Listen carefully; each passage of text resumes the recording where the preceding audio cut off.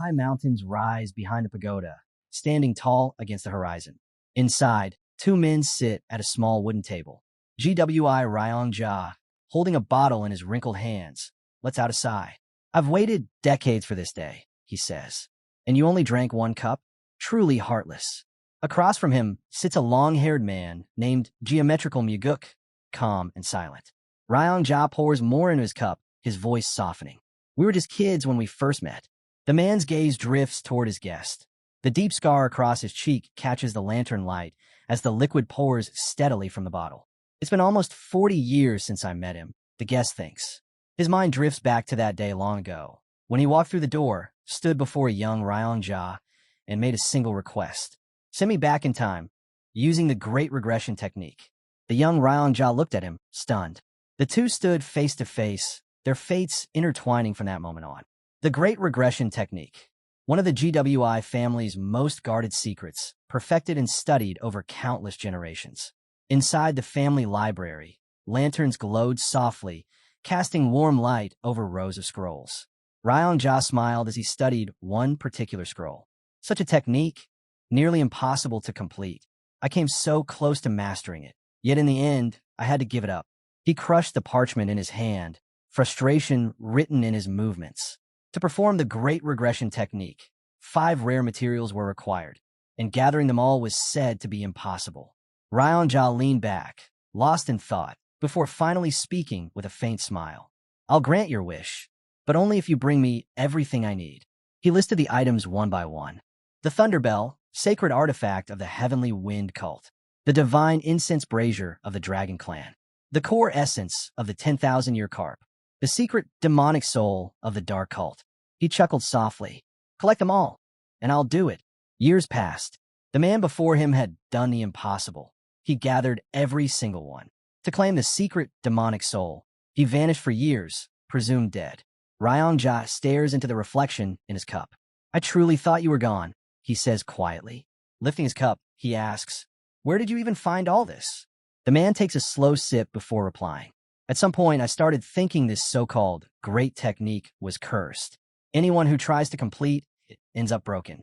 There were nights I almost ended it myself. Ryong-ja studies him closely. The man's blonde hair falls just enough to reveal one cold, watchful eye. When I first met him, he was young. Now he's old, his hair gray, his aura completely changed. He can't help but wonder, are these the inevitable scars left on anyone who dares chase the power of the Great Regression technique? Ryong-ja lifts his cup and takes a slow drink. Then, setting it down, he finally speaks. At last, I can ask, why do you want to go back to the past? The cup slips from the man's hand, striking the saucer with a sharp clink. His eyes blaze with a wild, furious light. Revenge, he says. Ryong-ja freezes, stunned by the sudden shift in his guest's tone. The two men sit facing each other across the small wooden table. You mean to tell me, Ryong-ja asks quietly, that you don't have enough strength to take revenge as you are now? That's right, the man replies flatly. Ryong-ja leans forward. Then who is it you hate so much? The answer comes after a long pause. While Mugi, the old man's expression hardens. The name alone brings memories crashing back. 3 men lying dead, the world drenched in blood. So was him. Ryong-ja thinks grimly. The same Mugi who slaughtered the 3 greatest leaders of the Miram forces. The one who cut down the head of the Miram Alliance, the unorthodox chief, and even the heavenly demon himself. The man hailed as the strongest of the new age.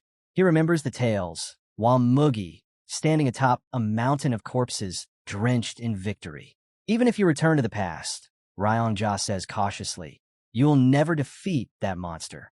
I don't care, the man growls. I'll kill that bastard no matter what it takes. His voice lowers, the rage turning heavy. That heavenly demon Mugi killed was my father. Ryong-ja's eyes widened. For a moment, he can't speak. Shadows of black energy begin to swirl faintly above the man's body. But I'm not doing this to avenge my father, the man continues. Nor my brother, that scheming fool. People who deal with demons, death means nothing to them. Ryong-ja frowns. Then who are you avenging? The man's hands tighten into fists. That day, Mugi slaughtered everyone. Servants, cooks, children. None of them even knew martial arts. He killed them all, even the cats and dogs. The scene flashes through his mind, countless bodies lying in silence. Rangja shakes his head slowly. I can't believe that Mugi would do something so cruel. Believe me or don't, the man snaps. It doesn't matter. I can't touch him now, so I'll go back and end it myself. Outside, the moon glows softly beyond the open doors. The man's voice grows cold. When I find him, I'll ask him one question before I kill him. Why would a man that powerful need to slaughter children? Ryong-ja stares in disbelief. The table between them feels heavy with silence. A bottle, 2 cups, and the weight of their fates. After a long pause, the old man asks quietly, Tell me, does the great regression technique truly work?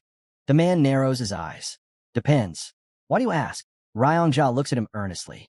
If it does, then find me in the past. Find you? What for? Ryong-ja lets out a tired sigh. Stop me from getting married. The sunlight from the window falls across half the man's face as he lowers his head, then bursts into laughter. You're joking, old man. I'm not. Ryong-ja says firmly. If you go back, tell me to stay single, to live the rest of my life alone. The man smiles faintly. All right, he says. I promise. Ryong-ja nods and gestures toward the doorway. Then let's go. It's time to begin the great regression. The hero rises slowly, his body trembling. He can barely stay upright. Are you all right? Ryong-ja asks, rushing to support him. I'll manage, the man answers. Losing an arm and an eye was a small price to pay for the secret demonic soul. His words hang in the air as he looks around, each one radiating an ominous, ancient power. Ryong-ja opens a small box in his hands. Inside rests a black sphere, pulsing faintly with dark energy. Instantly, waves of black mist begin to swirl through the room. Folding his hands before his face, Ryong-ja begins chanting. The artifacts tremble, glowing with light as words of the ancient spell spin around the black sphere like ribbons of fire. The bell in front of him flares with brilliance. A bright, rippling portal opens before the old man, its energy filling the room with a thunderous hum. Ryong-ja stares into it wide-eyed. It worked, he whispers. Turning to his companion, he says, You see this? I did it. I've kept my promise. But the hero doesn't answer. He's slumped against the wall, breathing heavily, confusion flickering in his single eye. His gaze drifts to the portal. Something feels wrong. Ryong-ja looks back at him, then takes a step toward the glowing vortex. I'm sorry, he says softly. Truly sorry.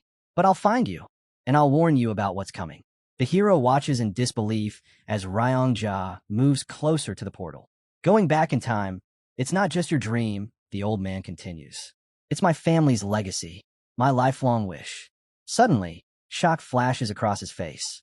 His body stiffens. I can't move. He realizes.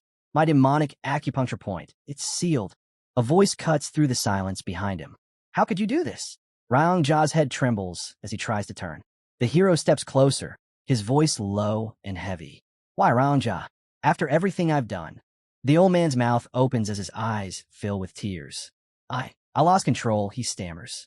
I know how hard you worked, what you sacrificed. I was wrong. Terribly wrong. The hero's lone eye gleams with fury. His hand tightens around the old man's neck, then loosens. Ryong-ja gasps, clutching his throat. I'm not innocent either, the hero says quietly. I was selfish too. I only cared about my goal, about my revenge. His jaw clenches. If you were anyone else, I'd have killed you on the spot. But you're GWI Ryong-ja, so I'll let you live. Ryong-ja looks up at him, eyes red and wet. The hero places his remaining hand gently on the old man's shoulder. Thank you, he says, smiling faintly, for waiting all these years. Ryong-ja's lips tremble. Then, overwhelmed, he breaks down in tears. I'm sorry, he sobs. I'm so sorry. The man gives a faint nod, then his gaze shifts. Something flickers in the air. Butterflies. They drift through the room, glowing softly in the dark light, fluttering around the two men, a quiet, haunting beauty in the middle of chaos. The hero's gaze follows the glowing butterflies until he realizes something's wrong. They're not moving. The air feels heavy, still unnatural. Time, he mutters, eyes narrowing. It stopped. He turns to look at Ryong-ja. The old man is frozen mid-motion, his tears suspended in the air. What the hell is going on? A calm, unfamiliar voice answers. You've passed every trial. The hero whirls around. Standing to his right is an old man with a long white beard, his presence radiating an otherworldly calm. The hero stares in disbelief. Who are you?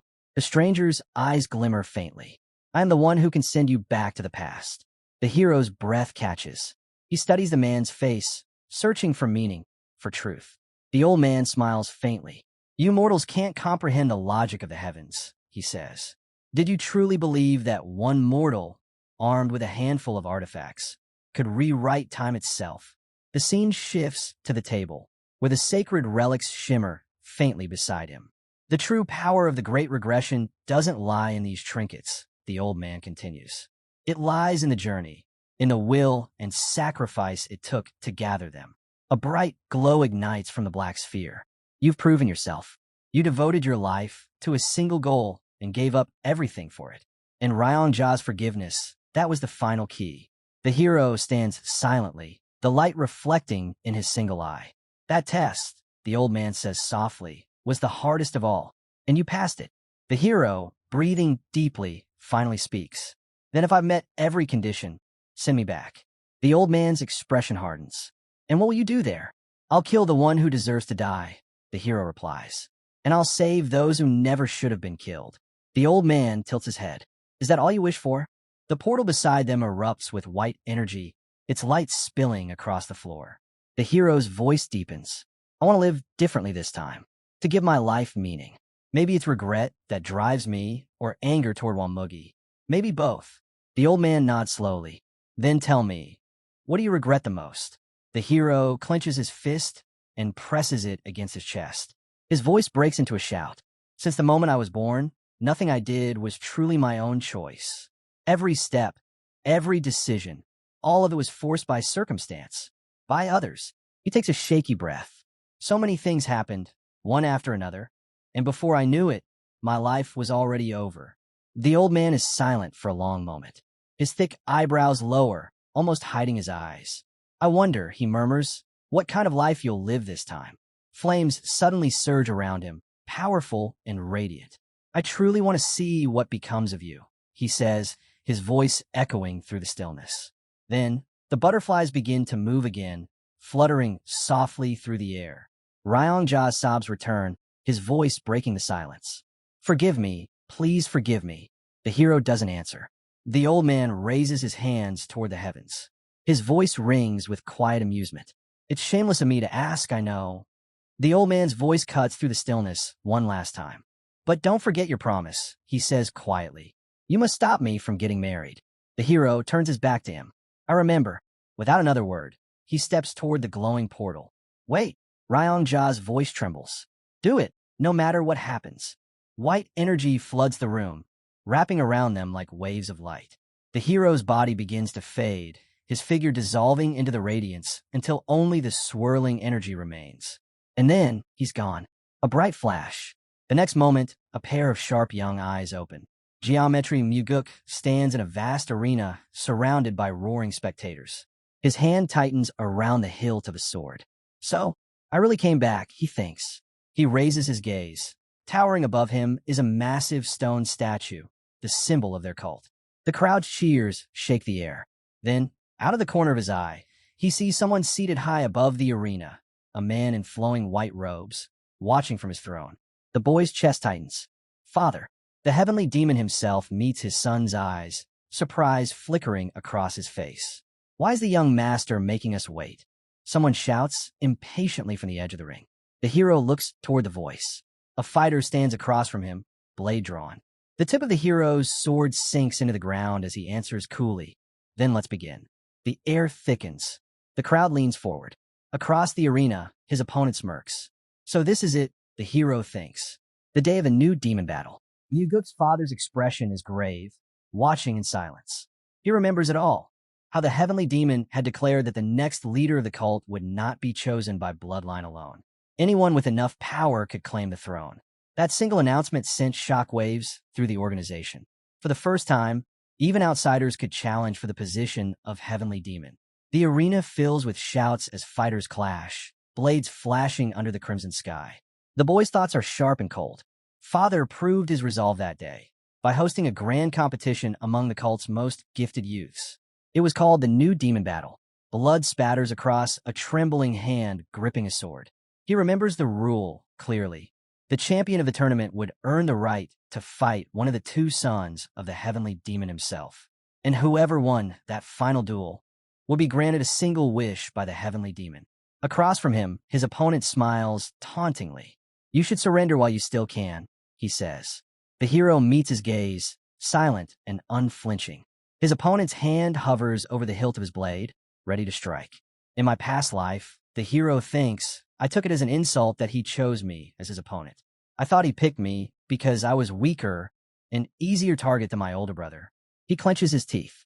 But now, I know there might have been another reason. The sound shifts suddenly to a quiet room where a cook stands by a stove, stirring a simmering dish. The hero's gaze drifts, memories flashing through his mind like fragments of an old nightmare. That's right, in my previous life, he bribed the cook. The image is clear. A kitchen filled with smoke, a cook nervously pouring a cloudy liquid from a measuring cup into the simmering rice. A poison that disperses internal energy, the hero recalls bitterly. In his memory, he kneels on the cold arena floor, clutching his trembling hand, his strength draining away. I lost that fight because of that filthy trick. He remembers confronting his father afterward, expecting justice. But the heavenly demon had said nothing. The man's expression comes to mind.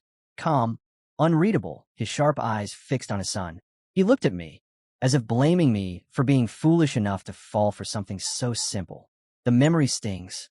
The hero thinks back to how, desperate to restore his honor, he'd made rash choices, foolish moves that ultimately cost him everything.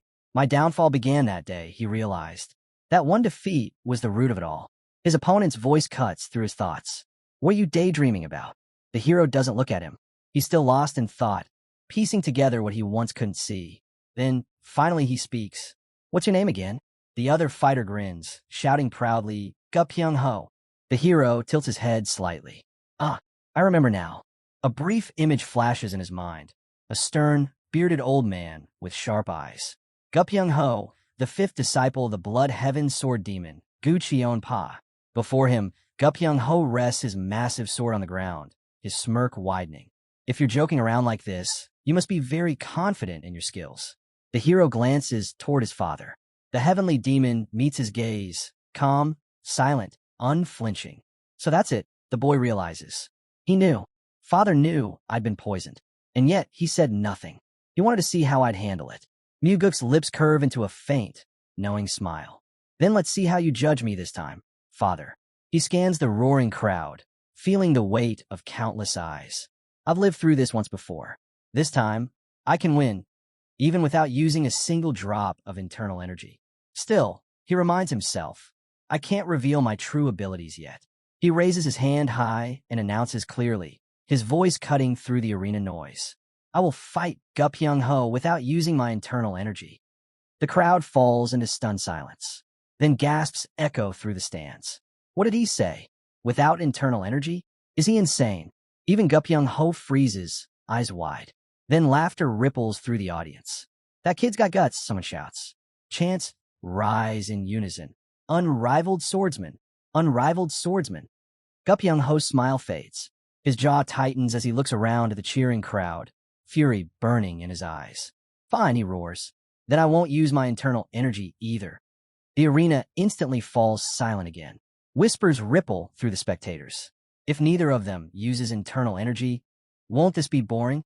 The air grows heavy. The tension is palpable. Two fighters, one arena, and an entire crowd holding its breath. The battle that once defined his downfall is about to begin again. A voice from the crowd mutters, what a waste of time.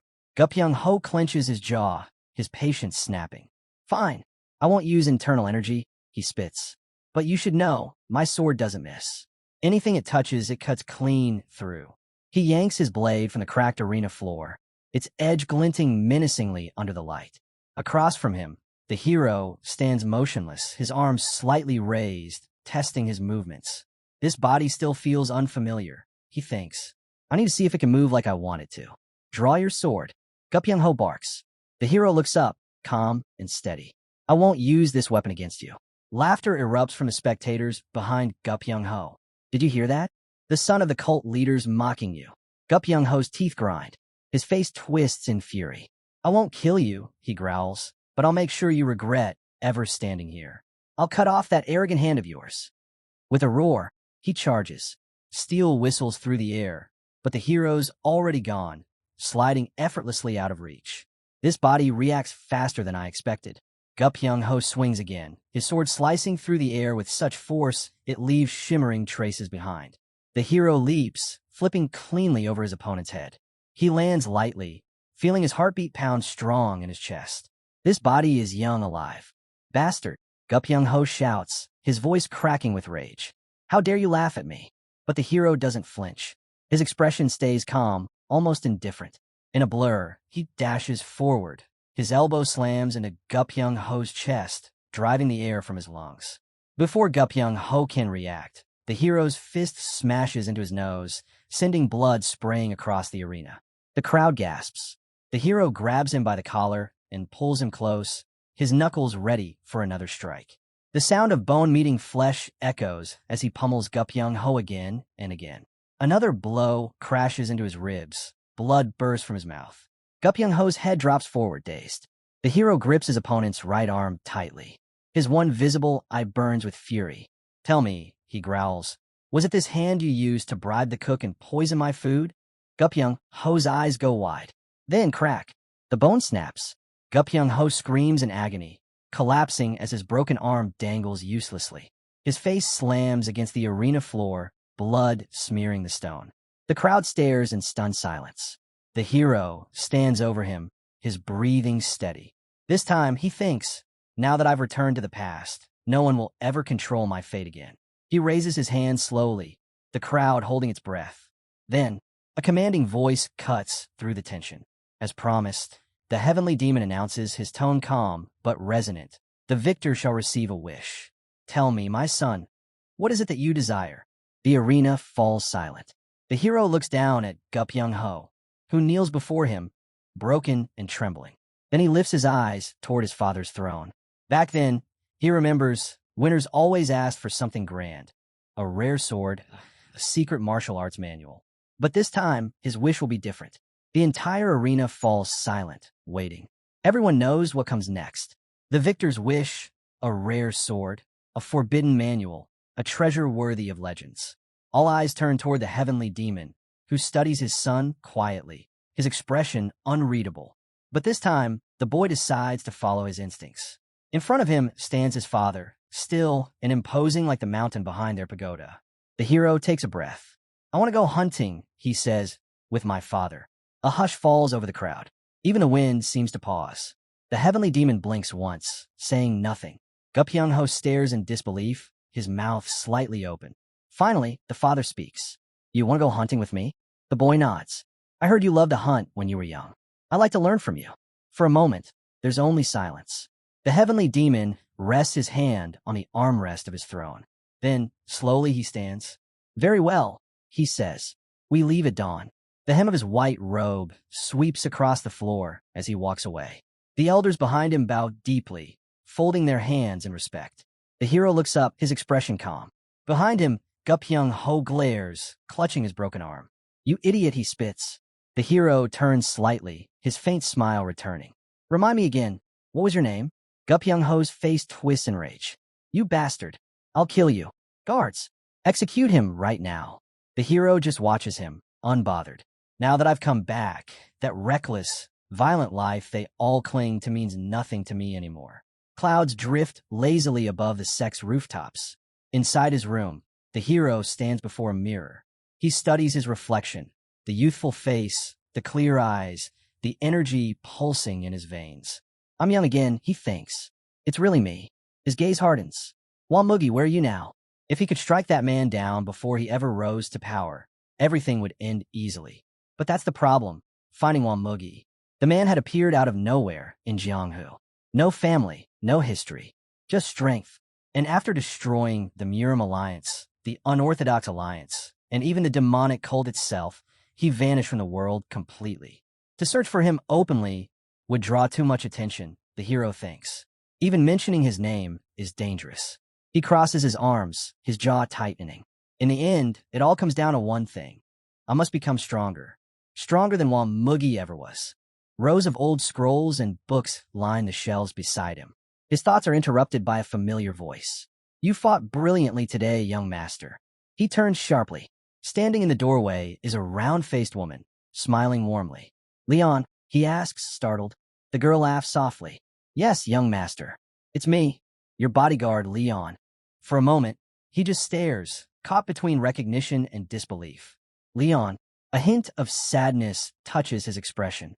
In his past life, he never realized the truth, that her heavy build wasn't laziness or indulgence, but the result of a martial art she'd practiced in secret for him. Her loyalty had been absolute, and he hadn't even noticed.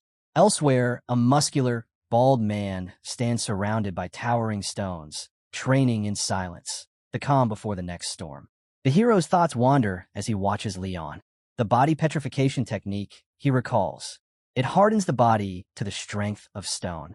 A technique so rare, only a handful of people in the entire world even know of it, and those few were the ones who taught Leon.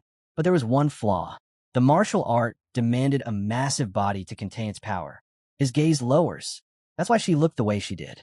Then, a memory surfaces, a moment burned into his soul. Leon standing before him, arms outstretched. The blinding flash of Mugi's sword. Her body absorbs the blow. She shielded me with her own life, he thinks, the memory tightening his chest. That's why I survived. Leon tilts her head. Young master, why are you looking at me like that? He doesn't answer. His hands hang loosely at his sides. He never noticed before.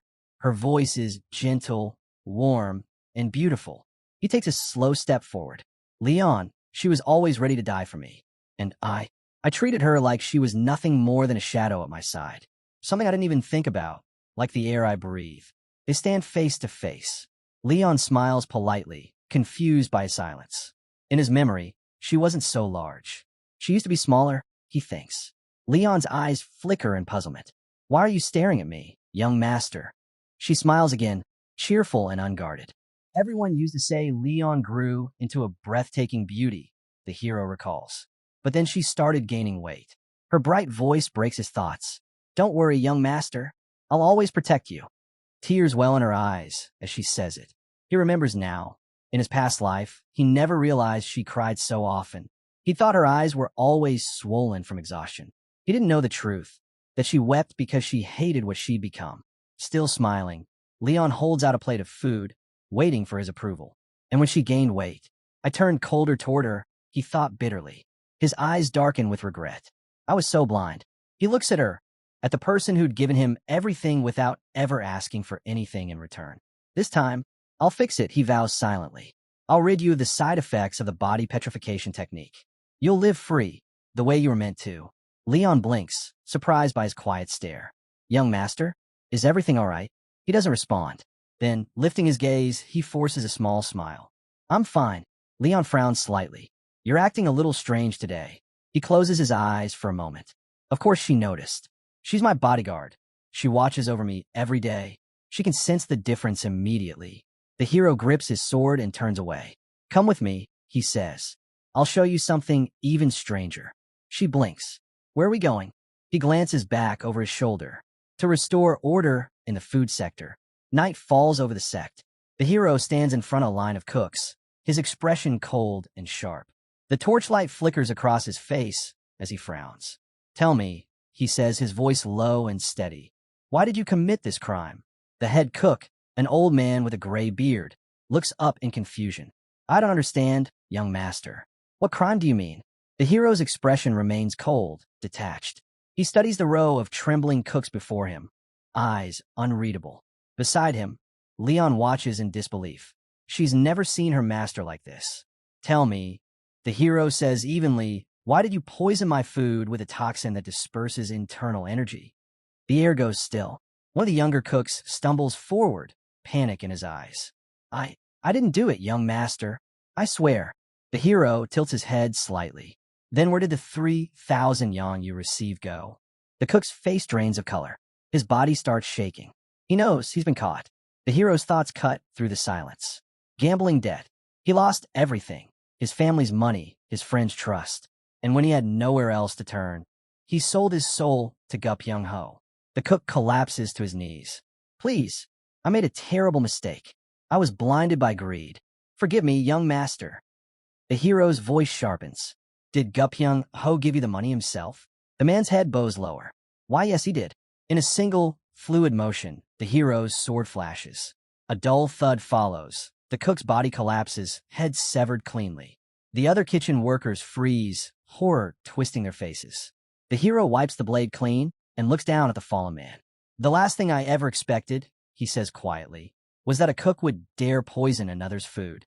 An older man with gray hair drops to his knees, trembling. Forgive us, young master. This is my fault. I take full responsibility. The hero's gaze slides toward him. You're taking responsibility for another man's crime? The old man lowers his head. Everything that happens in this kitchen is under my care. The hero studies him for a moment, silent. Then, calmly, he asks, if that's the case, does that mean every evil within this cult is the fault of the heavenly demon himself? The old man looks up, eyes wide. And no, of course not. Leon tenses, fists clenched tightly by her sides. Then tell me, the hero pressed, why take the blame for what you didn't do? The old man shuts his eyes, silent. The hero turns away. Enough, he says. Stop spouting nonsense and make me chicken noodles for dinner. The cooks blink in confusion. I haven't eaten that dish in a long time, he adds. I've missed it. The old man's mouth opens slightly, unsure what to say. Leon hurries after her master as he walks off. Young master, you ate chicken noodles just a few days ago. The hero glances back at her, eyes softening for a brief moment. For you, Leon, maybe it was days ago, but for me, it's been decades. Morning light breaks across the courtyard. The heavenly demon stands before his grand residence, arms folded, watching his son with a puzzled expression. Why have you packed so many things? He asks. The hero adjusts the straps of the large pack on his back. I'll need them in the next few days. His father raises an eyebrow. We're only going hunting for a day. The boy smiles faintly. Perhaps, father. But if the hunt turns out enjoyable, you might decide to stay a little longer. The heavenly demon studies him silently, curiosity flickering behind his calm eyes. The heavenly demon gazes at his son. The boy meets his father's eyes as the man remarks that his son's ambitions are daring. Mist drifts over the vast forested mountains as the two walk side by side, their steps weaving between the roots of ancient trees. The boy's eyes widen when his father admits that he has surpassed all expectations. But in the boy's mind, a single thought stirs. Did father notice? Did he see that I held back during my fight with Pyongho? Before the heavenly demon stands a wall of towering trunks. The boy exhales slowly. Maybe it's better to tell him everything. Leaning against a tree, he confesses, I hid some of my abilities. His father only nods. I know. A faint smile crosses the boy's lips. I'm no hissing cat, father. I'm a beast that hides its claws. From ahead, the heavenly demon stops and turns his head slightly. Then tell me, why would a beast need to hide its claws? Gripping the straps of his pack, the boy pauses. I never thought of it that way. Then, the man replies calmly, you're still just a cat. They pass a tree wrapped in thick vines. Without breaking stride, the heavenly demon asks, how far have you come with the soaring sword technique? The question stirs old memories. Flashes of the boy training alone, the gleaming arc of a sword cutting through air. The soaring sword, a secret art of their bloodline, revered even among higher demons. I've mastered it, the boy answers with confidence. A flash of white cuts through the air beside his face. He freezes. There's a hole, clean and smoking, in his backpack. If he hadn't moved, that strike would have pierced his cheek. The heavenly demon lowers his hand, pointing at his son. Then it seems you truly have. Still stunned, the boy blurts, you didn't believe me, and still attacked? What if I hadn't dodged? Then, his father replies coldly, you'd have paid the price for lying. The boy touches his cheek, half smiling. Good thing I take after you. A scar there would have looked terrible. His father's eyes linger on him in silence. The boy realizes he may have spoken out of turn. Finally, the heavenly demon clasps his hands behind his back. To master the soaring sword at your age, that's worthy of praise. The boy looks up. Father and son continue through the forest path. Thank you, father. After a while, the heavenly demon kneels, his gaze softening. Tell me, who taught you to hunt? My older brother, he says after a pause. The boy blinks in surprise. Wait, I have an uncle. Heavenly demon says his brother is dead. No, not just dead, killed by his own hands when he was around the hero's age. The boy stares at his father, stunned. Heavenly demon only nods, saying he did what had to be done. The young man glances at him from the side and declares that his father made the right choice, because if he hadn't, he himself wouldn't even exist. Heavenly Demon stays silent. The boy studies him, realizing that even someone like his father isn't free from the weight of family blood. The stronger a man stands, the deeper his unseen scars run. Heavenly Demon finally speaks, saying that back in his youth, he simply couldn't find another way. The hero understands. His father had no path to victory in the struggle for succession, except through his brother's death. He tightens his fist, then asks if his father thinks he would ever do the same. Heavenly Demon turns slightly, meeting his son's gaze. The young man continues, saying that his father should already know he has no reason to even consider such a thing. After all, the eldest brother is cruel and heartless. Heavenly Demon frowns, unimpressed. The two stand before a massive tree, its roots tangled among strange stone formations. Heavenly Demon asks calmly, "Why speak ill of your brother when he isn't here to defend himself?" The hero begins to walk forward. His son watches him move ahead, lost in thought. He recalls that in his past life, he was never married, he never knew what it meant to have a child. He steps off a rock, following behind. Heavenly Demon walks with his hands folded behind his back. The young man wonders, what exactly was he to his father? He quickens his pace and catches up. Ahead, hunters wait at the forest's edge. The boy calls out, asking if someone is there. Heavenly Demon answers, dinner is hiding nearby. The hero unslings his bow. Then let's hunt. The man raises an eyebrow. And how do you plan to kill what you can't even see? He instructs his son to close his eyes, to feel what's around him, not see it. The boy looks confused but obeys. His eyes narrow, then shut completely. Ripples of energy begin to swirl around him. He focuses, recalling that martial artists read the air, sensing the faintest vibrations, the flows of life energy. He searches the space around him and feels only one presence, his father's. Heavenly Demon tells him to gather his energy to align it in a single thread. The boy stands still, head slightly bowed. His father adds, "Don't destroy your energy. Make it thinner. Imagine your body as a single ball of yarn, unraveling, steady, and whole." Faint white streams shimmer beside the boy's head. Heavenly Demon instructs him to release his energy slowly, as if pulling on a delicate thread.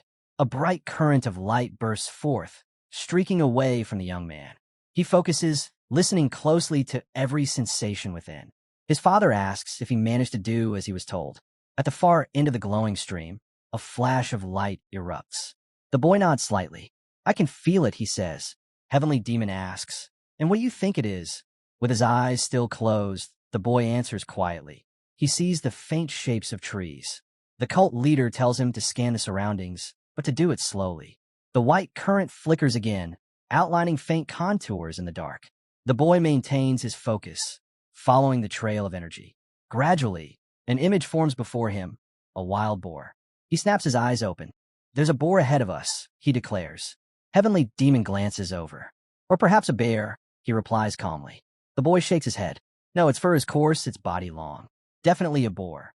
His father gives a short nod. "Correct." The young man clenches his fist, triumphant. The older man remarks that, at first, even he struggled to recognize such creatures from a distance. The boy casts him a sidelong look and smiles faintly. "I tend to master martial techniques rather quickly, so this was easy enough." Heavenly Demon remains silent, watching his son. Later, a fire crackles between them.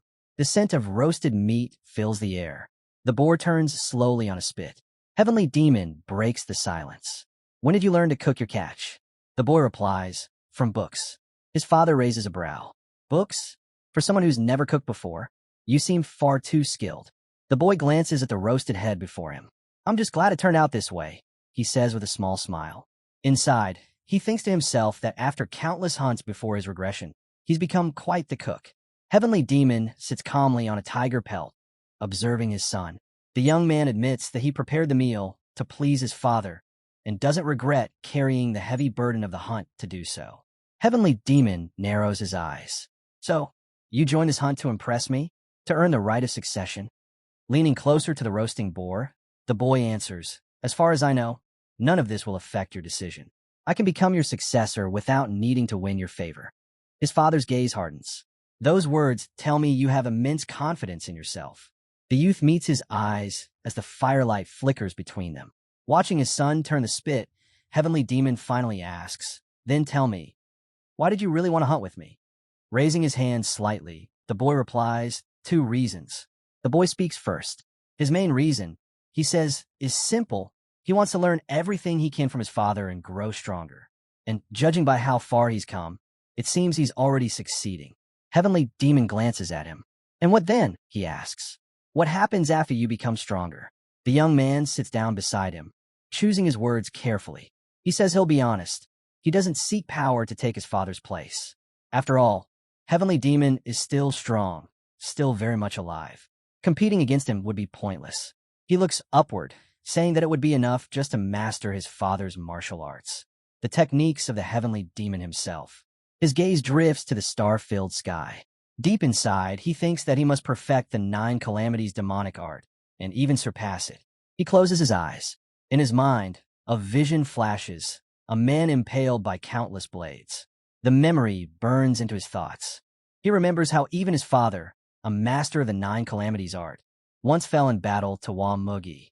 That's why he needs to grow stronger. Stronger than anyone, even his father. The night stretches on. Heavenly Demon breaks the silence. "And your second reason?" The boy turns to him, smiling faintly. "The second reason," he says softly, "is that I just wanted to spend time alone with you. We've never done that before." Heavenly Demon responds coldly. Pointless sentiment.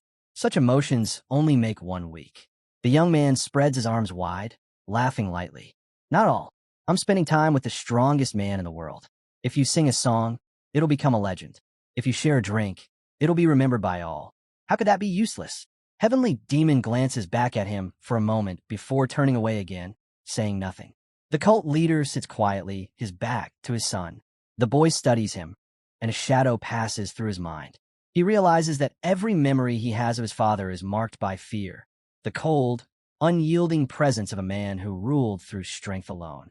He thinks quietly to himself, "I don't want that to be all I remember of him in this life." He looks at his father again and thinks, "Don't misunderstand. I'm not doing this for you. I'm doing it for myself." Clouds drift slowly above the cliffs. The boy finally breaks the silence. "It's already dawn," he says. "We should head back." But with his back still turned, Heavenly Demon replies, "We're not leaving yet. If you came to hunt with me, we won't return until we've killed at least a tiger." The boy blinks in surprise. "A tiger?" he asks again, unsure he heard correctly. Heavenly Demon tells his son not to stand there like a fool. If he wants to learn, he should just follow. The boy grips the straps of his backpack and quickly nods. "Yes, father." They move through a dense stretch of bamboo, the tall stalks whispering in the wind. Heavenly Demon stops and instructs his son to close his eyes again. "Your target is to your right, 100 yards out. Slightly farther than before," he says calmly. This time, he adds, "the boy must feel the wind's breath and channel his energy into it." The young man closes his eyes, focusing. In all his years of training, he's never even considered something like this. For a moment, it feels as if he's floating. In his past life, no one had ever taught him anything remotely close to this technique. Not a single martial art he knew worked this way. Heavenly Demon's voice cuts through the quiet. "Now, release your energy." The boy doesn't move. His father sighs. "If you're that slow and cautious, the result will be worthless. To make it count, strike fast. Direct your energy to the target immediately." Eyes still closed, the boy takes a deep breath. A stream of white energy begins to writhe through the air. He can see it, the current twisting, weaving in front of him. He feels the wind on his skin, senses the pulse of energy within himself, and struggles to merge the two. His jaw tightens. The tension builds. Then, slowly, the current begins to blend with a small white cloud drifting by. Something clicks in his mind. He realizes the truth. The power of energy and the flow of wind aren't meant to overlap. They must become one. He follows the merged flow as it winds through the bamboo, slipping between the trunks and leaves. Dark streaks form within the light, and suddenly, the outline becomes clear. A tiger. His eyes snap open. "Father, there really is a tiger there." Heavenly Demon looks at him, saying nothing. Seeing his father's expression, the boy frowns. "What? You don't look pleased." Heavenly Demon turns away. "Stop wasting time and discharge your energy properly. The more threads you can control, the better your odds of survival." The boy nods sharply. "Understood." Later, The two sit beside a campfire, the flames flickering against the trees. The young man pulls out a small bottle, smirking. This is my strongest trump card. He takes a drink and immediately winces, wiping his mouth on his sleeve. Ugh, too strong for me. Heavenly Demon eyes the bottle, then takes it from him, inspecting it. Magnificent, he murmurs after a sip. The boy's face tightens. He knows he's lying, but says nothing. His father leans back against the tree trunk, shaking his head slightly. No true demon complains that the drink burns too strong. The fire crackles between them, its glow reflecting in both their eyes, the quiet bond between teacher and son hidden beneath their words. The boy lifts the bottle, staring into the flames. He says that being able to drink isn't what matters most. What truly counts is having a ruthless heart. Heavenly Demon raises an eyebrow. A cruel heart, you say? He repeats, then asks calmly. Tell me, could you kill me? If that were the only way to survive? The boy grips the bottle tighter. How could a child kill his own parents? He answers, his voice steady. But inside, he knows it's a lie. If he ever had enough reason to do it, he would. He realizes this is the first real conversation he's ever had with his father, and even now, he still doesn't know whether he values his own life more than the man's. He looks straight at him. Then tell me, Father, how could I possibly kill you? Heavenly Demon studies his son in silence before replying.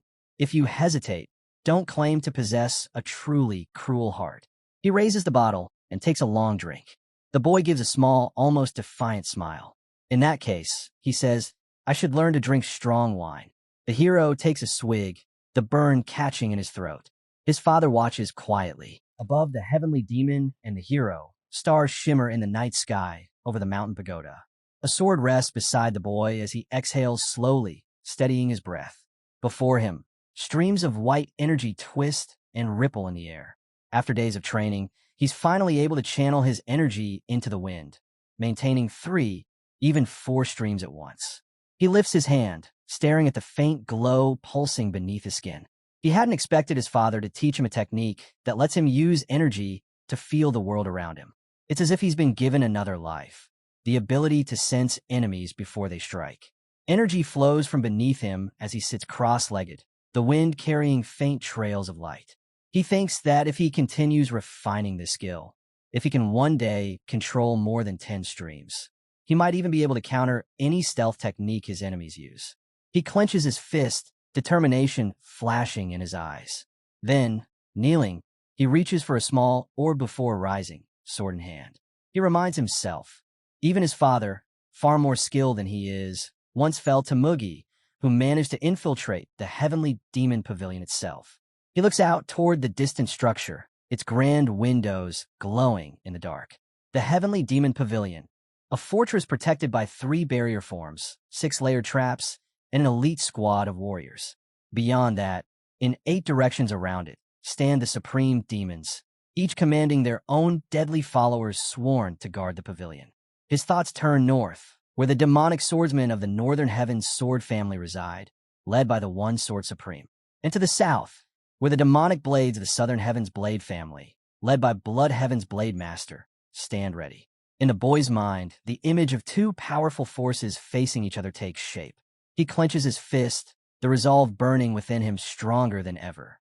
In the east, there are the iron fists of the Eastern Fist faction, led by the undefeated Fist Demon, a man whose blows can crush stone and steel alike. A priest stands nearby, gripping an odd object that looks suspiciously like a toilet plunger. The hero continues his thoughts. In the west dwell the demonic sorcerers of the Western Illusion Formation, led by the soul-stealing demon, master of deception and twisted mirages. Over the gathered fighters, a figure stands with his hand covering his face, his presence heavy and unsettling. In the northeast, the faceless warriors are said to dwell, disciples who strive to become like the evil, smiling demon. The smiling man raises his hand, his eerie grin flickering in the shadows. To the southeast, the drunken swordsmen reside, constantly lost in their cups under the watch of the demonic drunkard, whose blade grows sharper the more he drinks.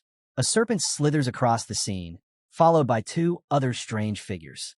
In the southwest, the poisonous fangs live, cultivators of venom and toxins under the Poison King, forever experimenting with new ways to kill. And finally, in the northwest, There are the mad monks, consumed by their warped devotion to a demonic Buddha who spreads false enlightenment through chaos. The hero closes his eyes. In his past life, he had believed the enemy came from beyond their borders. But he was wrong. The outer defenses were never breached. Now he knows someone inside the pavilion had opened the door. One of the 8 supreme demons had betrayed his father, allowing Mugi to infiltrate the heavenly demon pavilion. Shadows flicker through his thoughts, hazy, indistinct faces of those he once trusted. It's possible he realizes that there wasn't just one traitor. He lowers his gaze, remembering bitterly that the true culprit was never found. His lips curl in quiet contempt. It doesn't matter who it was, he thinks coldly. To me, they're all traitors. Blood stains the steps in his memory, a scene forever burned into his mind. After his father's death, not one of those 8 dared to take revenge. Instead, they simply disbanded the demonic cult, scattering like cowards. He exhales slowly, eyes sharp. That was in the distant future, he reminds himself. But I already know everything about them. Their crimes, their betrayals, even the way each of them died. He takes a single step forward, sword in hand, his expression hard as iron. This time, he vows, I'll use every one of them to their fullest. He approaches the heavy doors of the hall, but freezes when he hears a voice from outside. Hey, Fat Leon, is the cult leader's heir still training there? A bald man stands before his bodyguard, his tone impatient. It's been days already. I'm done waiting. Leon's eyes flash with anger. Say that again, she snaps. The doors open. The hero steps out of the training hall, his presence immediately silencing them. What's going on here? He asks, his voice calm but firm. Leon turns, startled. The boy looks at her and sighs. I told you to take some time for yourself while I trained. And yet, you've been standing guard here this whole time.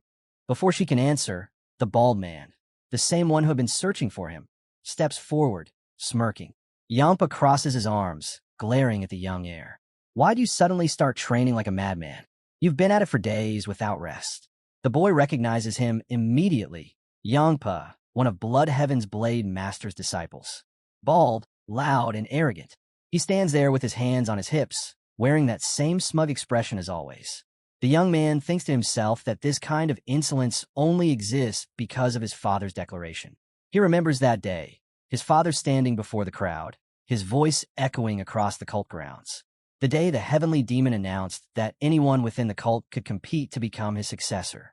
From that moment, the title of Heavenly Demon's son stopped meaning privilege and instead became a target. Now, every ambitious fighter in the cult dreams of defeating the demon's own blood to climb higher in rank. The young man narrows his eyes. What do you want, Yampa? Yampa scoffs. You should stop playing around. You know full well that Gupyeong Ho can't even train anymore after what you did to him. The hero raises an eyebrow. So what? You want me to play nurse for him? Yampa scowls. This isn't a joke. You crippled him. You should take responsibility and apologize. The boy's faint smile fades. Apologize? Yampa's expression hardens. Yes, you went too far. The young man studies him for a moment and realizes what's really happening.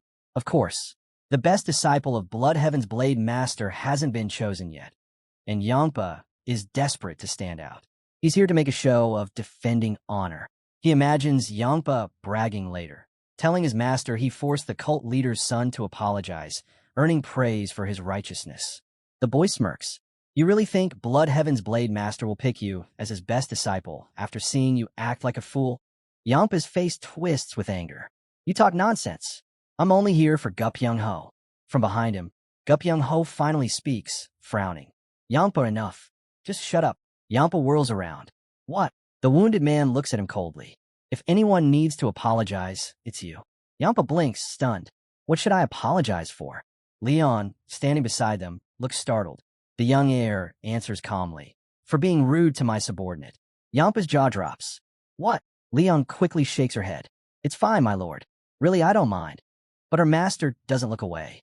You heard me, he says quietly, stepping closer. You were disrespectful to her. Kneel and apologize. Yampa lets out a short laugh. You're kidding, right? The boy smiles faintly, one hand resting on his sword's hilt. I'll ask one last time. Will you apologize? He draws the blade slightly, the steel glinting under the light. Or will you die before you even get the chance? The air thickens. Yampa freezes. The young man's voice stays calm, almost casual. Very well. I understand. Let's grant the villain's final wish. Leon stands frozen beside them, her lips parted in disbelief. The bald fighter stammers, "You've gone mad." But the boy only raises his sword, his expression calm, controlled. "Kneel and apologize," he says evenly, "or fight me." He adds coldly, "And if you run, your master won't be pleased." Yampa frowns, his voice trembling. "Why go this far?" Between the buildings, the wind rustles through the trees, but the air between them is heavy, suffocating. "I don't care why you and your friends came here," the hero replies. "You insulted my subordinate, and for that, you'll apologize." Leon's eyes widened. She can hardly believe what she's hearing. The two face each other in silence, the tension sharp as steel. Yampa suddenly smirks. "You'd kill me over that fat pig?" The boy doesn't hesitate. "She matters to me," he says. "That's reason enough." Yampa lifts his sword, his comrades shouting for him to stop. "Don't do it, Yampa." The hero calmly hands his scabbard to Leon. She grabs it, panicking in her voice. "You're being reckless." The two opponents lock eyes, then move. A flash of steel. In an instant, the hero's sword pierces Yampa's skull. Gasps break the silence. Yampa's comrades freeze where they stand, horrified. Leon covers her mouth with trembling hands. The boy lowers his hand, his voice cold and steady. "His mouth killed him. A filthy tongue that insulted my subordinate and refused to apologize." Blood drips from the blade, still lodged in the man's head. He pulls the sword free with a sharp motion. Yampa's body collapses to the ground, blood splattering across the dirt. His comrades rush forward, faces pale with shock. One of them glares at the boy, shouting, "Do you think you'll get away with this?" The young man turns to him, eyes burning. "You sound just like him," he says. "The same filthy mouth." The men freeze, their anger turning to fear under his gaze. "Take him," the hero says quietly, "and tell your master what happened." Exactly as it did. He steps closer, his tone turning razor sharp. "If you twist even a single word, I'll find you." The men grab Yampa's corpse and hurry away, their faces pale as ash. Leon finally speaks, her voice shaking. Why did you do that?" He looks at her, confused. "Do what?" "For me," she says softly. "Why did you have to do it for me?" He studies her, noticing how her fear isn't for herself, it's for him. Even after what happened, she still worries about him. He exhales slowly. "I didn't do it for you," he says. "I killed someone who deserved to die." Leon looks down, whispering, "Bloodheaven's blade master won't let this go." The hero's eyes dim. His expression hardens, yet there's a trace of sadness behind it. He remembers his father, standing proud, surrounded by loyal followers. It's no wonder Leon is afraid. Bloodheaven's blade master isn't just any warrior. He's one of the demonic cult's most powerful combat masters, a man whose influence runs deep. Even the heavenly demon himself cannot afford to ignore him. A shadow flashes across the courtyard. An old man with a sword charges forward, his killing intent sharp enough to pierce the night air. The boy realizes it instantly. He's crippled one of the old man's students and killed another. He and Leon exchange a quick glance. Bloodheaven's blade master won't act, the hero says calmly. It's not in his interest to interfere. If he does, it'll only prove he failed to train his disciples properly. Leon looks at him doubtfully. But won't that hurt his pride? The boy shakes his head. He doesn't have any pride left. Leon still seems uncertain. He lifts a hand and rests it gently on her shoulder. "Don't worry about me," he says quietly. She turns away, uncertain, as he steps past her. His thoughts are cold and focused. If anything, this might work in my favor, he thinks. Killing Yampa could earn me quite a lot. The night stretches over the rooftops, stars glimmering faintly above. I've already defeated Gupyeong Ho, he reminds himself. And now Yampa's dead. That should make waves. He imagines the whispers spreading through the cult, the rising tension, the shifting power. If the inheritance were measured in points, I'd probably just earn one. He stops suddenly. Behind him, Leon's voice breaks the silence. "Thank you for today." He turns slightly. She smiles, her face glowing in the moonlight. "I'm really happy you stood up for me," she says. "And I mean that from the bottom of my heart." He looks at her in silence, then turns away. "Remember this favor," he says softly. "For the rest of your life." Leon bows her head. "I will." His hair, tied back with a red ribbon, moves gently in the breeze. A faint smile crosses his face as he thinks. Keep smiling. Leon, stay cheerful. Always. The moon shines high above, pale and distant. Later that night, he sits alone on a massive boulder outside his house, dressed in loose pajamas. He stares up at the stars, lost in thought.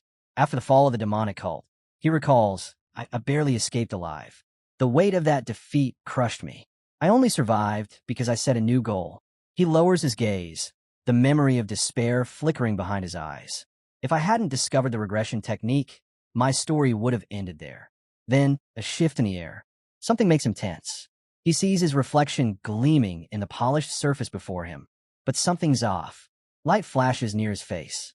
The hero freezes. A blade gleams beside his neck. Behind him stands an old man, Blood Heaven's blade master. The hero's blood runs cold.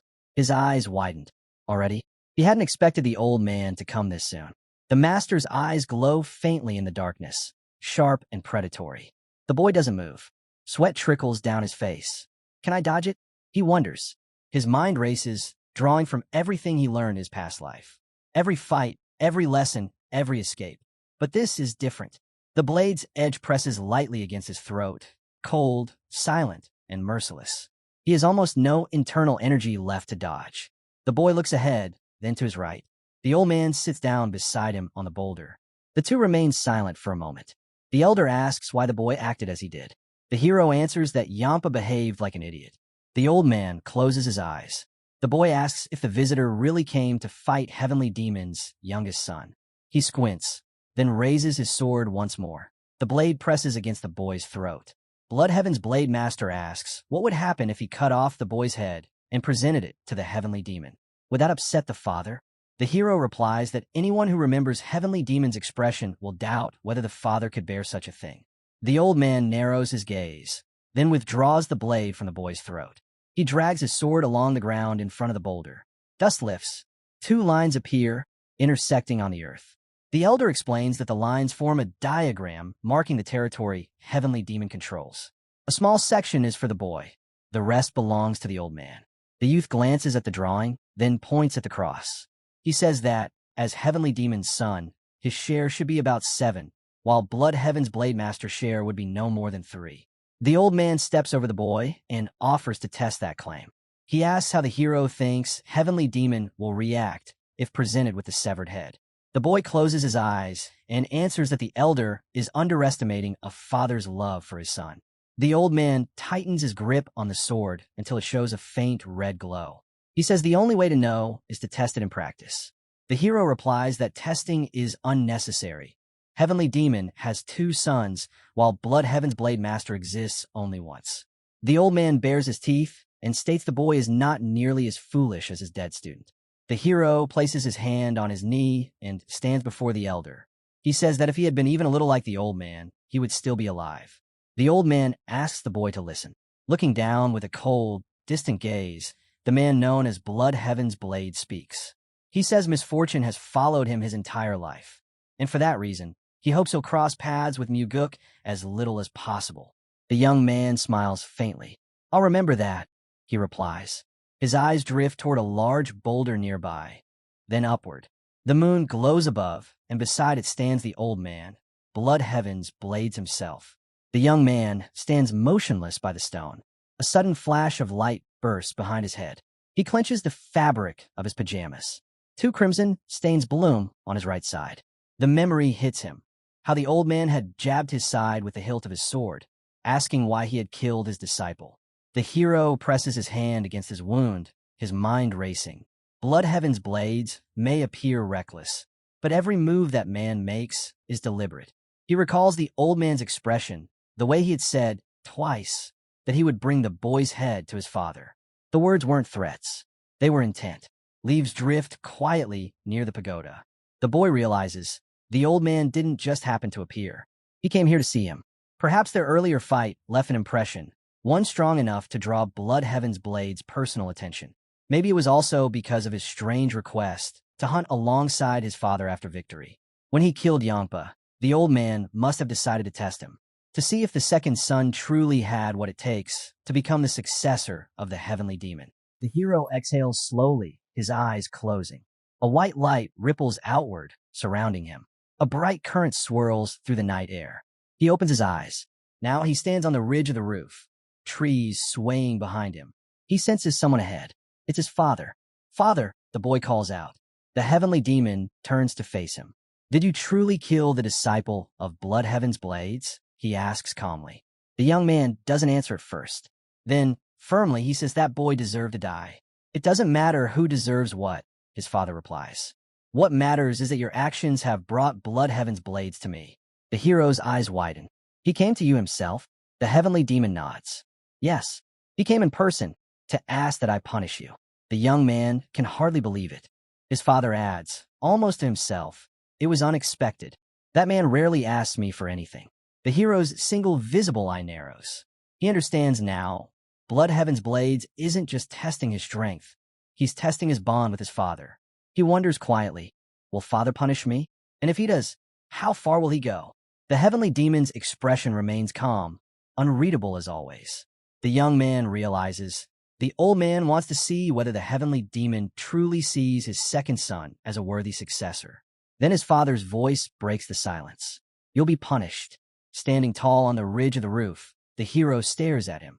You have no reason to, he says. His father's reply is cold. A reason can always be made. The boy falls silent, his eyes locked on the man before him. The heavenly demon continues. During the hunt, you asked me which of the supreme demons I trusted most. I remember, the young man replies. The scene shifts. Father and son sit before a crackling fire, deep in the mountains. The boy repeats the question. Who do you trust the most, father? Back then, the heavenly demon said nothing. The young man had thought he simply didn't want to answer. Now, his father's calm voice echoes again. I told you then, and I still mean it. I don't trust the supreme demons, or anyone at all. The boy looks at him in disbelief. Still standing on that perilous rooftop, the heavenly demon goes on. During that hunt, you also spoke of maintaining strict discipline within the cult. Let's set aside talk of corruption for now. Tell me, what exactly did you mean by that? The wind stirs. The heavenly demon waits. The boy lowers his head, his face half hidden in shadow. He murmurs, I think we've strayed from the true demonic path. His father, taken aback, asks, What do you mean by that? Light flickers from the tall pagoda windows nearby. What meaning do you place behind those words? His father presses. The hero looks up, his voice steady. To me, the true path is unwavering faith in our cult and the conquest of absolute evil. The heavenly demon stares, stunned. They stand facing each other on the rooftop, the night air sharp between them. We shouldn't waste our strength fighting the orthodox factions, the boy continues. Then who do you consider our true enemies? His father asks. Absolute evil. The hero answers without hesitation. The heavenly demon is silent. Images flash behind the young man. Warriors, blades, chaos. He says, I'm talking about a force so wicked, so vile, that even demons themselves would recoil from it. He pauses, eyes unwavering. Perhaps the orthodox sects, guided by justice and their sacred codes, can handle the lesser evils of this world. But they'll never overcome absolute evil. Their creed is built on forgiveness. The heavenly demon remains wordless. The boy takes a slow breath and speaks with quiet conviction. Compassion can't defeat evil that's cast away everything human. Closing his eyes, the young man speaks with quiet certainty. We are the only ones in all of Nurium capable of defeating true evil, because we can become something even more vile, even more ruthless than it. He opens his eyes wide, voice rising. When the great evil, the one no orthodox faction can stand against, finally falls to its knees before us, that will be the moment everyone understands the true meaning of the demonic path. He lifts his hand as if to strike the sky. The heavenly demon watches, eyes widening in disbelief. The boy continues firmly. If we can't walk the real path of demons, our existence will crumble. So, we must punish ourselves to have even a chance at survival. The heavenly demon's brow furrows as he looks down at his son. The boy meets his gaze. His father's expression is unreadable, lost somewhere in deep thought. The young man realizes his father has probably never even considered such an idea before. Perhaps no one has ever dared say something like this to him. He steps forward slowly, leaving footprints in the snow behind him. In my previous life, he thinks, I could never grasp this truth while inside the cult. I only understood it after wandering the world alone. The heavenly demon's voice cuts through the wind. Do you have any more bold thoughts to share? The boy looks up at him. then turns his eyes away. That's all I wanted to say today, he replies quietly. His father nods slightly. I see now why Blood Heaven's blades asked that you be punished. The young man blinks in confusion. It seems, his father continues, that the old man saw something special in you and wanted me to test it myself. The boy nods slowly. Then, you must have wanted to see whether your second son could truly become your successor.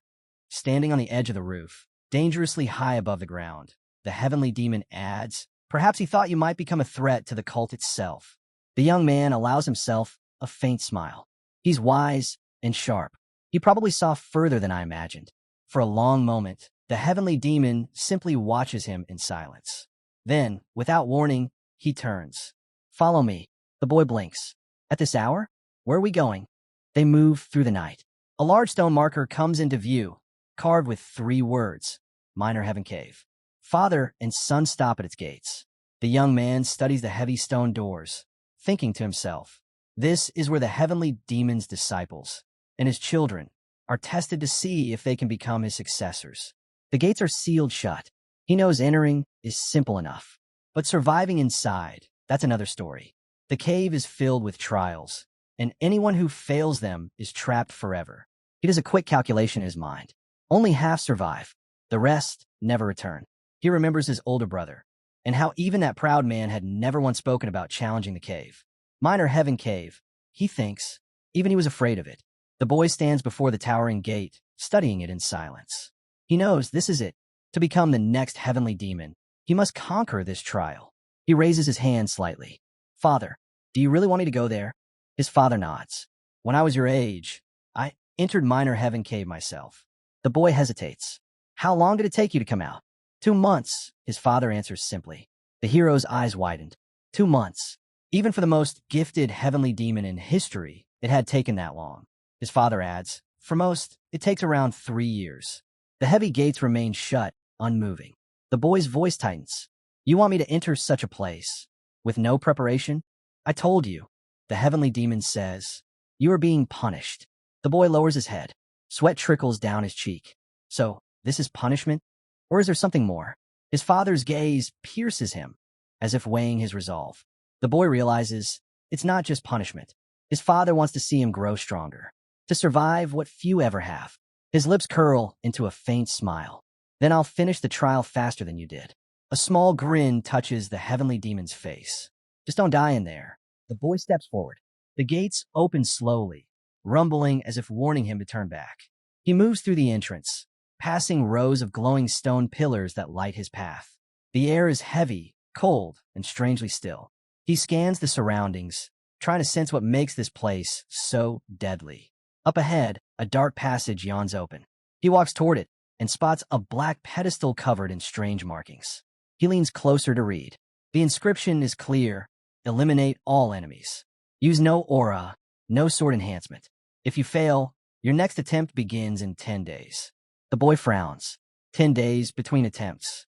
It's an oddly long recovery time for a trial meant to test endurance. He glances around and spots several clay jugs filled with grain nearby. Understanding dawns. This is the only food he'll have for those 10 days. He exhales. So that's how it is. Without hesitation, he steps into the red circle etched into the ground. There's no point in waiting. Instantly, the air shifts. Figures appear around him.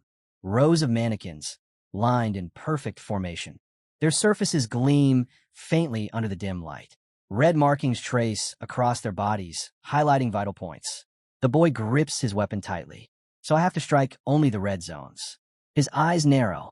He takes a stance, then moves. The sound of steel cuts through the silence. One mannequin falls, then another. He swings relentlessly, his blade flashing again and again, carving through every target. Shards of wood scatter across the floor as he keeps going. Each strike precise, each motion sharper than the last. Sweat drips down his chin as he lowers his gaze for a moment, then lifts his weapon once more. The hero doesn't stop. He won't stop. He keeps cutting, until the silence breaks beneath the weight of his determination. The wooden dummies burst apart, fragments flying in every direction.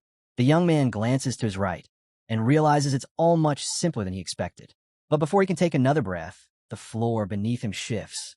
From the cracks, new dummies crawl out. their limbs creaking as they rise. Grinding his teeth, the hero launches forward. He can't let them sink back underground. He swings, his strike lands cleanly, shattering the target. But more appear beside him, climbing up from the darkness.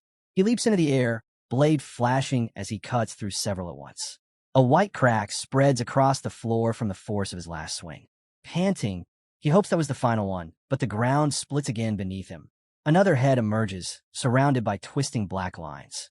The boy reacts instantly. His blade descends, slicing clean through it.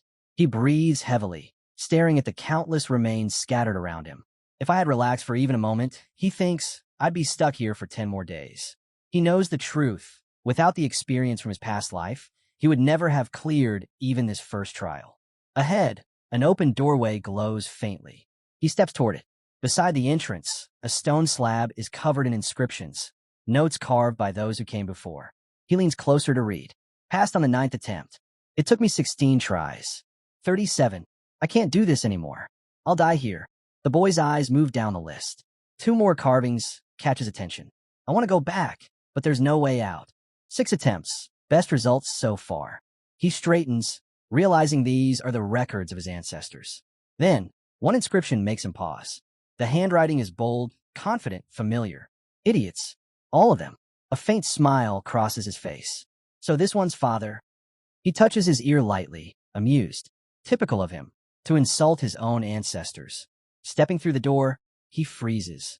The walls around him gleam with countless weapons, swords, spears, blades of every imaginable design.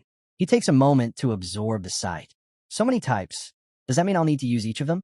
Before him stands another stone slab, etched with instructions. Cut the stone with a single strike using any weapon on the wall. Aura and sword enhancement are permitted. If the applicant fails, the next attempt may be made in 20 days. At the bottom, to begin, stand in the red circle. The boy exhales slowly. So the next test begins here. He steps into the glowing circle. A small pedestal rises before him. Resting on top, an unremarkable sphere, silent and still. The young man stares at it without a word, waiting for what comes next. The stone sphere begins to shimmer faintly, light rippling across its surface. The boy narrows his eyes. Strange, he thinks. The time limit for this trial seems unusually long. If he were to use the sword's enhanced aura, the sphere would be nothing but dust, cut into 100 tiny fragments. But something feels off. There's a catch here. There has to be. He rubs his chin, eyes locked on the glowing orb. Then, gripping a sword from the wall, he takes position. The blade comes down with a sharp crack, only to shatter in his hands. He stares at it in disbelief. So it's not going to be that simple after all. Picking up another sword, he decides to use enhanced aura this time. Energy gathers around the blade, humming with power. He raises it high, then stops. His eyes widened. The blade's tip trembles slightly in his grasp. He freezes. Something inside him tells him not to strike. It's too easy, too obvious. He lowers the weapon slowly, mind racing. What did the others do in this room? He turns toward the stone slab, reading the old inscriptions etched across it. Cut it with an enhanced aura. It worked for me. Tried 89 times without aura. Failed. Used enhancement in the end. Managed to cut it without aura. I can't figure this out. Using aura doesn't help. The boy searches carefully for one more line, the one he's sure will be there. And then he finds it. All of these idiots are wrong. Heat the sphere, and it becomes impossible to cut. He blinks, almost laughing in disbelief. Of course, that sounds just like him. His father's handwriting, his father's tone. The heavenly demon hadn't offered advice. He mocked everyone who tried before him. The boy stares at the sphere again, replaying the conditions in his head. They said aura can be used, but they never said it has to be. Realization strikes like lightning. This test isn't about power. It's about control. Sweat rolls down his cheek. If father's warning is true, then using enhanced aura will only create heat. And heat makes the sphere harder to cut. He tightens his grip on the sword and swings again, this time without aura. The impact rings out, but the sphere doesn't even crack. He tries again, switching to a short axe, then a hammer. Nothing. Not a single mark. His breathing grows heavy, frustration burning in his chest. How can anyone cut this thing without aura? He can feel time slipping away. Panic sets in. I'm running out of time. Gritting his teeth, he prepares to break his own rule, to unleash his aura again. But before he does, an image flashes through his mind. His father, calm, silent, confident. The man who cleared this same room, without using enhanced aura. Then it hits him. An idea. The boy straightens, eyes sharp as steel. A faint blue glow begins to ripple around his body. He doesn't channel it into his blade. Instead, he guides it outward toward the sphere itself. The light swirls across the air, becoming a stream of pure white energy that wraps around the stone ball like a living thing. The orb trembles, the glow intensifying. And in that moment, the test truly begins. The young man's eyes narrow. Something catches his attention. A faint, almost invisible white line running along the sphere's surface. He leans in closer. It's not a trick of the light. The mark is perfectly even, circling the orb like a boundary. A spark of realization flashes in his eyes. He raises his sword high above his head. For a brief moment, everything falls silent. Then he strikes. A sharp line of energy cuts through the air. The sphere splits cleanly in two. The boy exhales in disbelief before breaking into a wide grin. I did it. Inside the broken halves rests something small, a tiny glowing orb, pulsing faintly with energy. He freezes. That's it, the demonic essence pill, cradling the purple sphere in his palm. The hero feels the power radiating from it. He knows what it is, an artifact capable of amplifying a cultivator's strength many times over. He glances at the halves of the stone. If I'd used enhanced aura, the heat would have destroyed this pill completely. It hit him then. This was the true reward. For restraint. For understanding. He smiles faintly. Thank you, Father. Your advice saved me. Without hesitation, he swallows the pill. Instantly, a surge of violet light bursts from within him. The glow surrounds his body, growing brighter, thicker, swirling into dark, powerful currents. He closes his eyes, controlling his breath as the energy floods through every vein. Then, he exhales. The purple glow fades, leaving him kneeling on the floor, fists clenched tight. A smile crosses his face. My strength, it's grown beyond anything I've felt before. He can feel it, the energy inside him flowing freely for the first time. The void that once existed within him is gone. Then, another pedestal rises from the ground, its surface glowing faintly. Carved words shimmer across it. Separate life and death. In case of failure, you may try again in 5 days. As before, a red circle appears on the floor. The young man rubs his chin thoughtfully. Separate life and death, what does that mean? Before he can ponder further, a rectangular pedestal emerges before him, covered with an assortment of plants. He studies them carefully. A moment later, his eyes sharpen. Healing herbs and poisons. A smile touches his lips. So that's what this is. He remembers a toothless old man from his past. His teacher, the one who had sent him across the world searching for rare ingredients for GWI Ryanja. Those endless travels taught him well how to distinguish every plant, every toxin, every antidote. He crouches down and begins examining the herbs. This one's harmless, he mutters, plucking a strand of seaweed between his fingers. It's a simple test for him, almost too simple. He raises the plant toward the light. So this is the only one here that isn't poisonous. He turns toward the pedestal again and pauses. The arrangement has changed. Another set of herbs now lies before him, nearly identical. He lets out a quiet chuckle. So they've removed the element of luck, huh? It's clear now. This isn't just a test of skill, it's a test of patience. For anyone unfamiliar with medicinal herbs, there's only one way forward. Trial and error, one deadly plant at a time. The hero studies the final root carefully before setting it down. With a deep rumble, the pedestal sinks into the floor and disappears. He waits for a moment, then nods to himself. It's not coming back up. That means the test is over. Turning to his left, he spots another stone slab covered in etchings. He walks closer and reads them, smiling faintly as he goes. At this rate, I'll turn into poison myself. Whoever designed this test is an idiot. Everyone here handles toxins daily. I made too many mistakes and now I'm bald. The boy chuckles quietly. As he walks down the dim corridor, he recalls his father's old note, the one that warned him never to rely on luck. So father probably tested each herb himself and memorized their effects firsthand. He smirks. I'm just glad he still had his magnificent hair after all that. Up ahead, a final stone gate stands tall, carved with a new inscription, the rules of the last trial. Survive the illusion of life and death.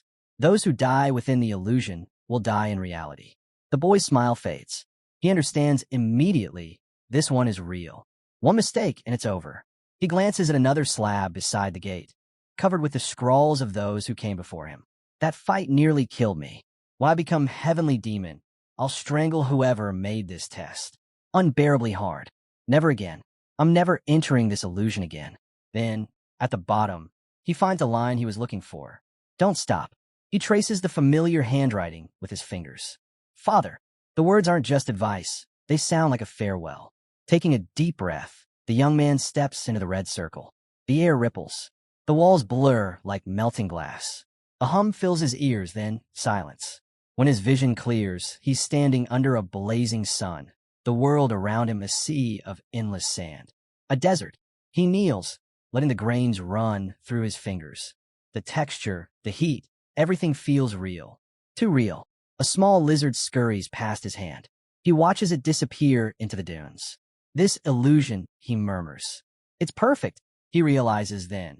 This must be the legendary illusory life and death trap formation, capable of creating reality so vivid it's indistinguishable from the truth. The thought alone chills him. He turns his head and freezes. They're everywhere. Monsters surround him, their eyes hollow, their skin gray and rotting. One, clutching a rusted axe, steps forward with a guttural growl. The boy knows they're illusions, but the killing intent he feels from them is very real. He stands motionless, watching them advance. From below, the faintest trace of a grin spreads across his face. This is perfect, he thinks. A real chance to test myself. Slowly, he draws his sword. The zombies snarl and charge. The boy doesn't flinch. He plants his feet in the sand, steady and calm, waiting for the first one to reach him. Then, as the horde closes in, he moves. The monsters close in, their shadows stretching over the sand. The boy's eyes sharpen. A sword whistles past his head. He ducks, and his own blade flashes upward, driving clean through a zombie's jaw. The creature collapses instantly. More swarm from every side, snarling as they swing their weapons. The hero launches himself into the air, twisting mid-flight. He lands far back, heels digging into the sand, leaving behind a glowing white streak. Streams of energy spiral around him. With one swift motion, he slashes through several at once, his strikes splitting the air like thunder. They're not human, he thinks. There's no need to hold back. The light around him grows brighter, pulsing with raw force. The demonic essence pill burns inside him, flooding his veins with spiritual power. From the left and right, blades thrust toward him. He turns, face calm but focused, eyes locked on every movement. Zombies dive from above, howling. He exhales, steady and cold. A blinding arc flashes across the battlefield. A white trail hangs in the air, followed by the crack of electricity. Sparks dance around the monsters as their twisted forms freeze in place, eyes wide with madness. The boy charges forward, cutting through them in a blur. Blood sprays across the sand. Bodies hit the ground around him, torn apart by clean, merciless strikes.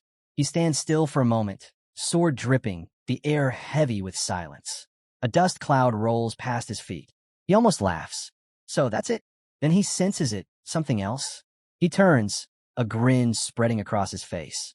A new horde emerges from the haze. Hundreds more, their presence darker, their killing intent far heavier. So that was just the warm-up.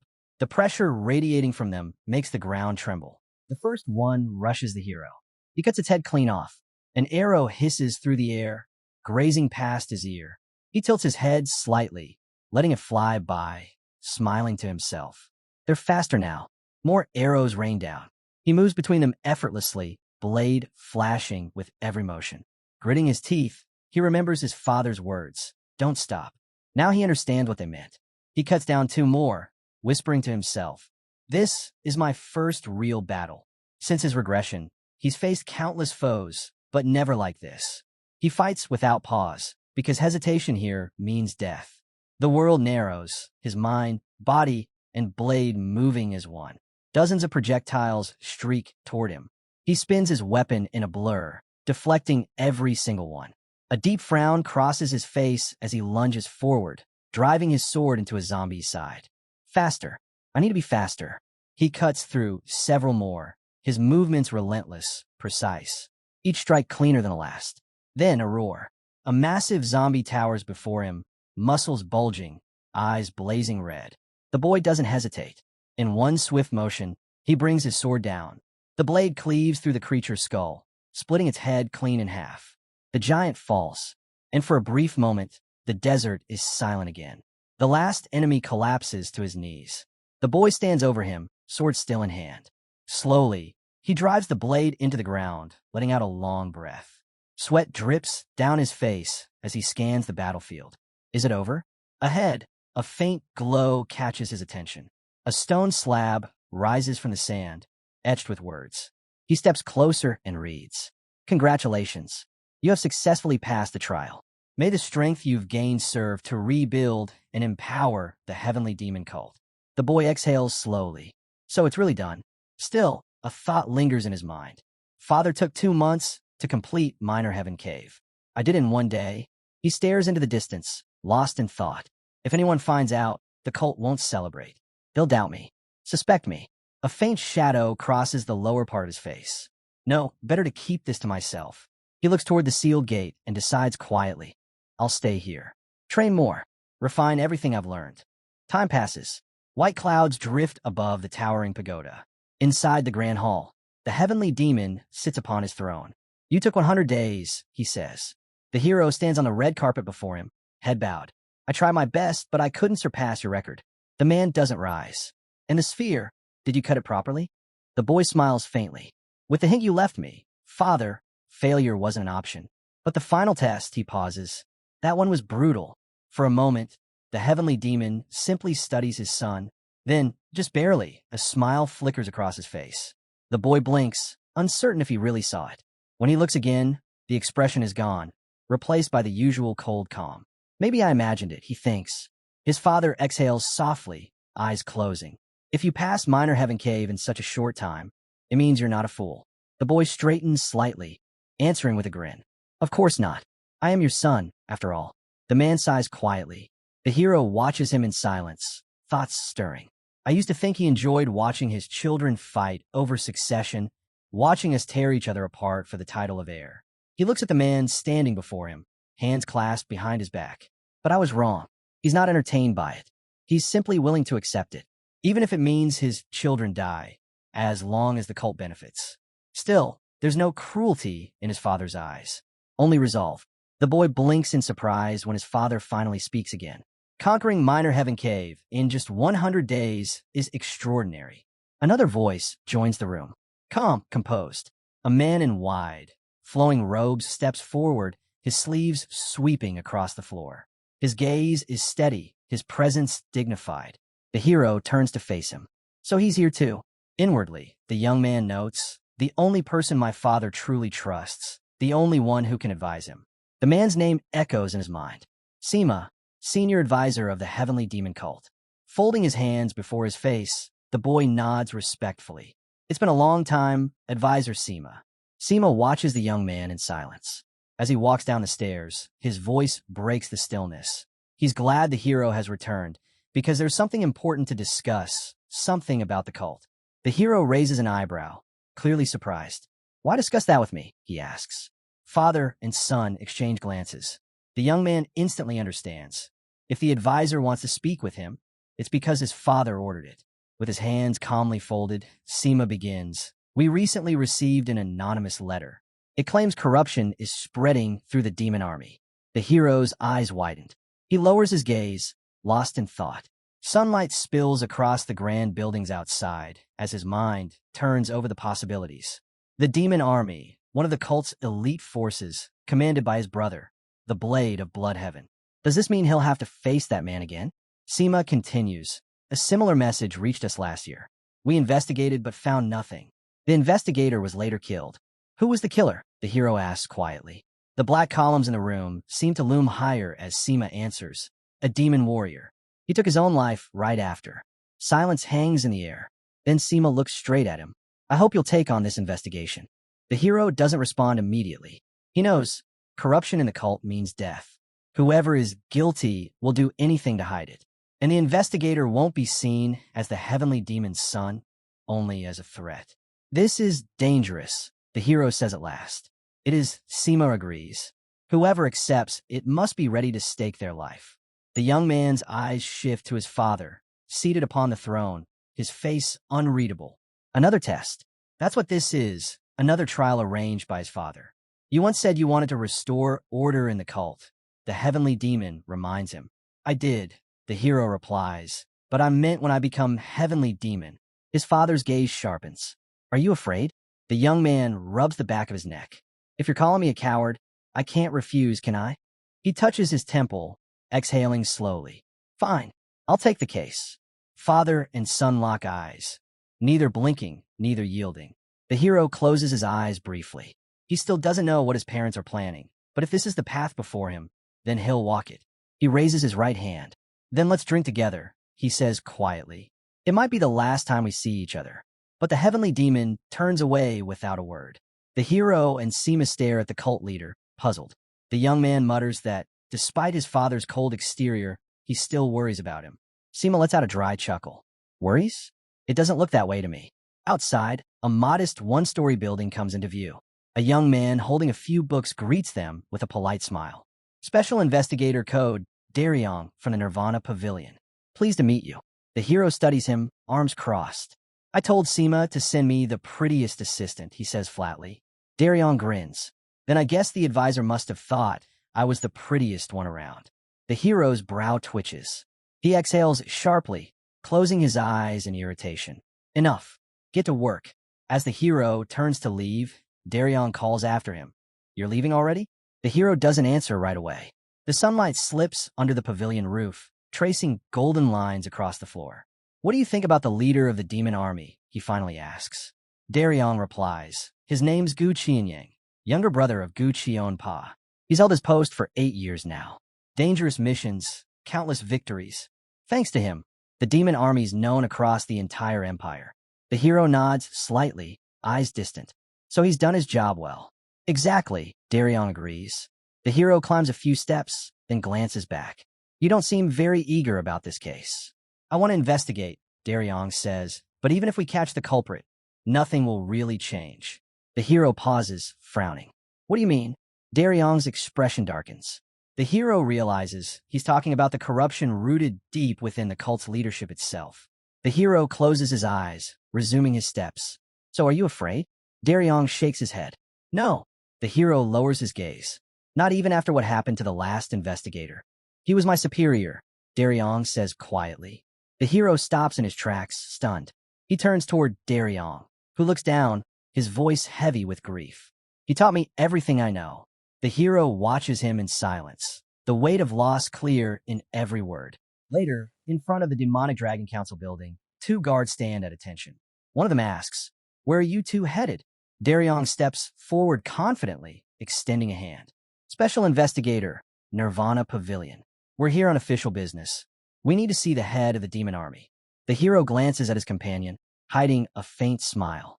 This guy's got patience, he thinks. The bearded guard narrows his eyes, his tone full of contempt. I don't see anything special about this guy. Beside him, the bald fighter folds his arms. No one gets in without permission from above. Daryong calmly pulls a folded paper from his book and holds it up. This is an official order, he says. The guards glance at it, unimpressed. Then wait here, the bald one growls. We'll report your arrival. Daryong's expression hardens. That won't be necessary. We'll go by ourselves. The bearded guard's lips curl into a grin. I already told you. No one enters without approval. Didn't you hear me? Daryong raises a brow. So you're saying you'll block a special investigator holding an official warrant? The bald one scowls. Don't spout nonsense. Around here, we follow our rules. Daryong's voice tightens. Is that so? The bearded fighter laughs. You're just a weakling hiding behind your title. You'll wait here like everyone else. Daryong looks between the 2 towering men, at a loss for words. The hero finally steps forward.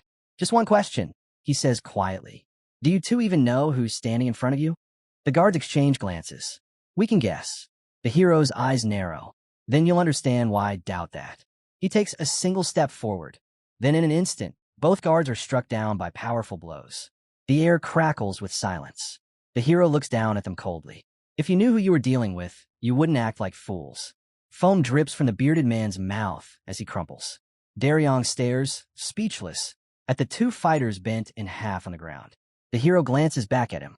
Why are you standing there? Move ahead. Daryong stammers. All right, I'll go first. They move deeper into the council hall, where more rough-looking men stand waiting, eyes full of hostility. Daryong holds up the paper again and shouts, Your interference is obstructing an official investigation. Keep this up, and I'll have every one of you locked away. The crowd erupts in mocking laughter. From the back, a bald man steps forward, his voice sharp. Who are these scumbags barging into the council building, throwing their weight around? The hero straightens. Special investigator for high-rank cases, he says coolly. Identify yourself. The man smirks. Captain of the First Corps of the God's Demon Army. Does that answer satisfy you, boy? Daryong's gaze drops to the floor. He knows this man, the highest-ranking officer here, infamous for his foul temper. The captain steps closer. What's wrong? Cat got your tongue. Daryong clenches his fists. Watch your words, he warns. We're here under official orders from the Nirvana Pavilion. Godang leans in close to Daryong, his towering frame casting a shadow over the smaller man. And what if I don't watch my words? He sneers. Daryong doesn't flinch. Then everyone here will be arrested for disrespecting an official investigator and obstructing a lawful investigation. Godang smirks, lips curling into a mock smile. Oh, you'll arrest everyone. He chuckles, shaking his head. That's cute. The hero's brow tightens. Godang spreads his arms dramatically. I'm terrified, investigator. What now? Are you going to slap cuffs on us all? Daryong stays silent, but the hero steps forward. Captain Go, he says calmly. It's been a long time. Godang blinks, thrown off for a moment. The young man extends his hand. Last time we met was at Heavenly Demon's reception, wasn't it?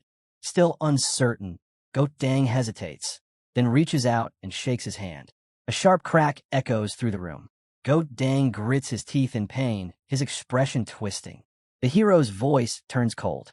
We need to meet with the head of the demon army immediately. You'll let us through, or you won't be using that hand ever again. Godang's eyes widen, sweat beading on his brow. Some people, he mutters through clenched teeth, think noble blood protects them from steel. But a sword can still find a prince's gut. The hero steps closer, his tone like ice. Then let's test it. See what falls first. Your sword or your guts. Silence fills the hall. The tension is suffocating. Then the hero releases his grip and turns away. Thanks for letting us through, he says casually. Next time, I'll buy everyone a drink. He strides past the stunned guards, Daryong trailing behind. As they climb the stairs, Daryong asks quietly, You know that, Captain? The hero doesn't look back. Never seen him before in my life. Daryong frowns. Then how did you make him back down? Simple, the hero replies. I broke his right hand. Daryong stops in disbelief. You what? Relax, the hero says. He'll get used to using his left. They move deeper into the building. Voices echo from above. Orders, footsteps, metal clanking. 7th floor, Daryong says, glancing back. That's where the head's office is. At the top of the stairs, a guard in heavy armor steps forward, blocking their path. No entry without an appointment. The hero sighs. I'm getting tired of this. He steps closer, his tone hardening. Move. We're conducting an official investigation. The armored guard doesn't budge. Orders are orders. You can't pass. Daryong flashes the paper right in front of his face. This is an order. The hero adds coldly. By refusing, you're denying entry to the heavenly demon's son. The color drains from the guard's face. The hero fixes his gaze firmly on the guard and asks if he truly dares to ignore the paper in his hand, or is he challenging the authority of the person who signed it? Sweat trickles down the guard's face. After a tense pause, a voice orders him to let them through. The guards exchange bewildered looks as the tension fades just slightly. An elderly man with gray hair steps forward, greeting the second son of the heavenly demon with a calm smile. He chuckles softly, saying it seems his men have been rather rude. Then, with a wave of his hand, he asks for their behavior to be forgiven. The hero studies him carefully. He instantly understands. This man before him is none other than Gu Qianyang, the commander of the demon army. Power radiates from the old man, an overwhelming force that presses down like an invisible weight. The hero feels it. His companion, Daryong, can barely withstand it, trembling uncontrollably beside him. Myuguk remains silent, standing tall before the seated old man. When he finally speaks, his tone is steady. He says he simply observed, watching as those men stumbled into trouble of their own making. Gu Qianying lets out a quiet laugh and remarks that courage often comes in inverse proportion to education. The hero shakes his head. That idea, he says, is outdated. In this era, knowledge doesn't weaken courage, it strengthens it. A man who understands strategy doesn't hesitate. He acts with purpose. Gu Qianying smiles faintly and admits that perhaps he's fallen behind the times. Without rising from his seat, he then asks why the young master has chosen to personally take charge of this investigation. The hero answers calmly. It's likely a punishment handed down directly from the heavenly demon himself. Gu Qianying arches a brow. A punishment? The hero nods. He confesses that he made a mistake during the recent hunt. For a brief moment, the old man's jaw hangs open. Muguk watches him closely, thinking how impossible it must be to understand why the son of the cult leader has been sent to lead such a case. Gu Qianying rubs his chin in thought. Then he asks why the Nirvana Pavilion has taken an interest in this investigation at all. His tone sharpens. Perhaps they received another anonymous letter? Daryong begins to stammer that this information is confidential, but the hero cuts him off, confirming the old man's guess. Yes, it came from an anonymous letter. Daryong freezes, terror flashing in his eyes. Behind Gu Qianying, faint hieroglyphs shimmer in the air as he leans back and mutters that it's hardly surprising. Surrounded by fools, he says his unit is always the target of slander and false accusations.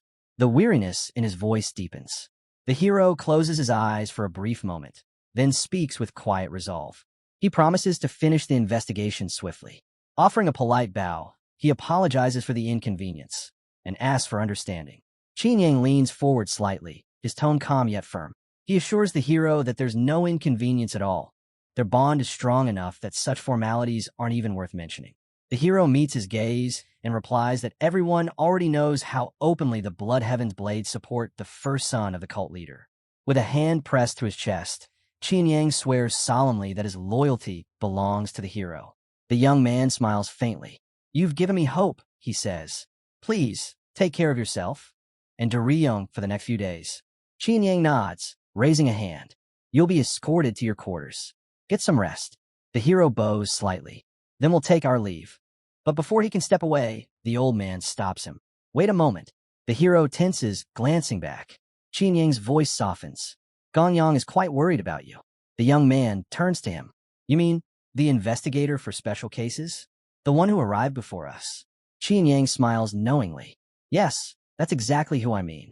But even so, he adds with a hint of doubt, I can't imagine the cult leader would ever send his own son to die. He lifts his hand again. Don't trouble yourself too much. I'll try, the hero replies quietly.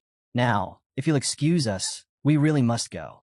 Behind him, Qianying sits motionless, his lips pressed together.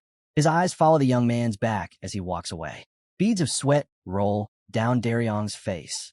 The hero smiles faintly to himself, thinking, the heavenly demon must have sent me here so that one of us wouldn't return. Elsewhere, the cult leader, the heavenly demon himself, examines a sword under dim light. It won't be easy to uncover what really happened, a voice says. It's Sima. He looks at his master with concern. I should have handled this investigation instead of your son. The heavenly demon's voice is calm but heavy. He said it himself. The cult has lost the path of the demon. Sima's eyes widened. Master, did you truly send your son into danger over mere words? He lowers his gaze, thinking that the boy must be either fearless or foolish to speak that way to his own father. The dull edge of his sword catches a faint glint of light. The heavenly demon runs his hand along the blade. Words mean nothing, he says coldly. Only actions prove worth. Beside him, Sima stares in shock, unsure what to say. Outside, a crow hangs upside down from a branch. Below, demon warriors gather in large numbers, murmuring among themselves. What's that bird doing here? One asks. Why a crow? The air grows tense. Someone spits. Damn those Nirvana Pavilion rats. Another scoffs. Their investigators think they can do whatever they want. The hero watches them silently, his brow furrowing. Funny, he thinks, the ones who stopped us at the gate are now the loudest complainers. One of the soldiers raises his hand, declaring loudly that everyone's blowing things way out of proportion. Before the commotion settles, Muguk, standing beside Daryong, notices someone else step forward. A massive fighter with a deep scar running across his face glares at him. His expression full of irritation. The hero looks at him and asks calmly, "And who might you be?" The man's voice booms across the courtyard. "I'm Jang Ho, commander of the 3rd Corps of the Demon Army." Daryong's voice echoes in the hero's mind. He's the strongest among the commanders, but his temper is dangerous. The hero's tone sharpens. "Then tell me, Commander Jang Ho, what exactly are you so unhappy about?" Jang Ho points toward a dead crow hanging nearby. "Why in the world is that filthy thing hanging where people walk?" The hero doesn't flinch. "Someone from your army threw that bird onto my bed," he replies coolly. "So I assumed this was considered normal around here." A murmur spreads among the soldiers. Jang Ho folds his arms, voice steady but cold. "If that really happened, you should have punished the one responsible, not made a spectacle of it." The hero takes a step closer, his tone turning sharp. "Then I'll start with you, Commander." Jang Ho frowns, caught off guard. "What are you talking about?" "The investigation," the hero says firmly. Jang Ho stares in disbelief. "Why me?" The hero turns to Daryong beside him. "Bring me all the records related to Commander Jang Ho, especially his finances and mission reports." Daryong nods quickly and starts searching through the files. Jang Ho's fists tighten, his voice rising in anger. "You have no right to do this." The hero meets his glare without hesitation. "I have every right." Dust bursts around Jang Ho's boots as he stomps the ground in fury. The hero doesn't even blink. "Think whatever you want," he says. "But remember, if you obstruct this investigation, it'll count as treason." The commander's men rush to restrain him, whispering for him to calm down.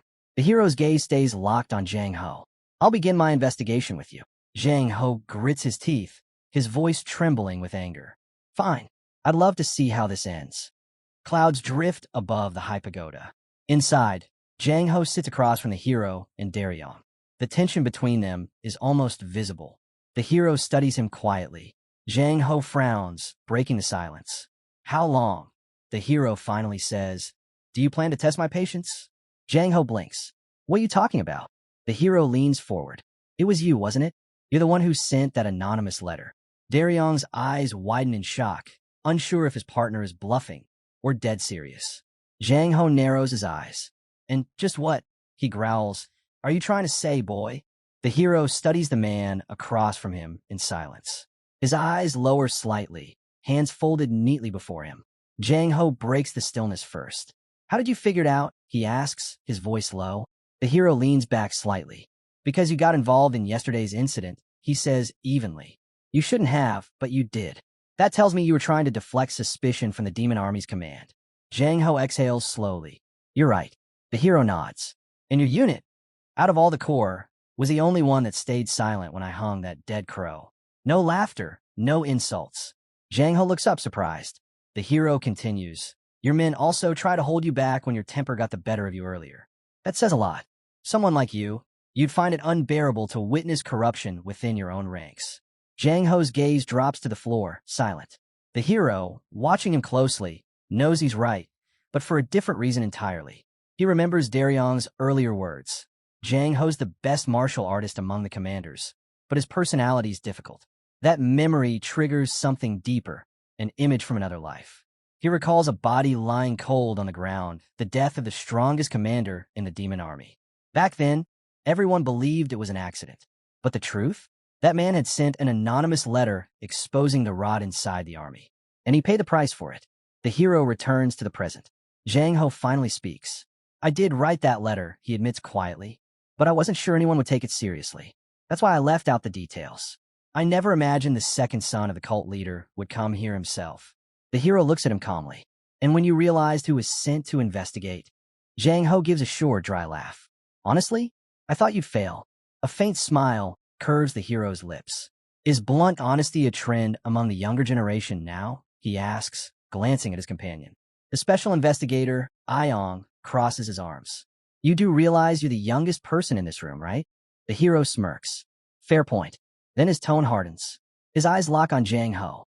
"Tell me, what's really happening inside the Demon Army?" The room falls silent. The candles flicker faintly. Finally, Jang Ho speaks, his voice carrying a quiet bitterness. "The army commander's using his troops for his own gain," he says.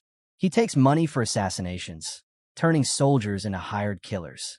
Anyone who refuses is forced into it anyway. The hero's brows draw together. Contract killings? He repeats, disbelief flickering in his eyes.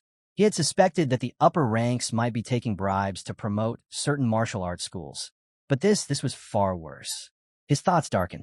It would already be a serious crime if the demon army were merely using fighters for private interests. But this is corruption of the deepest kind. The revelation hits like a thunderclap. So that's what it comes down to. The demon army isn't just corrupt. They're turning bloodshed into profit. Daryong stares wide-eyed. That's insane. How is something like that even possible? The hero's voice stays calm. Most likely, the higher-ups manipulate the numbers, underreporting their strength. That way, the burden of missions falls mostly on the first corps. Jang Ho's eyes widened. How did you figure that out? The hero closes his eyes briefly, recalling yesterday. The first corps soldiers were the first to stop us at the gate, he says, and the loudest to curse when they saw the crow. Their reaction told me everything. Jang Ho lowers his head, sadness flickering across his face. The hero leans forward slightly. Tell me, how did you realize that the first corps was behind all this? Jang Ho folds his hands before him, voice heavy. The man who killed the previous investigator and then took his own life was my friend. He's the one who sent the first anonymous letter. The room falls silent. The hero's tone softens. How close were you? Jang Ho clenches his teeth, eyes fixed on the floor. He was like family. I joined the demon army because of him. The hero's gaze sharpens. Then who do you believe was responsible for his death? Jang Ho hesitates, then answers in a low voice. I believe it was Gu Qianyang who gave the order, and Go Dang, the head of the first corps, who carried it out. The air thickens. The hero's mind races. If Jang Ho's telling the truth, then this isn't just corruption, it's treason. He remembers the slain investigator, the silenced whistleblower, and now the names tied to the demon army's leadership. His thoughts drift briefly to his father, the heavenly demon. Did he already know? The realization dawns cold and heavy.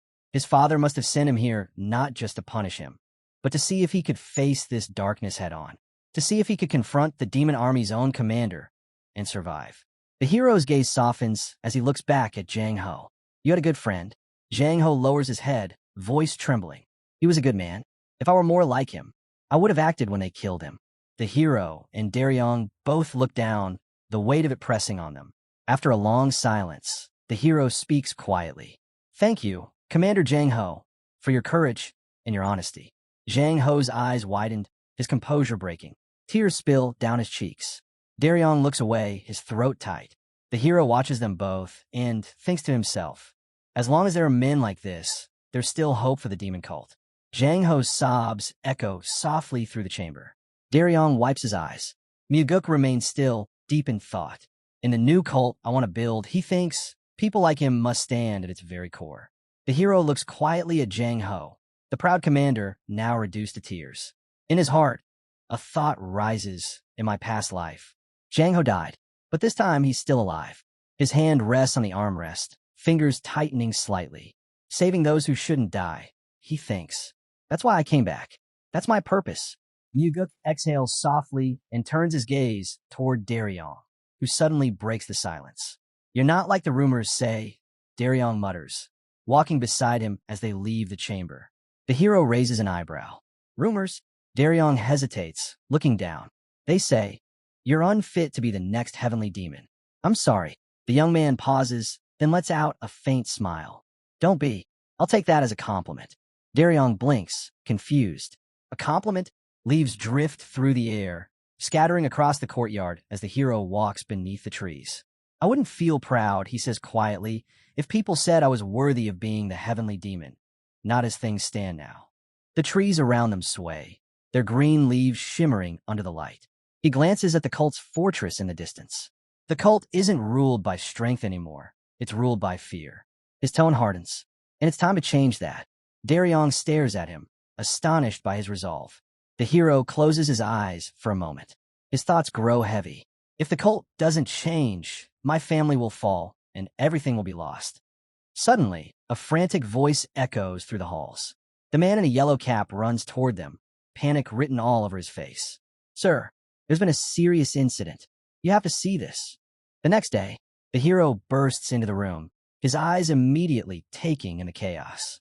Members of the Nirvana Pavilion, clad in yellow coats, stand on one side, facing off against armed demon army soldiers on the other. Blood streaks down Daryong's face. Another investigator lies unconscious on the floor. "Stop this," someone shouts. The hero rushes to Daryong. "Are you badly hurt?" Daryong wipes the blood from his cheek, shaking his head. "Not as bad as him," he says, glancing at his fallen colleague. "He took the worst of it." The hero kneels beside the unconscious investigator, eyes narrowing. "Broken ribs, internal bleeding. Get him to a healer." "Now," he orders. Two men from a yellow coat unit lift their comrade and hurry out. As they leave, the hero straightens, his gaze cold and focused. "This was the work of the First Corps commander, wasn't it?" A voice answers from the opposite side of the room, calm but dripping with arrogance. "You're quick," says Go Dang, smiling faintly as he steps forward. His soldiers stand behind him like shadows. The hero's eyes narrow. "Why did you attack one of my investigators?" Go Dang shrugs, his tone casual, almost amused. "He bumped into me in the corridor. Didn't even apologize. I thought I'd teach him some manners." The room grows tense.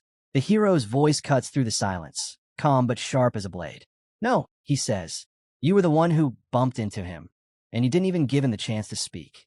The First Corps commander studies the young man and allows a thin smile. "That could be true," he says. The hero answers plainly. "You and your men are poison to this place." Go Dang blinks. "Poison? What do you mean?" "This army is poisoned by your subordinates," the hero replies. "You killed several cult members the same way last year, and 2 years ago you killed 3 fighters in a bar fight." The hero thinks over the pattern. The victims were low-level warriors, incidents quietly covered up by the demon army to avoid scandal. Go Dang spreads his hands. "There are too many fools who don't respect the demon army," he says. The hero asks a direct question. Does Go Dang know the hero holds the authority to hand down death sentences? Silence fills the room. Go Dang answers with a biting grin and asks what the hero will do, whether he has the courage to carry out that sentence. The hero recognizes the trap he warned about. The commander's ranks act as a shield, the men around him doing exactly what keeps him safe. The commander looks to his soldiers for backing. The hero steps forward. The First Corps men close ranks, creating a barrier. Go Dang declares that striking the First Corps would be a challenge to the entire demon army. He wants to see if the hero will do it. The hero replies that he will not hide behind his subordinates. Go Dang raises his hand and claims he was injured by a coward, insisting the hero is lucky he hasn't answered for that insult. He taunts the hero to act.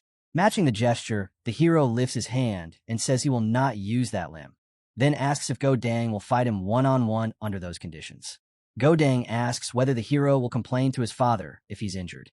The hero swears that Go Dang will not be able to blame Heavenly Demon if he injures or even kills the leader's son. Daryong, watching, asks himself what the hero is trying to do. Go Dang draws his sword and says they will fight. Daryong thinks to himself that the commander is ambidextrous. The hero watches his opponent closely, reading the confidence behind that arrogant smile. Now he understands why Go Dang seems so sure of himself. The young man raises his sword, holding it steady in front of him. Around them, Daryong and the First Corps soldiers stand frozen, tension thick in the air. The tip of Go Dang's blade gleams. In the next instant, he lunges. Steel flashes, but the hero twists aside, his movement clean and fluid. Go Dang's strike shatters the floor, splinters exploding across the room. The hero flips backward, landing firmly, his sword spinning in his grip. A blur of motion, then a sharp, merciless cut. The blade flashes. Go Dang screams as his arm is severed, blood splattering across the floor. Before the commander can react, the hero drives the hilt of his sword into his nose, sending him crashing backward. Blood sprays upward. Go Dang hits the ground hard. "Protect the commander," someone shouts. The soldiers rush forward. Daryong calls out, but the hero's eyes are cold. His sword moves faster than they can react. 3 swift strikes. 3 throats pierced. The bodies drop to the ground one after another. The onlookers can only stare, stunned to their core. The hero lowers his blade slightly. "Those who raise a weapon against the investigation," he says evenly, "commit treason. And treason has only one price." Go Dang whimpers, clutching his severed arm. "Please have mercy." The hero steps closer, frowning down at him. "Do you even remember the families of the men you murdered in that tavern?" Go Dang, face swollen and bloodied, doesn't respond. The hero continues coldly. "You never once thought about the sons, husbands, and fathers you left to rot." Tears mix with the blood on Go Dang's face. I, I'm guilty, he stammers. Enough, the hero says sharply. He raises his leg. A final sound. Blood splashes again across the floor. The soldiers of the First Corps stand frozen, their faces pale with horror. Daryong covers his face, unable to watch. The hero's voice cuts through the silence, low and dangerous. Who gave you the right to kill the followers of the demonic cult? The scene shifts. Music drifts through the air. A woman plays a stringed instrument, her expression serene. Two dancers move gracefully beside her as cups are filled with wine. Qian Yang, gray-haired and smiling, pours a drink for the hero. I heard there was an incident, he says lightly. The hero keeps his tone neutral. It wasn't intentional. But yes, there was a conflict. Gu Qianyang, holding a bottle, adds, Go Dang was made commander of the First Corps because of a shortage of officers. But even then, there was always something off about him. The hero stays silent, though his thoughts are bitter. Qianyang, you snake. That man served you loyally, and instead of defending him, you've turned him into a scapegoat. Qianyang drinks from his cup, the faintest smile playing on his lips. Qianyang sets his glass down, his smile faint but deliberate. Go Dang died during the investigation, he says slowly. One of the demon army's commanders, gone, with all his sins still unjudged. If word of this spreads, you'll be the one held responsible. Qianyang glances toward Muguk. And what do you make of that? Qianyang leans back, eyes narrowing slightly. Perhaps it's best if we end the matter here, he suggests, his tone casual but edgy. Before the hero can respond, Qianyang continues. The death of a corps commander and 3 of his men should be more than enough to close the case, don't you think? The hero inclines his head. I appreciate your foresight, he says politely. Then his tone darkens. But there's still a problem. Qianyang raises a brow. A problem? The hero closes his eyes for a moment. I don't have a single piece of evidence. I came here to conduct an official investigation, but right now, I have nothing to report to my superiors. The old man chuckles softly, pouring himself another drink. Evidence, he says, can be forged. The hero's reply is firm. Not this time. The anonymous letter claimed that the demon army carried out missions for outsiders and accepted money in return. Covering that up will be difficult. Qianyang eyes him, the alcohol clearly taking hold. Still, he mutters, without evidence, this investigation cannot be closed. He refills his glass again. The room grows quiet, the 2 men watching each other across the table. So that's how it is, the hero thinks. If I want this investigation sealed, I'll have to make him give me the proof himself. Later that night, Daryong spots the hero entering the infirmary. He blinks in surprise. What are you doing here? The hero clasps his hands behind his back, checking on a man who is wounded. Why do you sound so shocked? Daryong explains. A demonic doctor is tending to him now. The hero nods. Good. Then I suppose I came at the right time. Daryong looks at him curiously. You sent it to that doctor, didn't you? The hero waves off the thanks. There's no need for gratitude. I'm temporarily acting as an investigator, so it's only natural that I look after my colleagues. Just then, a voice breaks the quiet. Am I really hearing the voice of the second son of the heavenly demon? The 2 men turn. The hero's gaze sharpens. Standing before him is an elderly man in a blue robe, calm, composed, and unmistakably authoritative. In that moment, the hero recognizes him. The demonic doctor, the most skilled healer in the entire cult, a man whose services are reserved only for the most powerful and influential. Inside the room, the investigators sit nearby, watching in silence. The hero steps closer and asks, Doctor, what's his condition? The old man's reply is steady. Fortunately, his life is not in danger, he says. But he'll need time, some rest before he's fit to work again. The hero nods slowly, his expression unreadable. But something catches the hero's eye. He glances toward the investigators gathered nearby, each one wearing the same uneasy expression. Their faces seem to carry both gratitude and fear. Finally, one of them, standing at the far end of the room, bows deeply. We thank the second son of the heavenly demon for his kindness. The hero coughs lightly into his fist, acknowledging the gesture without a word. As he and Daryong step outside, the investigator following him finally asks, what did the commander of the demon army say? The hero's voice is quiet. He told me to end the investigation. Claimed that the only one responsible was the commander of the First Corps. Daryong frowns. Qianyang said that? Even though Go Dang was his most trusted man, the hero lowers his gaze. Go Dang wasn't what he appeared to be. Qin Yang used him, a fool thrown into the fire. And now that he's gone, someone else will just take his place. Clouds drift lazily above the pagodas. Daryong asks, "Then what will you do now?" The hero watches the sky. "I've cast the bait," he says. "Now we wait to see which fish bites." Daryong looks puzzled. "Bait?" The hero only smiles faintly. "You'll know when the time comes." Daryong hesitates, then asks quietly, "And what about me? What should I do in the meantime?" The hero glances at him, his tone lightening. "For now, let's drink." Daryong blinks, confused. "Drink? Now?" The hero chuckles. "My treat this time." Daryong stares at him for a moment before smiling faintly. The next day, scrolls and documents cover the table. Daryong stands beside it, hand behind his back. "These came from the demon army," he says. "Records of contracts, assassination orders, payments worth thousands of niang. All of it was found in the house of the first corps commander." The hero's eyes narrow. The fish has taken the bait. He turns to Daryong. "Find the smartest man in the first corps. Someone sharp enough to stand out among the scum that remains." Daryong nods. "Understood." Leaning over the table, the hero adds, "I'll meet with the commander of the demon army myself. I just need to buy you some time to find him." A short while later, the hero stands on a rich crimson carpet, facing Qian Yang once again. "I've received the evidence," he says. "Everything found in the house of the first corps commander."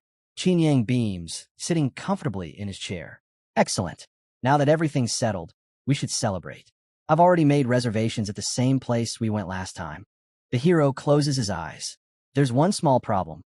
Qian Yang sighs heavily, rubbing his temples. "What is it this time?" The hero stands straight, voice steady. "The evidence was submitted by the demon army itself. Ideally, investigators should have been the ones to uncover it." Qian Yang leans on one hand, looking unimpressed. "Does it matter where the evidence came from?" The hero meets his gaze. "It does. Senior advisor Simon isn't an idiot.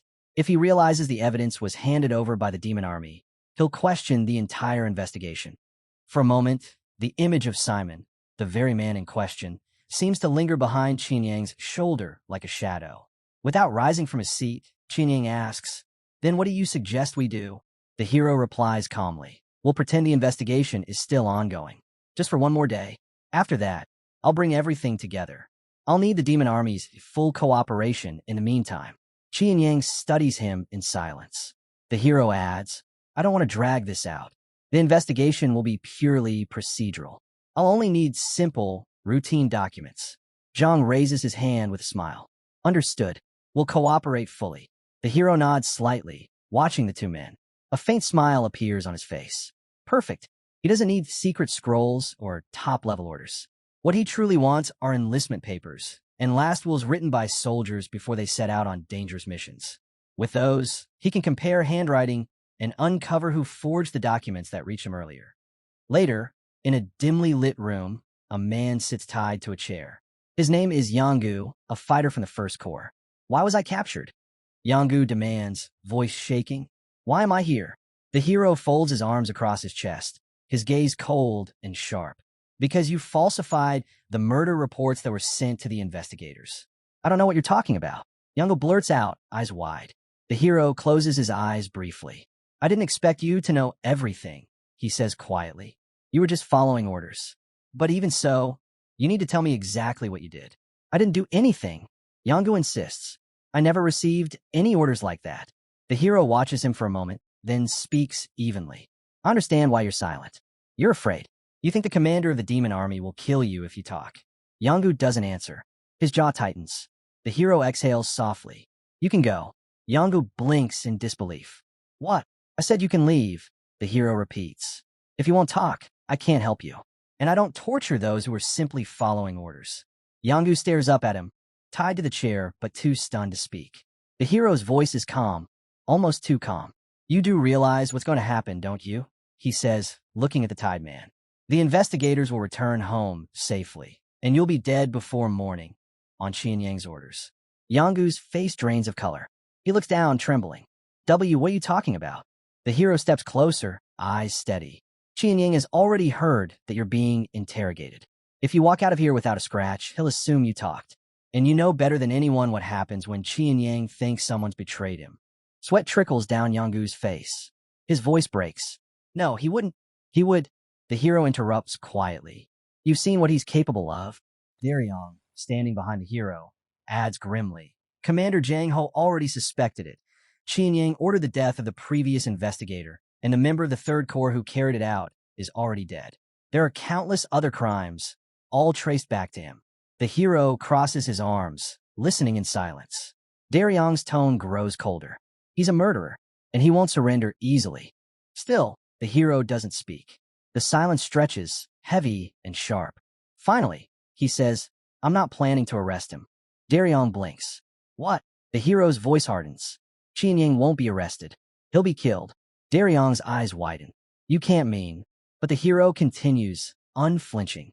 If we try to arrest him, he explains, the Blood Heaven's Blades commander, his brother, will retaliate. He won't stand by while his own blood is put on trial. The cult will split apart overnight. He raises his left hand slowly, as if weighing the consequences in the air. And then, he says, they'll flood the investigation with fake evidence, enough to clear Qin Yang's name and frame me instead. The second son of the heavenly demon, branded a traitor.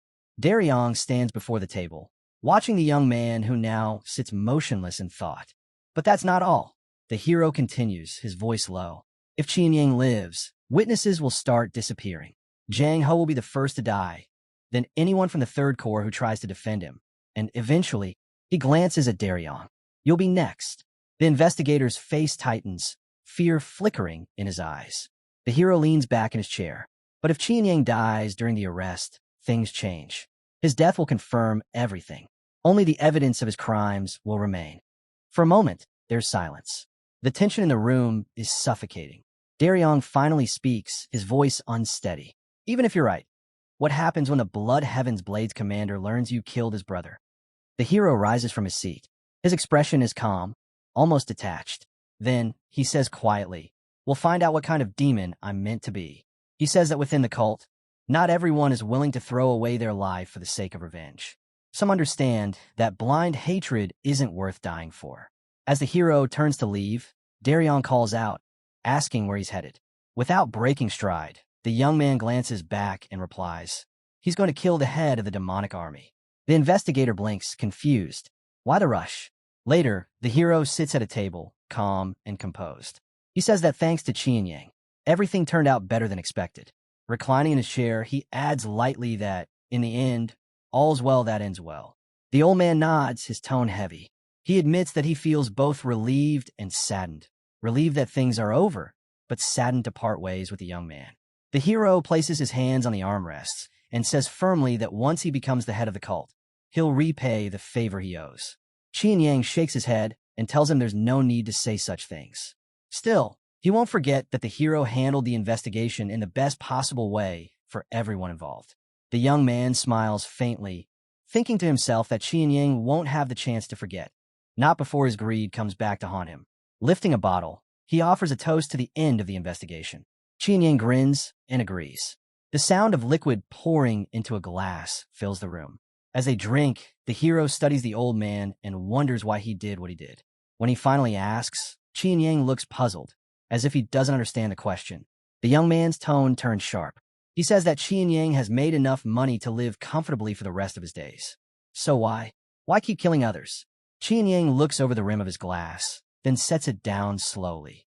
With eyes closed, he says the hero should ask the late commander of the First Corps about that. The hero refills his glass and mutters that a puppet wouldn't know much anyway. Qin Yang's eyes flare with rage. He demands to know what the young man is implying. They lock eyes across the table. The hero's voice is calm but cutting. He says he wants to hear what the true mastermind behind this chaos really thinks. Then, with an edge of finality, he declares that there's nothing inside Qin Yang but darkness. A greed so deep it will never let him stop. The glass in Qin Yang's hand shatters into pieces. He glares at the young man, eyes wide and wild. Have you lost your mind? He roars. The hero takes a slow drink, unbothered. He answers coldly. The only madman here is the one who kills for money. With a crash, the table splinters under Qin Yang's furious strike. I won't listen to this nonsense, he screams. Food and debris scatter through the air, but the hero doesn't flinch. He drains his glass to the last drop, then looks up at the old man. The old man glares back at him, fury burning in his eyes. A sword protrudes from his chest. The strike was swift and deadly. Myuguk calmly pours himself another drink and downs it in one motion. It said that he used both the soaring sword and heavenly strike techniques in a single move. The glass slips from his hand and shatters against the floor. Rising from his chair, he looks down at the still-breathing old man. His voice is steady as he announces that the leader of the demonic army, Gu Qianyang, has been arrested, charged with abusing his power and orchestrating the murders of over 20 cult members. The old man stares at him in disbelief. The sword pinning him to the chair makes escape impossible. With a bitter laugh, he mutters that this hardly feels like an arrest. The hero answers coldly. Whether it looks like one or not, Qianyang's fate is sealed. His life ends here, so that others may still live. He grips his weapon and delivers the final blow. Blood bursts through the air, splattering across the walls. Qianyang watches in stunned silence, unable to believe what he's just seen. He never imagined Myuguk possessed such lethal precision. His head falls forward, crimson spreading above his crown. Everyone, investigators, soldiers, even the hardened members of the demonic army, stare in shock. The once feared Qianyang lies dead before them. The hero stands beside the corpse, his tone calm and authoritative. He declares that the leader of the demonic army was executed after resisting arrest. Behind the others, Jang Ho steps into view. The hero turns toward Daryong and orders him to uncover every accomplice tied to Qianyang's crimes and arrest them all. Daryong bows, hands pressed together in acknowledgement. The order has been received. Jang Ho's eyes widen as he watches the young man continue, his voice unwavering. The commander of the Third Corps is now to take control of the demonic army and assist in bringing every guilty party to justice. The hero then raises his voice, commanding the room's full attention. From this moment, he declares, his word carries the same authority as the head of the cult, and anyone who defies his order will face immediate execution. His gaze sweeps across the hall. Carry out my command. Now, Jang Ho bows deeply, hands folded once again. Yes, sir. Their eyes meet, Daryong, Jang Ho, and the hero. The weight of his authority settles over them all. Then, slowly, a faint smile touches the young man's lips. He turns and begins climbing the grand staircase. At the top stands Sima and Cheon Pa beside his father. All three watch as he approaches. The hero walks the length of the red carpet, his steps deliberate and firm. Those who meet his eyes lower their gaze under his frown. Cheon Pa studies him closely, silent and still. Myuguk stops before them, standing tall upon the carpet. He folds his arms respectfully in greeting. Sima watches him intently. The boy's eyes are sharp, unwavering, filled with quiet resolve. The boy turns his gaze toward Cheon Pa and greets him, saying he's glad to meet the man of Blood Heaven's blades once again. The old man nods slowly, asking if the cult leader's second son is safe. Then his tone shifts. He says there's something he'd like to ask about, something that happened not long ago. The hero answers calmly, eyes steady. Everything that occurred is already written in the report, he says. The old man can read it for himself. But Cheon Pa isn't satisfied. The massive sword strapped to his back glints as he takes a step forward. He insists that he wants to hear it directly from the boy's mouth. Silence fills the hall. The hero's eyes shift slightly to the left. He can feel Sima and the heavenly demon watching him, weighing his every word, testing his composure. Finally, he speaks. During his investigation, he discovered that Qianyang had committed severe crimes, and when confronted, he tried to kill the cult leader's second son. The boy pauses, then adds quietly that he regrets having to take a life. Cheon Pa studies him, his expression unreadable. Behind the boy, tall marble columns rise toward the ceiling. The man of Blood Heaven's blades finally says he's satisfied. If Qianyang was punished for his own sins, then justice was done. Yet, he admits, there are things he still doesn't understand. Cheon Pa continues. His brother might have been pathetic in many ways, but he wasn't foolish enough to attack someone right after his crimes were exposed. The boy's hair brushes his shoulders as he lowers his head slightly, thinking. Qianyang must have sensed danger. He realizes, perhaps he called on his brother for help. And Cheon Pa, he's no fool either. He must have already guessed that the leader of the demonic army wasn't arrested, but killed. And now, he's trying to end the matter before it spreads further. Closing his eyes, the boy says softly that he too doesn't know why Qianyang resisted arrest. Maybe it was pride, Or perhaps the old man simply couldn't bear being captured by someone so young. The man of Blood Heaven's blades narrows his eyes. He says he saw his brother's corpse before coming here. A single wound through the chest. A clean strike. He admits that this alone proves the boy's remarkable skill. The hero meets his gaze, saying nothing. Cheon-pa adds that he never thought his brother could fall from a single blow. The boy replies evenly that he owes that skill to his father's training. Sima and the heavenly demon exchange glances as the young man continues, explaining that when Qian Yang lost control of his emotions, he couldn't use his full strength, and that's what sealed his fate. The old man's mustache stirs as he exhales deeply. Then, with a solemn nod, he thanks the boy for speaking honestly. He says he feels at peace now, as if a weight has been lifted. The hero responds gently. There's no need for thanks, he says. He truly feels sorry for him. The boy notices something strange. Cheon-pa hasn't shown a single trace of anger or frustration, even though he's lost both his brother and his student at the hands of the hero. The man from Blood Heaven's blades glances toward the cult leader, studying his face for any sign of emotion. But Cheon-pa remains expressionless and silent.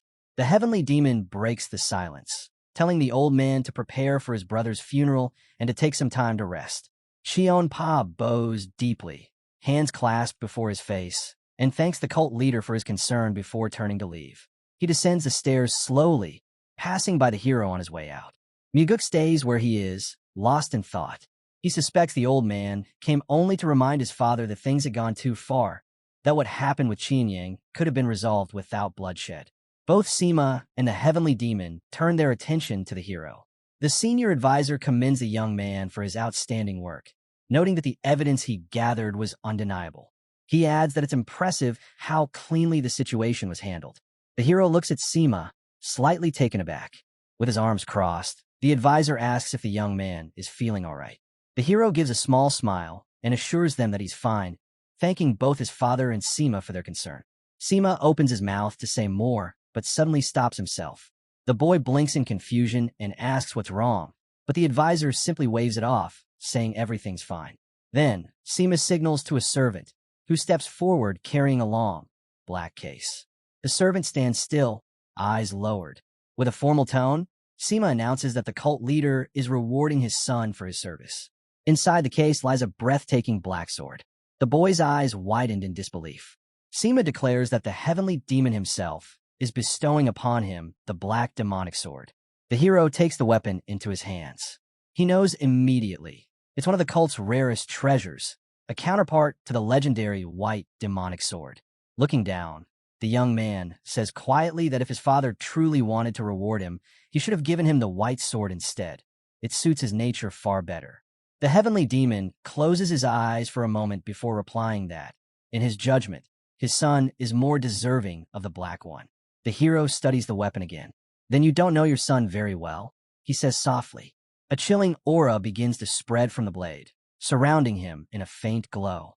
Even without channeling any of his own energy, he can feel its icy power radiating through the air. Light glints across the right side of his face. The heavenly demon watches silently, while Sima glances at his master. Sensing that beneath that calm exterior, the cult leader feels a quiet pride in seeing his son so content. A faint smile touches Sima's lips. The young man raises his hand slightly, touching his face, and admits, honestly, this reward feels far too generous. Sima insists it wasn't a simple matter. The commander of the demonic army posed a grave threat to the entire cult. He admits he didn't expect the young man to handle the mission so cleanly.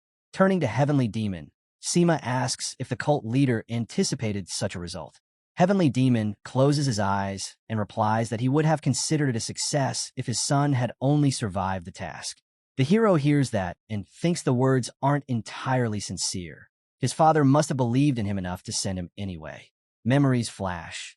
The blade that whizzed past his head, trees felled in the forest. He remembers mastering the soaring sword and the tiny sphere inside the shattered orb. He remembers swallowing the demonic essence pill. He knows his father must have been aware. Killing him would not be easy. He remembers the slain Exyong and realizes his father likely did not expect the demonic commander to die. Holding the black sword at his side, the boy glances left and understands why his father gave it to him. A message to Blood Heaven's bladesman. A red light shows behind the cult leader. The boy thinks Cheon-pa should now know that whatever his service is to the cult, he must not harm the hero over what happened. He folds his arms and bows his head in thanks. "Thank you for the sword," he says, and then, smiling, adds, "and thank you for what it represents." Heavenly Demon tells him he may leave. The hero offers a small smile and departs. Someone calls after him that the sun is unusually pleasant today and asks him to sit a while before he goes. The boy looks left. Cheon-pa sits on a low parapet. The hero had guessed he wouldn't simply walk away after everything that happened.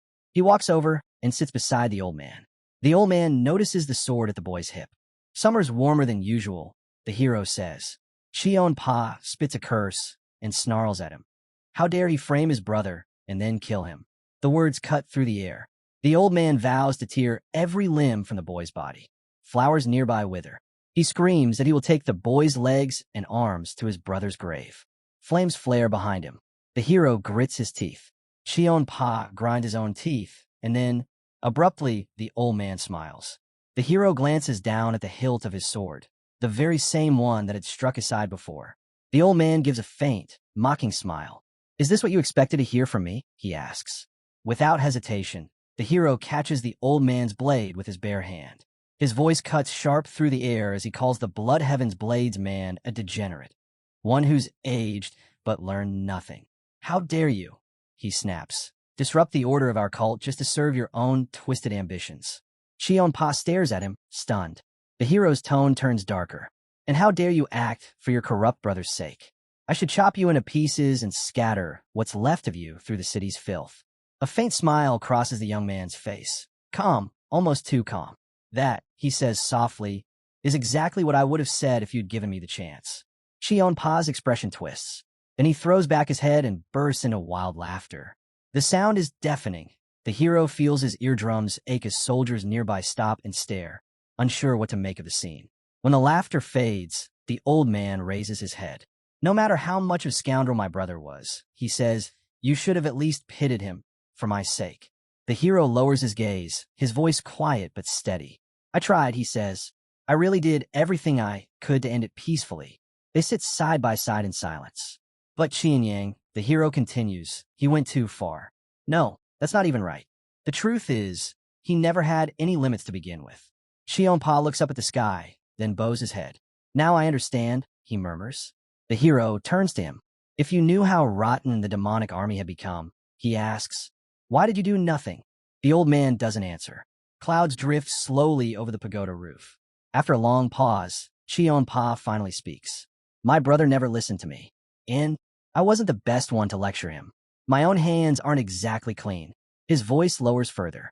"To be honest, when I heard he was dead, I felt relieved. I knew he'd never stand in my way again." The hero looks at him in disbelief. The old man's honesty catches him off guard. The hero and Cheon-pa sit quietly on the parapet. Finally, the hero says, "I get it. I really do." Cheon-pa looks up, surprised. Miguk's eyes are calm.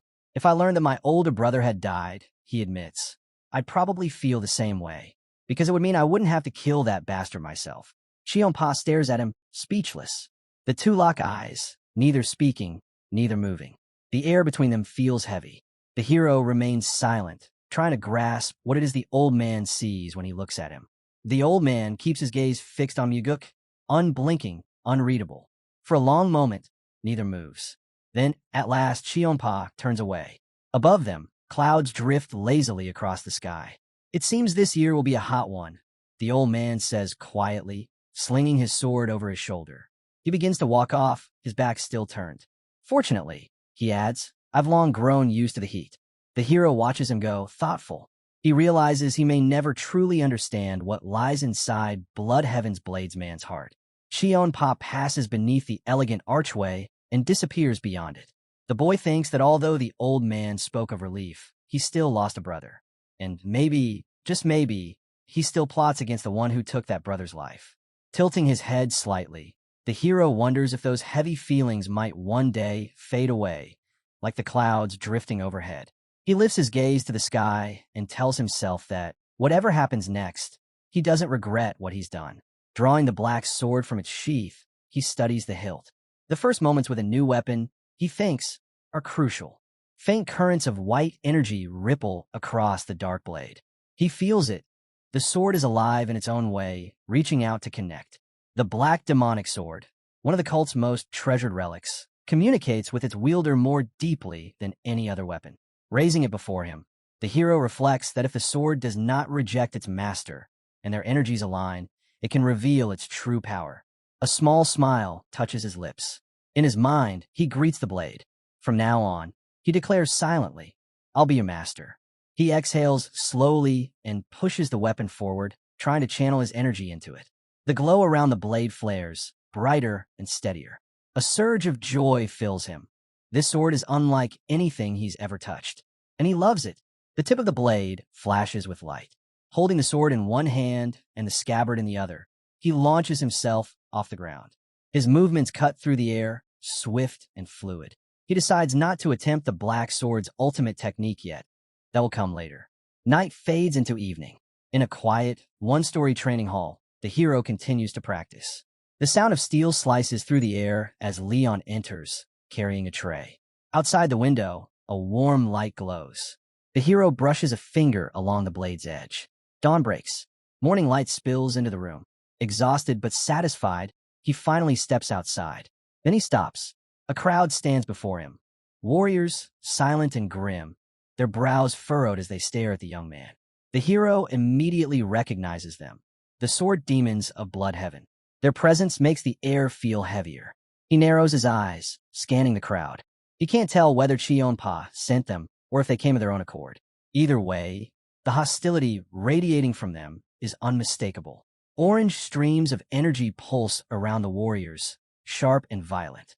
The hero clenches his jaw, feeling the pressure of their demonic aura pressing against him. If he mishandles this, if he absorbs it carelessly, it could tear through his body from within. They glare at him, their hatred plain. The young man meets their gaze without flinching. In his eyes, a cold fire burns. He knows exactly what this is. They want to intimidate him, to corner him, to make him look weak, to show the cult that the so-called hero can't even step outside without trembling. But then a thought sparks. He remembers something. If he can channel and absorb enough demonic energy from this many warriors at once, the gain could be enormous.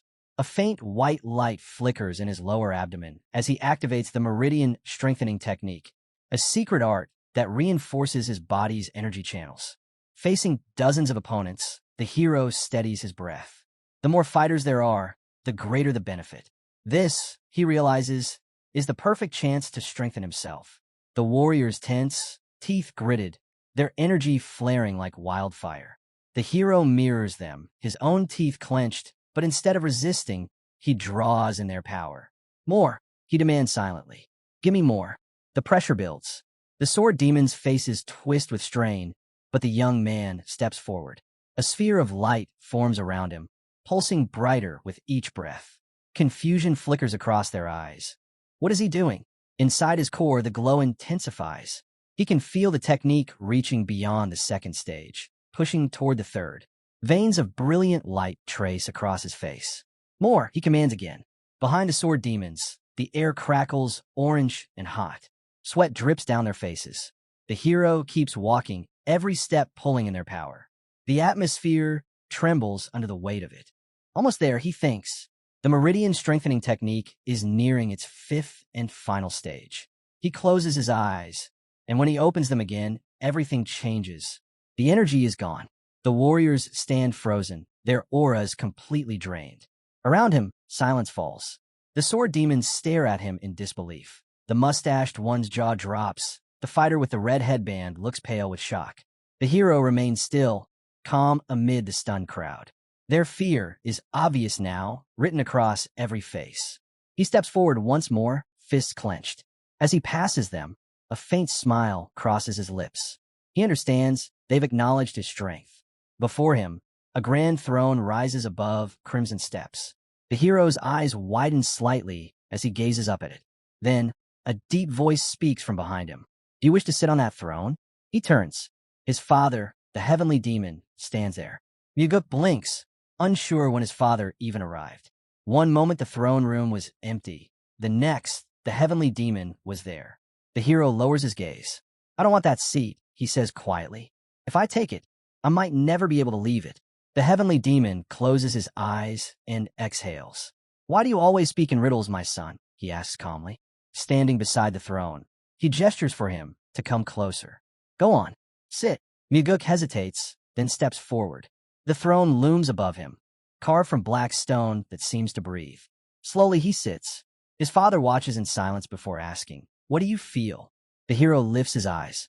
The vast chamber stretches before him, lined with elegant dark pillars. To his right, a towering statue of a demon watches from the shadows. The young man tilts his head slightly. I thought I'd feel something, he admits. Excitement, maybe, but there's nothing. The heavenly demon nods. When I first sat there, I felt the same. The hero glances at him in disbelief. You? You didn't feel anything, even after killing countless people, even your own brother, to take this seat? His father doesn't answer right away. When he finally speaks, his tone is even. Those fighters you saw earlier, they came on their own. Blood Heaven's Blades man gave them no command. The young man's gaze hardens. So you knew, he says quietly. The heavenly demon turns his face slightly, not meeting his son's eyes. You acted as if nothing was happening, the hero continues, while I was surrounded, taking in their energy. When I finally left them, my body wouldn't stop shaking. His father raises a brow. Were they truly that frightening? The hero's hand tightens around the armrest. I wasn't afraid of them, he says. I was afraid of choosing wrong. If one of them had lost control, if just one of them had attacked, I might have died. Silence fills the hall. Even if I survived, he adds, I'd have to kill them all. And if I did that, I could never become heir. Not after slaughtering the sword demons of Blood Heaven. The heavenly demon stands beside him, watching his son in quiet thought. Fear, he says finally, isn't always weakness. I, too, feared that such moments would return, moments when choice costs everything. The hero exhales slowly. When that thought came to me, he says, voice low, I suddenly wanted to see you. The heavenly demon doesn't speak. He studies his son, puzzled, as though trying to understand why, after everything, his son would still long for him. A bead of sweat slides down the young man's cheek. His father finally says, those of the demonic path don't look back. We move only forward. The hero raises his eyes to him. For a fleeting moment, he feels something strange. It almost seems like his father is trying to comfort him. A dark shadow falls across the heavenly demon's eyes. The young man turns his head to the left, then looks down again. I just had another thought, he says quietly. His gaze drifts toward the demon's statue, standing before him. Maybe we should replace that one. His father looks at him. With a sculpture of a woman, the hero says, a faint smile curving his lips. No, 4 women. He imagines them. For breathtaking figures, each one etched into his mind with impossible clarity. He suggests placing one of the famed central plane 4 flowers as the statue. Then amends it. Why stop at one? 4 would be better. The remark hangs in the air until his father's gaze quiets him. The boy rises from the throne. I've been talking nonsense, he says. I should go. He steps down and offers the seat back to his father. Walking down the stairs, he stops and asks directly, can I kill Blood Heaven's Blades man? His father gives no answer. A laugh echoes through the hall. Heavenly demon. The father says, even if you killed Qian Yang, that doesn't guarantee beating Qion Pa. He adds that Qion Pa remains a force to be reckoned with. The young man turns to his father and asks why. If that's true, his father provoked the conflict with Blood Heaven's Blades man in the first place. Shouldn't the man take responsibility? The father replies that he will take responsibility, and then announces he will appoint the hero as commander of the Nirvana Pavilion. The boy processes the title. The Nirvana Pavilion is an inspection body of the cult. Its commander enforces discipline. Is that your plan? The father asks. You wanted to bring order. The boy studies the choice, weighing what the appointment could mean. It begins to seem like his father is using him to settle problems that have been postponed. Anger tightens his jaw. He considers another possibility. His father might not care whether he lives or dies. The two stand across from one another for a long beat. The boy forces himself to stop guessing at motives and focus on the decisions he can control now. He imagines his father leaving lessons on cave walls for his children, then sending them on dangerous missions when it suits him. The thought hardens his resolve. If you're going to send me to kill a bull, he says, give me a weapon to do it with. The father asks what he wants. The boy meets his gaze and requests access to the heavenly demon's archive. A flash of anger crosses the father's eyes. The scene shifts to the archive, a library reserved for a few. The boy thinks of what the archive holds. Secret manuals gathered from across Murim, restricted to the highest circle and the heavenly demon himself. The cult leader's voice fills the hall, calm but sharp. If you think you'll uncover some grand martial art in the archive, he says, you're mistaken. You'll probably walk out after reading only the titles. Muguk looks toward the towering shelves that hold centuries of knowledge. He knows his father is right. There are too many books, too many secrets buried in dust. Even if luck guided his hand to a powerful manual, it would likely be no greater than the soaring sword he already wields. Still, he meets his father's gaze. I just want to try my luck, he says evenly. The heavenly demon studies his son in silence. A bead of sweat rolls down the boy's cheek. Then the man speaks. I don't know what schemes you're hiding, he says, but I'll allow you entry. 7 days. No more. The hero bows, folding his hands respectfully, though irritation flickers in his eyes. Thank you, father. The massive doors of the heavenly demon's archive creak open. Inside, endless rows of ancient tomes stretch into shadow. The hero steps inside, his footsteps echoing faintly. He walks along the shelves, thinking how strange it feels to return to this forbidden place. The same halls where once, in another life, he came seeking the secret demonic soul. He looks to his left, memories rising unbidden. In that past life, everyone believed him dead. Years had changed his face enough that no one recognized him when he returned. Back then, he was no longer the young warrior he once was, but a man chasing knowledge that others had forgotten. He runs a hand along the dusty spines of the books, remembering how long it took him to climb from a nameless soldier to someone trusted enough to secretly meet the cult's new leader.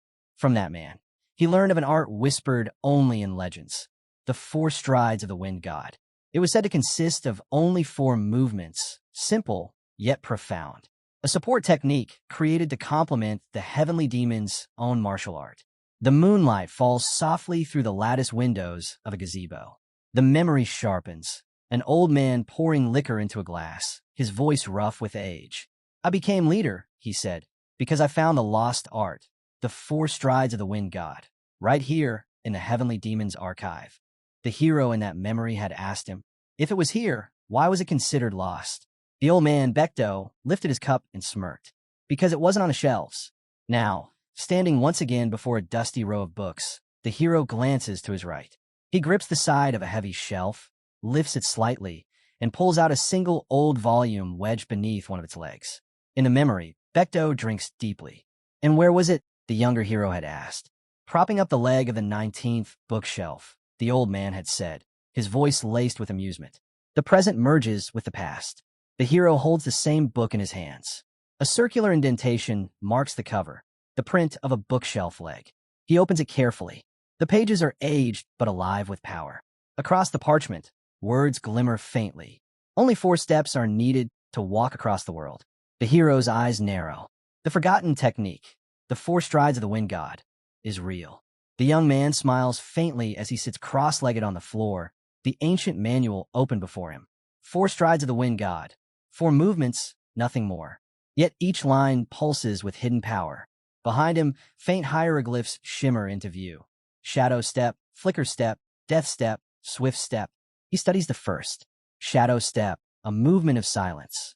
At first, it hides the user from a single opponent's eyes. With mastery, dozens can pass him without ever sensing his presence. He visualizes himself among warriors, blending with their shadows, his form slipping unseen through the chaos. Next, flicker step. The script says it shields the body, a motion born from pure instinct. A step that can save one's life even when escape seems impossible. Around him, he imagines arrows slicing through the air, every one missing by a breath. Death step. A strike that tears through all defenses. The step of killing intent itself. He sees himself rushing forward, his palm outstretched, every obstacle dissolving before him. And then swift step. The wind's own motion, pure speed, unbound. A lantern flickers above his head as he imagines it, his body light as air, faster than sight. 7 days later, inside the heavenly demon hall, torches burn low. Muguk stands before the crimson steps, hands clasped. I have returned, he announces. The heavenly demon sits upon the throne, silent, studying him. And what, he asks, did you learn in my archive? The boy meets his father's gaze calmly. A movement technique, he replies. What technique? The 4 strides of the wind god.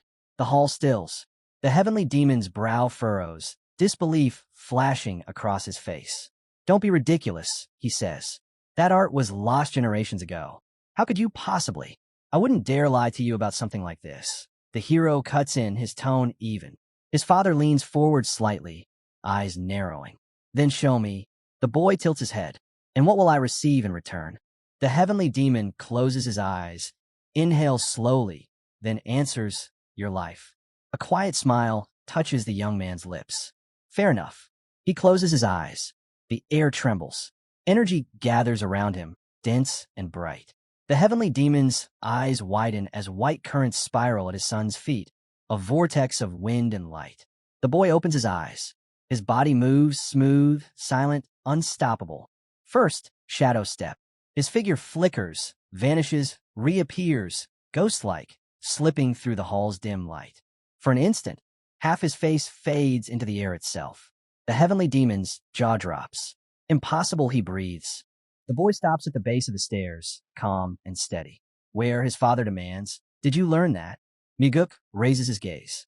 In your archive, he replies. The room falls into silence. Only the faint hum of lingering energy remains. The heavenly demon stares into his son's eyes, his voice low and sharp. How dare you lie to me? The young man stands silently, meeting his father's burning gaze without flinching. That art, the father continues, his eyes glowing with restrained fury, does not exist in the heavenly demon's archive. It does, the hero answers evenly. That's where I learned it. The room tightens with tension. His father takes a step forward. So you're going to keep insisting on this lie? The boy shakes his head. Just because you couldn't find it doesn't mean it wasn't there. Maybe it wasn't where it was supposed to be.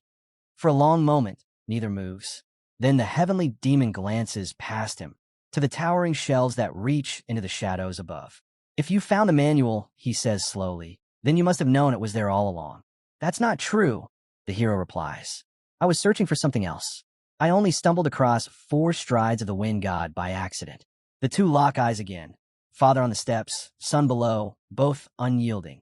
Where was the book? The heavenly demon demands. Under a shelf, the boy answers. It was propping up one of the legs. I only found it when I tried to level the cabinet. The man closes his eyes, exhaling through his nose. Then I assume the most important part of the manual isn't there anymore. The hero blinks in surprise. How do you know that? Because the heavenly demon says, turning away. That's exactly what I would have done. He climbs the steps, his long braid swaying behind him. Without looking back, he commands, tell me the steps of the technique. The boy lowers his head. He'd known this was coming. His eyes drift toward the throne, that cold symbol of power he never desired. He doesn't want to surpass his father or take his place as the heavenly demon. His goal is different, to kill Wamugi, to save his father and the cult itself.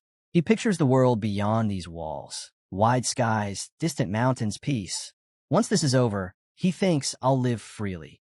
I'll wander until my last day. The right side of his face catches the light. He realizes that even if his father learns 4 strides of the wind god, it won't matter. But still, he speaks aloud. I won't teach you. The heavenly demon stands with his hands clasped behind his back. He slowly turns, his gaze heavy with authority. In this world, the boy continues, nothing comes for free. The man turns halfway toward him, his tone like steel. Did I ask for anything in return when I taught you the secret technique during the hunt? The young man smiles faintly. That was payment for the drinks we shared that day. The heavenly demon's eyes narrow. You dare bring it to this point? He shakes his head, almost incredulous. You truly are made of iron. The hero's smile widens slightly, calm, unshaken. He says he never revealed his full strength until the time was right. The heavenly demon looks at his son and asks what he desires. The boy lowers his head, then raises his gaze with firm resolve. He declares that he wants to learn the heavenly demon defense art. A fierce image flashes, a warrior lifting a blazing fist. The hero recalls that this art shields the body completely, a skill only the heavenly demon can master. Learning it is like gaining another life. The heavenly demon extends his hand and states coldly that his son cannot even hope for it. Only the successor of the clan leader has the right to learn the heavenly demon defense art. But the young man doesn't back down. He suggests his father teach him in secret, hidden from everyone. The heavenly demon raises an eyebrow in surprise. The scene shifts. A grand statue of a demon looms tall. The hero explains that the heavenly demon defense art requires no external energy to activate. If taught in secret, no one would ever notice. The heavenly demon falls silent, lost in thought. The hero folds his hands and says calmly that his father can think about it. For now, he'll take his leave. Before he can go, the clan leader stops him. He commands his son to first explain the 4 strides of the wind god. The boy freezes, turning back in disbelief. Did his father just agree? A faint smile crosses his lips. He asks if his father wants to learn the technique right now. The heavenly demon replies that his son seems too trusting. Does he really think his father won't deceive him and give nothing in return? The boy answers without hesitation. He believes in his father. He says the heavenly demon isn't the kind of man to betray his own son. Silence. Then, the heavenly demon tells him to begin. The boy nods. They face each other across the grand hall, surrounded by ornate relics and towering pillars. The heavenly demon closes his eyes as his son begins explaining what he learned from the library. White energy lines shimmer before the black columns. His words echo against the towering pagoda outside. Majestic mountains rise behind the vast settlement. A radiant aura flares around the heavenly demon. He opens his eyes. The boy asks if he should repeat it again. His father shakes his head. That's enough. Then his body starts to fade, merging with the air. The boy glances to the side. The heavenly demon's presence flickers across the hall like a phantom. Astonished, the hero realizes that his father's version of the 4 strides of the wind god is unlike his own. He wonders if his father has already adapted it. The man moves effortlessly, then appears behind his son. Lifting his left hand, the heavenly demon speaks. This is an extraordinary technique. The hero stares at his father in silence. He realizes he has just altered reality more than ever since his return. Now, he wonders, can Mugi really stand against his father? The heavenly demon speaks solemnly. He declares that he will now pass down the heavenly demon defense art to his son. But he warns he will not repeat it. The boy must remember every word. The young man nods, his tone steady. He understands. An imprint appears on his forehead. Leon clenches her fists in anger, demanding to know who dared to do this to him. The boy answers calmly. It was his father. Her voice falls silent. A bright light surrounds the hero as he sits deep in focus.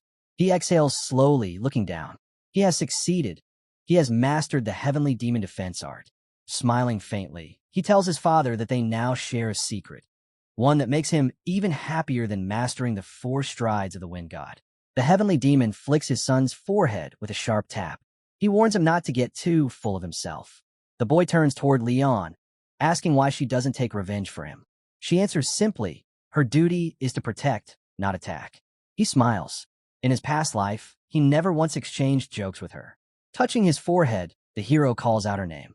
Then, turning slightly away, he says he's not ready yet. Leon looks at him, puzzled. The young man meets her gaze and says that someday he will cure the side effect that has disfigured her body. They face each other across the room. He tells her to wait just a little longer. Leon's eyes widen in surprise. The hero looks back at her and says he told his father something, that the cult must change. It should become a place where no one needs to learn body-destroying techniques just to protect others. He adds that he wants to rebuild the cult so no one is ever forced into anything they don't wish to do. The boy smiles faintly at Leon. She stands frozen, eyes wide, her mouth slightly open. Taking a step closer, the hero commands her to listen carefully to what he's about to say. Leon straightens, folds her hands, and shouts that she's listening to her commander. The boy declares firmly, from this moment, she will no longer serve as his guard. Leon gasps, raising her hands in disbelief. She asks if he's serious. Is he really sending her away? The hero shakes his head. He tells her that he's appointing her as the captain of the Phantom Shadow Corps. Leon stands speechless, staring at him in astonishment. Leon spreads her arms wide, declaring that she's never even heard of the Phantom Shadow Corps. The hero smiles, closing his eyes. He admits she's right, because the organization doesn't exist yet. He says he's creating it now, one that will answer only to him. Leon blinks in disbelief. She asks how she's supposed to join a unit that hasn't even been formed. The hero looks straight at her and asks firmly, will she become the head of the Phantom Shadow Corps for him? They hold each other's gaze for a long moment. Then Leon folds her hands before her face, closes her eyes, and declares that Warrior Leon will carry out the order. The scene shifts. People walk through the busy streets of the settlement. In the background, the hero leans against a wall, arms crossed. He thinks to himself, saying he'll create an organization is easy. Actually building it is something else entirely. He'll need money. A lot of it. Tilting his head slightly, he recalls an incident from his past life. That memory might be his chance to earn what he needs. A man named Yang Dang stands nearby, a sword strapped to his back, shouting to the crowd. He calls for people to join a mission, an escort for two noble gentlemen. The pay is high, Yang Dang says, but the job is dangerous, and anyone who dares to betray them will be executed on the spot by his own hand. The gathered fighters frown at his words. Then Yang Dang turns to the hero, eyeing him closely. He asks if the boy was sent by a warrior named Seal. The hero nods. He was. Yang Dang narrows his eyes. Are you sure of your skills? He asks. The hero grins and replies that if he wants proof, he can test it. He's happy to put a sword through him right now. Yang Dang scoffs, calling him arrogant. He warns that in this world, people like that disappear like morning dew. The hero folds his arms and tells him not to worry. He'll follow orders. He's only here for the money. The man studies him for a moment, then says he'd better be careful. From now on, he's under special watch. The hero glances to the side and spots a mother with a small child. He recognizes them instantly. In his past life, they died during this very mission. But not this time. He's going to save them. The little girl looks up at him nervously. He raises his hand in greeting, and her expression softens into a small smile. Her mother glances back, sadness lingering in her eyes. The carriage rolls forward through the forest, guarded on all sides. The sun dips low behind the trees. The commander calls for a halt. He distributes food among the fighters, reminding them that no one knows when they'll eat again, so they'd better eat their fill now. Campfires flicker to life. One soldier grumbles, complaining that all they've been given is dried beef.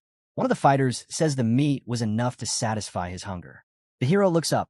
He knows the squad was attacked before and the bodies were never found. Stars pepper the sky. A fighter begins coughing, clutching his throat. Corpses lie on the ground. The hero watches in shock and realizes the beef everyone ate was poisoned. He clenches his fist and stares at the corpse at his feet. He cannot understand why he himself is unharmed. Yang Dang approaches. The hero recognizes him as the one who poisoned the beef distributed to everyone. The young man tells him he didn't eat what the others ate. The scoundrel draws his sword. He says this is bad, and it would be better if the boy died with the rest. The young man calls Yang Dang pathetic and asks what he plans to do with the money from killing his comrades. The scumbag answers that the money can be spent on drinks and women. He levels his sword and asks if it was worth killing so many for that. Yang Dang calls the boy an idiot and tells him to think about his own life. Someone nearby says it looks like it's all over. The hero and Yang Dang turn toward the voice. Men in straw hats stand before them. The hero assesses them and realizes they are not weak.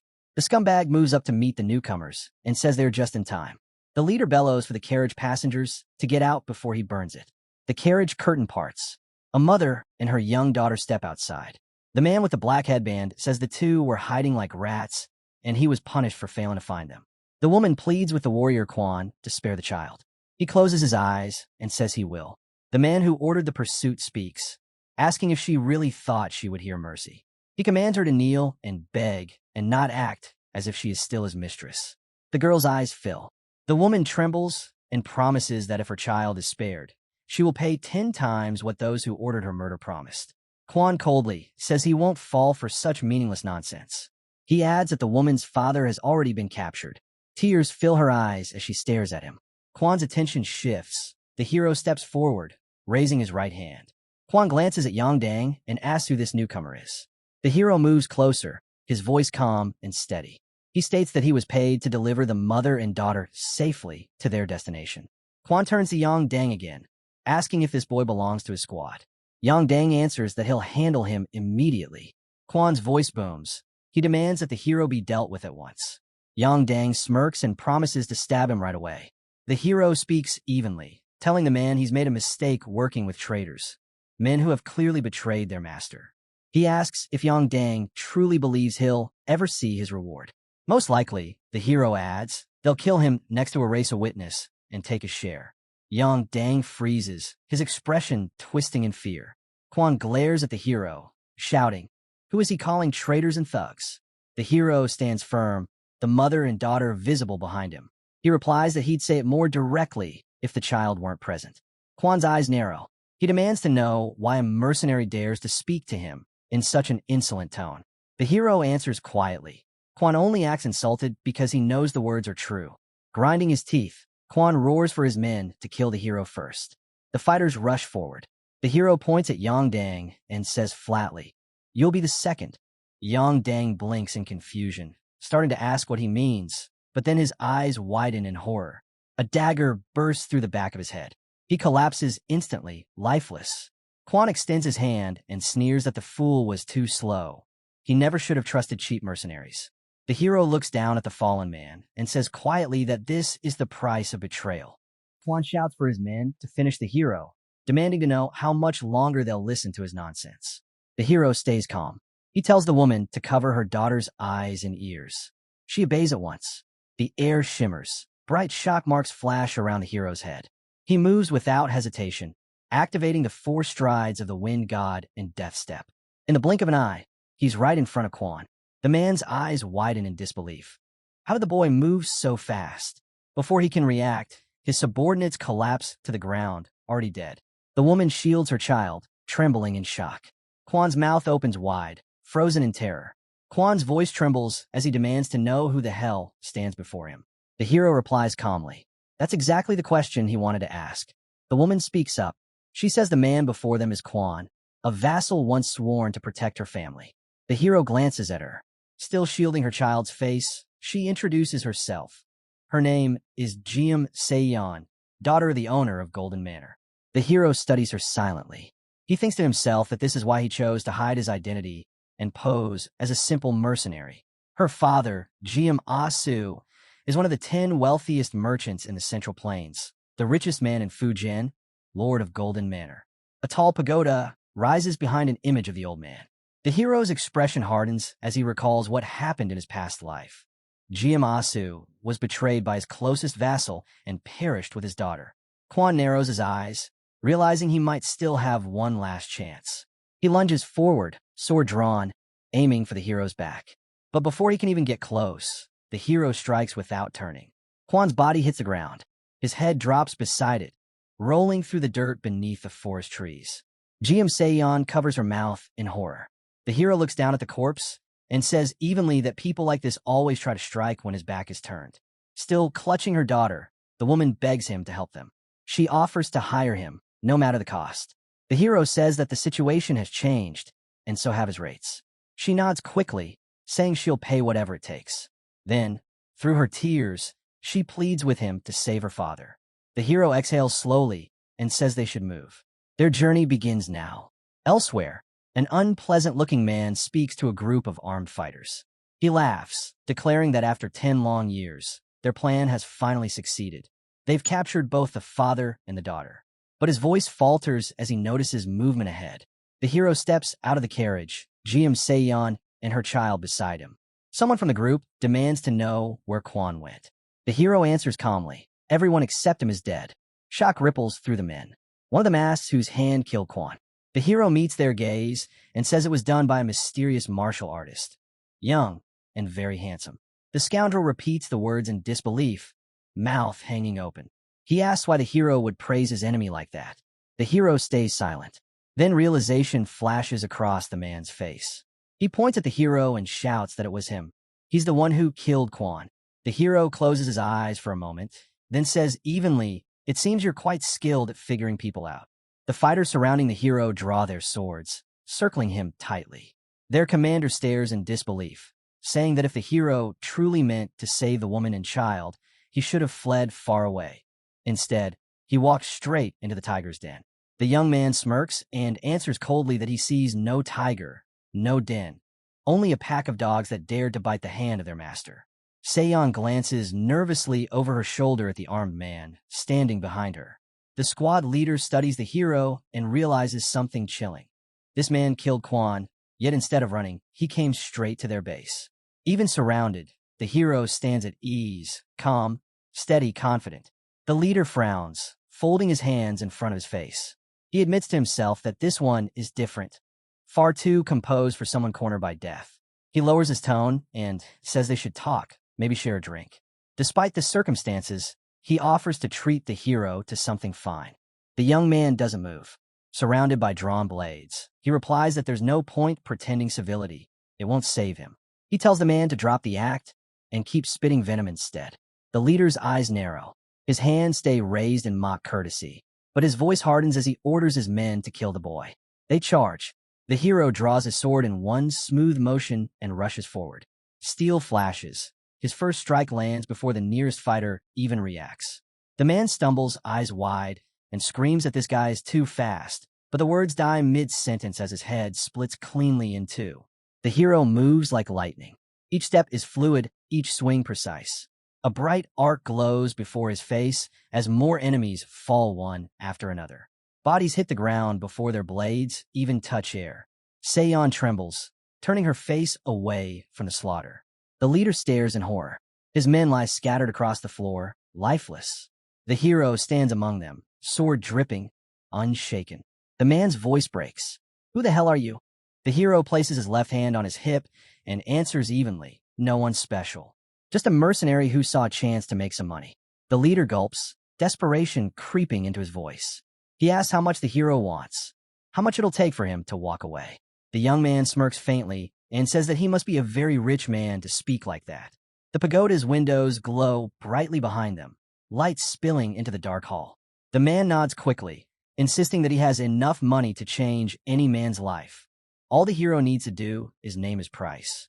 But the hero tilts his head slightly and asks, "If you're already so rich, why keep doing evil?" He scoffs that if the scoundrel wanted to change his miserable life, he would use his own money, not steal from his master. The man falls silent, staring at the youth. Someone nearby yells for the boy to drop his sword. A blade presses against Jiam Asu's throat. A vile-looking fighter stands over the old man. Seion screams for her father. The thug smiles and warns the youth, "Drop the sword, or the owner of Golden Manor dies." Without hesitation, the hero snaps his weapon upward. A bright red streak slices the air and flashes between the criminal's legs. In a single sweep, he severs both the thug's sword and his own blade. Blood arcs into the air, proof he used the soaring sword in flaming heaven. The thug reels, horrified. The hero asks him to repeat his threat, his face grave. He steps forward. The thug stammers, holding his hands out and begging for time. The hero says he doesn't care what the man asks for. If he doesn't want to die, he must come out now. The thug stares, remembering the previous strike and the vast aura behind it. He realizes he likely spent all his inner energy. Gripped tight on his sword, the thug lifts it high. The hero parries the strike without turning. He strains to deflect the next swing as the thug resolves to gather whatever energy remains and end this instantly. Steel meets steel. The thug's blade slams into the ground. His eyes burn red. White shock marks flicker around them. The earth cracks beneath their feet. They stand locked in combat. The thug swings again, convinced the boy's arms must have gone numb. The hero presses his weapon forward. The thug thinks one more push will finish him. Then horror spreads across his face. The hero's sword is buried in the thug's chest. He tells the dying man that he is pathetic. He should have trained instead of feeding his greed. He adds that the head of security sworn to protect Golden Manor should not have lived such a shameful life. The thug's eyes roll back. White clouds his gaze. Blood beads at the tip of the blade. The hero looks down at the fallen enemy and says evenly that if the man wants to be rich in his next life, he should try being a merchant instead. The old man folds his hands respectfully before him and thanks the youth. He says he will never forget that this boy saved his entire family from death. Giamasu asks if the young man would share his real name. The hero stays silent for a moment, then closes his eyes and replies that he's just a mercenary passing by. Giamasu spreads his arms, saying that not even the king of mercenaries could have defeated those scoundrels so easily. The hero smiles faintly and says the old man is giving him too much credit. Seion turns to her father, reminding him that she promised the boy a reward. Giamasu nods approvingly. She did well, and their family can certainly keep that promise.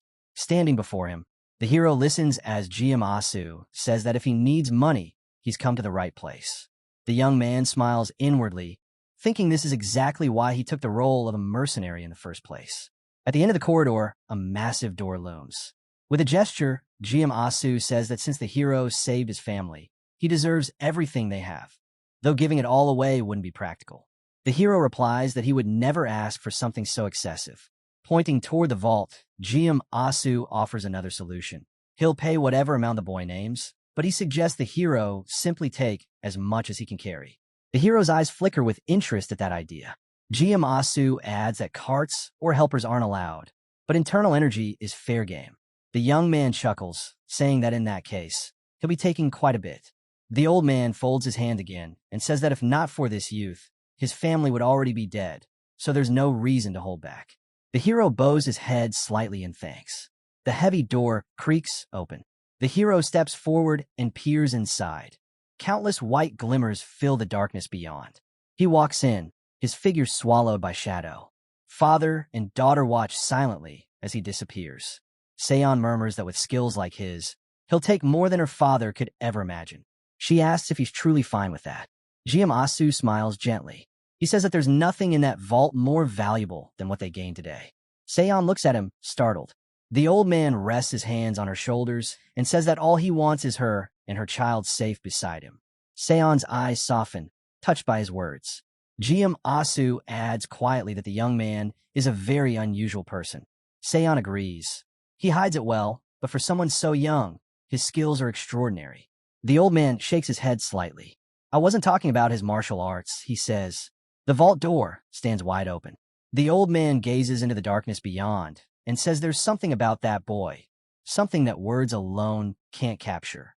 GM Asu imagines the young man, recalling the countless people he has met in his life, yet none so young, so composed, and carrying such a powerful presence. He tells his daughter that wealth can always be rebuilt, but meeting someone like him again may never happen. Seon looks at her father in surprise as he continues, saying that's why he doesn't regret a single coin spent. The greater the reward, he explains, the stronger the bond they'll form with someone like that. Seon says nothing, only watching her father quietly as the vault door closes behind them. The hero walks through the streets with the weight of a giant bag slung over his shoulder. He recalls how he sold the gold and treasures taken from Golden Manor, visiting one city after another, since no single shop could buy it all. By the time he finished, he had earned 38 million yang, his first fortune. He thinks that this money will be the foundation for the future squad he plans to build. Soon, he arrives before a towering pagoda. Climbing the steps, he finds his father seated upon the throne, with Sima standing at his side. He realizes that his father is deep in council, receiving reports and making decisions that decide life or death for others. The boy watches quietly, wondering if the heavenly demon is content with the life he leads or if it weighs upon him. He walks forward along the red carpet. The heavenly demon studies his son closely, then says that he has heard the boy left the city. The hero looks surprised, then closes his eyes and admits that he went out to earn money. His father asks why he needs it. Standing before the steps of the throne, the young man replies that he can't keep living off his father's wealth, and besides, he'll soon have major expenses.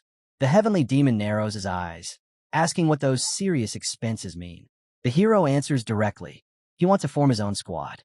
Heavenly Demon and Sima both turn toward him, stunned. His father's voice hardens. What did you just say? The boy stands firm on the red carpet and explains that every supreme demon commands their own forces, and to stand against them, he'll need his own organization. The clan leader's tone turns sharp. He declares that such a thing cannot be allowed. If his youngest son creates an army, the eldest will follow, and the cult itself will fracture. Heavenly Demon forbids him outright. The hall falls silent. The boy meets his father's gaze, his eyes steady, saying nothing, but the fire behind them refuses to fade. He had expected pushback. After all, the man before him would never agree to such a thing right away. Without a word, Muguk reached beneath his robe and pulled out a scroll. Holding out, he declared that it was something he had brought for his father. Both the heavenly demon and Sima turned to him, surprised. The man raised his hand, and the scroll floated gently into his grasp. Unrolling it, the heavenly demon frowned. What is this money for? He asked. The boy replied calmly. Father can use it however he wishes. Anger flickered in the man's eyes. He looked at his son in disbelief, asking again, as if he couldn't quite understand. The boy didn't flinch, his gaze steady. Sima, standing nearby, glanced between the two silently. From the lower shadow of the cult leader's face came a low, firm voice. Do you not realize how wealthy I am? I do, the boy answered softly. You're the richest man in the world. But the first money a child gives to their parents, that's something special. For the first time, the heavenly demon seemed at a loss. His expression hardened, but beneath it, something else stirred. I wanted to thank you, the hero continued, for giving me life and for raising me. The room fell silent. Neither the cult leader nor his advisor spoke a word. With his hands folded before him, the young man bowed his head slightly. At least once in my life, I wanted to do this properly, he said. Please rest well, father. Then, turning away, he walked out. The heavenly demon stared at the scroll in his hands. A faint smile tugged at his lips. Seema, beside him, remained silent, his eyes following his master's reaction. The scene shifted to the Nirvana Pavilion. Leon stood beside the hero, watching him quietly. It's time, a voice said. The hero looked up. Standing before him was Daryong. Everyone's waiting for you, Daryong said. A faint smile crossed the hero's face. Good to see you, Daryong. I volunteered for this, Daryong replied with a grin. Standing beside Leon, the hero chuckled. Didn't expect we'd meet again under these circumstances, did you? To be honest, Daryong said, I was pretty surprised. They locked eyes for a moment. Then the hero said simply, let's go.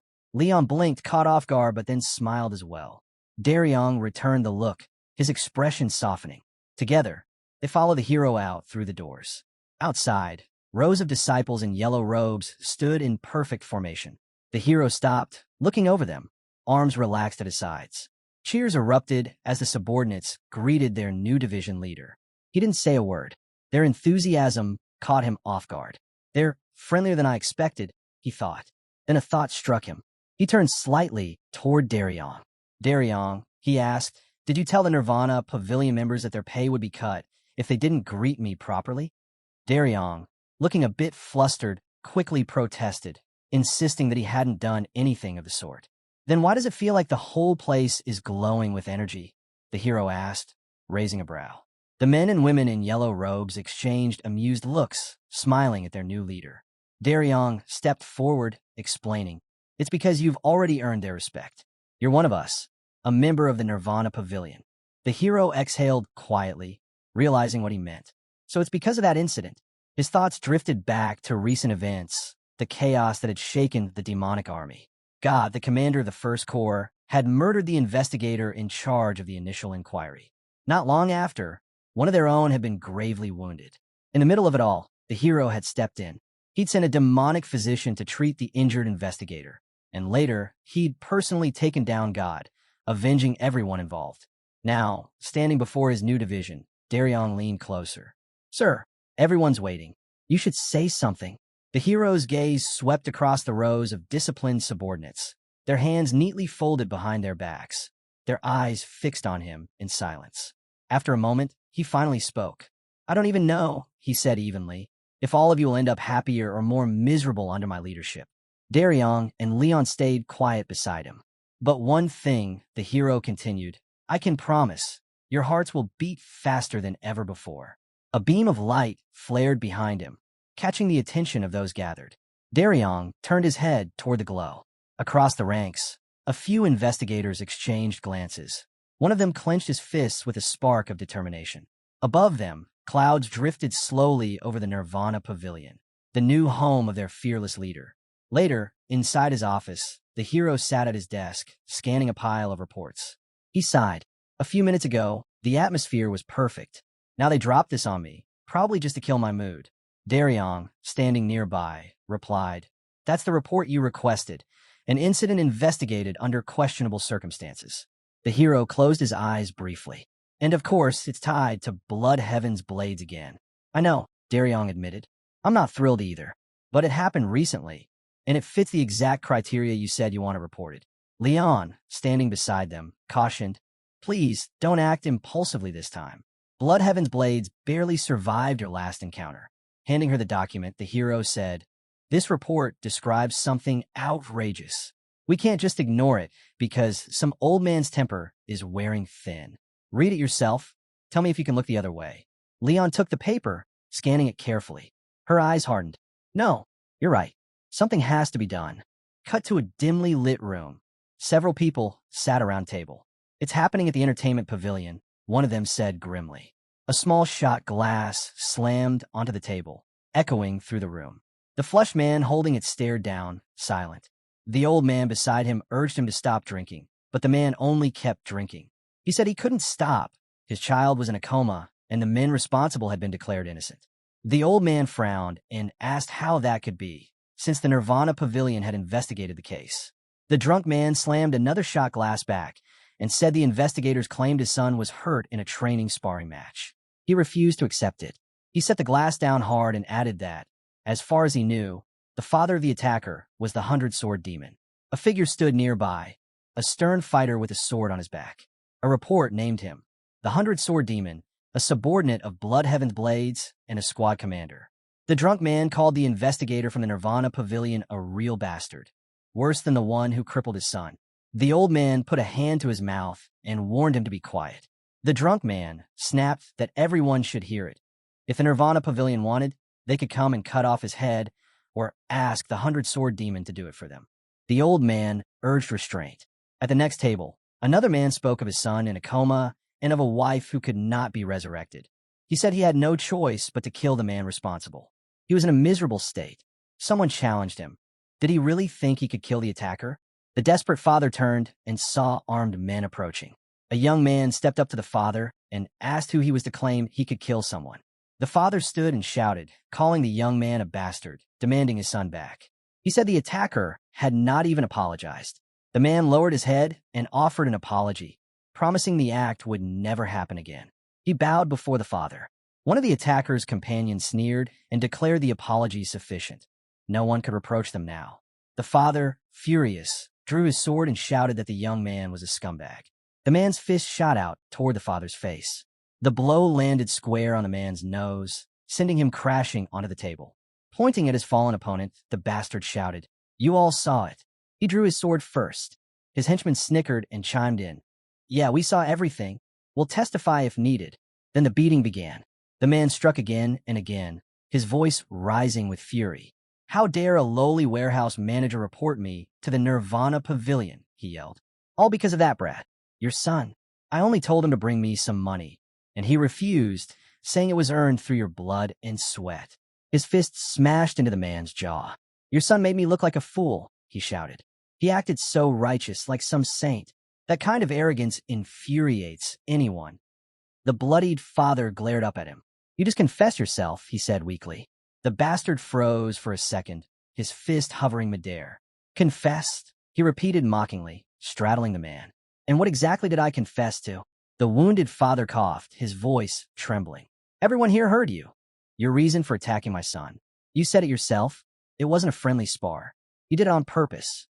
The man's expression darkened. He slowly turned his head, scanning the room. "Did any of you hear me say that?"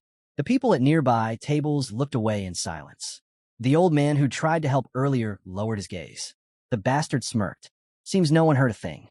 His laughter filled the room, loud and cruel. Tears streamed down the beaten man's face. He shut his eyes as the mocking laughter echoed above him.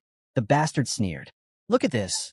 An old man crying like a woman on her wedding night. No wonder your son turned out just like you." His henchmen burst into laughter. But then, a voice cut through the noise.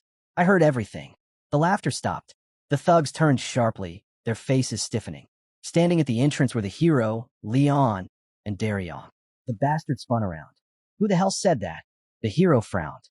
"You really have the nerve to talk like that, without even knowing who you're speaking to?" His voice was calm, but heavy, commanding silence in the room. "I have no idea who raised a degenerate like you," he said coldly.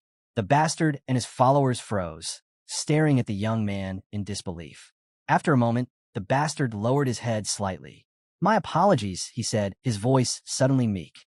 "I got a little emotional. Please, don't be angry." Then just as quickly, he laughed, mocking, defiant. "Did you really think I meant that?" he sneered. "I don't care who you are, but since you've stuck your nose where it doesn't belong, you'd better make a last wish." The hero's lips curved into a small smile. "So," he said evenly, "if the son of the 100-sword demon can behave this disgracefully in broad daylight, that must mean his father holds a lot of power around here." The bastard smirked. "And who exactly did you just call someone's child?" he asked, his tone mocking. But the grin froze on his face the moment realization struck. His eyes widened in shock as he recognized the young man before him, the second son of the cult leader. Gasps spread through the room. Someone whispered, "Wait, that's him? What's he doing here?" The bastard's expression twisted from arrogance to fear. You're really the son of the heavenly demon," he stammered. The hero's voice was calm, almost cold. "Relax. I'm not here as a son. I'm here as the head of the Nirvana Pavilion." Leon, standing at his side, smiled faintly. Then this fool should be even more nervous now. But the hero shook his head. Doubtful. Someone like him isn't afraid of names or ranks. The bastard quickly bowed his head, pressing his palms together. "Forgive me, young master. My youth and foolishness blinded me. I failed to recognize you and behaved disrespectfully. Please forgive my ignorance." The hero studied him silently. "Judging by your attitude, it doesn't seem like you think of yourself as a saint," he said. The man forced a nervous laugh. "I'm just an idiot, young master. I don't understand much about life." The hero could see right through him. He's cunning, he thought. Knows exactly when to bow and when to bite. The bastard wiped sweat from his brow. "If you'll excuse me, I should take my leave." But the hero's voice stopped him cold. "I came here today specifically to find you." The man froze mid-step. "To find me?" The hero's expression didn't change. "Yes, I'm investigating the attack committed by you." The bastard blinked, confusion giving way to defiance. "But the Nirvana Pavilion already investigated me. I was found innocent." "That's true," the hero said evenly. "But I decided to reopen the case myself." The battered father looked up in disbelief, blood still trickling down his face. Around them, the bastard's followers exchanged anxious glances. The hero spoke clearly, his tone leaving no room for argument. "You're accused of extortion, incitement to theft, and inflicting serious bodily harm. You also assaulted the victim's father." The wounded man stared at him in stunned silence. The bastard and his lackeys began to tremble. "The crimes you've committed are vile," the hero continued. "I'll personally make sure you spend no less than 20 years behind bars." The bastard flinched. 20 what? He threw his arms wide in protest. "It wasn't an attack. It was just sparring." The hero tilted his head slightly. "Funny, you seem to have forgotten your little confession just minutes ago. The one heard by the head of the Nirvana Pavilion." The bastard froze. The memory of his own words echoed in his mind, and panic flashed in his eyes. "My father," he stuttered. "My father won't let this happen. He'll never allow his son to become a defendant." The hero's gaze hardened. "You don't need to worry about that," he said quietly. "The 100-sword demon will be far too busy to defend his son." The bastard blinked, confused. "What do you mean?" The hero took a step forward, his voice cutting through the air. "Because I'm arresting your father as well, for bribing a Nirvana Pavilion investigator." The scumbag gasped, incredulous. "You really think my father will let this stand?" he spat. "When he's out, he'll make you pay, maybe kill you even while you rot in prison." His shout cut off when the hero's fist slammed into his stomach. Tears, and maybe drool, streaked down the man's face as he collapsed forward, choking. "Do you know what you just did?" the hero asked coldly. "Threatened the head of the Nirvana Pavilion, and you just added 30 years to your sentence." The scumbag begged for mercy, voice breaking. The hero didn't look away. He leaned down and demanded a single reason why the man deserved forgiveness, or for them to stop invoking the 100-sword demon. The thug mumbled incoherently through his tears. Daryong and Leon watched, expression hard. The hero pressed. Had this ghoul ever spared or helped anyone? Give one example. The henchmen shifted, fear playing in their faces. The hero said he would hear any excuse, however implausible. The villain's eyes dropped. He couldn't come up with a thing. "I'll be different from now on," he pleaded. A stinging slap answered him. Blood spilled from the scumbag's mouth. The room fell into stunned silence. The beaten father stared, shocked to his core. Standing over the slumped man, the hero said simply that an exemplary life could begin only after the man served his time. His tone left no doubt. The henchmen cried that they'd only followed orders and begged to be spared. The hero folded his hands behind his back and gave them one choice. Tell everything you know or face court too. They caved and agreed to talk. "Take them to the Nirvana Pavilion," he ordered. Daryong acknowledged, and the men in yellow robes moved in to escort the prisoners. The beaten father and the tavern keeper watched as they were led away. Then the hero, facing everyone present, spoke up. "If anyone senses injustice, report it to the Nirvana Pavilion. As long as he led the organization, its decisions would not bow to outside pressure. The entire tavern stared at the young man, jaws hanging open. Then he said calmly, "And if anyone dares threaten their father like that fool just did, I'll go straight to my father for help." For a moment, silence hung in the air. Then a ripple of laughter spread through the room. Even the young men near the railing couldn't hold back their giggles. Leon smiled. "By the way," she told the battered man, "the demonic physician already examined your son, under direct orders from the cult leader's second son himself." The man blinked, stunned. "You mean that doctor treated my boy?" The hero nodded. "Your son is far more important than you realize. I saw him regain consciousness. Go see him right away." The man's eyes widened, his lip trembling. Then tears broke free. He stumbled forward and bowed deeply. "Thank you, young master. I'll never forget your kindness." The hero gently placed both hands on the man's shoulders, smiling faintly. "You've devoted your life to serving the cult. It's only right that the cult protects you in return." The man wept openly, clutching the hero's hand. Thank you," he repeated over and over, voice shaking. Leon and Daryong exchanged small smiles as they watched. Even the tavern worker wiped tears from their eyes. The hero's eyes gleamed as he said softly, "No, it's the cult that should thank you for everything you've done."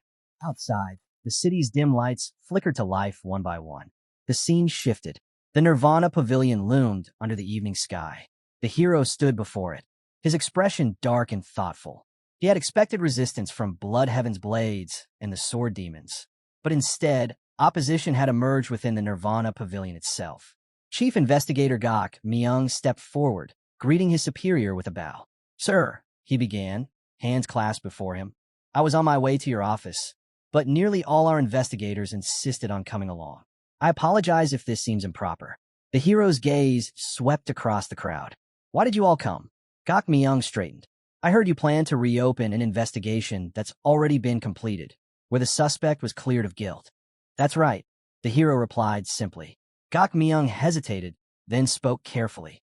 "With respect, sir, doing this might crush the morale of our investigators." The hero regarded him in silence for a long moment, then turned his attention to the assembled crowd. "Do the rest of you agree with him?" Murmurs of assent rippled through the ranks. One by one, the investigators voiced their support for Gok Myung. The hero's expression hardened. "I couldn't disagree more," he said firmly. "The case of Yang Ho has shattered the very credibility of the Nirvana Pavilion, completely and utterly." Gok Myung's brows knit in surprise. "Sir, what do you mean by that?" The hero's voice rang clear across the courtyard. "As most of you already know," he began, "Yang Ho confessed to his crimes before multiple witnesses. After that, he was arrested." Gok Myung folded his hands neatly in front of him. "Yes, I'm aware of that, sir." "Then tell me," the hero said evenly, "why are you here with all your subordinates, if you already know the facts?" Gok Myung's tone hardened. "Because we are outraged. A case that has already been closed is being reopened without precedent." The hero studied him closely. "So, this is a matter of principle, then?" The view widened. The Nirvana Pavilion stretched below like a vast hive of order and tension. "Yes," Gok Myung said firmly. "It is. And, to my knowledge, this is the first time in our organization's history something like this has happened." The hero's eyes narrowed. He shut them briefly, then opened them to meet Gok Myung's gaze head-on. "Yang Ho was beaten half to death," the hero said, "and the man who did it admitted his guilt in front of witnesses. Do you not think a reinvestigation is necessary? Should principles stand in the way of justice?" Gok Myung straightened, his expression unmoved. "You may call me old-fashioned," he said, "but preserving the organization's structure and its rules is essential. Without them, the Nirvana Pavilion loses its foundation." The hero exhaled sharply, shaking his head. Then he extended one arm to the side. "Fine," he said. "Let's hear it from the others. Anyone who believes a reinvestigation is the right thing to do, stand to my left."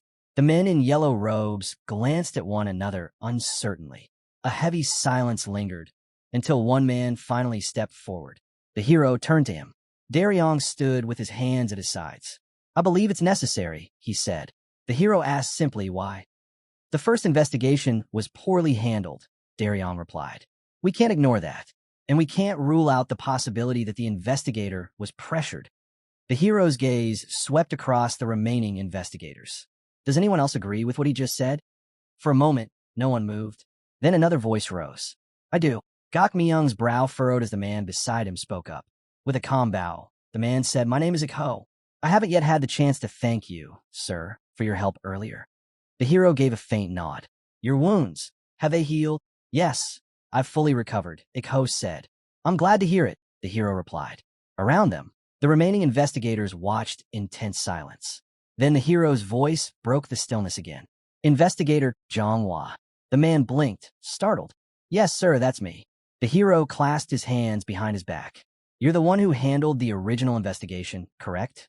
Yes, sir, Zhonghua answered. I conducted it as thoroughly as possible. The hero's expression hardened. Did you take a bribe? The air went still. The investigator stiffened, his face twisting in outrage.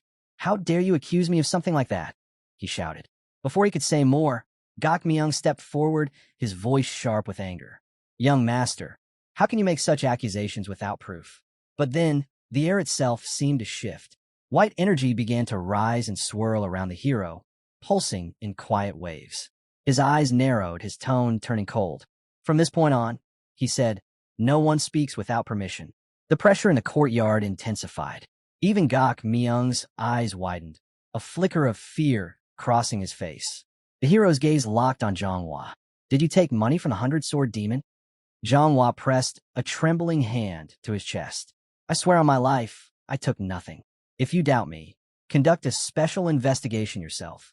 The hero watched him for a long moment. Then, unexpectedly, a faint smile appeared on his lips. I already did, he said, and I found that you're telling the truth. You didn't take the money. Zhonghua blinked in shock. Gok Myung's voice burst out, incredulous. You mean to tell me you carried out an internal investigation on one of our own investigators? That's impossible without special authority. The investigation had such authority, the hero replied calmly, and the permission came directly from the cult leader himself. Gok Myung froze, speechless. The hero turned back to Zhonghua. So tell me, he said, voice low, if you didn't take the bribe, why did you falsify the report? Zhonghua lowered his eyes. I didn't falsify anything, he said quietly. Based on the evidence I had, my conclusion was correct. The hero's tone sharpened. Did someone threaten your sister? Outside, clouds drifted slowly above the Nirvana Pavilion, their shadows sliding across the courtyard. The investigation confirmed you're completely incorruptible, the hero continued. I didn't believe that at first. I checked everything myself, because I've never met anyone who truly doesn't care about money. He paused, but to my surprise, I found out you really are that kind of man. Zhonghua stared at him, speechless. I had to understand why a man so pure would falsify a report, the hero went on. And I found your weakness. Your younger sister, the only family you have. The investigator's eyes went wide, disbelief and fear mixing on his face. Gok Myung turned toward him sharply. Is that true? Did someone threaten her? Speak, the old man barked. Tell him the truth. The hero watched them quietly, reading the moment. So that's why he brought them here, he realized. Gok Myung wanted to protect Zhonghua, to shield him, like a father protecting his son. Gok Myung's anger burned, but the hero understood it wasn't hatred. It was guilt. Then the hero's voice rose, clear and resolute. There's no need to worry about your sister. Both Gok Myung and Zhonghua froze, staring at him. She's safe, the hero said. I've already stationed guards near her home. Until this case is fully resolved, no harm will come to her. Zhonghua's eyes filled with disbelief, then with hope. You really did that? He asked softly. The hero confirmed it. Zhonghua collapsed to his knees and shouted that he had committed a heinous crime. Gok Myung raised a hand and demanded to know if Zhonghua had indeed done it. The hero asked the investigator if he knew he was obliged to act honestly even under threats. Zhonghua admitted everything and said he would accept any punishment. Colleagues watched in silence. The hero ordered him to rise. Zhonghua stood. The hero said that if this offense had occurred after the man assumed leadership, there would be no forgiveness. But since it happened before, he would make an exception and pardon Zhonghua this once. He warned that the clemency was granted only because Zhonghua had previously proven himself incorruptible. The investigator asked if the pardon was real. The hero answered that it was one time only. Zhonghua thanked him repeatedly. Others reacted with surprise and murmured thanks. Daryong and Li On looked toward their new leader, standing before his subordinates. The hero declared that now, as head of the Nirvana Pavilion, the the families of its employees were under his protection. If anyone dared threaten them, he would deal with those responsible personally. Those in yellow robes listened as he added that the organization would no longer tolerate outside pressure. He promised that anyone who attempted interference would be severely punished. He instructed that any threat must be reported immediately. A large pagoda rose above the assembly. The hero said that if necessary, he would ask his father to protect the families of those present, and he repeated that all outside interference must be reported directly to the head of the Nirvana Pavilion. Looking at his subordinates, he ordered them to perform their duties with their heads held high. Gak Myung and Manhwa stood in stunned silence. The hero stated that when people and their families feel secure, the Nirvana Pavilion could function properly. He concluded by declaring that everyone who commits crimes must be punished, including any employee of the Nirvana Pavilion. The scene shifts over the towering building, the headquarters of the organization. Inside, the hero stands tall, his voice cutting through the silence. He declares that if the leader of the cult dares to commit a crime, then even he will face justice. The hall goes still. The followers in yellow robes stare at him, stunned. But the young man doesn't falter. He continues, saying he fears no one, not even the head of the 8 supreme demons. What truly worries him, he says, is that Nirvana Pavilion will lose its purpose, that they will fail to protect the very people they swore to defend. The staff exchange uneasy glances. The young man's tone hardens. He says he can't stand by and watch criminals smile freely at him and his comrades. Manhwa, eyes still red with tears, looks up at him. From the crowd, a voice rises, hesitant but sincere. It's a woman, saying perhaps this is a late confession, but she too wants to follow the orders of Nirvana Pavilion's head. All eyes shift left. Standing apart from the others is a girl, striking, calm, and familiar. Daryong recognizes her instantly. Jo Hyang. Manhwa turns in surprise, while the other investigators watch in silence, their reactions mixed. Jo Hyang walks to stand beside Daryong. Behind the young man, more investigators gather, forming a quiet wall of support. The young man steps forward and addresses an old man. He says he has goals to achieve, and for that, he'll need his wisdom and guidance. Extending his hand, he asks for the old man's help. For a moment, the old man says nothing. The hero waits, silent. Then, slowly, the old man clasps his hand. He thanks the head of Nirvana Pavilion and grips the young man's hand tightly, refusing to let go. The young man turns to his team. He orders Daryong and the reinforcement squad to move. Their mission, capture Yang Tae, the 100-sword demon, and Yang Ho's father. The old man warns him that Yang Tae won't surrender easily. He owns 100 warriors. The young man nods, unfazed. He tells Daryong to offer Yang Tae a choice. Come willingly or be charged with treason. The followers in yellow robes look on, tense and silent. Cut to Yang Tae, the 100-sword demon, as he greets the second son of the cult leader. The young man corrects him coldly. He should be addressed as the head of Nirvana Pavilion. They sit across from each other at a table. Yang Tae leans back, apologetic yet curious. He says he was summoned on accusations of betrayal. Could someone explain what that means? The young man admits this was the only way to bring him here, for a talk. Yang Tae rubs his chin, studying him. He apologizes again, saying he didn't respond immediately because he must consider his reputation. After all, they serve the same organization, and leadership demands balance. The young man closes his eyes briefly, acknowledging the point. Then, a sharp cut. A beating scene flashes before us. Yang Tae's voice echoes. This entire incident should never have gone public. He insists it was nothing serious, just the children playing, and things got out of hand. A faint smile curves across the face of the 100-sword demon. He leans back and says that the young man must already understand. Running the Nirvana Pavilion will eventually demand both external help and a steady flow of money. The hero listens in silence, eyes narrowing slightly. It's clear to him now, Yang Tae isn't offering advice. He's circling around a bribe. Meeting the young man's gaze, the 100-sword demon continues. He says this is only the beginning.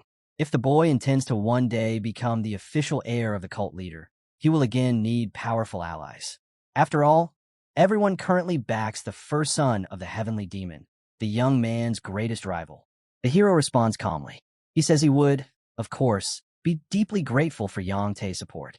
Yang Tae folds his hands together, his voice growing smooth and confident. He says he never doubted the boy's intelligence and vows to serve him with loyalty and sincerity. Rising from his seat, he adds that he'll even prepare a grand feast in the hero's honor soon. The young man looks at him, puzzled. "And where are you going, 100-sword demon?" he asks. Yang Tae blinks, genuinely surprised. He thought their meeting had concluded. The hero shakes his head. "When you spoke of helping me," he says evenly, "I assumed you meant after you get out of prison." Yang Tae freezes, confusion flickering across his face. Then he chuckles softly, saying he doesn't take kindly to jokes like that.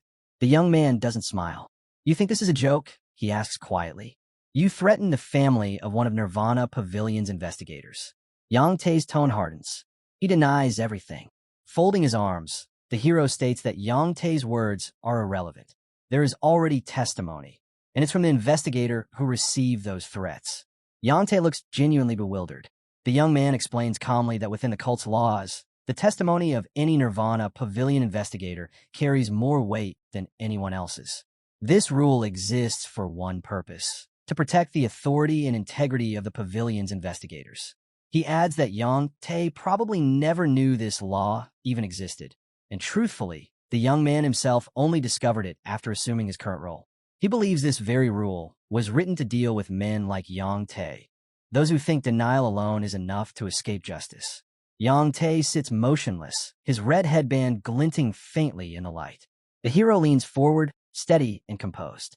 "If you confess," he says, "your sentence will be reduced by 10 years. If not, you'll serve 20. He pauses, then adds with quiet finality. "And with that, I believe our negotiations are over." The two lock eyes across the table. Yang Tae finally breaks the silence. "Has the head of Nirvana Pavilion gone mad?" he asks, disbelief in his voice. The hero stands, his tone sharp but calm. "Even if I had," he replies, "I'd still do exactly this, because dealing with people like you requires nothing less." The hero looks at him steadily. "Why?" he repeats.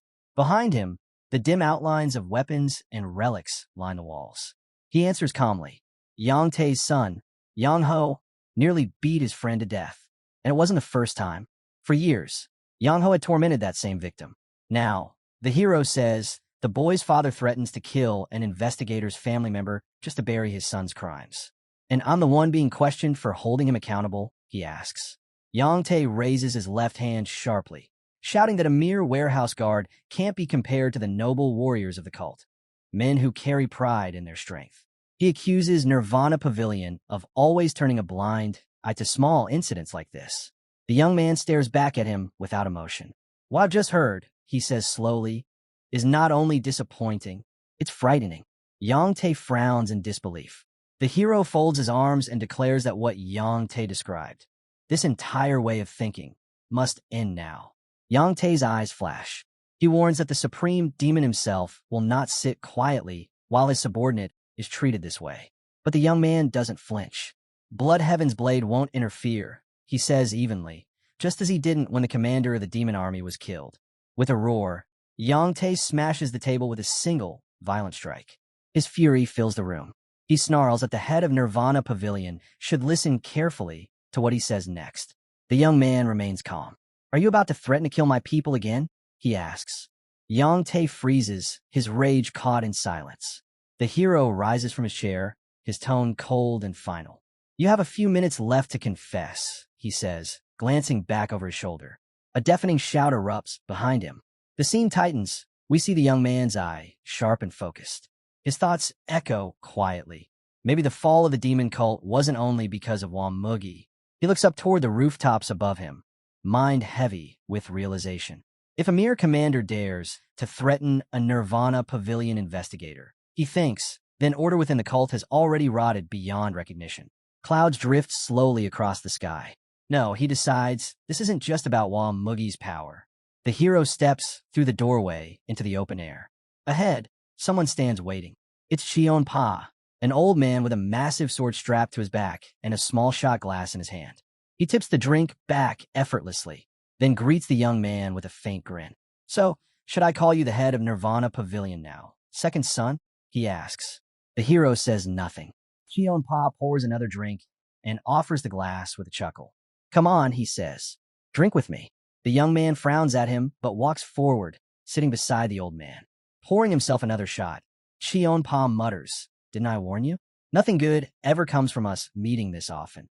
The young man allows himself a small smile. And yet, he says quietly, you're always the one who finds me. The old man studies the boy in silence. The boy meets his gaze, unflinching. Cheon-pa downs the rest of his drink, sets the cup on the ground, and says that lately, whenever he thinks about the young man, he feels something different, something unusual. He recalls the day the boy won his duel. When you made that wish, he says, to go hunting with your father, it felt right. Like it was exactly what you needed. He lets out a quiet chuckle, admitting that he thought the boy was clever for choosing such a wish. The hero nods slightly. I agree, he says. It was the right choice. Cheon-pa picks up the bottle again, pouring another drink. That's when it all began, he says, his tone dropping lower. The liquid ripples in the cup as he brings it to his lips. That day, my sword began to weep. The young man raises a brow. Your sword is crying? Over me? He shakes his head. No. If anything, your sword should be insulting you. Cheon-pa pauses, surprised by the reply. Lanterns sway gently above them, their light flickering between the two. The hero continues, voice steady. He reminds the old man that his disciple once used poison during a fight against him, and that another of his followers humiliated one of his subordinates afterward. Images flash, Qian Yang and Yang Te. The young man's tone sharpens. Your own brother used the demon army for personal gain, he says, and one of his men threatened to kill a family member of a Nirvana Pavilion investigator. If your sword truly mourns, it's because those around Blood Heaven's blade have fallen far below his standards. Cheon-pa watches him quietly, then smiles faintly. You do have a way with words, he says. But you're wrong. He raises his glass once more and takes a slow sip. The young man watches, waiting. Then explain, he says. What part of what I said isn't true? Setting the cup down, Cheon-pa answers calmly. You said the people around me don't live up to my standards, he says. But they fit me perfectly because you think too highly of me. The old man fixes his eyes on the boy again, silent but steady. The young man's thoughts stir. He's tougher than I expected, he thinks. Harder to deal with than the prideful ones who chase glory. Cheon-pa's gaze grows thoughtful. Then, in a firm voice, he demands that the 100-sword demon be released. The man's arrest, he says, has shattered the morale of his troops. The young man remains calm. If the investigation proves him innocent, he replies, he'll walk free. A bright aura suddenly bursts behind the old man. A surge of demonic energy, so intense the air itself seems to tremble. The hero grits his teeth, standing his ground against the pressure. Cheon-pa's eyes disappear beneath a dark shadow. The young man can barely breathe. So this is Blood Heaven's blade's true power, he thinks. Now I understand why Father warned me not to provoke him yet. Teeth clenched, Cheon-pa takes a step forward.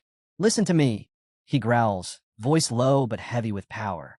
You better take my advice. The young man locks eyes with the old warrior. His voice is calm but firm.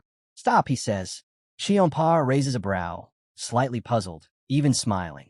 Stop. Yes, the boy replies. You came here to ask for a favor. You should focus on that, because asking for a favor and giving advice at the same time isn't exactly good manners. Cheon-pa's jaw tightens. His teeth grind softly. The two sit facing each other in silence. The old man frowns, then lowers his gaze, fingers brushing against his beard. After a long pause, he exhales. You're right, he admits quietly. It's rare to meet someone who speaks their mind so honestly. He pours himself another drink. The young man watches him. You should be careful, he says. Even still water starts to rot if it never moves. Cheon-pa glances at his reflection in the drink, the liquid trembling slightly in the glass. The hero continues, his tone low and steady. No one wants to be trapped in stagnant water. But once they sink into it, they grow comfortable and forget how to climb out. A gust of wind stirs the leaves, sending them drifting between them. The boy leans forward. Take this chance to rise out of it, he says. And know this. The 100-sword demon isn't the one worth protecting. Cheon-pa looks at him over the rim of his glass, then drains it in one motion. Setting the cup down, he stares straight at the young man. Will you drink with me? He asks. He slides a cup toward the hero. The young man takes it. The old man pours the clear liquid, the sound sharp in the quiet air. I'll take your advice, Cheon-pa says with a half smile. I'll leave the stagnant water behind. The young man lifts his glass. That's a wise choice. But before he can drink, Cheon-pa adds, in exchange, I want you to become my new water. The boy freezes, glass in hand. His eyes widen slightly. The old man sits back, watching him. The young man's thoughts swirl. Did I hear that right? Pa's voice cuts through the silence. Drink, he says, if you intend to become the heavenly demon. Do that, and I'll stand behind you. The young man stares at him, stunned. He can't mean that, he thinks. Everyone knows he supports my older brother. He lowers his glass slightly. As far as I know, he says slowly, you've always supported him. Pa smirks. That was before I realized how insane the younger son of our cult leader truly is. The young man raises his cup, eyeing him carefully. He must have gone mad, he thinks. In his mind, memories flash. The man before him is the one whose brother he killed, whose student he crippled, whose subordinate now sits in a prison cell. And yet, he says he'll support me? Pa's brother, the late Qianyang, appears briefly in the hero's mind, seated, lifeless, a memory that refuses to fade. The young man breaks the silence.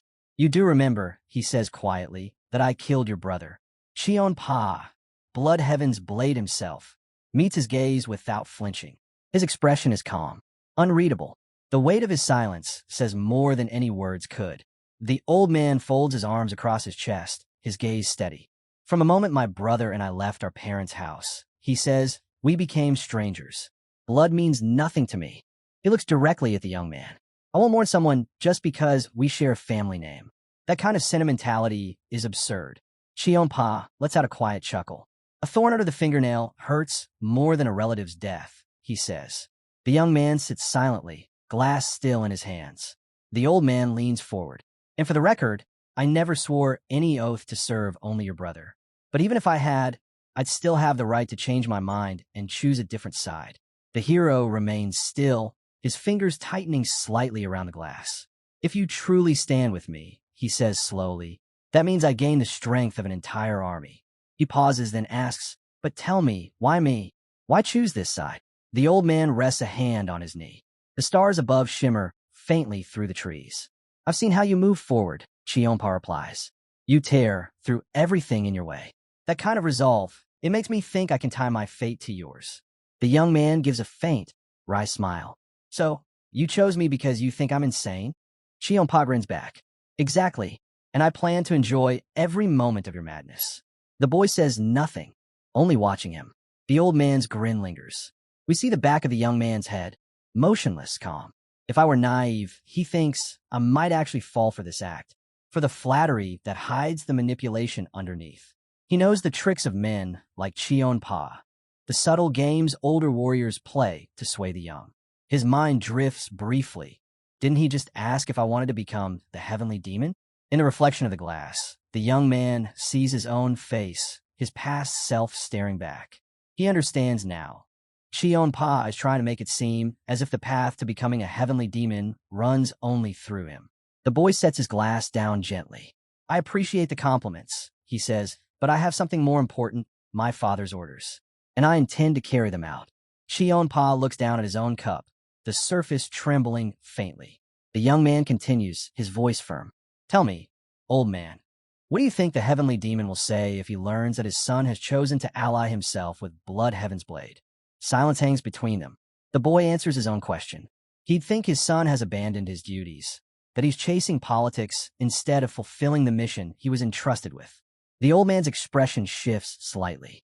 Then he asks, and what do you think will happen if you pour everything you've got into Nirvana Pavilion? The night deepens around them. Pa's gaze sharpens as he stares straight into the young man's eyes. If the cult leader keeps you tied to Nirvana Pavilion, he says, then you'll end up trapped, stuck in stagnant water, rotting away while the world moves on. His tone deepens, edged with certainty. You have no real choice, boy. Either you become your father's heir, or you fade into obscurity. The young man says nothing, his eyes thoughtful. Pa raises his hand as if sealing his point. If you align yourself with me, he says, your father will have no choice but to notice. The moment Blood Heaven's blade stands by your side, every whisper in this cult will revolve around you. The hero studies him carefully, letting the words sink in. He's right, he admits to himself. But there's something he doesn't see. He recalls his father's words, that the will to restore strict order within the cult doesn't belong to one man alone. Even the heavenly demon himself desires that balance. The young man glances at the glass before him, still filled. He speaks quietly. Give me time, he says. I'll drink when I've made my decision. Pa's eyes narrow. Then slowly he nods. Fair enough, he says, reaching for the bottle. That's an acceptable answer. He grips the hilt of his sword.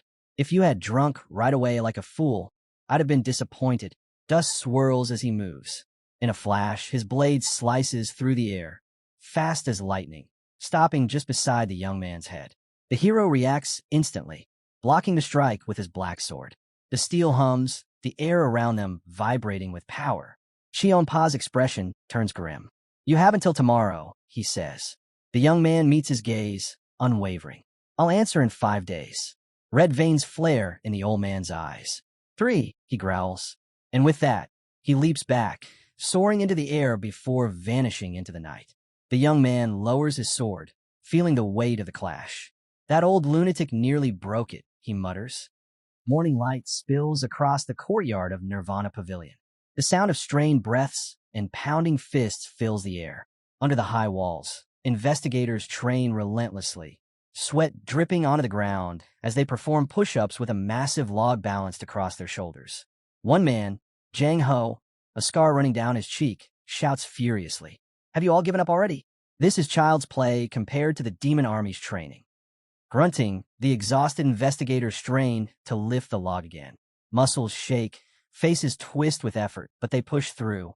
Don't stop, Jang Ho roars.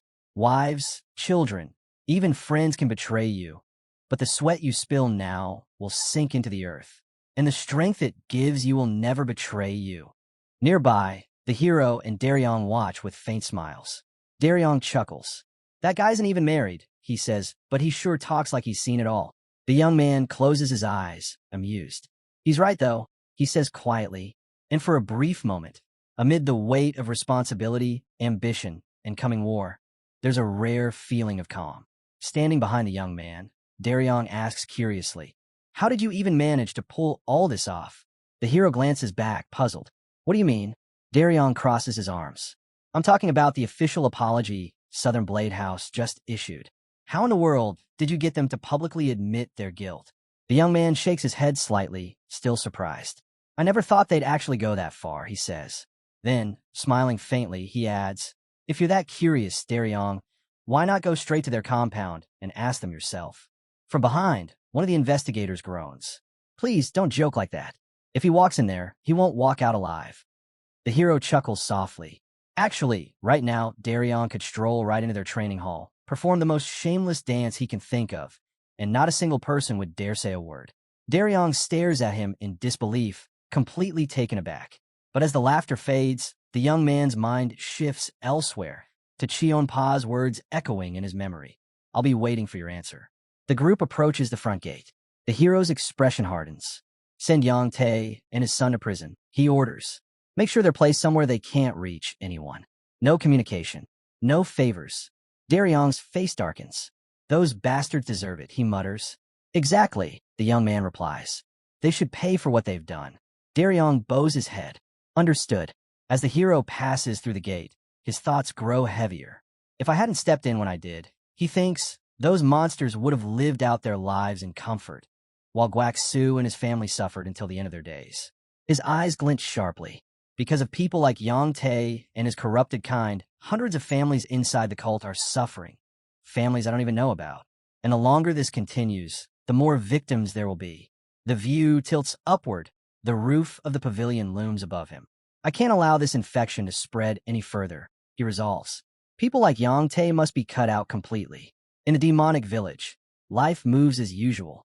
Merchants shout, villagers walk, and an old man with a sharp mustache pauses in surprise at the sight before him. A group of workers are mounting a new sign. He squints at it. Is that a Nirvana Pavilion branch? The hero steps forward, his presence commanding attention. That's right, he says. From now on, anyone who's been wronged by cult members can come here directly. Murmurs ripple through the crowd. People stare at him, unsure, disbelieving. The young man raises his voice slightly. Tell me, when someone from the cult mistreats you, where do you usually go? The old man hesitates. Go? What can we even do? The crowd falls silent. Faces turn toward each other, uncertain and weary.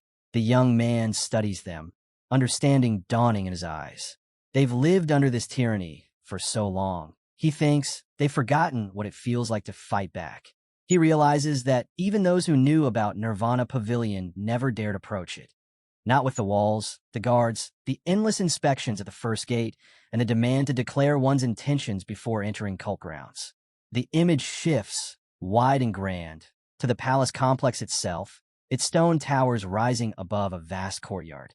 And within those walls, the seeds of change, quiet, fragile, but defiant, have already begun to take root.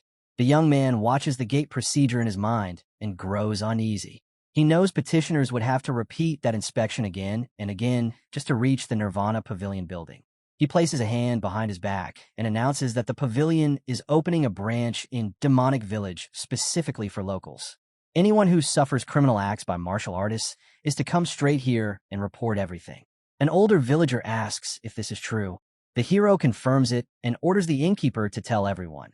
This branch will accept complaints without fear of retaliation. He makes the rule plain. Anyone who takes action against a complainant will face only one outcome: death. The innkeeper bows and promises to spread the word. The hero moves past a huge tree and thinks this is only the start. He intends to protect common villagers, low-ranking martial artists, anyone weaker who suffers injustice. He resolves to make people understand that life has equal value for everyone. He walks toward a door. Inside, Cheon-pa sits on the ground. The old man asks if the head of Nirvana Pavilion is ready to drink. The hero sits down and says he is ready. Cheon-pa produces a bottle and fills a shot glass.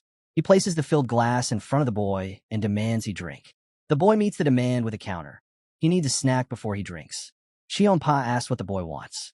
The boy answers plainly. He wants a demonic army. The old man asks for clarification.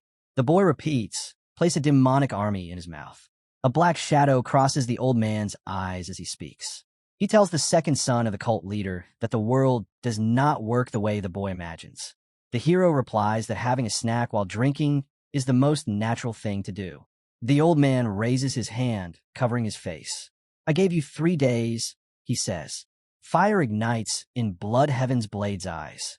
"And after all that," he growls, "you dare to stand before me and make such ridiculous demands?" The air cracks. The ground bears the mark of his sudden strike. Dust explodes as the old man shouts that he's had enough. "I'll take your head myself," he roars, "and deliver it straight to your father."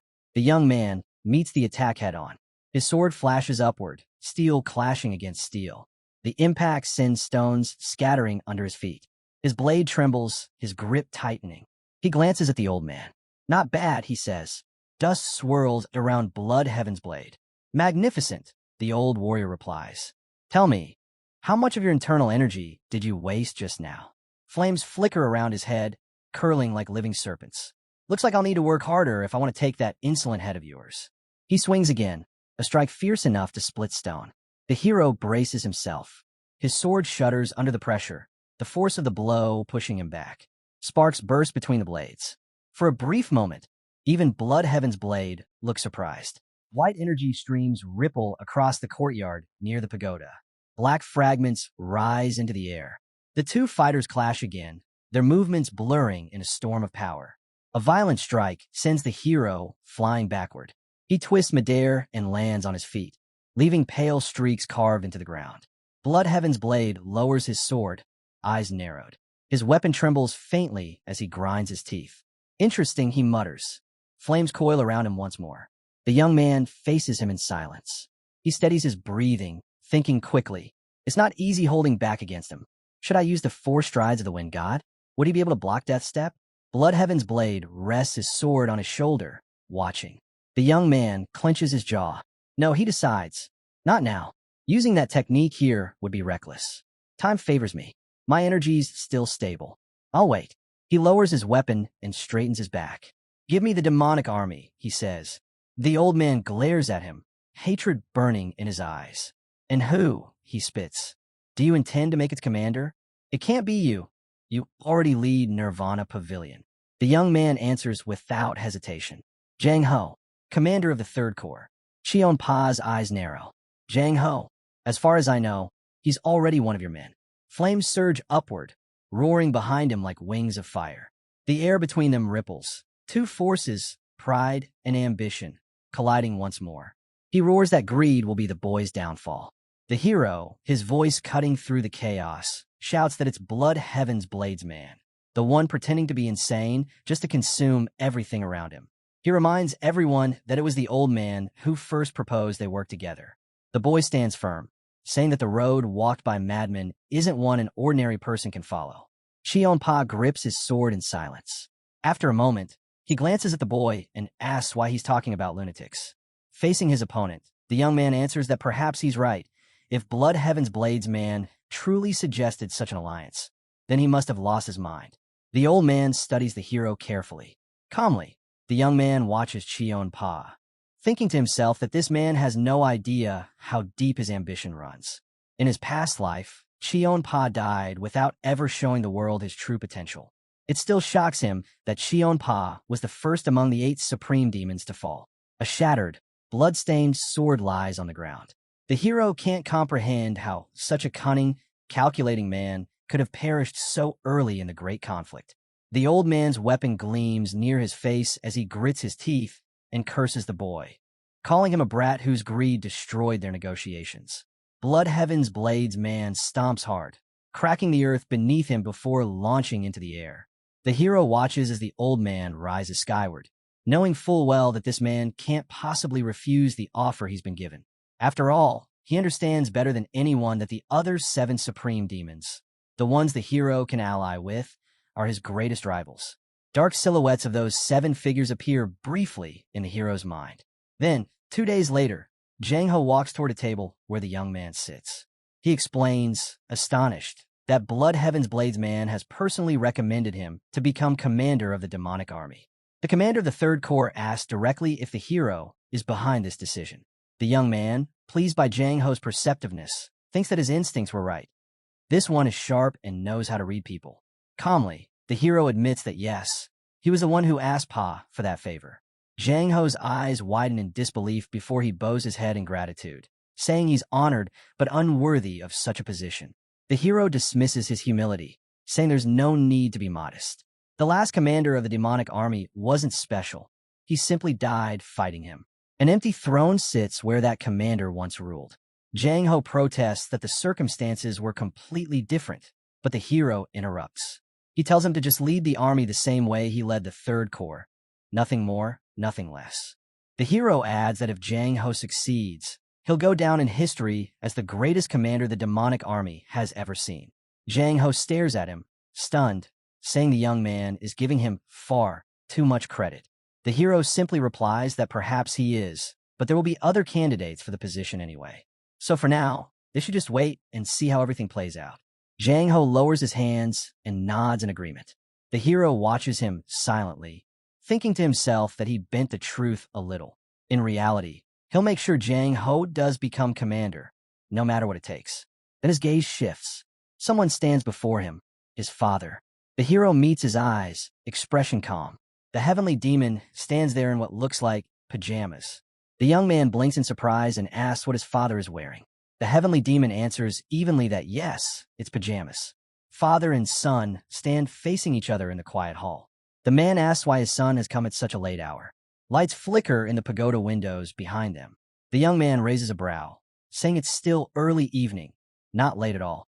He then remarks that perhaps the heavenly demon should keep his early bedtime a secret.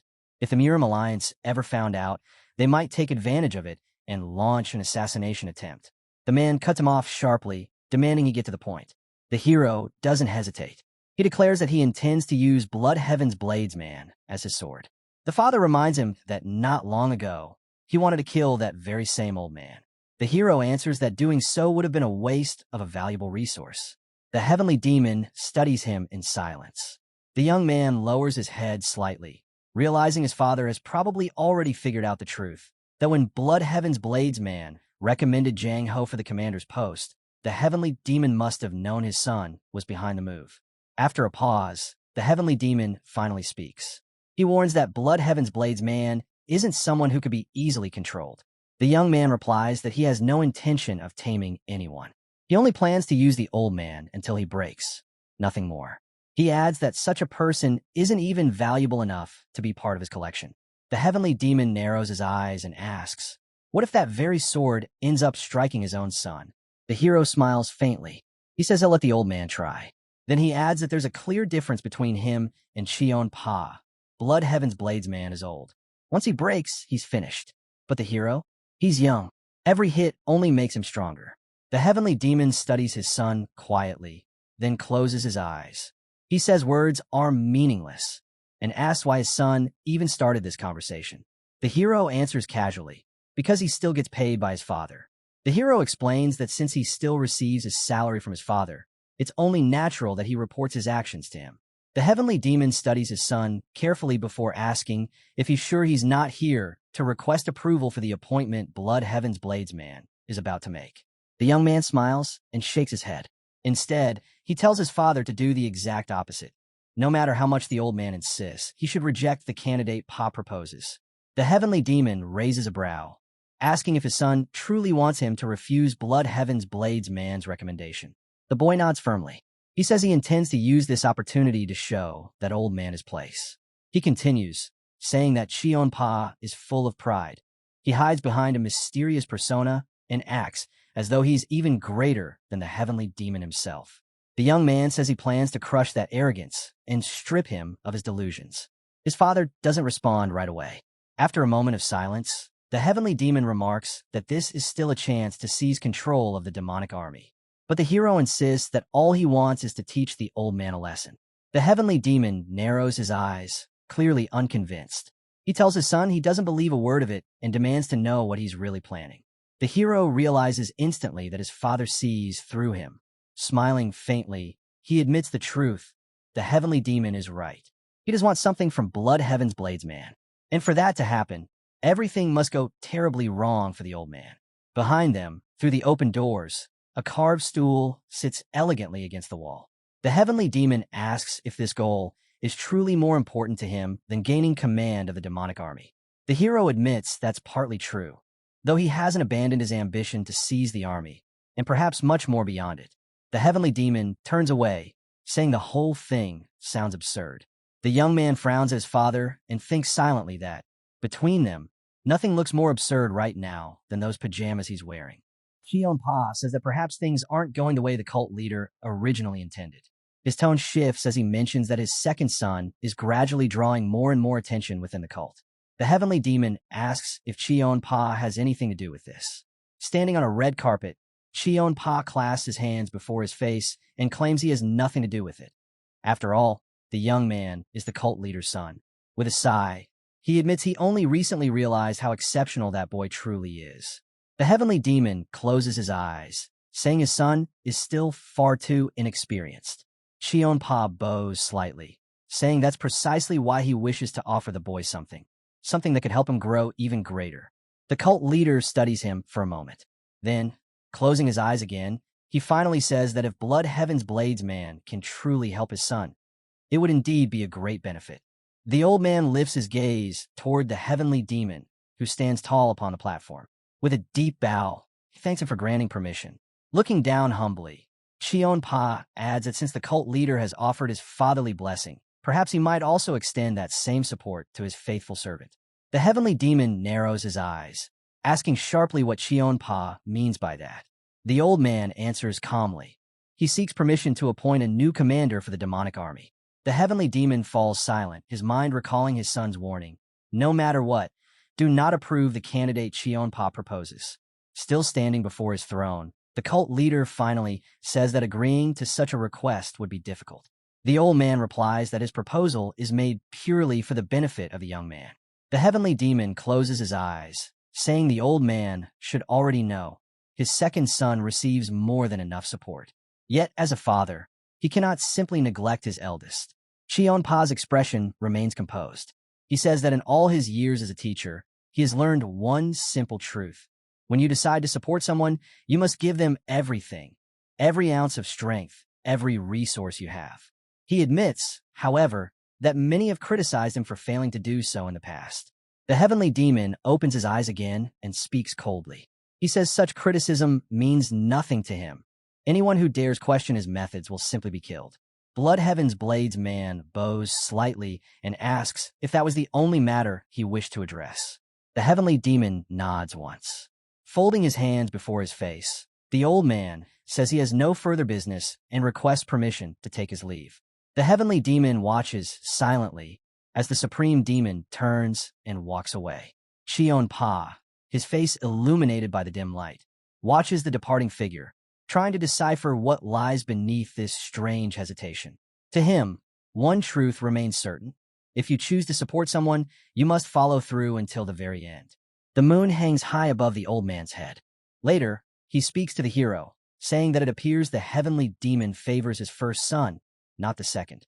Standing before the old man, who sits upon a boulder, the young man asks if that's truly the case. His tone is skeptical. He admits that working together seems unlikely now. The entire reason he wanted an alliance with Cheon Pa was to balance the growing power of his brother. The old man's eyes flash dangerously as he demands to know if the young man thinks his ally isn't strong enough. Standing calmly before Blood Heaven's Blades man, the hero replies that he means no insult, only that the old man has his flaws as well. Cheon Pa grits his teeth in fury. The old man sets down his shot glass with a quiet clink. He says flatly that making Jang Ho the commander of the demonic army was never realistic to begin with. The hero looks at him and asks if he's already given up. Pouring himself another drink, the old man replies that he's never seen any point in chasing the impossible. The young man tilts his head slightly and asks why Cheon Pa, who spent so long hiding behind a false identity, suddenly stopped halfway, doing absolutely nothing for his supposed ally. Blood Heaven's Blades man freezes mid-pour. His hand trembles slightly as he glares at the boy. His tone sharpens as he demands to know what exactly those words mean. Someone unknown and absolutely nothing. Standing before him, the young man answers calmly that he came at Cheon Pa first. He offered his support. Cheon Pa snaps back that the boy merely pestered him like a child, begging for something that could never be done. The hero retorts that if that were truly the case, the old man should have refused him from the start, not agreed to recommend Jang Ho for the commander's position in the first place. Anger flashes in the old man's eyes. His hand moves to his sword. The young man steps forward and drags his own blade across the ground, carving a sharp line between them. A faint white mist rises from the crack. He says that Blood Heaven's Blades man once boasted about the deep trust between himself and the heavenly demon, and that he genuinely believed those words. Pointing at the line with his sword, the young man continues coldly.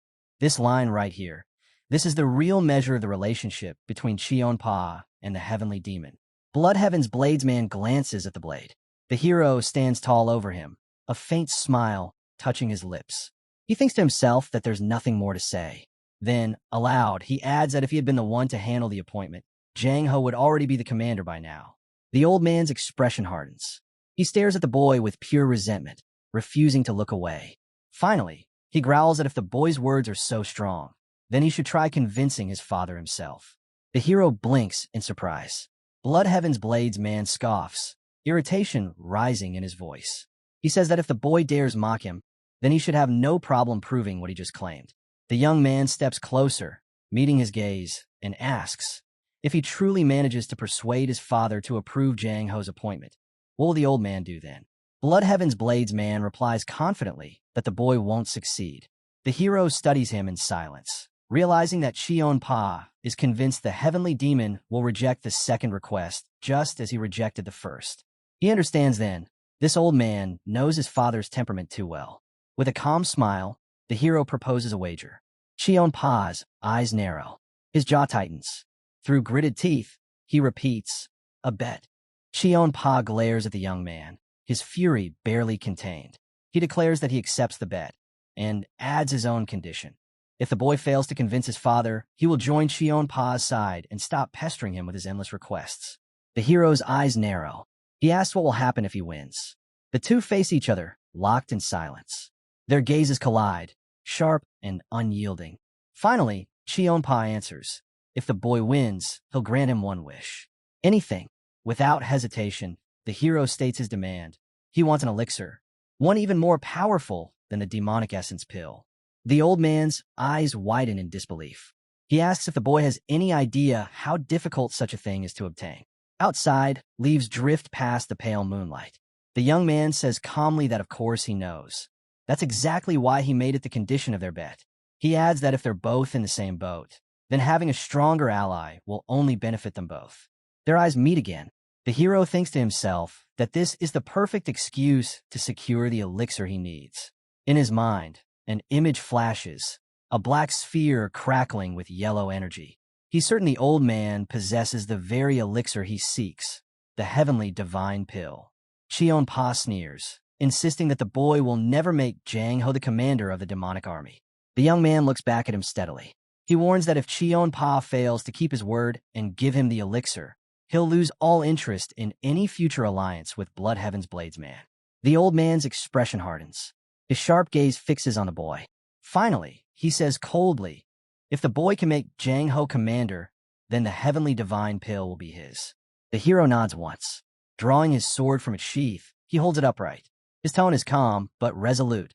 He's making a promise. A dark shadow falls over the old man's face. He raises his blade and lightly taps it against the hero's weapon. In the next instant, Cheon-pa launches himself high into the air. The hero watches him rise, a faint smile on his lips. He thinks that if he manages to combine the heavenly divine pill with the demonic essence pill he already consumed, his internal power will rival that of any supreme demon.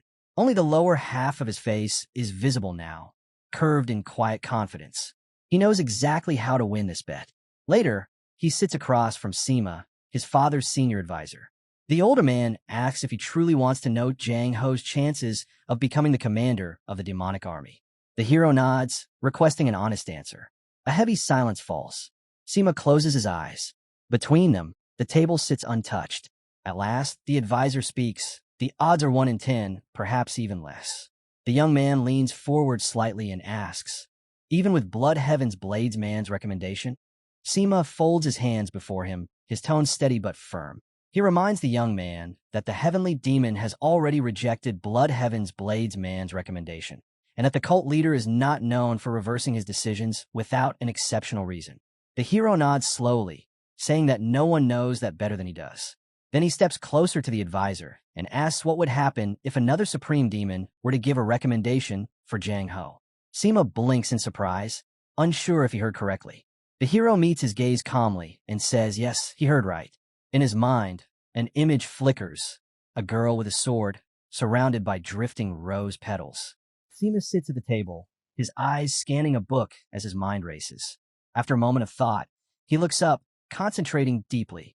The young man, still composed, confirms that he fully intends to obtain the backing of not one, but 2 supreme demons.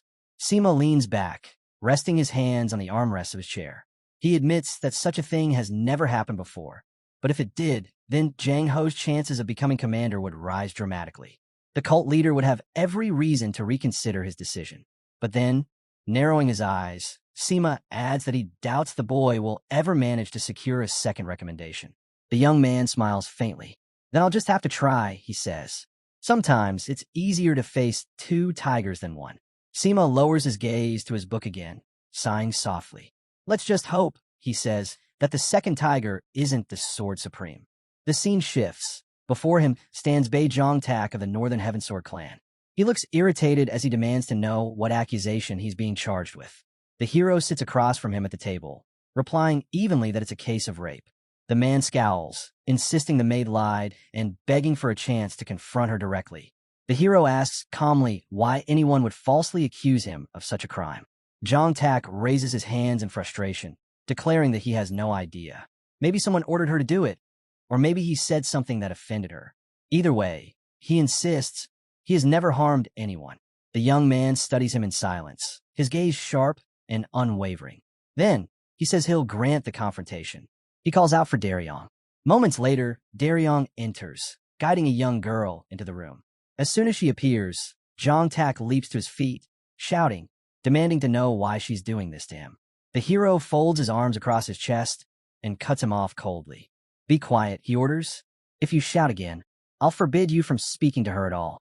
Turning to the trembling girl, he asks gently, do you recognize your attacker? The girl stays silent. Jong-tak's mouth hangs open in disbelief. The girl raises her fist to cover her face, her shoulders trembling. He points at her, shouting that she's lying, that her shaking is proof she's afraid because she knows she's about to be caught. The hero looks at Jong Tak calmly and explains that the girl is shaking not because she's lying, but because she's afraid. Jong Tak freezes, his confusion turning to anger. He demands to know why the boy has taken the side of a deceiver. The hero's gaze sharpens. He says that, according to what he's learned, Jong Tak threatened the girl, told her that if she ever spoke out, he would go to her hometown and kill her entire family. The man's face drains of color. His voice trembles as he asks if the hero truly believes the words of a child. The hero doesn't answer. Neither does Daryong. They both simply stare at him. Then the door opens. Two more girls step inside. Jong Tak's expression twists in fear. The hero speaks, reminding him that he must remember these faces, the maids who once served him. Trying to compose himself, Jong Tak raises his hands nervously, saying that yes, he knows them. They'd just grown up since the last time they met. The girls stand in silence, their eyes fixed on him. The hero steps forward, his tone hardening. He warns Jong Tak not to pretend ignorance. All three have already testified. The man's eyes widened. Fear seeps through his forced calm. The hero tells him that he treated these girls exactly the same way. Used them for 2 or 3 years, then discarded them for younger ones. The scene shifts on the lower half of Jong Tak's face as he lowers his head, muttering that he made mistakes when he was drunk. He begs for another chance. He insists that no one in the cult has ever been imprisoned for mistreating their servants. The hero studies him coldly and says it seems he's done his research. After a brief pause, he admits that Jong Tak is right. There's no precedent for sending someone to prison for such crimes. Relieved, Jong Tak lifts his hand and swears by the heavens that it will never happen again. He promises to write a full confession if the hero wishes. But the young man shakes his head. He says there's no need to go that far, and that Jong Tak won't be going to prison. The girls glance at him, startled. Fear and confusion flash across their faces. Jong Tak relaxes slightly, forcing a smile. He starts to thank the hero, saying one day he'll repay his kindness. But he never finishes. The hero's sword flashes through the air. In an instant, Jong Tak's head separates from his body. As the corpse collapses to the floor, the young man says coldly that he won't be going to prison. He'll be going somewhere far worse. The room falls silent. The girls stare at the fallen body in shock. Even Daryong stands frozen, unable to speak. Then the hero turns to the girls and tells them that the man who tormented them is dead, and that no one will ever threaten their families again. From now on, they can live in peace. The girls, still trembling, stare at him with wide eyes. He continues softly, saying that they'll probably never be able to forget what they went through. But from this day on, they'll also remember what happened to the one who caused it. He hopes that memory will eventually overshadow the pain of the past. The hero's voice cuts through the silence. Remember that face. Remember it for the rest of your lives. The young man looks down, thinking quietly that this is all he can do for them. The girls stand frozen in shock. After a long silence, one of them lowers her head and thanks him, thanking him for helping them take their revenge. Then, the silence breaks. The girls begin to sob uncontrollably, their cries echoing through the blood-soaked room. One of them lifts her face, tears streaming down, and thanks him once more, this time with all the sincerity in her voice. The hero watches them, his eyes heavy with sorrow. Daryong lowers his gaze. Closing his eyes, the young man says softly that they shouldn't thank him. He only punished the monster because they had the courage to speak the truth. Blood covers the floor beneath their feet. He tells them that he hopes they'll keep that same courage for the rest of their lives. The girls bow deeply before him, promising that they will try. Daryong leads them out, their quiet sobs fading into the corridor. Left alone, the hero looks up toward the ceiling, his expression pensive. Inwardly, he speaks to his father. If we can't even protect children like them, if we justify it by saying only the strong survive, then our cult will never withstand the enemies waiting beyond our gates. He lowers his eyes again, sadness flickering across his face. People like that man, he thinks, shouldn't be allowed to exist. The door opens. Leon steps inside, calling his name for the first time. Geometry Muguk. Her voice trembles slightly as she looks at the headless corpse on the floor. She stammers that the man he killed was a member of the Northern Heaven Sword clan. The Flower Sword Supreme will never overlook this. She asks if he's afraid. The hero meets her gaze. Of course I'm afraid, he answers. But only that I might die before I can rid this world of filth like him. Leon hesitates, then says that ever since Guk became the head of the Nirvana Pavilion, their cult has been changing, improving. If things continue this way, she believes they'll soon have more good people than even the Murm Alliance. But the young man only closes his eyes. Not raping children, he says quietly, isn't goodness. It's just the bare minimum of being human. Leon looks at him in stunned silence. Standing tall, with Leon behind him, Guk orders Daryong to immediately notify the Sword Supreme. There was an issue during the investigation, and he must meet her to explain everything personally. The scene shifts. A settlement belonging to the Northern Heaven Sword Clan stretches before us. Bamboo sways in the wind. Guk and Daryong walk side by side through the forest path leading to a large building. A voice announces the arrival of the head of the Nirvana Pavilion. They stop at the base of a small staircase. A figure stands above, a slender leg visible beneath the hem of a long robe. A woman with flowing dark hair turns slightly toward them. A soft, melodic voice greets the hero. The announcement echoes through the hall. The Flower Sword Supreme, so Yun Rang. Yun Rang glances at the young man over her shoulder, her gaze calm yet sharp. The hero studies her silently. She looks barely 20, he thinks, but in truth, she's at least twice that age. He recalls an old saying within the cult. The world may change 1,000 times, but the Flower Sword Supreme never will.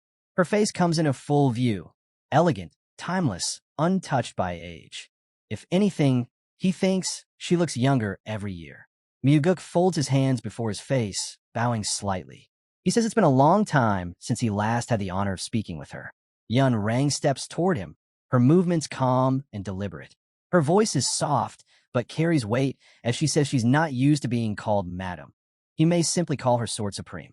The young man hesitates, replying that it's difficult for him to do so, given the difference in their ages. Yun Rang studies him for a moment, her eyes thoughtful. Then she asks if the respect he shows her comes only from that age difference. She adds that age, in truth, means nothing. Respect should be given only to those who earn it, no matter how young or old they are. Guk meets her gaze in silence. They stand facing one another, the air between them calm, but heavy with mutual awareness. Finally, he nods and says that he'll address her as she wishes, and in return, he hopes she will also set aside formalities when speaking to him. A faint smile touches Yun Rang's lips. She agrees. Guk glances to his right, where Daryong stands with his hands clasped respectfully. The hero explains that Daryong is a special investigator, brought along to clarify the details of the recent case. Daryong introduces himself politely. Yun Rang closes her eyes and raises a hand slightly, saying there's no need for formalities. If the Nirvana Pavilion has ruled that a crime was committed, then that judgment is final. Looking directly at the hero, she adds that the man's execution was justified, the rapist deserved to die, and her sect has no objection. Guk's expression remains composed, but his gaze lingers on her. Behind him, Daryong and Guk exchange a glance. A moment later, the investigator quietly takes his leave. Yun Rang turns back to the young man with a smile. She says that, thanks to the Nirvana Pavilion's efforts, a new wind of change is sweeping through the cult, and that it's a wonderful thing to witness. Guk closes his eyes, replying humbly that such change is only possible because the Flower Sword Supreme herself stands as one of the cult's pillars. Yun Rang chuckles softly and closes her eyes again.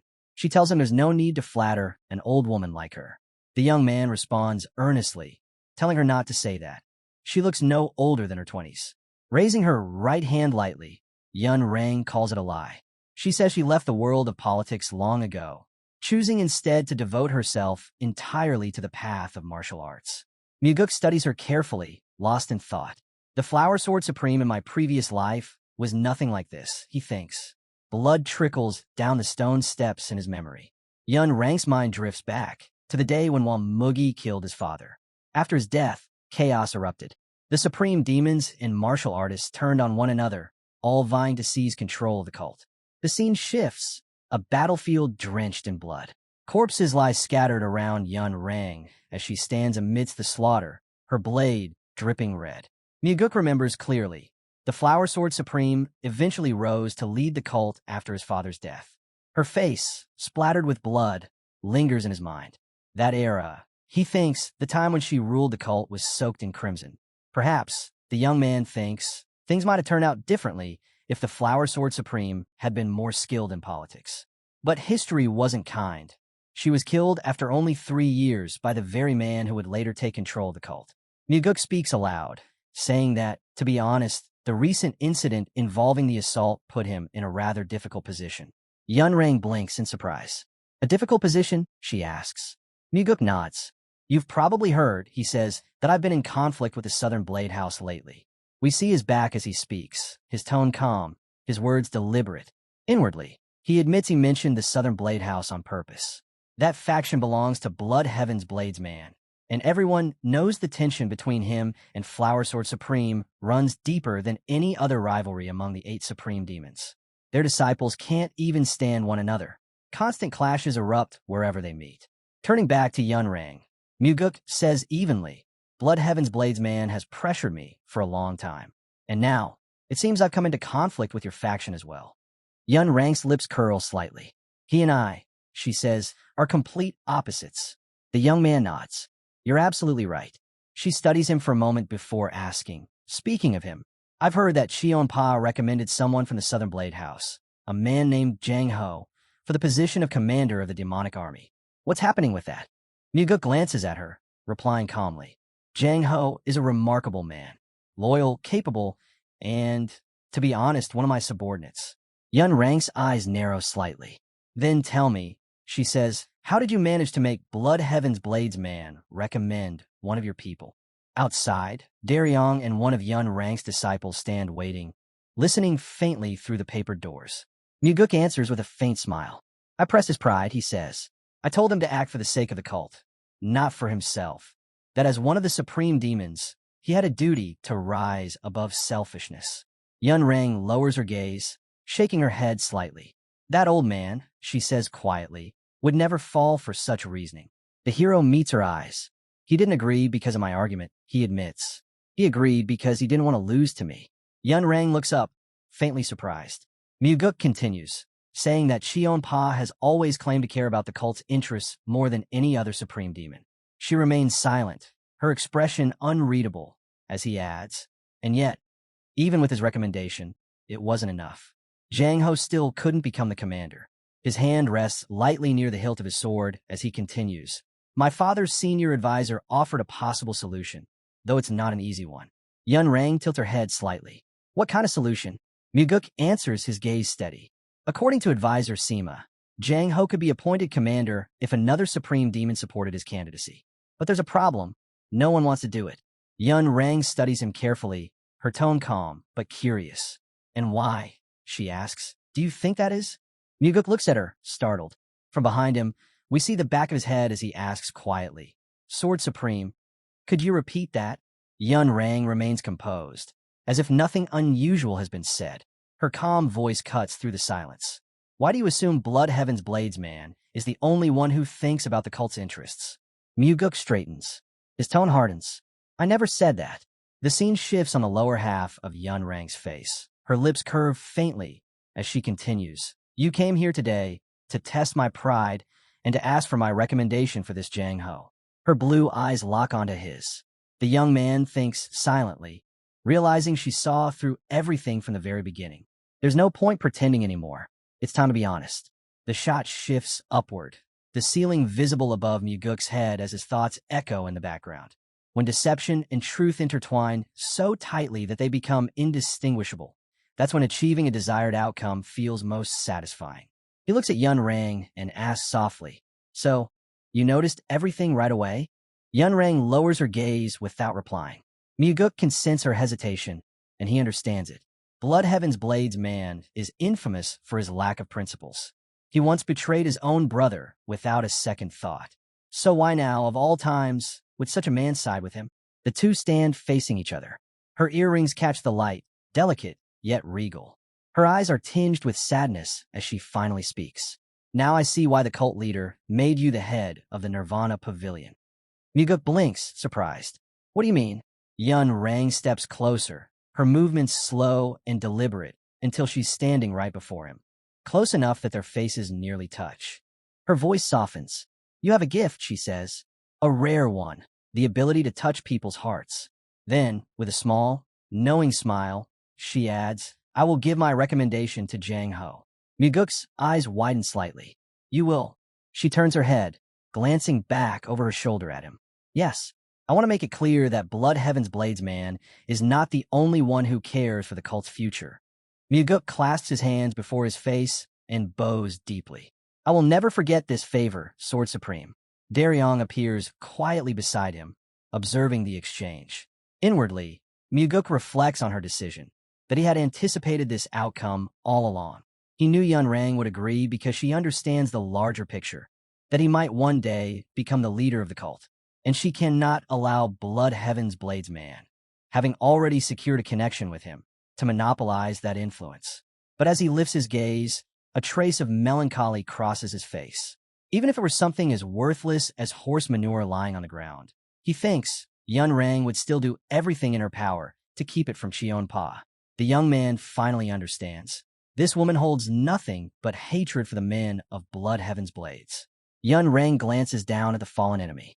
His mind drifts back to the past, the first person he ever killed. Back then, the man who led the cult was also from Blood Heaven's Blades. Behind the towering pagoda, trees sway quietly in the wind. A voice breaks the silence, surprised that the cult leader's second son actually managed to sway the Flower Sword Supreme. The heavenly demon closes his eyes. He must have taken advantage of the rift between the two supreme demons, he says calmly. He asks, who is this Jang Ho? Can he really be trusted to command the demon army? Sima lowers his gaze.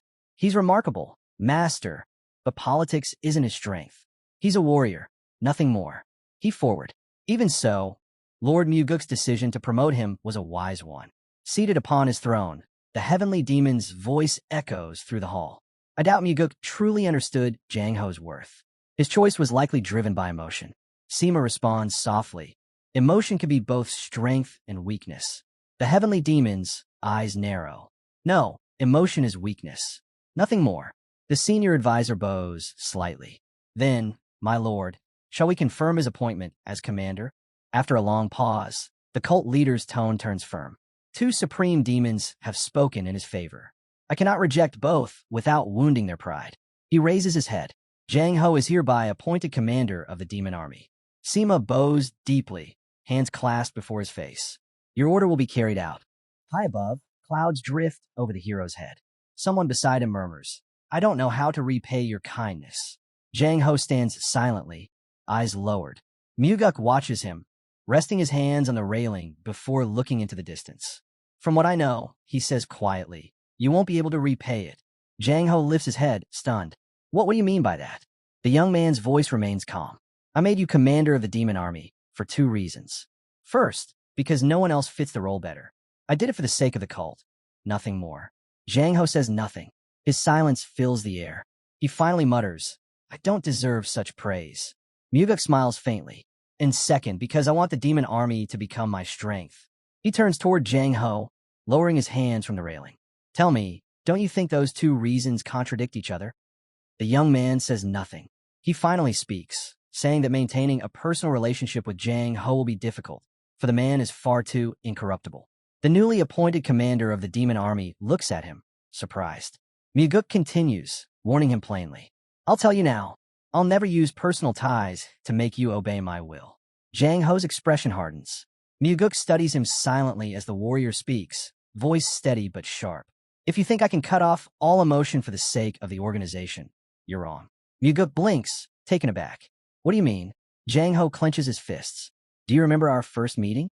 After I killed my comrade, I wrote that anonymous letter. His tone deepens.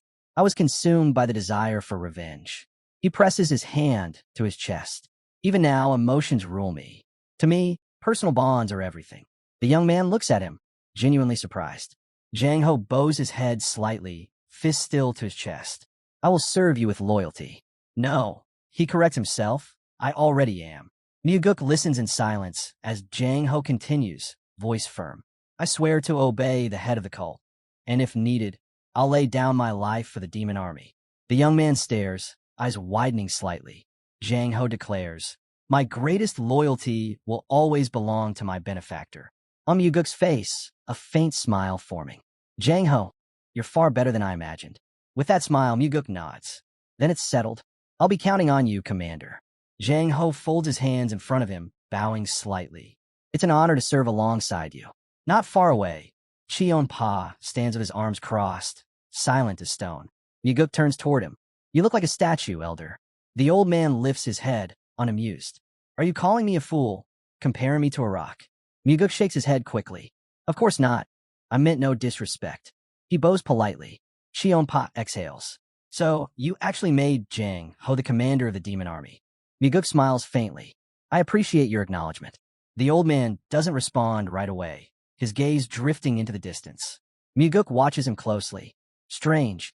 I expected him to be furious that the Sword Supreme got involved. But he's calm. The young man's thoughts sharpen. I can't let my guard down yet. Not until I know what he's planning. Finally, the Blood Heaven's Blades man breaks the silence. Tell me, Muguk, how did you manage to persuade the Flower Sword Supreme? Muguk glances at Cheon Pa and says quietly, I'll tell you everything, but promise me you won't get angry. Above them, stars shimmer faintly through the trees. The old man folds his arms and answers in a calm tone. Go on then. I'll listen. Muguk takes a breath. I told Yun Rang that you see yourself as the true supreme demon. It wounded her pride. Cheon Pa hums thoughtfully, eyes narrowing. So that's what happened. He crosses his arms tighter. Then it was you who got played, not her. Yun Rang wouldn't fall for something that cheap. Their eyes meet, sharp, cautious.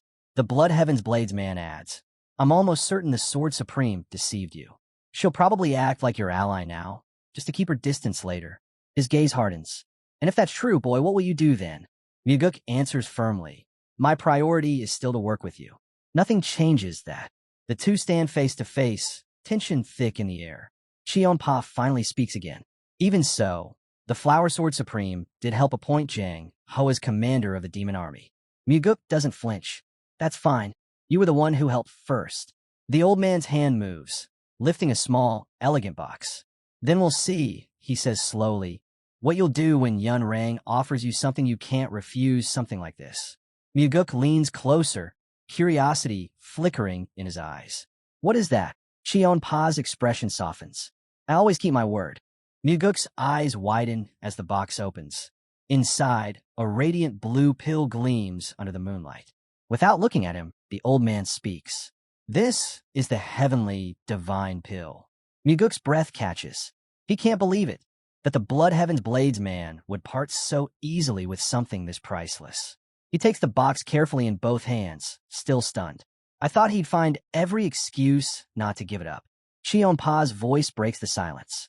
This elixir has been with me for many years. It's still here because my body can't handle it. I don't have the strength to take it myself. Muguk stares at him, speechless. You mean, you're really giving this to me? The old man suddenly scowls. If you don't want it, I'll take it back. His sword slams into the ground beside him, the steel vibrating through the dirt. He takes a long drink from his glass, then sets it down carefully. Lowering himself, Cheon Pa rests both hands on his knees and looks up at Muguk, the second son of the cult leader. He pauses, then declares firmly, from this day on, I'll dedicate the rest of my life to you. Muguk stands frozen beside the Blood Heaven's Blades man, still trying to process the weight of those words. He really showed his strongest card without hesitation. Muguk thinks to himself, watching the old man's distant gaze fade into the starlit horizon. Muguk's mind drifts back to his father's cold words. He had called Cheon Pa a man of little worth. The boy clenches his fist. He was wrong, completely wrong. Looking at the old man now, Muguk thinks if he's this devoted, then I need to do everything I can to keep him by my side. Folding his hands in front of his face, he bows slightly. Thank you, Blood Heaven's Blades man, for your trust. As Cheon Pa reaches for his glass to pour another drink, Muguk's voice stops him. I'm going to take the heavenly divine pill right now. Please guard me while I do. Cheon Pa freezes, eyes wide in disbelief. Have you lost your mind? You plan to swallow the elixir right in front of me. Their gazes lock. Neither looks away. Muguk's tone is calm but resolute. Since you're the one who gave me the pill, it's only right that I take it in your presence. The scene shifts on a young man's eyes, sharp and unwavering. Guarding someone during their energy circulation is no small task, he thinks. It's a sign of absolute trust. The old man studies him closely. Do you truly trust me that much? Muguk raises his hand slightly. I trust you as I trust myself. I'll take it now. He smirks faintly. Besides, If you had poisoned it, I'd have no choice but to obey you to get the antidote.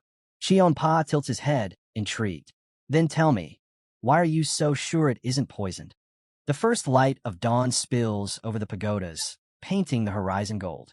Muguk looks up, voice steady. Because you're not the kind of man who'd do something that vile. The old man exhales. You forget, boy. I could be a very treacherous person when I want to be. Muguk nods. There are many kinds of treachery. But I know one thing. You're not the type to break your word. Cheonpa narrows his eyes. And if your instincts are wrong? Muguk kneels on the ground, sitting cross-legged. Then I'll deal with that when this is over. He lifts the glowing blue sphere to his lips. The old man watches in silence. Muguk closes his eyes. Heavenly divine, pill, merge with me. The pill shimmers. Cracks spread across its surface, then a blinding flash. Inside his body, blood cells surge, vessels pulse with light. Muguk's breath quickens. Sweat beads on his face. His body trembles as a brilliant vortex of energy swirls within him. Then stillness. Muguk opens his eyes, calm, focused, radiant. My inner energy, he says softly, has increased many times over. Cheonpa raises an eyebrow. And what did it taste like? Muguk turns toward him, a faint smile tugging at his lips. Sweet, he replies. Like honey. I've never tasted anything so delicious in my life. Blood Heaven's Blades man suddenly clutches his head. He curses, loud, raw, furious, shouting that he should have swallowed the heavenly divine pill long ago. Muguk rises to his feet. Don't be upset, Elder, he says calmly. The pill will make me 10 times stronger than it ever could have made you. Blue light flickers from his palms, soft at first, then radiant, humming with power. He can feel it, the surge of pure energy coursing through every vein. Now he thinks, I won't lose to anyone because of lack of strength. Cheonpa's gaze sharpens, locked onto the young man's face. His voice trembles with disbelief. Who the hell are you? Muguk tilts his head upward, eyes distant, thoughtful. The old man's tone deepens, almost reverent. What kind of person could touch my heart? Enough to make me surrender the heavenly divine pill. His pupils shrink as he catches it, the whirl of energy glowing in the young man's eyes. Blue light dances between them. Muguk clenches his fists, standing tall. I'm the one who'll guide you, he says firmly, if you live long enough to follow. The old man studies him in silence, his own body surrounded by faint streams of blue energy that mirror the boy's. Slowly, he reaches beneath his cloak. We see the lower half of Muguk's face as his voice cuts through the tension. Tell me, Elder, what is your ultimate goal? Cheonpa folds his arms across his chest, frowning. My ultimate goal? He echoes, uncertain. His eyes drift to the side, then up to the stars glimmering above the pagoda. A faint smile tugs at his lips. I'm old now. There's not much left that I want. I just wish to live the way I used to. Muguk chuckles quietly. For a man like you, Elder, isn't there too much fire in your heart to live a quiet life? Cheonpa raises a brow. What makes you think that? When you tried to pressure me, Muguk says, your energy flared like a young warrior's. I could feel the flames burning inside you. The old man stares, caught off guard. They stand side by side near a massive boulder, silence stretching between them. Finally, Cheonpa lowers his gaze. I'm glad to hear that, he murmurs. I've been thinking I'd grown too old, too soft. Muguk looks at him quietly, eyes reflecting both understanding and a strange sadness. He can feel it, what this man carries inside. The weight of years, the fading of passion. I've lived that life before, Muguk thinks. No matter how strong the will, time devours everything. He turns his head away, reaching for the glass beside him. Without a word, he picks up the bottle and offers it to the old man. Elder, he says softly, pour me a drink. Cheonpa freezes, eyes wide in disbelief. Then, with a tired chuckle, he folds his arms. Looks like I've lost the bet after all. Muguk smiles faintly. No, Elder, the moment you gave me the heavenly divine pill, I was the one who won the biggest bet. He glances toward the bottle beside them. And now, I'll drink the cup you offered me. Cheonpa's eyes widen again, clearly taken aback. The young man meets his gaze, steady, determined. I don't know if it's possible, he thinks, but I'll make this man mine. The old man picks up the bottle, pouring the drink into a small glass. Their eyes remain locked, unblinking, testing one another's resolve. Muguk lifts the glass, then downs it in one smooth motion. Shion Pa watches quietly until the corners of his lips begin to rise. From now on, he says, let's work together. Myuguk wipes his lips with the back of his hand, smiling. Gladly. You can even use those dirty tricks you're so fond of. The old man's smile vanishes in an instant. His jaw tightens. What did you just say? He growls. Myuguk meets his glare, calm, unshaken. Shion Pa grits his teeth, then bursts into roaring laughter. The sound echoes across the clearing. Myuguk raises his empty glass. Another. The old man smirks. With pleasure, he pours again, the liquid catching the faint light between them.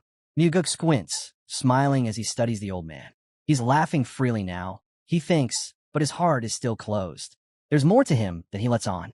He drinks again, feeling the burn slide down his throat. This man, you can't understand him by peeking through the cracks of his heart. He's deeper than that. Across from him, Shion Pa lifts the bottle and drinks straight from it. Myuguk's thoughts harden. Whether he ever opens his soul to me will depend on what happens between us from here on out.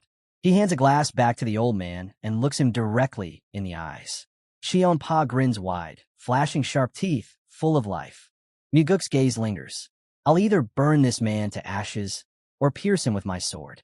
Or maybe we'll stay allies until the day we die. A flicker of sadness crosses the boy's face. They lock eyes once more. Two warriors who understand each other too well, and not at all. This day, Myuguk thinks will decide everything. The scene shifts. The tip of a blade gleams in the sunlight. Myuguk is training relentlessly, the ground cracking beneath each strike. Blue energy streams surge behind his back, wrapping him in power. My internal energy has multiplied. My attacks are faster, stronger. The air ripples, lined with thin white threads of energy. He strikes again. A shock wave splits the earth. Now, he realizes I can stand toe-to-toe with the supreme demons. A flash of light streaks across his face. His foot slams into the ground, solid, unyielding. The training continues, his power now unstoppable. The young man thinks this still isn't enough. He must accumulate even more internal energy. A voice informs him that his internal energy has increased again. He halts. The heavenly demon enters through the door. Myuguk states that he received the heavenly divine pill from Blood Heaven's Bladesman. The father studies his son in silence. A lantern stands beside Myuguk as he asks why his parents are not surprised that he swallowed the pill. The man replies that the boy had told him he wanted something from the old man, and he immediately realized what it was. They stand opposite each other. Myuguk asks how the heavenly demon could have known. The man answers that long ago he was the one who gave the old man that elixir. Myuguk recalls the line Blood Heaven's Bladesman drew before him not long ago and recognizes that the old man was truthful about his special relationship with the head of the cult. The heavenly demon asks what Myuguk offered in return in the dispute with Shion Pa. The boy answers that he offered himself. The man closes his eyes and says that Blood Heaven's Bladesman appears to have made a poor bargain. Myuguk replies that he has only begun and plans to rob all the other great demons. They face each other in silence. Myuguk finds it strange because in the past the heavenly demon would have dismissed such talk. He asks why the heavenly demon remained silent when he announced his plan to rob the great demons. The man answers that he believes the boy might actually be capable of doing it. Myuguk notes that his father seems to have finally recognized his value. The heavenly demon turns and tells the boy to continue his training.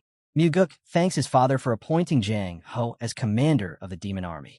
The heavenly demon responds that it was not because of his son, but because Jang Ho was recommended by two supreme demons.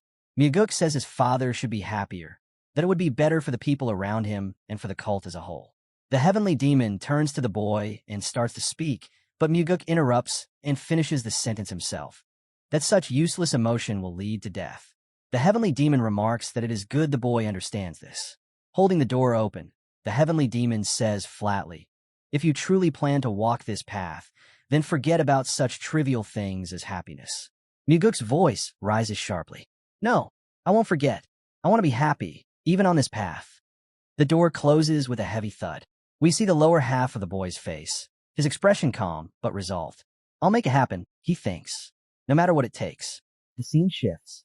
A sea of flowers stretches across the valley, swaying gently in the wind. A hand reaches out, brushing against the petals. Yun Rang bends down to examine them. They're magnificent, she murmurs. Walking slowly through the field, she adds, there's an old saying, flowers only grow more beautiful with age. But that won't apply to you, not for a very long time. Muguk stands nearby, hands at his sides. He thinks of his past life, how much harder this moment would be if he had lived longer then. In his hand, he holds a bottle. Thank you, he says sincerely, for all your help. I brought you something to drink. Yunrang lowers her gaze to the flowers. It's a kind gesture, she says softly, but I haven't had a drink in a long time. I see. I'm sorry, Muguk replies. But inside, he admits the truth. I knew she didn't drink. That's exactly why I brought it. I wanted her to think I didn't know. They stand in silence, surrounded by the endless field of blooms. Mending a relationship takes time, Muguk thinks. You can only move forward one small step at a time. He looks down. Still, he says, I should express my gratitude. Tell me, what is it you want from me, Lady Yunrang? She straightens among the flowers. If you truly wish to repay me, she says calmly, then cut all ties with Blood Heaven's Bladesman. Muguk's eyes narrow slightly. So this is what the old man warned me about. He asks, may I at least know why? Yunrang lifts her head, white clouds drifting above the treetops behind her. Because his ideals are the opposite of yours, she says. You seek order, discipline, and law within the cult. But Blood Heaven's Bladesman despises such restraints more than anyone alive. Muguk listens in silence, his thoughts running deep. After a long pause, he finally says, I can't do that. Yunrang turns, surprise flickering across her face. You can't. Muguk looks at her, his tone steady but sad. He gave me something priceless. He doesn't say what it was, but he knows she understands. His gaze drifts away, calm yet determined. One day, he thinks, both Blood Heaven's Bladesman and Flower Sword Supreme will stand by my side, as true allies. Yunrang looks at him sadly. Tell me then, she asks quietly, what did Cheonpa give you? Surrounded by a sea of flowers, the young man says quietly, it's a very personal gift, so it's hard for me to name it. Yunrang turns to him. I thought we were close enough for you to share something like that. Muguk meets her gaze in silence. Behind him, the bamboo forest sways softly in the wind. Finally, he nods. Since you've helped me so much, I'll tell you. The old man gave me the heavenly divine pill. Yunrang's eyes widened. What did you say? She stares in disbelief. Cheonpa actually gave you that pill? Impossible. That greedy old man would never part with something so precious. Muguk smiles faintly. It seems he decided that I was worth more to him than the pill itself. The woman says nothing, only watching him carefully. Muguk bows his head slightly. Once again, thank you for your help. If you ever need anything from me, don't hesitate to ask. He straightens, preparing to take his leave. But Yunrang's voice stops him. Wait. He turns back. She looks at him, her tone softened now.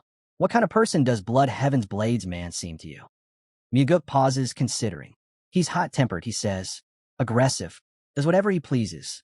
At first, I didn't like him at all, but the more I got to know him, the more I respect him. Yunrang narrows her eyes. Are you sure that isn't because he gave you the heavenly divine pill? Muguk closes his eyes. I won't deny it. Yunrang exhales, her voice calm but firm. Even so, Blood Heaven's Bladesman is not someone you should be associating with. If you want my continued support, cut all ties with him. Muguk looks at her, his tone turning sharp. Then you'll have to prove it to me. Her eyes narrow. Prove what? They face each other across the field of flowers. Prove that you can help me more than he can, Muguk says. The flowers stretch endlessly behind them, petals stirring in the wind. Cheonpa gave me the heavenly divine pill. Muguk continues.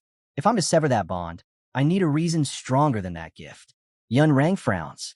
Wouldn't it be enough that I'll be invaluable to your goal of rebuilding the cult? Muguk lowers his gaze. People who manipulate others always talk about dreams, ideals, and loyalty, he says evenly. I despise all of it. A faint hum fills the air. Streams of energy rise around Yunrang as the flowers around her turn white. Muguk stands firm, his eyes unwavering. I don't know what you think of me right now, he says, but I'm preparing for something far greater than any of this. White streams of energy rise and swirl around Muguk's head. He looks at Yunrang and says calmly, from now on, I'll meet many people, and I can't promise every decision I make will be the right one. He steps forward. So show me something that'll convince me I'm choosing the right path. Yunrang frowns. Muguk raises his hand toward her. Give me something, he says quietly, something worth more than the heavenly divine pill. The woman remains silent, eyes fixed on him. Inside, Muguk thinks to himself, I need Blood Heaven's Blades man as an ally, no matter what she says. White light ripples across the field as energy flows from Yun Rang, spreading through the flowers around her. Her eyes dim slightly with sadness. What is it you need, Muguk? She asks. He clenches his hand into a fist. Honestly, he says, I don't need anything right now. Yun Rang's gaze lingers on him. Muguk holds his fist close to his face, thinking, she'll take this to mean I already have Blood Heaven's Blades man and don't need anyone else. Lowering his head, he adds softly, it's time I go. But I won't forget the help you gave me, Yun Rang. He turns and walks away, a faint smile crossing his face. Yun Rang stands among the glowing white flowers, watching him leave. Since I said I don't need anything, Muguk thinks she'll keep thinking about today and what she needs to do next. Stars glimmer above the pagoda as the scene shifts. Muguk and Cheon Pa sit together. The old man perches on a boulder, grinning. So, he asks, what did that old fox say? Muguk replies evenly, she told me to cut off all ties with you. Cheon Pa snorts. Exactly what I warned you about. And what reason did she give? She said our ideals are too different, Muguk answers. That you're too free-spirited to work within strict boundaries. The old man scoffs. Nonsense. He looks at Muguk. So what are you going to do now? Muguk smiles faintly. I'll work with whoever offers me the better deal. Cheon Pa raises an eyebrow. Oh, is that so? Muguk gazes slightly upward. I'll weigh all the options. I'm sure you'd do the same, wouldn't you? The old man frowns, then slowly smiles. Muguk meets his eyes. Right now, you're leading this race. I doubt Flower Sword Supreme has anything to offer that can top the heavenly divine pill. Cheon Pa crosses his arms. Don't underestimate her. Yun Rang will do everything in her power to destroy me. Muguk's expression sharpens with curiosity. Why, he asks. What happened between you two? Cheon Pa looks off into the distance, lost in thought. He says nothing. The night wind stirs, carrying silence between them. Muguk looks at Cheon Pa, his thoughts steady. I already know the answer to the question I just asked, he thinks. Blood Heaven's Blades man exhales through his nose. There's no need for a special reason to hate someone, he says simply. Muguk raises his hand. Then let's have a drink. Ending on that note would leave a bad taste in my mouth. Cheon Pa glances at him. Tell me, boy, what do you think of me as a person? Muguk answers without hesitation. I think you're cool-headed and rational. It's not a bad thing. But if you're sad, you should be sad. If you're in a foul mood, you should talk about it. The old man turns his eyes forward, silent for a moment. Muguk grins. Come on, I'll buy you a drink. We see the lower part of Cheon Pa's face. A faint smirk forms. He grips his sword, pulls it from the ground, and leaps into the air. I'll be waiting for you at Demonic Village, he shouts. Muguk watches him soar away, smiling. Lanterns glow warmly beneath the bar ceiling. Several customers sit at tables, whispering nervously and glancing toward the corner where two figures have taken their seats. Cheon Pa sits with his arms folded, expression unreadable. Muguk leans back slightly. Honestly, I thought you'd invite me to a brothel instead. The old man snorts. I hate such places. Muguk chuckles. Really? I'm surprised. Your late brother loved them. Cheon Pa closes his eyes, his tone low and sharp. Don't mention him. It ruins my mood. Muguk raises a hand in mock surrender. Understood. Inside, he thinks, I said it on purpose, to stir up the wound that still hasn't healed. The tavern owner approaches nervously, bowing. It's an honor to have such distinguished guests here. Muguk smiles warmly. We came because your food and drink are said to be the best. The old man inclines his head. Thank you. The owner retreats quietly. Cheon Pa grumbles. You're too friendly for no reason. Friendliness is never unnecessary, Muguk replies. It's always useful. The old man sighs deeply. If you rely too much on emotion, it'll only bring you trouble in the end. The tavern owner reaches the door. Cheon Pa gestures toward him. Let's use him as an example. Tell me, which would make the food taste better? A friendly word, or threatening the cook with death if he fails. They lock eyes across the table. In that case, the old man adds, your late brother had the upper hand over you. Muguk raises his hand slightly, smiling. Sure, life's easier when you keep a cool head, but that's not the way I plan to live. Cheon Pa studies him. Then tell me, what's bothering you, boy? The boy lets out a faint smile. Glancing at the old man, he says softly that he believes food always tastes better when the one cooking it is happy, free from fear, not trembling while preparing it.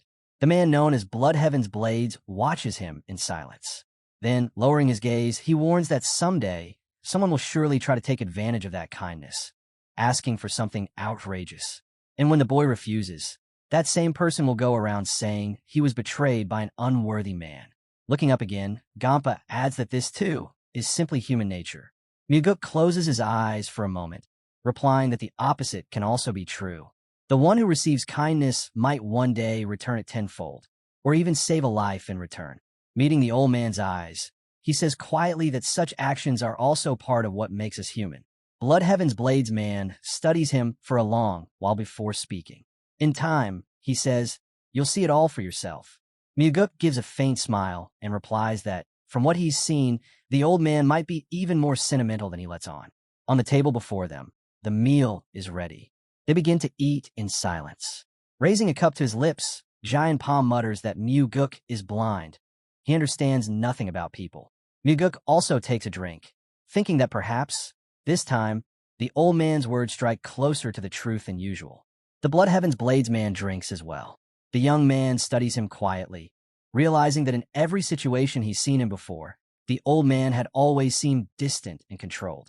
But tonight, he speaks with genuine feeling. Muguk can't help but notice how uncharacteristic that is. The two sit across the table. Setting his cup down, Muguk says that since the topic has come up, perhaps it's time he starts managing the Blood Heaven's Blades disciples himself. Otherwise, they'll keep clashing with the Nirvana Pavilion. Cheonpa's jaw tightens. "You're getting arrogant," he growls. Muguk's tone remains calm. "No, you're the one being arrogant." The old man's eyes widened in fury.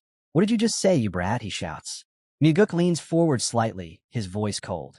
You look down on both the cult and its leader. The nearby patrons freeze, glancing at them in terror. The old man glares. "I am who I am," he snaps. "And I'll never change that." Muguk's expression hardens. "So you think no one cares what your disciples do?" With a thunderous crack, the table between them explodes into splinters. Gampa stares at Muguk, rage burning in his eyes. Muguk meets his gaze without flinching. Shattered dishes scatter through the air, and the shop owner recoils in horror. All around, customers leap from their seats, panic spreading through the room. Blood Heaven's Blade man explodes, shouting that the boy has crossed the line and he'll beat him to death.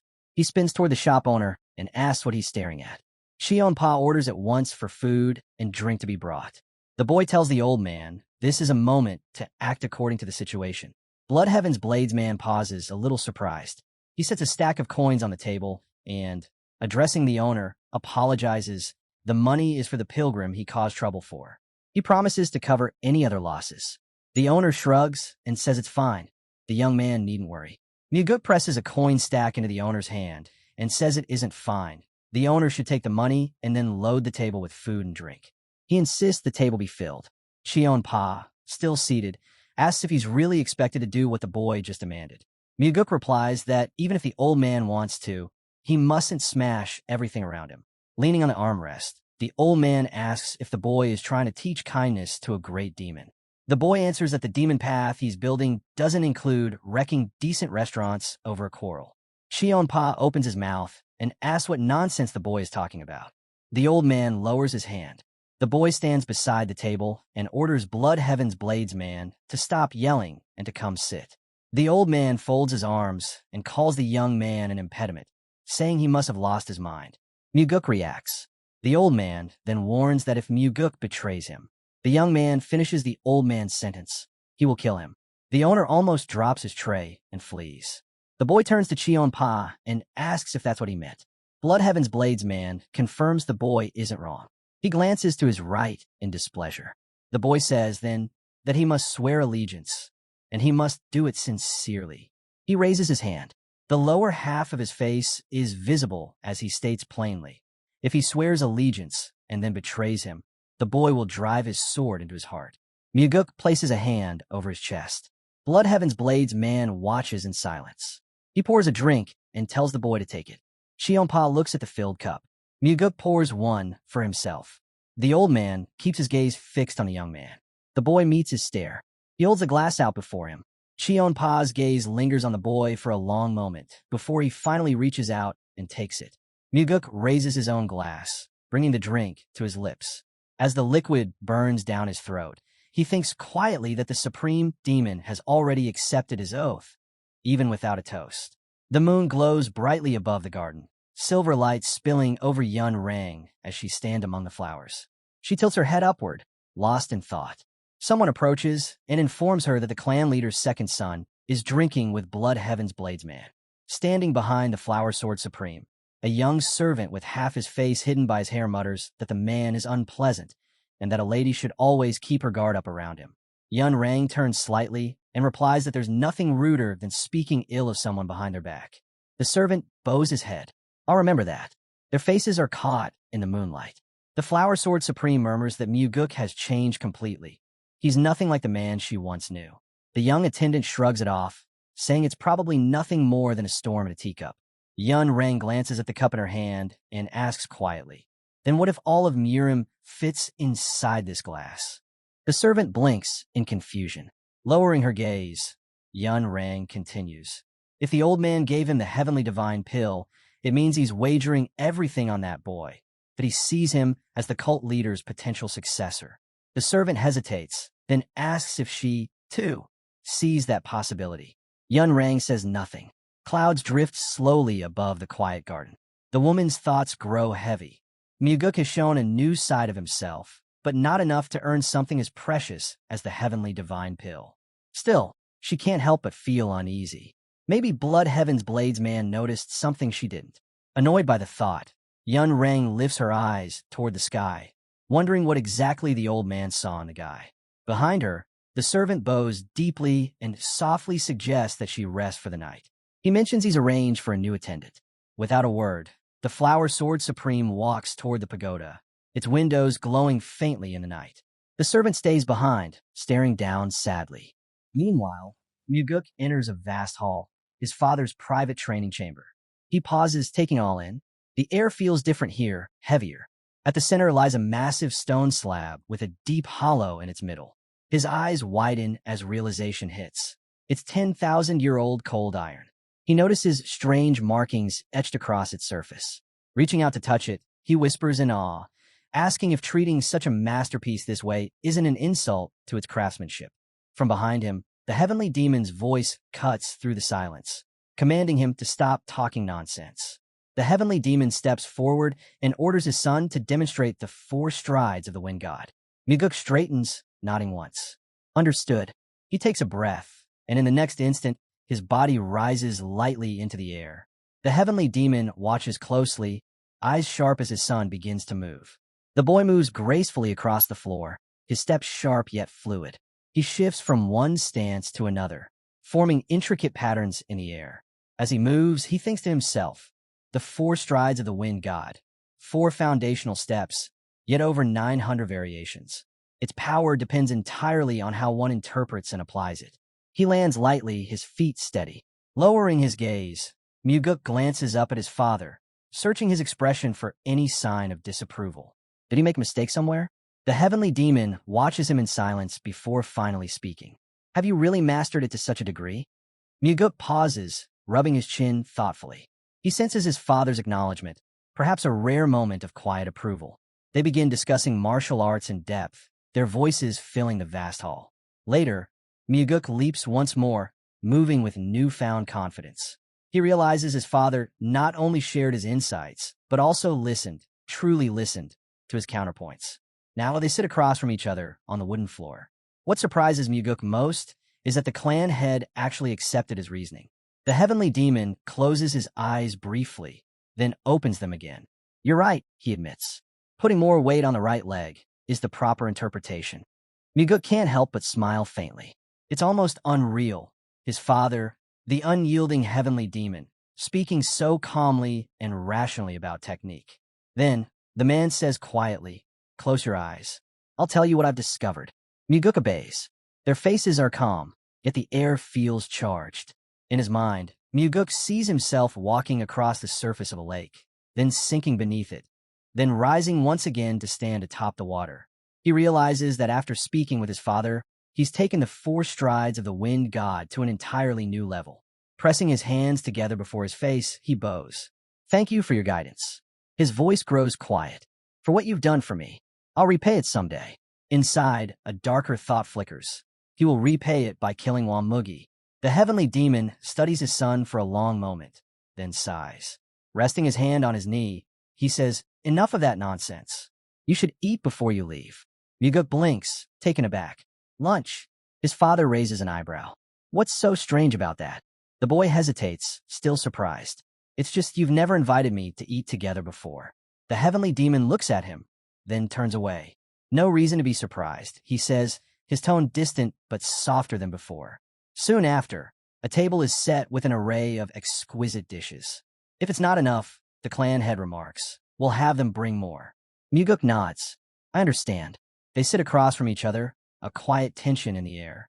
Neither speaks, yet both can feel the unspoken weight between father and son as they share their first meal together. Muguk notes that his father likely thinks he's odd because he speaks less than before. An ornate lantern hangs over the table. Muguk recalls that in a past life, he never imagined they'd share a meal. From behind him, we see the back of his head as he lifts his chopsticks. He realizes now that he always wanted to eat with this man. He brings a piece of food to his mouth. The heavenly demon asks if the food is to his liking. Muguk answers and then asks if the heavenly demon would ever consider swapping cooks with him. The heavenly demon replies with a sigh that it will never happen and sets his chopsticks down. A grand chandelier hangs from the ceiling. The heavenly demon asks why Muguk came today. Muguk says he has a request. The heavenly demon asks for details. Muguk states that he wants to bring another person into the family. The heavenly demon, taken aback, asks if Muguk means marriage. Muguk closes his eyes and clarifies that he does not mean marriage. He wants to teach the soaring sword art to his bodyguard, Leon. Muguk explains that Leon should learn the soaring sword to match her role as head of the Phantom Shadow Corps. The problem, he notes, is that the soaring sword can be taught only to the heavenly demon's bloodline. The heavenly demon finds it strange that Muguk treats his own brother poorly, yet seeks to raise his bodyguard to the level of a blood heir. Muguk counters that Leon is more important to him than some relatives, and that she will one day perform unprecedented feats. The heavenly demon points out that the soaring sword is his son's exclusive art. Muguk offers that he will take the 9 calamities demonic art instead, an art reserved for the cult heir. The heavenly demon considers, and then, if Muguk is so sure of his skills and judgment, gives his consent. Muguk reacts in disbelief that the answer came so easily. The heavenly demon then sets one condition. Muguk asks what the condition is. The heavenly demon states that next time Muguk decides to kill a supreme demon, he must consult his father first, no matter which demon it is. Muguk promises to honor that request. The young man stands with his hands clasped behind his back. A voice breaks the silence, asking if he was the one who summoned her. Leon stands a few steps behind him. Muguk turns his head slightly toward her. Leader of the Phantom Shadow Corps, he says evenly. Leon folds her hands before her face, bowing slightly. I await your command, master. Muguk studies her quietly for a moment before speaking. From this day on, he declares, I'll be teaching you a new martial art. Her eyes widened. A new martial art? She repeats, unsure if she heard correctly. The soaring sword, Muguk replies. Leon freezes, disbelief written across her face. She clenches her fists. Master, you can't. Only the heavenly demon's bloodline can learn the soaring sword. Muguk raises an eyebrow. Are you finished? She folds her arms, then exhales. I have plenty more to say, but I'll stop there. Even so, she refuses again, insisting that if the heavenly demon discovers this, the consequences will be unimaginable. They face each other in silence. Muguk answers calmly. I already have his permission. Leon blinks. You what? He meets her eyes. You heard me. He agreed. Leon's fingers tighten into fists, her face thoughtful and conflicted. But the soaring sword, it's your art. Why would you give it to me? Muguk replies evenly, because as the head of the Phantom Shadow Corps, you need a technique of that level. You're practically family. The words hit her like a thunderclap. Leon stares at him, speechless. Muguk smiles faintly. I don't understand, she stammers. How can I possibly learn an art that belongs to you? Muguk steps closer, his voice soft but steady. You've always been important to me. Leon trembles, unable to hold back her emotions. No one has ever treated me this kindly, she says through tears. Myuguk places his hands gently on her shoulders. That's because you deserve it. Tears stream down her face as she looks up at him. Myuguk watches her quietly, then reaches for his sword. Leon draws hers as well, lifting the blade before her in salute. Time passes. Myuguk devotes himself to teaching Lee on the duties of the Nirvana Pavilion while continuing his own training. Now, Leon stands before him, her sword raised high above her head. Myuguk sits cross-legged, watching her movements carefully. He thinks to himself that she learned the soaring sword at an astonishing pace, absorbing each lesson as naturally as water soaking into cotton. Her talent was undeniable, her dedication unmatched. Day by day, she advanced with breathtaking speed. Myuguk looks up, startled by the force of his own movement. His strike tears a deep rut into the earth. For a moment, he just stares at it. Then realization dawns. Teaching someone else has helped him understand his own technique in a way he never could before. Across from him, Leon clenches her fists, her face bright with triumph. Myuguk watches her silently, a faint smile forming. In his past life, he never once imagined himself as a teacher. Yet now, guiding someone like her, he feels an unfamiliar but steady sense of fulfillment. He reaches out and gently pats her head. So this is what it feels like, he thinks, to have purpose. The scene shifts to the towering structure of the Nirvana Pavilion. Myuguk stands before his gathered subordinates, smiling. It's been a while since we've all assembled like this, he says. A chorus of voices replies at once. It has, sir. Standing on a small platform, Myuguk looks over the crowd. I like your spirit, he says. I called you all here today to remind you what that fighting spirit feels like, to feed it a little. The members of the pavilion, dressed in yellow robes, exchange puzzled glances. At Myuguk's feet lies a small red box beside Daryong. Open it, Myuguk orders. Daryong lifts the lid, peers inside, and freezes. Sir, what is all this money? Without turning his head, Myuguk says, give everyone here one banknote. Daryong hesitates. What? Sir? Myuguk's voice hardens. Do it. Now. Reluctantly, Daryong obeys, passing the notes around. The investigators look down at the crisp bills in disbelief. This, Myuguk says, is a personal gift from me to all of you. Murmurs ripple through the crowd. Myuguk straightens his back. You are receiving this not as payment, but as a promise. From today forward, the Nirvana Pavilion will stand as an organization free from outside influence. The room goes silent. Every face turns toward him. With this, he continues, I'm telling you that you will take no bribes. Not from anyone. A stunned quiet fills the courtyard. If any of you ever need money, Myuguk says, folding his hands behind his back, you come directly to me. I'll advance your salary. And if that isn't enough, I'll use my own funds to help. He lets the words hang for a moment, then asks, is that understood? Yes, sir, they reply in unison. Outside, clouds drift above the pavilion's high pagoda. Myuguk nods once. Good, you're dismissed. Later, in the corridor, footsteps echo. Daryong walks beside Myuguk. How did you even know about this? He asks. Myuguk looks ahead. Know about what? Ikho, Daryong says. He needed money for his brother's wedding. He spent everything he had on his parents' treatment, and now has to care for his younger siblings too. Myuguk keeps walking, his pace unchanged. I couldn't have known that, he says calmly. Daryong frowns. Sir, please, don't lie to me. Myuguk's lips curl into a faint smile. In truth, he didn't know. He found out by accident, but sometimes he thinks even accidents happen for a reason. Myuguk had originally planned to give the money only to Ikho, but at the last moment, he changed his mind. Instead, he decided everyone deserved a share. As they walked, Myuguk smiled faintly. Does it really matter whether I knew about Ikho's situation or not? He asked. Daryong placed a hand over his chest. Of course it matters, he said firmly. What you did today will strengthen everyone's loyalty to you and to the pavilion. Myuguk chuckled quietly. Don't be so easily fooled. It was just a small trick to make a good impression. Daryong blinked in surprise. A trick? I don't understand. You could have earned their loyalty without playing games like that. Myuguk turned his head slightly, eyebrows raised, as if he didn't expect that response. Daryong bowed stiffly, disappointment written on his face, then turned and walked away. Myuguk watched him go, his smile fading. Alone in the corridor, he let out a slow breath. Outside, two tall pagodas rose side by side. the headquarters of the Southern Blade. Inside, Blood Heaven's Blades man sat at his desk with his arms crossed. "What are you doing here?" he asked sharply. "Come to arrest me, have you?" Muguk smiled faintly. "Why ask that? Unless, of course, you've done something worth arresting you for." The old man gave a snort. "I've done plenty of things worth that."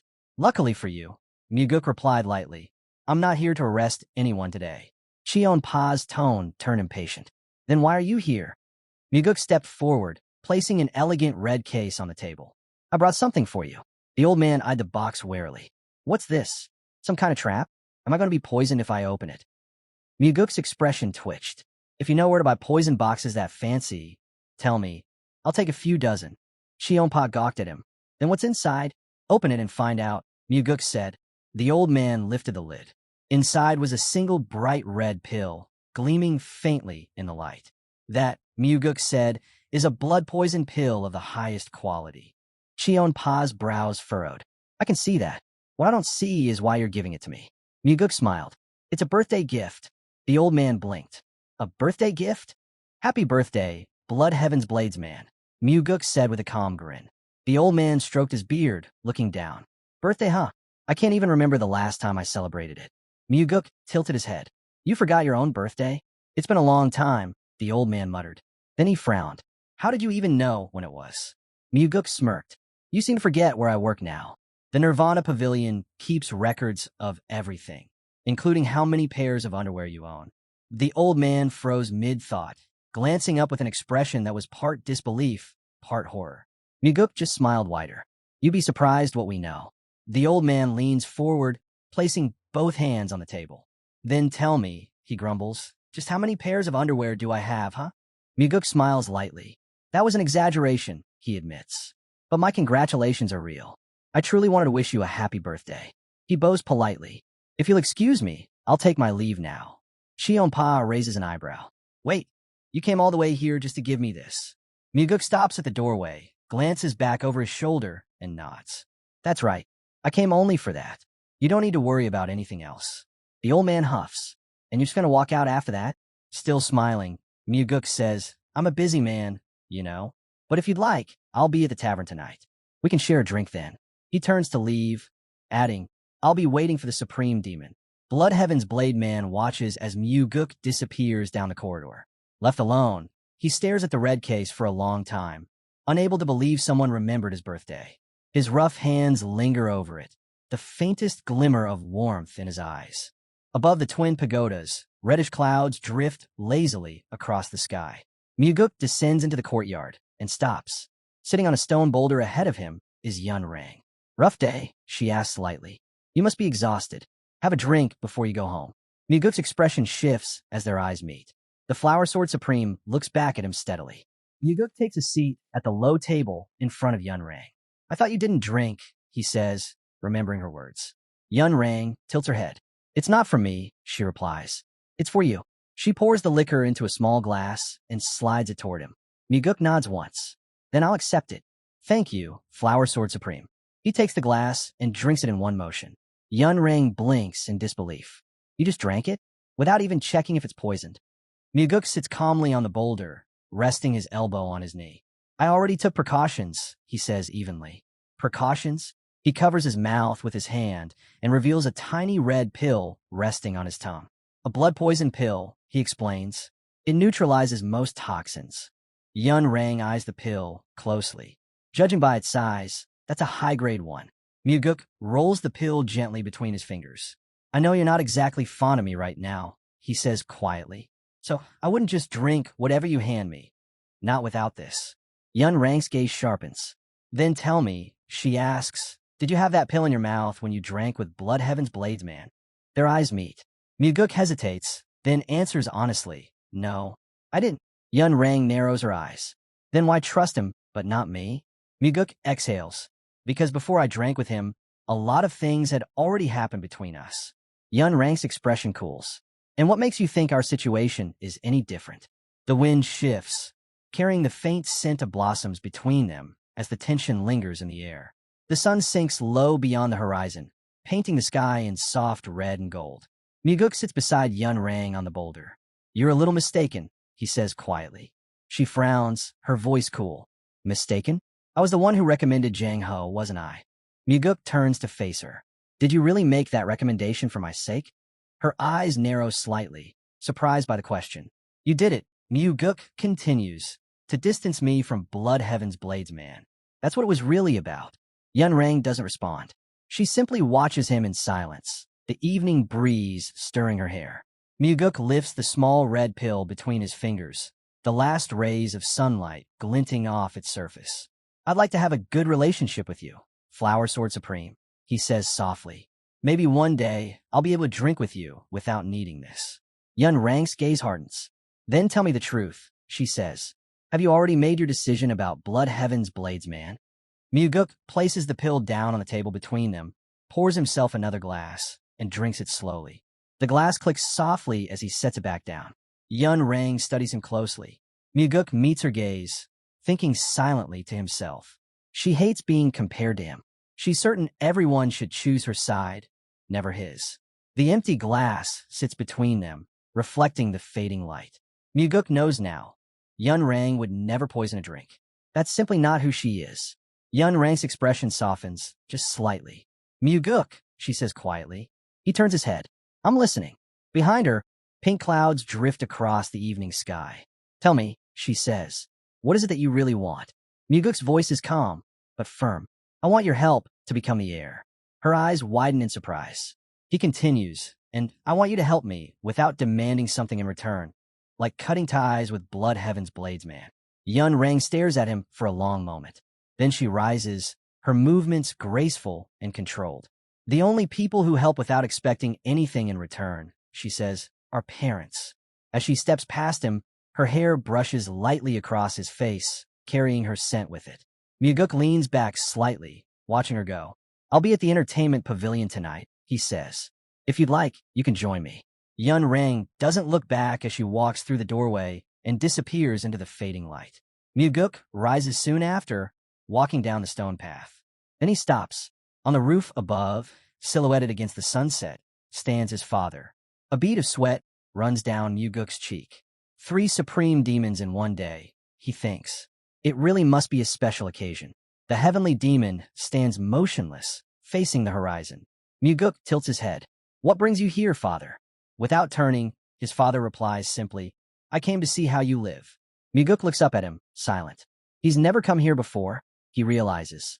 Not once.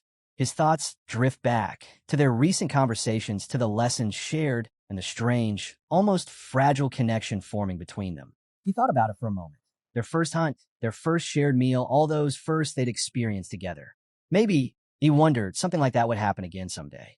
Muguk lifted his gaze toward the roof where his father stood. Father, why don't you come down and visit for a bit? He called out. Heavenly Demon looked down at him, unimpressed. Why would I want to enter the room of a lonely man who's probably made the whole place reek? Muguk chuckled. Then I'll bring a chair up to you. There's no need, his father replied coolly. I've already finished my visit for today. Muguk tilted his head, then leapt up in one swift motion, landing beside his father on the roof. The demon physician said sitting too long in one spot isn't good for your health, he said casually. His father glanced at him. Are you planning to live a long life? Of course, Muguk replied. There's still so much I need to do. The two stood side by side, gazing toward the fading light. Muguk finally asked, Father, are you satisfied with being the head of the cult? Or do you wish things were different? Heavenly Demon's eyes followed the sun, sinking below the horizon. Not at all, he said quietly. Muguk blinked, surprised by the answer. His father's tone carried something else, as if there were countless things he still wanted to do, but couldn't speak of them yet. After a pause, Muguk said softly, Someday, I want to travel with you to the Central Plains. Heavenly Demon turned to look at his son. The boy was smiling. Of course, Muguk continued with a grin. I want to attack the Murim Alliance together with the head of the cult someday, too. His father let out a heavy sigh. They stood there for a while, shoulder to shoulder. Muguk looked toward the distance again. I'd also like to visit places where people live, go on a trip with you sometime. I bet the mountains are beautiful in summer. Heavenly Demon said nothing, simply watching the faraway horizon as the last light of day painted the sky. Father and son stood together under the glowing sunset. Later, inside a small tavern, dishes of steaming food covered the table. Enjoy your meal, the tavern owner said warmly. Muguk smiled. Thank you. The old man laughed. No, thank you. Ever since Nirvana Pavilion opened a branch on the next street, things around here have been so much better. Fewer incidents, and people actually pay their bills now. Muguk closed his eyes with a calm smile. I'm glad to hear that. All thanks to you, the owner said. It's not just me, Muguk replied modestly. Around them, the other customers turned to look at him. The tavern owner gestured toward the room. Most of these folks have been helped by Nirvana Pavilion. You're quite popular around here, you know. The tavern door creaked open. Chionpa stepped inside. The moment he appeared, the chatter died down. Every customer froze, watching the old man with uneasy eyes. Muguk smiled calmly. Everyone relax. The Supreme Demon is an honorable man. There's no need to stop eating or drinking. Just don't bother Blood Heaven's blades when you're drunk. Chionpa closed his eyes. Why do you insist on lying to them? Muguk shrugged. These people came here to enjoy their drinks in peace. It wouldn't feel right if they were scared of the person sitting next to them. Chionpa glared around the room. If anyone doesn't like being here, he said coldly, they're free to leave. Muguk pointed his right. In that case, Blood Heaven's blades can pay for their meal elsewhere, and also compensate the tavern owner for any losses. From above, Chionpa and Yugok could be seen standing across from each other, tension filling the air. The old man let out a sigh. Still pretending to be some kind of saint, are you? Muguk smiled faintly. Not all. I just think it's called having manners, something everyone should have. Chionpa raised an eyebrow. And that's how a member of the demonic cult should behave? Muguk's smile didn't waver. The cult's made up of people, not animals. Blood Heaven's blades watched him with interest, then pointed his finger. Sometimes, I wonder if you're really from the Murim Alliance. Muguk closed his eyes, still smiling. Deep down, he knew the truth. He never truly saw himself as part of the demonic cult. In his past life, he'd left them when he was still young and met many others along the way. He raised his glass. To your birthday, old man. Chionpa's eyes widened. Keep your voice down, you fool, he hissed, glancing around nervously. The Supreme Demon frowned. Don't say such nonsense. What's so great about getting older? Muguk grinned. I just wanted an excuse to drink. They both sat down at the table. Blood Heaven's blades leaned forward. You seem to enjoy alcohol quite a bit. The old man chuckled. Chionpa's right. You like drinking, don't you? Chionpa fell silent, staring into his glass. After a pause, he lifted it and said quietly, I used to, but not so much anymore. Muguk smirked. So you haven't given it up completely then? Suddenly, Chionpa froze, eyes widening. Muguk turned his head, and his breath caught. Standing before them was the Flower Sword Supreme. The woman looked uneasy, and the old man's gaze toward her was anything but kind. The two Supreme Demons locked eyes across the room. Cheers straight back. The customers stood, fear rippling through the tavern. Muguk quickly moved a table and gestured toward it. Please, take a seat, he said to Flower Sword Supreme. She stopped, studying him for a moment, then quietly walked past the old man. Yun Rang quietly took her seat at the table. The air was heavy. None of the Supreme Demons spoke, and Muguk remained silent too. Finally, Yun Rang broke the silence. Why did you call me here?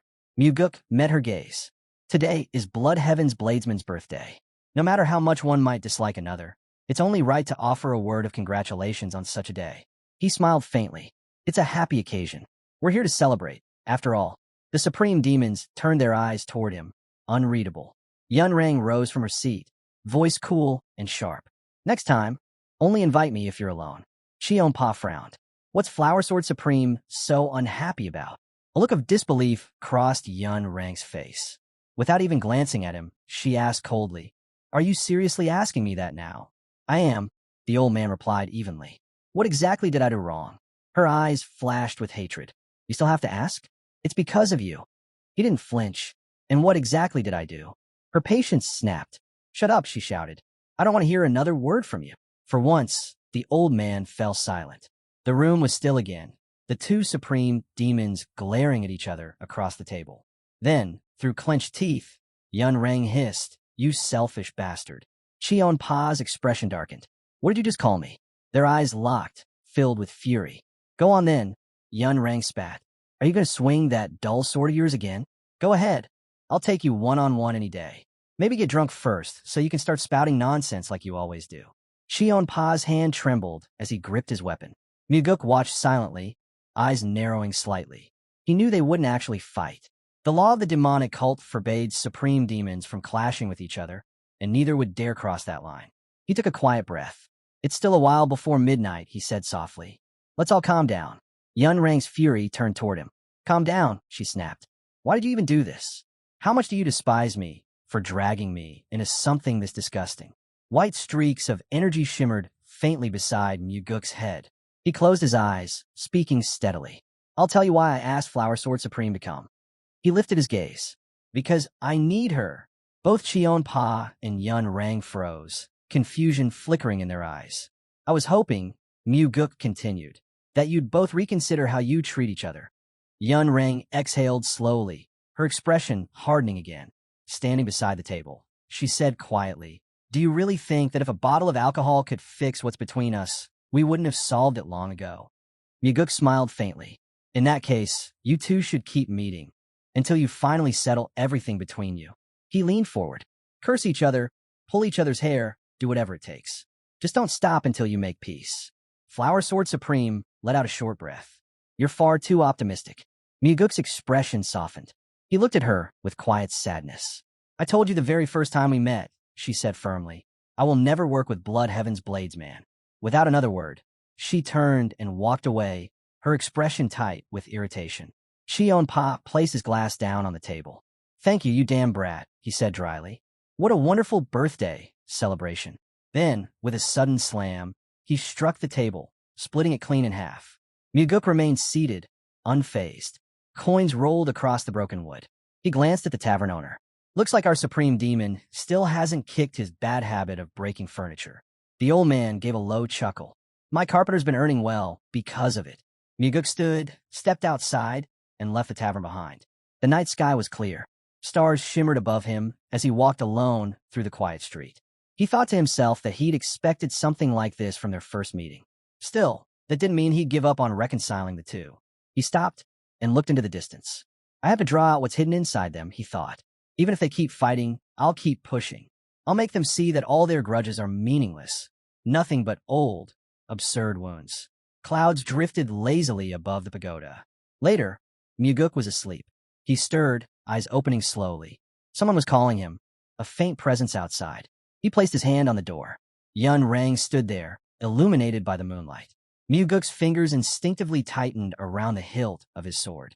He recognized her immediately, Flower Sword Supreme. Without turning, Yun Rang said calmly, I'm not releasing any aura right now. The fact that you could still sense me, that's impressive. She paused. Your instincts are remarkable. Muguk rubbed his eyes.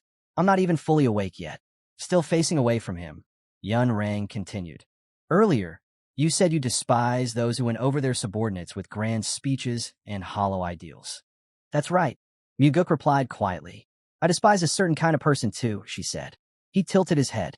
And who would that be? Yun Rang's voice sharpened. Those who talk big, but can't prove their words through action. The stars gleamed above the rooftops. Muguk's tone was steady. Are you saying I'm one of them? She finally turned slightly, her hand resting on her sword. Let's find out. Steel whispered through the night as Flower Sword Supreme drew her blade. Muguk frowned, studying her stance. Of course, he thought. I expected nothing less from a supreme demon. Even with her back to him, she showed no opening, not a single weakness he could see. Muguk's gaze sharpened. I despise another kind of person too. Flower Sword Supreme arched a brow. And what kind is that? The strong who turn their power into cruelty, Muguk said steadily. Those who use it to dominate, to build relationships where they always stand above others. I hate people like that. People with no imagination who can only think of hurting. Behind Yun Rang, a fierce wave of energy flared to life, rippling through the air like a storm. She turned toward him, her voice cold. It seems I've been far too patient with you. You're growing more insolent by the minute. White streams of aura rose around her flowing dress, spiraling like flames. Muguk smiled calmly. Then tell me, what will you do if you lose? Yun Rang blinked, taken aback. You actually think you can defeat me? I don't think, he replied firmly. I know. Her eyes glowed dangerously. Very well. If you defeat me, I'll grant you any wish you name. If you wish for my death, I'll even give you that. Muguk looked at her, realizing she spoke with absolute confidence. She didn't believe for a moment that she could lose. They faced each other in silence, the tension between them crackling like lightning. And if you lose? Yunrang asked. I'll grant your wish. Muguk answered without hesitation. Her expression hardened. Then my wish is simple, the same one I've told you before. You will sever all ties with Blood Heaven's Bladesman. Muguk studied her closely. Of course she's confident, he thought. In skill, she's second only to my father. The two stood opposite each other, eyes locked, two shadows beneath the night sky. Not curious what I want? Muguk asked quietly. I don't care, Yunrang replied, because I'll never have to hear it. He smiled faintly. You will. Tonight, you'll finally understand what I want. He lifted his blade. This sword, he warned, is the black demonic sword. If it strikes true, it can even damage your weapon. Yunrang's lips curved slightly. Then, I'll let you attack first. Muguk raised his sword. In that case, he said, I'll gladly accept. He took a breath, focusing. Guess I'll begin then. His thoughts tightened, sharp as his blade. I'll strike hard, he decided, but I won't use the 4 strides of the wind god. Not against her. His grip tightened on the hilt. 3 attacks. That's all it'll take. Then he surged forward. The air split with the first form of the soaring sword art. A blinding slash carved the space in front of Flower Sword Supreme. Muguk followed instantly with celestial equilibrium, his blade a blur of light. Yunrang's eyes widened. She barely caught the strike, her sword ringing as it met his. Bright sparks exploded between them. Through the clash of steel, their eyes met, locked, unwavering, neither yielding an inch. Their blades pressed together, steel grinding against steel. Muguk and Yunrang clashed again, each strike sharper, faster, heavier than the last. A surge of force sent Muguk flying backward, his pajamas fluttering as he hit the ground hard. Yunrang rose into the air, her sword gleaming beneath the moonlight. Muguk steadied himself, 1 foot digging into the earth. Gritting his teeth, he raised his sword once more. The blade cut through the air with blinding speed, trails of white light swirling above him. Second form, soaring sword art. He followed immediately with shifting slash. Their swords collided again and again. Sharp flashes of white energy streaking toward Flower Sword Supreme. The stream struck her directly. Yunrang landed, shock flickering in her eyes. For the first time, she looked uncertain. She clenched her teeth, gripping her sword in one hand and her sheath in the other. Then she swung, unleashing a brilliant beam of white energy that tore through the air toward Muguk. He barely managed to block, sparks exploding on impact. She broke her word. Muguk thought grimly. She said I'd have 3 attacks before she countered. Yunrang cursed under her breath, her aura flickering wildly. Flashes of light erupted under Muguk's feet as he steadied himself. She didn't have a choice, he realized. The shifting slash can't be blocked forever. He pushed off the ground again, sword poised. A black whirlwind roared to life in front of him, dark energy spiraling outward. His eyes burned with fierce intent. Third form, soaring sword art. He swung. A wave of black energy shot forward, followed by his heavenly slash. Yunrang's eyes widened as the dark current slammed into her sword. A shock wave burst outward, black energy splashing across her face. This is impossible, she whispered, trembling. The darkness erupted around her, black energy bubbling and crackling in every direction. Don't touch my face, she shouted, shielding herself. When the chaos cleared, her eyes widened even more. Muguk's sword was pointed straight at her, just inches from her face. They stared at each other, frozen. What just happened? Yunrang breathed. Muguk slid his blade back into its sheath. I told you to be careful, he said calmly. The black demonic sword isn't something to take lightly. Yunrang frowned. Even so, I shouldn't have lost. Not even to that weapon. Muguk smiled faintly. It wasn't just the sword. I've mastered the entire soaring sword art. For a moment, she stood speechless, eyes wide, mouth slightly open. They faced each other again, both still gripping their swords, their breathing heavy. You can't be serious, she finally said. You've completely mastered the soaring sword? Muguk looked down, his voice quiet. Soaring sword? He thought. An advanced martial art, one even supreme demons struggle to perfect. Of course, she can't believe it. Muguk looked straight at Yunrang. Do you really think my father made me head of the Nirvana Pavilion just because I'm his son? Yunrang's lips parted as if to respond, but Muguk cut her off. And besides, he added, I took the heavenly divine pill to make up for the lack of internal energy I was born with. Her eyes widened. What? She gasped. Muguk's tone stayed calm. So, do you admit your defeat? Yun Rang pressed her lips together. After a moment, she closed her eyes. If I'd known you were this strong, I wouldn't have let my guard down. Muguk thought quietly to himself. She's right. She had allowed him 3 free strikes, and that was what decided the outcome. The moon hung high above the treetops, its light washing the clearing in pale silver. So you won't admit it? Muguk asked softly. You do realize, if the supreme demons hear that you broke your word, they'll call you a coward for the rest of your life. Yun Rang raised a hand sharply. Enough. Don't try to provoke me with such cheap threats. Her eyes met his. I'll keep my word. Say whatever you wish. Muguk closed his eyes briefly.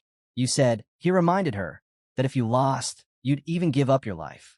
Yun Rang stared at him in shock. You want me to die? He smiled faintly. Of course not. Blood Heaven's Bladesman may call me insane, but I'm not that kind of man. They stood facing each other, the night silent except for the whisper of wind in the trees. Then what do you want? Yun Rang asked quietly. Muguk lowered his gaze, then looked up again with resolve. I want you to accept my apology. Her eyes widened in disbelief. Muguk brought his hands together before his face. I apologize, he said earnestly, for the disrespect I showed you before. I ask for your forgiveness. Yun Rang said nothing. The moon glowed softly above her, casting light across her face. Are you mocking me? She asked finally, her voice quiet but edged with tension. The cult leader's second son, bowing and apologizing to me? Muguk didn't lift his head. I've been rude to you more times than I can count, he said. I shouldn't have invited you to that dinner. That was my mistake. Yun Rang looked at him, astonished. He won. Yet he's apologizing? It made no sense. I truly want to earn your favor, Muguk continued. That's why I'm apologizing, sincerely. I hope you'll support me from now on. Her eyes narrowed. Support you? You mean in your fight for the heir's position? He said nothing. She exhaled sharply. If you think this apology will change where I stand, she said coldly, then you've disappointed me more than I thought possible. Muguk met her gaze, his voice steady. Well, he said, that all depends on who we're talking about. He straightened slightly. I'm the kind of person who repays everything, double. If someone throws sand at me, I'll push them into the mud. If they splash me with water, I'll start throwing filth right back. He paused, his tone softening. But I'm not going to do any of that to you, Flower Sword Supreme. Yun Rang looked at him, startled. You, Muguk continued, are the one supreme demon most worthy of respect, noble and gentle at heart. Her eyes flickered. Is that really? How do you see me? Muguk kept his hands together before his face, lowering his head slightly. Yes, you're noble and kind. Truly. Yun Rang turned away, saying nothing. Muguk lifted his sword and smiled faintly. I'll be waiting for our next meeting. He turned toward the stairs, walking away slowly, the blade gleaming faintly in his hand. As he descended, his thoughts grew heavy. Knowing what happened to her in my past life, my words weren't a lie. Not entirely. In his mind, he saw the image of her, Flower Sword Supreme, standing in a blood-soaked dress. Those events haven't happened yet, he thought. If meeting me changes her path, maybe that massacre won't happen this time. Maybe something new can take root instead. Above, the clouds drifted across the moon. Yun Rang stood beneath it, her face lifted toward the night sky. In that desolate desert behind her eyes, Muguk thought, perhaps one day flowers will bloom. The moonlight shimmered in her eyes, reflecting her quiet sadness. The next day, the moon hung high again, pale and distant. Flower Sword Supreme stood before Muguk, her expression calm. I accept your apology, she said. Muguk studied her face. She looked unwell, her usual composure cracked, as if she'd been battling her own turmoil ever since her loss. He bowed slightly, hands folded before him. Thank you. Yun Rang exhaled softly. I admit my defeat from yesterday, she said, but I'd like to fight again today. Muguk blinked in surprise. What? They faced each other in silence, the air between them still. I refuse, he said at last. Why? She asked, frowning. Muguk closed his eyes for a moment. Because I wouldn't win again. She tilted her head. You mean to tell me that? Yes, he said quietly. You only lost because you let your guard down. If you hadn't been so relaxed, I wouldn't have stood a chance. Yun Rang's expression softened. The moon's light framed her face as she looked at him carefully. From what I know, she said, you've mastered the flying sword technique, and your internal energy has increased greatly. You could win. Muguk shook his head. No. Last time was one of those rare moments when luck was on my side. And I'm not foolish enough to mistake luck for real strength. The two stood beneath the silver light of the moon, warrior and warrior, teacher and challenger, neither breaking the silence that followed. Yun Rang placed her hand over her chest. If I win, she said quietly, I won't ask for anything. But if I lose, you can have whatever you want. Muguk looked at her steadily. How foolish, he thought. How naive. Now, he understood why in his past life she had risen to lead a cult, drown the land in blood, and then fallen in defeat. Her pride, stubborn, relentless. It was both her strength and her downfall. And right now, that same pride made her wait for him to demand something of her. Muguk folded his hands before his face. There's no need to be so desperate, he said softly. I won't tell anyone about yesterday's duel. You don't have to prove anything. He gave a faint smile. You look tired. You should rest. Yun Rang's expression softened, her eyes clouded with sadness. I was deeply ashamed, she admitted. Muguk blinked, surprised. You have nothing to be ashamed of, he said after a pause. I already told you. I only won because of luck. Yun Rang shook her head slightly. It's not about the defeat, she said quietly. It's because I told you not to touch my face. Muguk stared at her, taken aback. The more I think about it, she continued, her voice low, the more disgraceful it feels. They stood opposite each other, the silence between them heavy and still. Muguk sighed softly. That sort of thing happens, he said. You're human, and you're a woman. I'd probably react the same way, even as a man. Yun Rang's lips curved in a faint, humorless smile. Perhaps, but I'm a sword master. I shouldn't have behaved like that. I should have let you strike me. She turned her head slightly, her eyes distant. Now you understand why I came back, don't you? Muguk's eyes widened a little. Yes, I do. Then will you fight me again? She asked quietly. Clouds drifted lazily across the pale morning sky. Muguk closed his eyes. No, he said after a pause. I still can't. I'd rather just enjoy the bit of luck I've been given in life. Yun Rang looked at him, sadness flickering in her gaze. I made a promise, she murmured. She shut her eyes. I swore I would never lose to anyone, except one person. Muguk stared at her, stunned. His eyes widened as realization dawned. She opened her eyes and looked straight at him. That person is the head of the cult. Muguk stood frozen, unable to respond. Yun Rang rested her hand lightly on the hilt of her sword. Her tone turned sharp. And if you're entertaining any disrespectful thoughts right now, let me make this clear. Do not tarnish my name in front of Heavenly Demon. Her gaze was fierce, unwavering, proud as ever, yet touched with something fragile beneath the surface. I didn't think anything like that, Muguk said firmly. Then, after a brief pause, he asked quietly, but tell me, why do you respect my father so much? Flower Sword Supreme stood there, her sword still in hand. Her eyes glimmered faintly, sad, distant, but she said nothing. Muguk waited, searching her face for an answer. When none came, he exhaled a long, quiet sigh. So that's it, he thought. If she's brought up my father, then this is her final card. I can't turn her down now. Light flickered through the pagoda windows behind them, glowing softly in the night. Yun Rang's voice finally broke the silence. The promise I made to your father will be kept. A faint smile touched her lips. Muguk looked at her, slightly startled. You look happy, he said. Did my agreement really mean that much to you? You can't even imagine, she answered softly. They stood facing one another, blades drawn once more. This time, Muguk said, lifting his sword, I'll give it everything I have. Yun Rang smiled faintly. Good, she said. That's exactly what I need. Behind them, the dark silhouettes of trees swayed in the wind. A low stone wall framed the edge of the courtyard. Muguk lowered his gaze for a moment, then looked up just as she charged. Flower Sword Supreme darted forward, blade gleaming. Their swords collided with a sharp clang that cut through the night. Steel met steel again and again, each blow faster than the last. Muguk turned his blade, drawing a perfect semicircle through the air. Yun Rang leapt upward, the edge of her sword flashing just above his head. Her movements were quick, graceful, her weapon catching his strikes with precise deflections. For an instant, surprise flickered across her face. Small stones scattered at her feet as she landed, immediately lifting her sword to block the next attack. Their blades locked once more. They stared at each other through the narrow space between crossed steel. Muguk slipped, falling headfirst, but twisted midair and landed firmly on his feet. The tip of Yun Rang's sword shot toward his face. He shifted just in time, the blade slicing past by a hair's breadth. He countered instantly, his sword flashing upward to parry her next strike. Their eyes met again, both calm, yet burning with focus. They attacked at the same moment, twin strikes cutting through the air. Both ducked, each narrowly missing the other. Yun Rang's sword brushed past his hair. His blade grazed close to her cheek. They leapt again, moving as one. Yun Rang rose higher, her body outlined against the sky. A faint mark of her last strike shimmered in the air behind her. Myuguk steadied his breath. The longer this fight goes on, he thought, the less winning or losing matters. He dashed forward, sword trailing light, meeting her head-on. Their blades clashed again and again. A rhythm, a dialogue written in movement.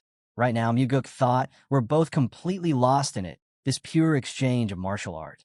Their feet shifted, circling each other like mirrored reflections. He could feel it. Her bloodlust had vanished. What remained was something far deeper. Now, there was only clarity. Two warriors, bound not by hatred, but by the art they shared. Myuguk's head tilted back, his breath sharp and heavy. She's incredible, he thought. No wonder they call her the Flower Sword Supreme. Yun Rang soared through the air, arms spread wide like wings, her movements graceful and fierce at once. Myuguk couldn't help but smile. This is thrilling. Above him, Yun Rang smiled faintly, angling her sword downward, its gleaming edge pointed straight toward him. Myuguk looked up, heart pounding. This feeling, this isn't about victory or survival. It's the pure joy of crossing blades, the art of combat itself. They stood still at last, facing each other, arms lowered at their sides. Sweat streamed down Myuguk's face, glistening in the moonlight. Yun Rang, too, was breathing hard, her forehead damp. After a moment, Myuguk folded his hands before his face. I lost, he said quietly. You didn't use your finishing strike. Yun Rang looked at him. Neither did you. He closed his eyes, shaking his head slightly. That's because I didn't have one. For a long moment, she said nothing, then bowed her head slightly. Thank you, young master. Myuguk blinked, startled. Yun Rang turned away, her back straight but trembling slightly. He watched her in silence.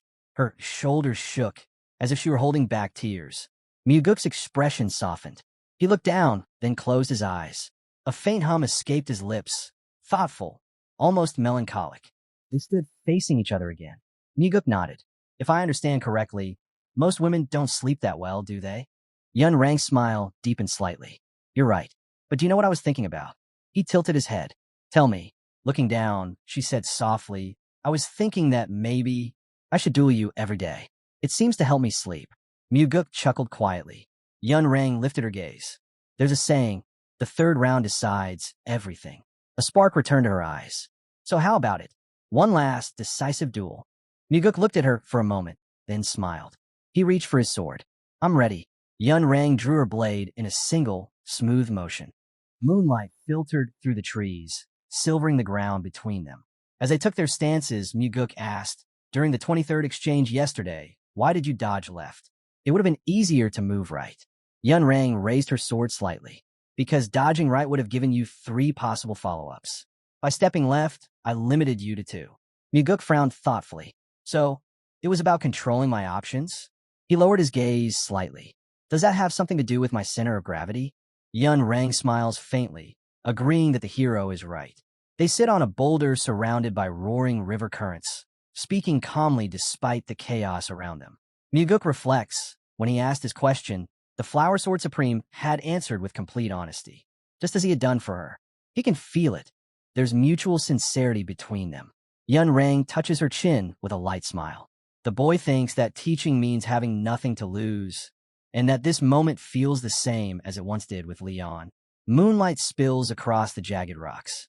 Flower Sword Supreme raises her gaze and says she can't quite remember the last time she truly lost herself in martial arts, when she practiced for the sheer joy of it.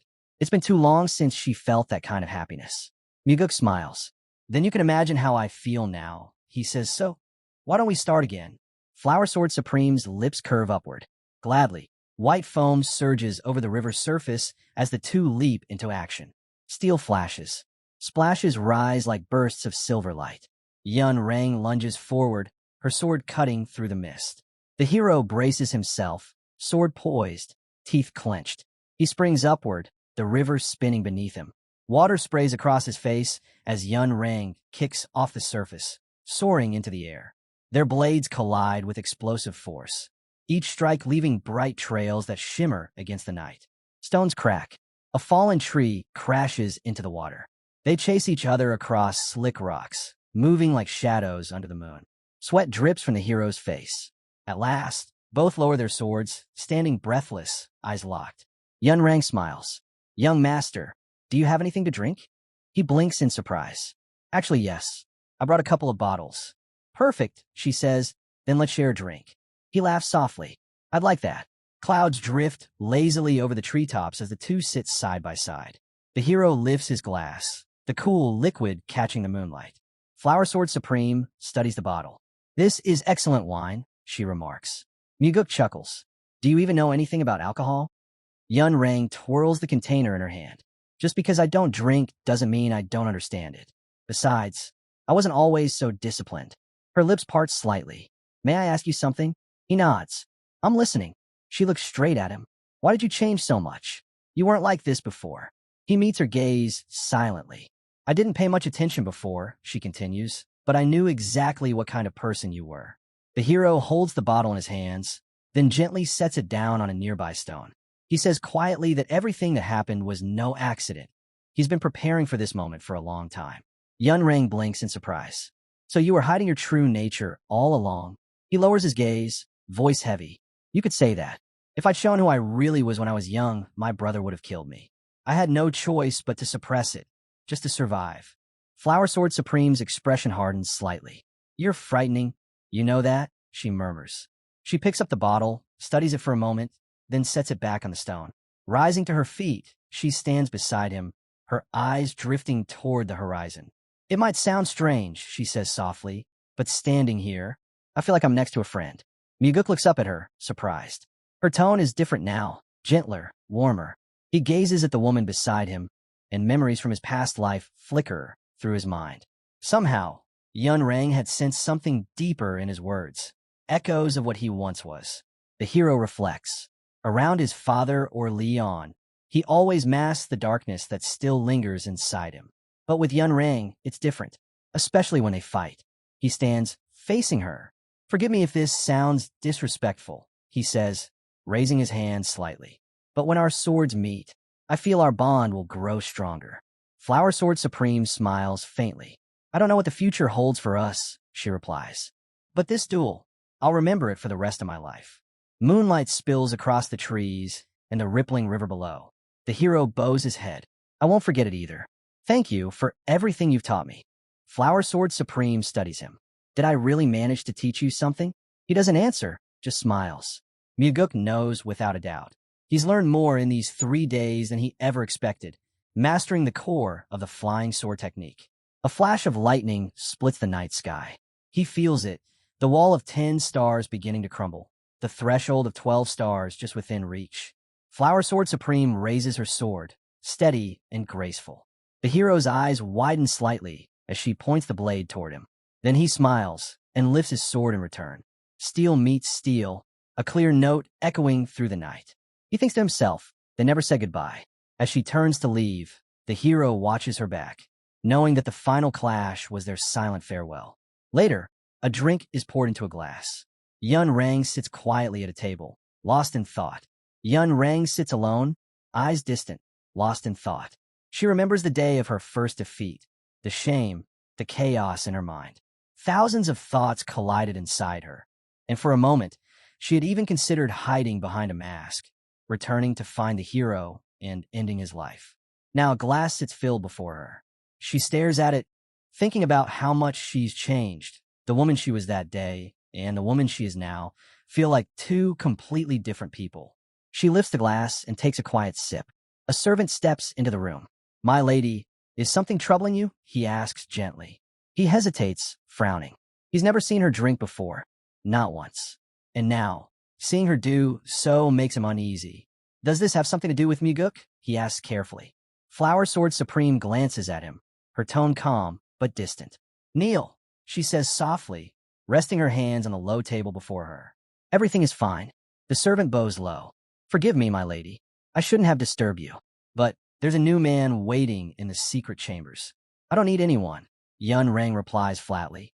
He looks up, startled. My lady, her gaze drops. Stop bringing them to me. The servant freezes. She has never spoken to him in such a cold, formal tone. Moonlight filters through the window beside her as she mutters, I should have stopped this long ago. No, I should never have started. The servant stares in silence as her thoughts drift back. When Sa Wuzhong brought her that first young man, she had given in to her desire, convincing herself it was harmless, that it would end after one night. She only wanted to remember what it felt like to be close to someone again. But then it happened again. A second time. A third. Now, sitting there, Yun Rang knows it has to end. Completely. So Wuzhong bows deeply. Then I'll send him away, my lady. Just say the word when you wish to summon him again. Yun Rang's tone turns sharp. I will never need anyone again. Her eyes narrow. Do you understand me, Wuzhong? He lowers his head. Yes, my lady. I will remember. Leave, she orders coldly. And if you so much as touch another young man, to keep this a secret, I'll kill you myself. The servant bows again, voice trembling. Understood, my lady. You don't need to worry. He turns and leaves, face twisted with frustration. As he walks down the corridor, his thoughts darken. So that's what she was doing, he thinks. Using those young men to earn their loyalty, to strengthen her grip as the cult's second-in-command. Despite her composed face, Yun Rang's coldness toward her once loyal servant is unmistakable. She sits quietly by the window, moonlight tracing her silhouette. In the corridor outside, Wuzhong's face is half hidden in shadow. His thoughts simmer. I was supposed to be the next swordmaster, he tells himself bitterly. His gaze hardens. Something inside him whispers that her sudden change, her distance, her restraint, all began after that man appeared. The hero, Geometry Muguk. Under the thick canopy of trees, chaos stirs within the Nirvana Pavilion. Workers and officials gather around, their faces pale. One investigator trembles, voice shaking. How?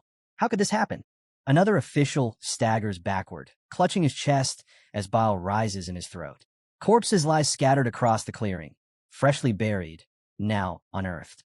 The hero approaches calmly, his subordinates bowing before him. One reports grimly, We found at least a dozen bodies, sir. All of them had their hearts removed. Muguk's eyes narrow. He knows instantly. This is no ordinary slaughter. Soul art. His thoughts darken. A faint glow flickers in his mind. The memory of that cursed technique. Soul art. A forbidden craft that feeds on life energy drawn from human hearts.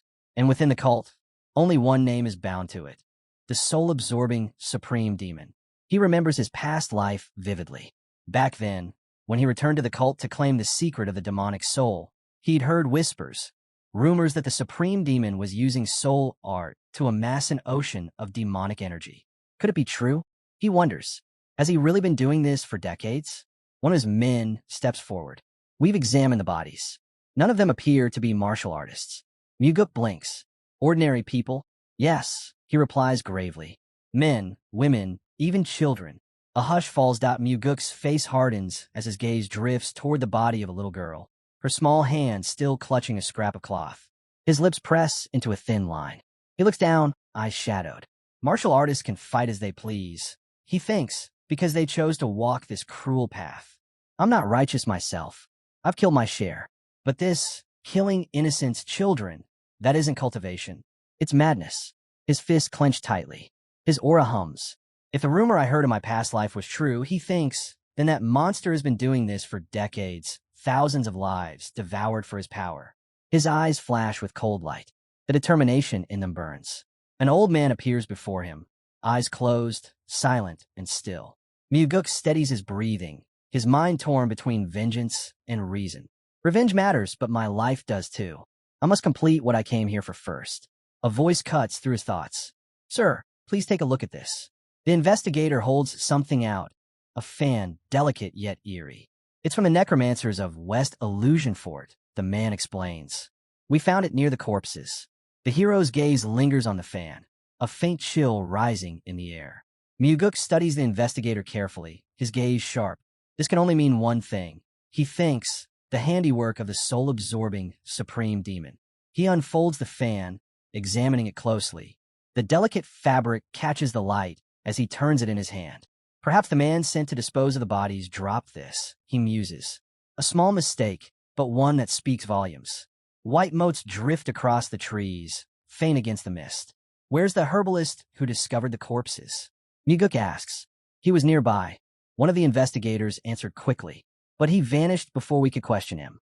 He must have panicked and fled. Muguk closes the fan with a soft snap. Search the area. Secure the site, he orders firmly. I'll handle the rest myself. Daryong steps forward, startled. Sir, are you really planning to go to West Illusion Fort? To confront the soul-absorbing supreme demon? Muguk raises the folded fan slightly, eyes glinting. With this evidence in hand, I have to. At the very least, I'll question him directly. He turns and walks away, his cloak brushing the grass as his subordinates watch in uneasy silence. But even as he moves, his thoughts whirl. Something doesn't add up, he realizes. If the supreme demon were truly behind this, he would never leave such obvious traces. He recalls the details. A herbalist conveniently finds the graves. A fan, unmistakably linked to necromancers, left right beside the bodies. Too neat, he thinks. Too deliberate. His eyes narrow.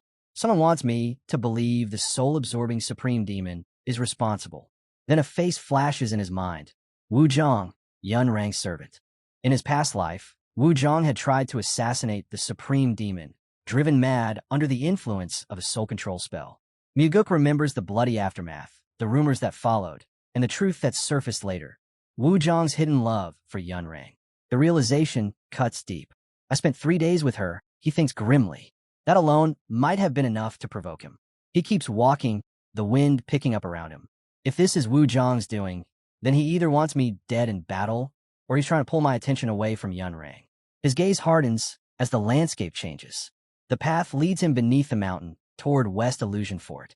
Gray streams of ghostly energy curl upward from the ground. The air hums with a strange vibration. Around him, he spots eerie devices half buried in the soil. Talismans, conduits, and relics glowing faintly in the haze. Statues of demons stand watch among them, their carved faces twisted and silent. So this is it, Muguk thinks. The source of the ghost energy. His eyes move across the field, to gardens lined with strange, luminous flowers. He studies them carefully. These flowers emit the same spectral energy as the statues and pagodas. Anyone without necromantic training who stays near them, their inner energy flow will collapse. He pauses, frowning. And once their circulation falters, they'll become easy prey for soul control spells. The hero remembers one more thing about those strange flowers. Their fragrance can twist the mind, causing vivid hallucinations. In the worst cases, they allow inner demons to take control completely. Muguk steps forward, each stride echoing softly against the stone floor. He soon finds himself in an enormous hall, pillars rising like dark towers, steps leading upward into shadow. So this is the residence of the soul-absorbing supreme demon, he thinks. It feels less like a fortress and more like a trap waiting to be sprung. At the far end of the chamber, a man sits calmly at a table. His presence alone shifts the air around him. Yeso, the soul-absorbing supreme demon. Muguk studies him closely.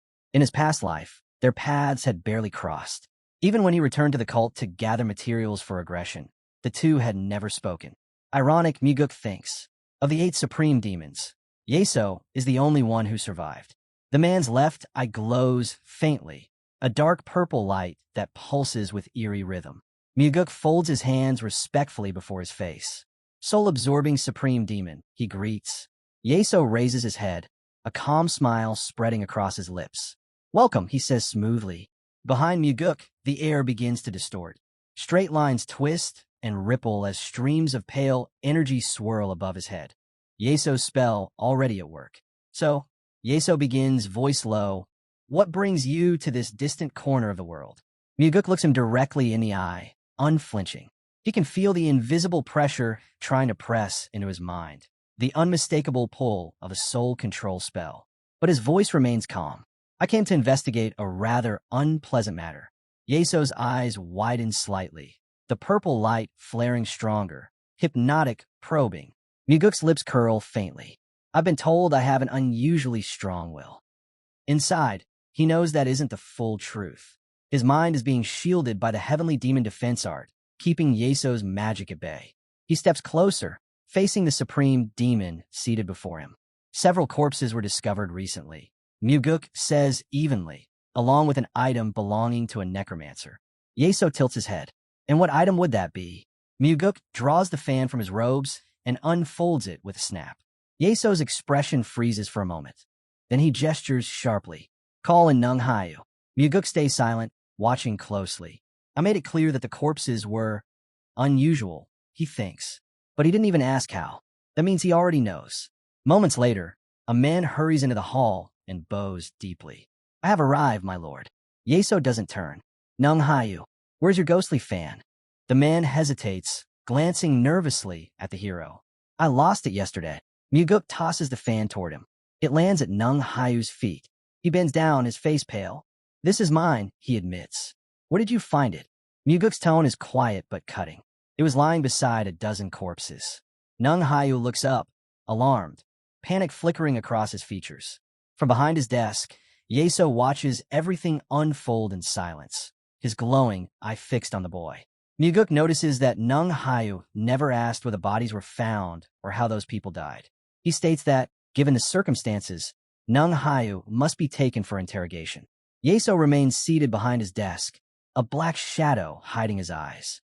Nung Hayu bows and says he understands. He will go with Muguk. Muguk folds his hands in front of his face and thanks Yeso for his cooperation, promising they will meet again. He leads Nung Hayu away. Yeso watches as they leave. Daryong warns that getting Nung Hayu to talk will be difficult. So far, the man only admits he lost his fan. Muguk sits at the table, arms crossed, thinking that a single look into Nung Hayu's eyes showed a fear of Yeso so strong that threats or persuasion won't work. Daryong points out that without concrete proof tying Nung Hayu to the killings, they cannot keep him detained for long. Muguk replies that Nung Hayu is only a subordinate. To solve this, they must arrest the soul-absorbing supreme demon. Daryong urges caution, calling Yeso very dangerous. Muguk, still seated, asks if Daryong remembers what Muguk promised when he took the post. Daryong recalls Muguk saying he would even arrest his father if he committed crime. Daryong falls silent for a moment, and then says he understands and will carry out the order. Muguk offers a faint smile. A Nirvana Pavilion attendant bursts into the hall and announces that the head of the cult has arrived. Daryong reacts with surprise. Muguk turns to his father and asks what brought him there. The heavenly demon sets a glass on the table and says he was passing by and decided to stop in. Muguk realizes his father is not telling the whole truth. Heavenly demon and Muguk sit at the table.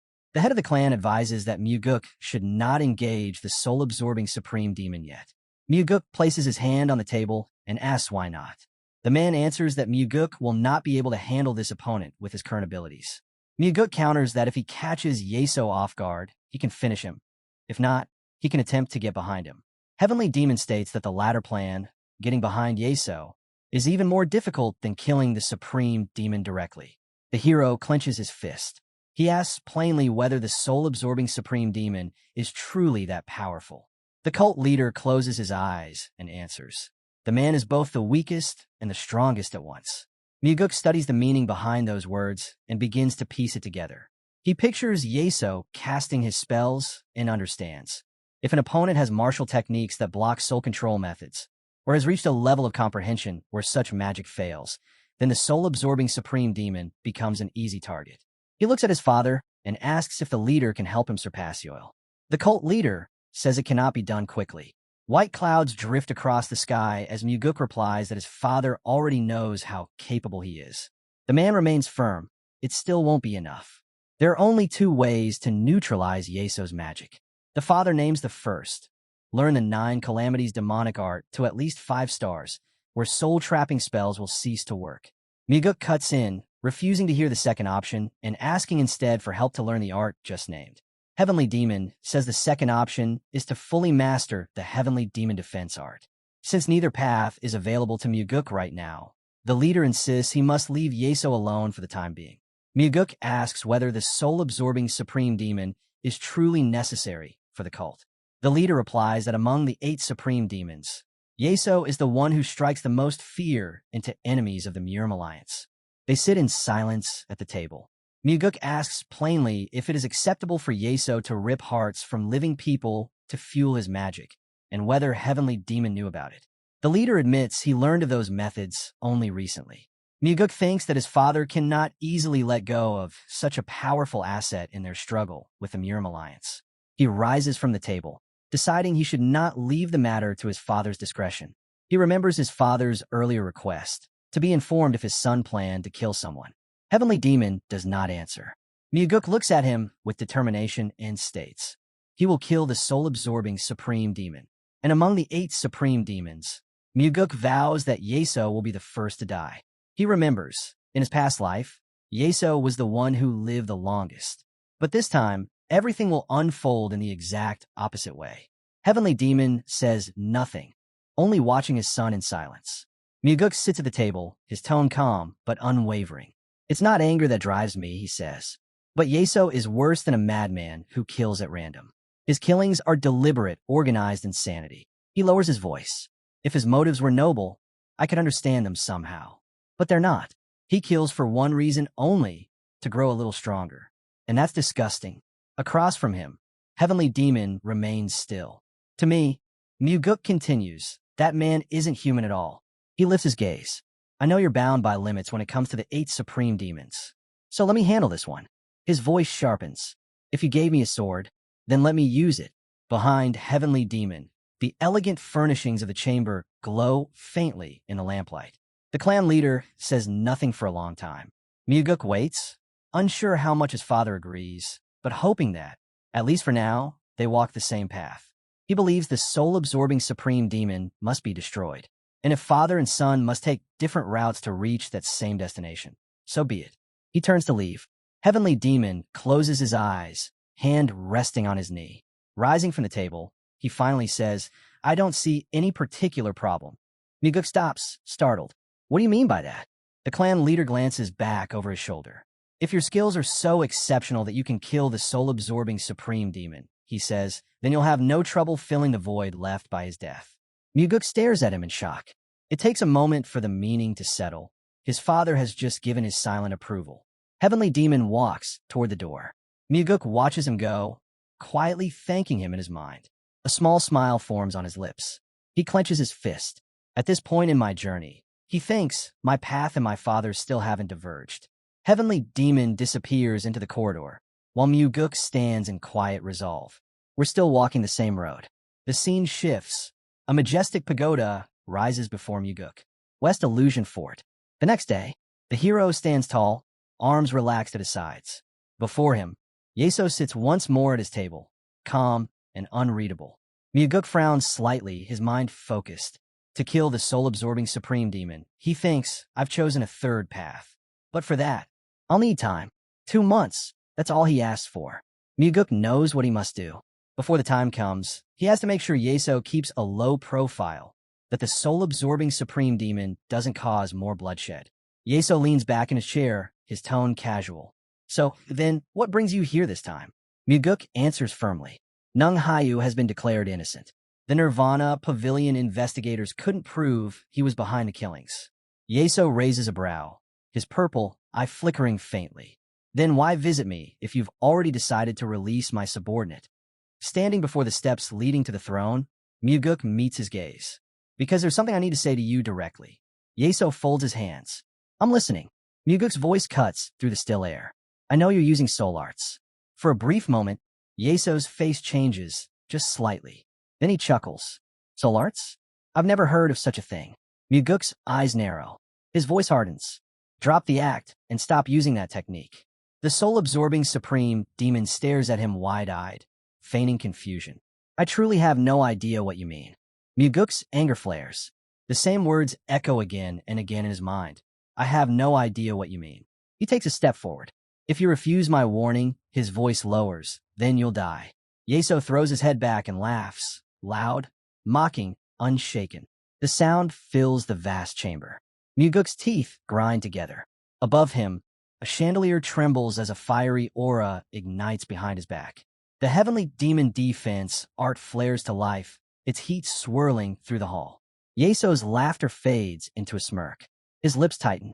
Muguk glares at him. I won't be the one to kill you, he says coldly. Their gazes lock, two forces staring each other down. I'll convince my father, Muguk declares, his voice rising, to destroy you himself. A bright aura bursts around him, flames swirling like a halo. If you think I can't persuade the head of the cult, Muguk continues, you're wrong. I'll go to him every morning if I have to, and beg him to erase you from this world. Yeso remains silent, eyes widening slightly. Muguk steps closer, unwavering. If he refuses, I'll go again, and again, until he understands that anyone who tears hearts from the living shames our entire organization. In Yeso's eye, Muguk's reflection burns, fierce, determined.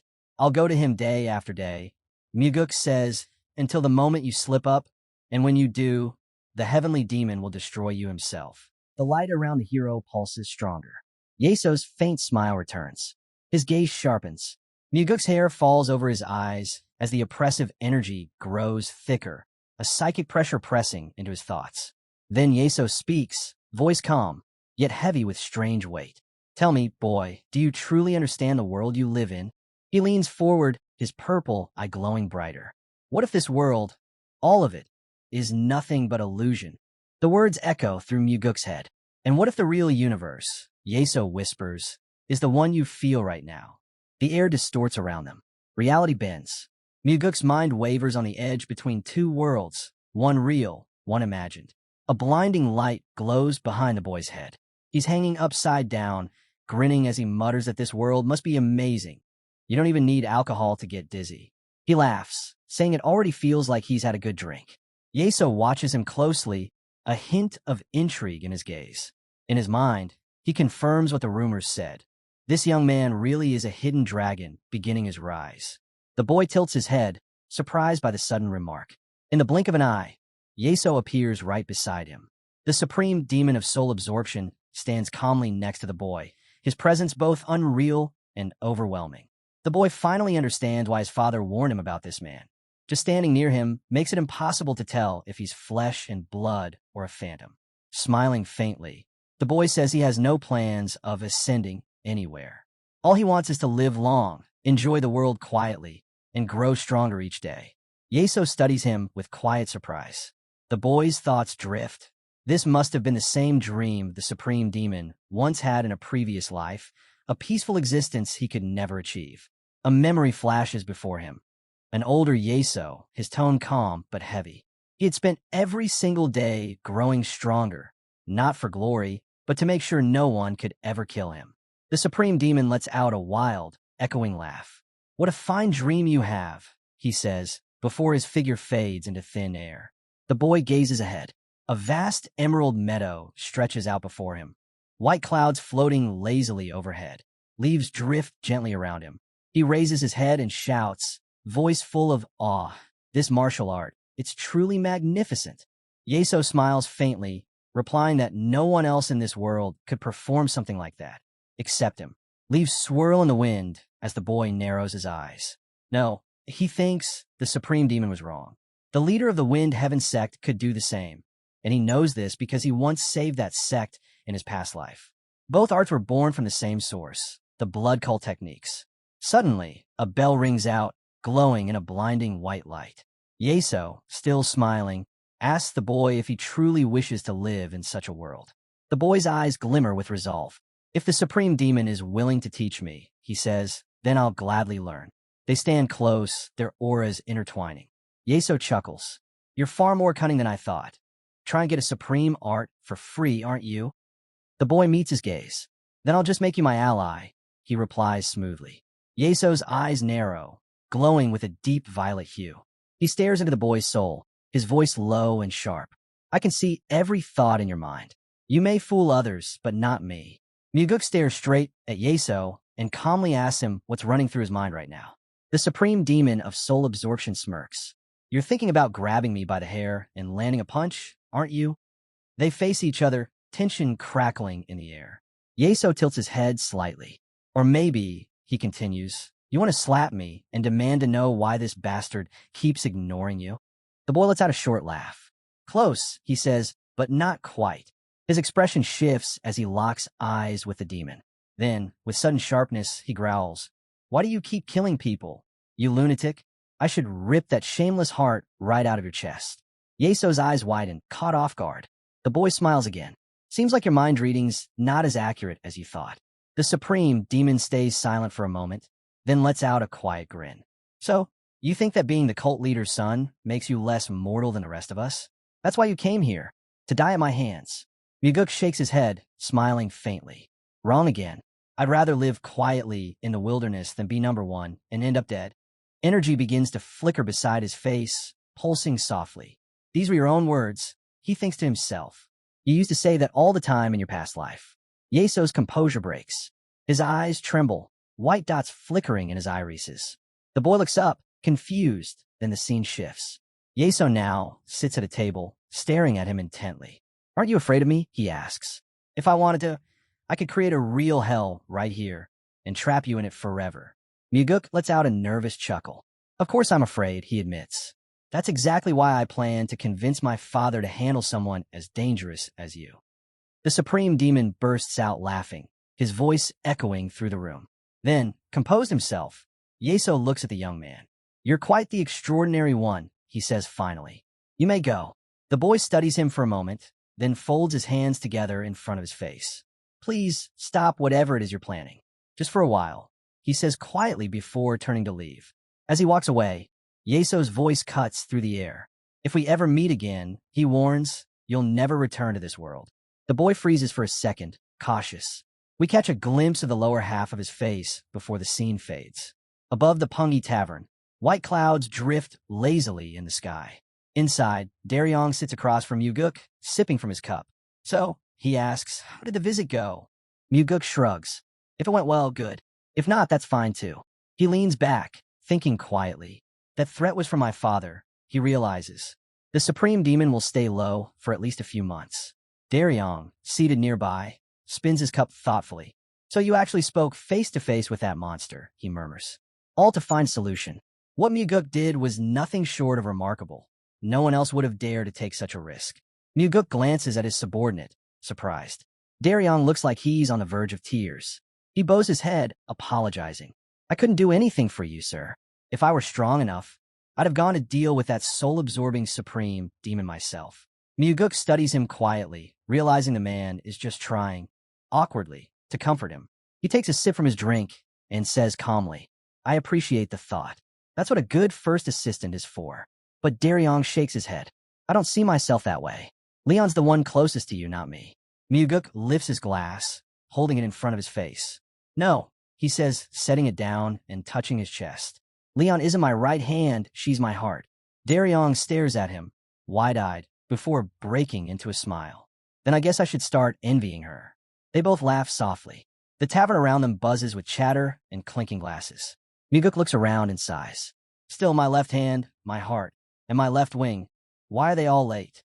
Daryong, still holding his cup, blinks. Left hand? Heart? Left wing? Who are you even talking about? Muguk chuckles and downs another drink. You'll find out soon enough. Before Daryong can respond, footsteps approach. Jang Ho arrives, slightly out of breath. Sorry I'm late, he says quickly. Muguk smiles. Hopefully I didn't pull you away from anything important. Jang Ho sits down, shaking his head. If you hadn't called me here, I'd have been disappointed. The newly appointed leader of the demonic army takes his seat, and Muguk nods approvingly. I had to invite you, he says. This is the first time I've gathered all my people in one place. He slides his bottle toward Jang Ho. Have a drink. Thanks. Jang Ho replies, accepting the offer. Across the table, Daryong glances at him with a faintly sad expression. Muguk notices, but says nothing. Then Leon walks in. She gives a small bow. Sorry for being late. Muguk gestures for her to sit beside him. No need to apologize. Take a seat. Leon sits down gracefully, greeting Jang Ho and Daryong with a warm smile. Jang Ho looks at her in surprise. You've changed, he says quietly. Muguk takes a slow sip from his glass, thinking to himself. He noticed. His perception's sharp. Leon's energy had shifted. She'd grown much stronger after mastering the flying heaven swordsmanship. Smiling brightly, Leon says, I've been training nonstop. I guess I lost a bit of weight. That must be what you noticed. She raises her glass, eyes gleaming. Besides, it's freezing outside. I could really use a drink. Leon leans forward, grinning. Pour me something stronger, she says. Muguk nods and fills her glass to the brim. You've earned it, he replies. Your training's been paying off. Across the table, Daryong glances sadly at Jang Ho, who's also looking at Leon with a faint, heavy expression. The two exchange silent looks, then both return to their drinks. Setting his glass down, Daryong sighs. Seems like I'm the only loser here.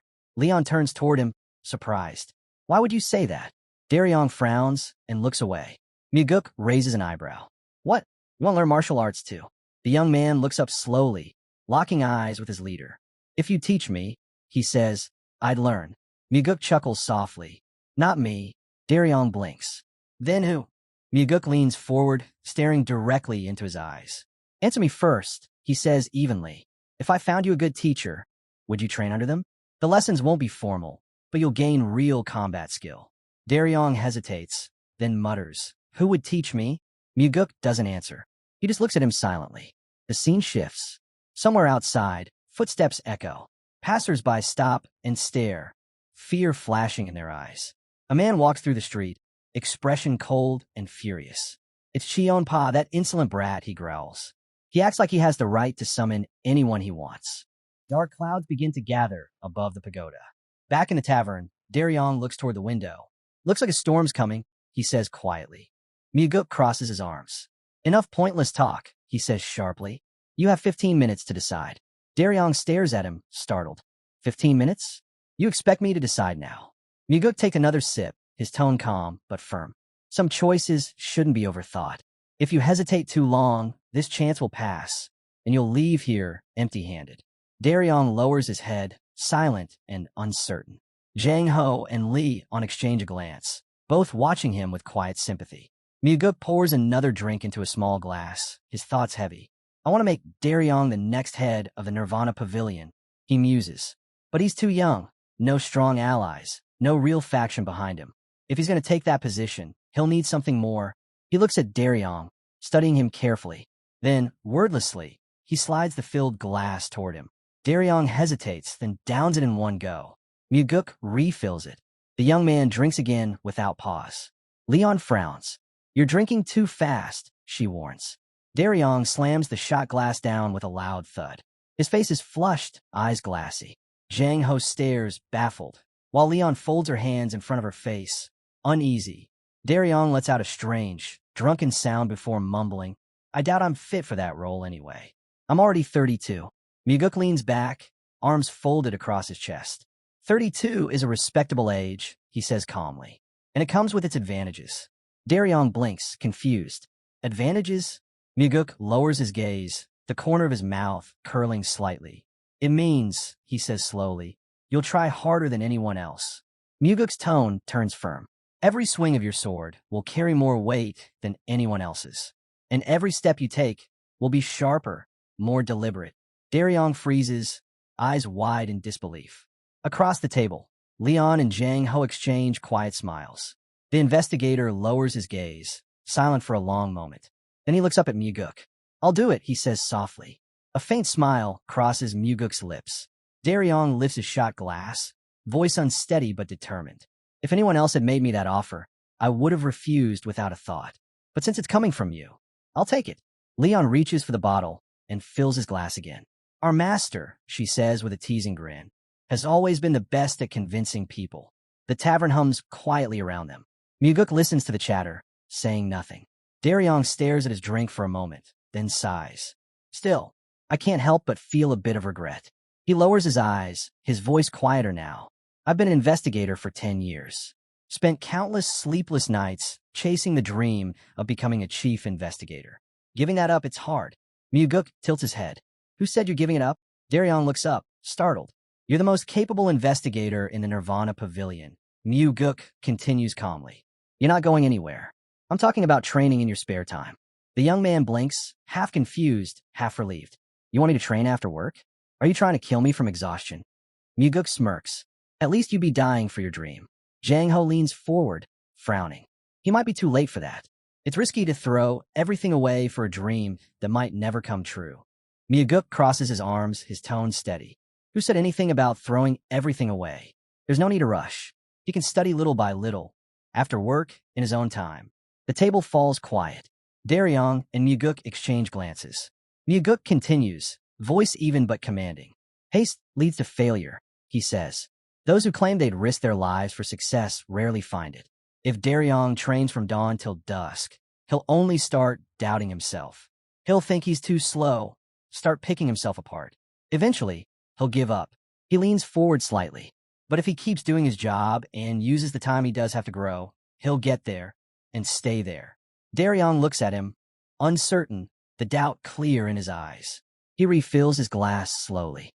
Leon and Jang Ho exchange confused glances, unsure what to make of the conversation. Finally, Daryong sets his glass down with a thud. Understand, he says firmly. Then please, teach me. Miguk raises an eyebrow. And what made you think I'd be the one training you? Leon and Jang Ho stare at him in disbelief. Before anyone can answer, Leon's attention shifts.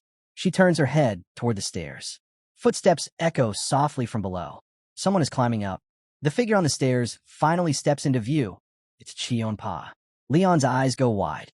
She instantly covers her face with both hands, as if that might make her invisible. Jang Ho spins around too, his breath catching in his throat.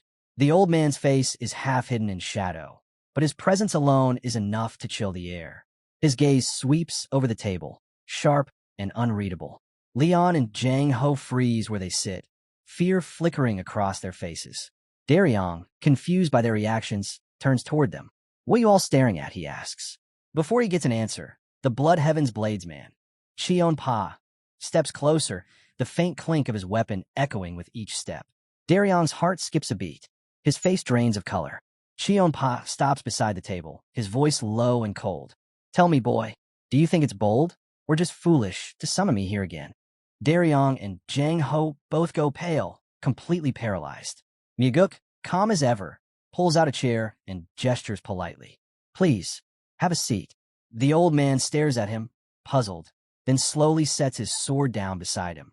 The Blood Heaven's Bladesman takes the offered chair. Miguk smiles. We invited the great demon here for a simple reason, to share a drink. He fills the old man's glass. Across the table, Daryong's face twists in disbelief. His mind races, wait no, don't tell me, this man is supposed to be my teacher. Miguk catches his expression and gives a knowing smile. Ah, so you figured it out, he says lightly. Daryong nearly chokes.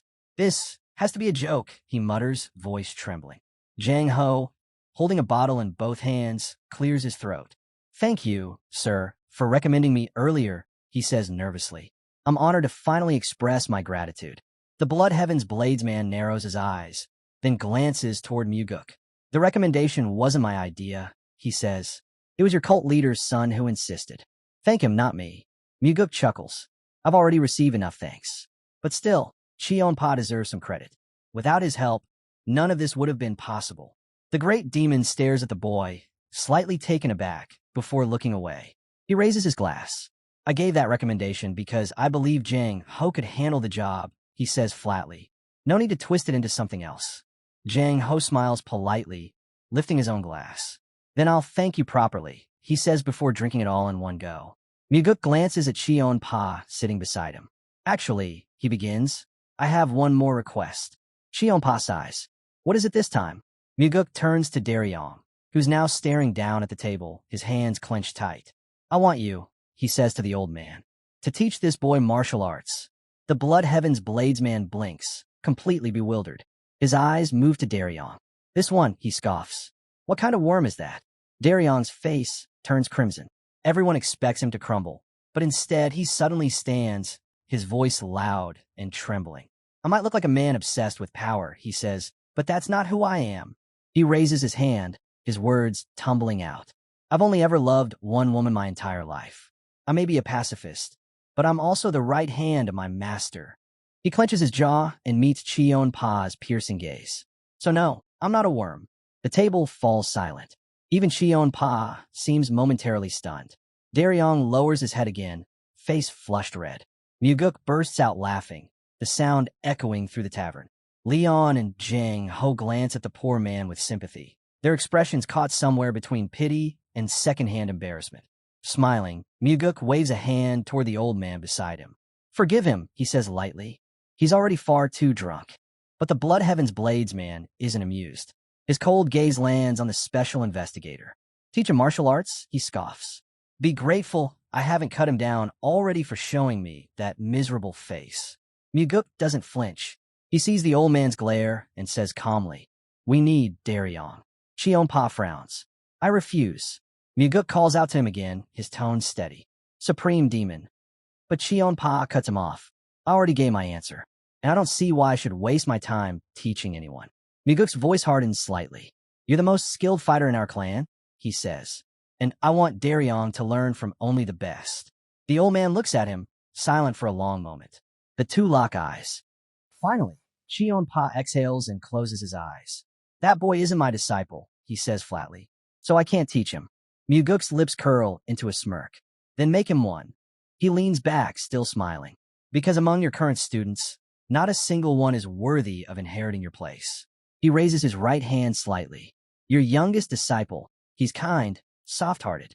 That nature will keep him from ever standing at the top." Muguk's gaze sharpens.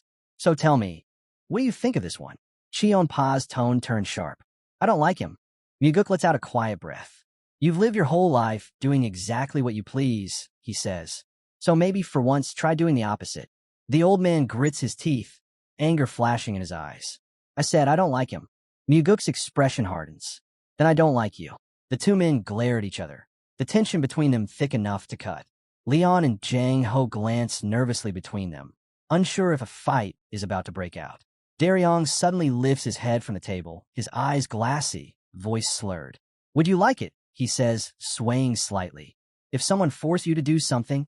Leon quickly raises her hands. "Daryong, stop," she pleads. But it's too late. The drunk investigator slams his palm on the table. "I told you already, I don't like that old man," he shouts. "So he can forget about teaching me anything." He points a shaky finger toward Chionpa. "I'll never agree to it. Never." Leon and Jang Ho both freeze, terrified of what might happen next. Muguk turns toward the old man, his smile gone.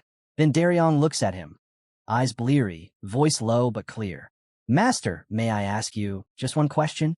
Muguk crosses his arms. "Go ahead," he says evenly. "Ask."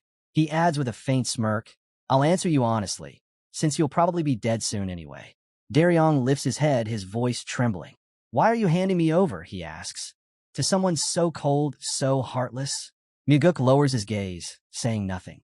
Tears stream down Daryong's face.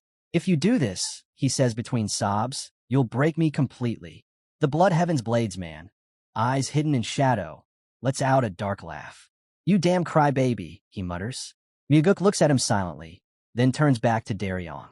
"He can teach you martial arts," he says quietly. Daryong wipes his tears with both hands, shaking his head. "It still doesn't feel right," he shouts. Jang Ho glances at him with pity, unsure how to comfort his friend. Muguk sighs softly, then looks back at the old man. "At least train him for half an hour each day," he says. "After his work is done.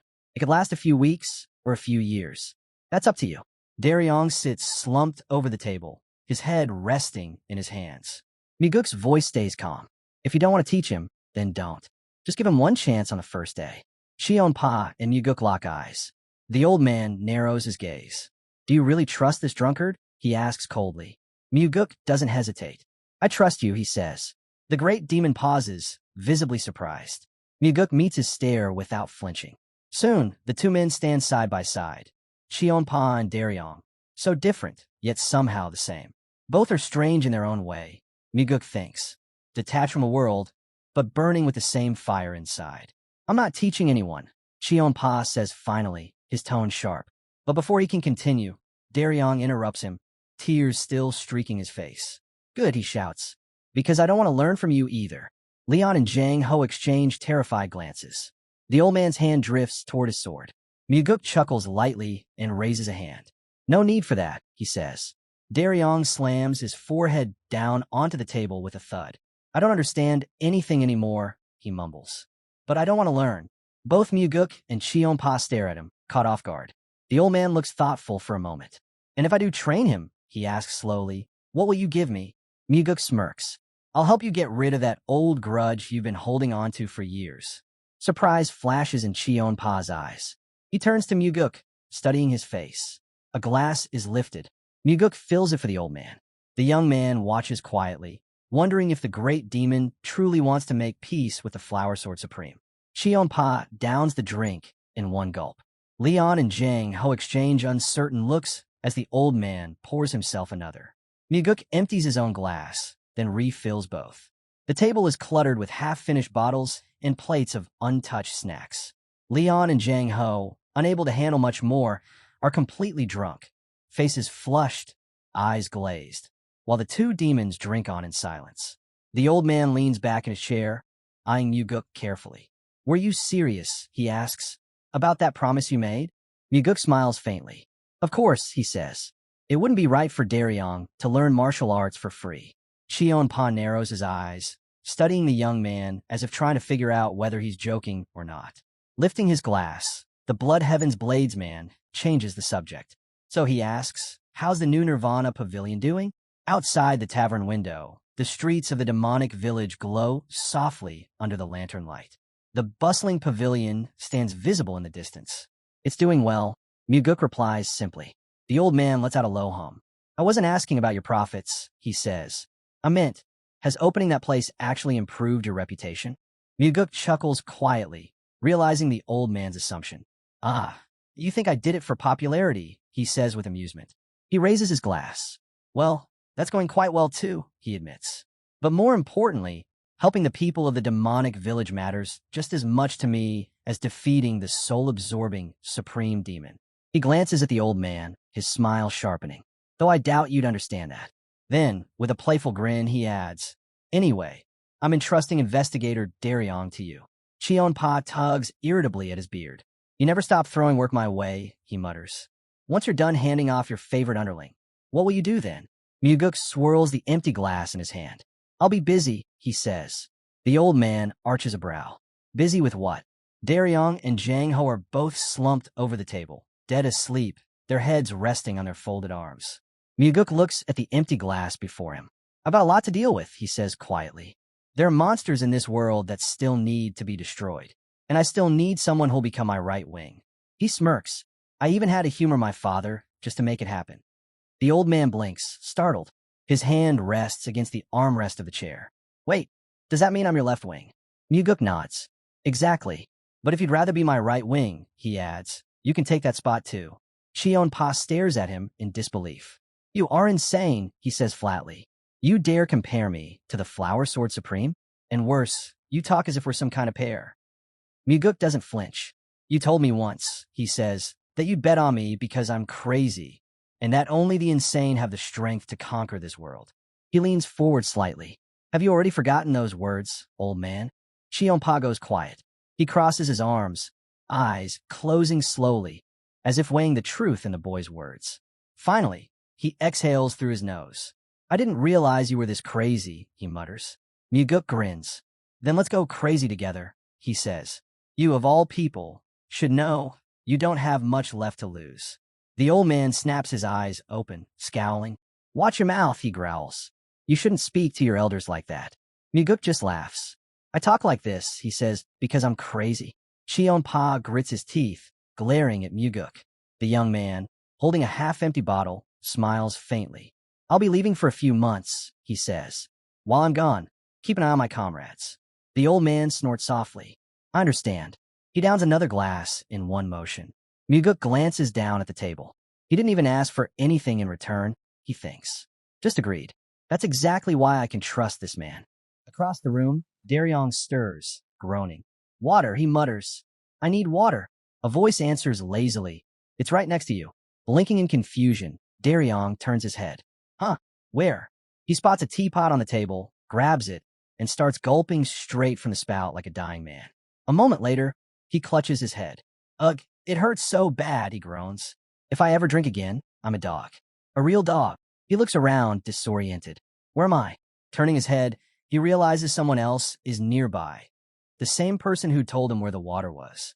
An open book lies on the table. Daryong blinks, try to make sense of his surroundings.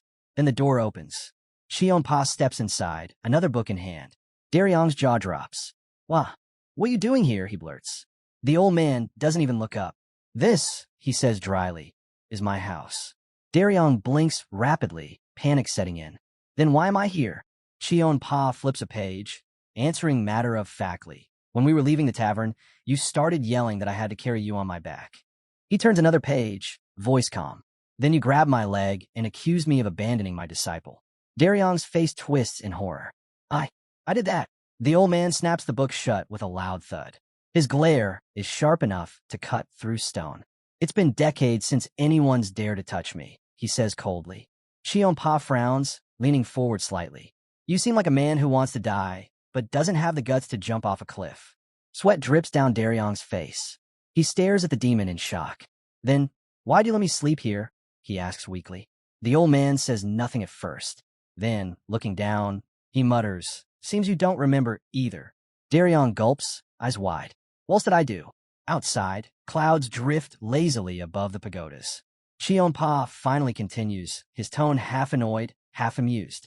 When I tried to take you to the guest room, you started shouting that a soulless demon was throwing his disciple into a filthy closet.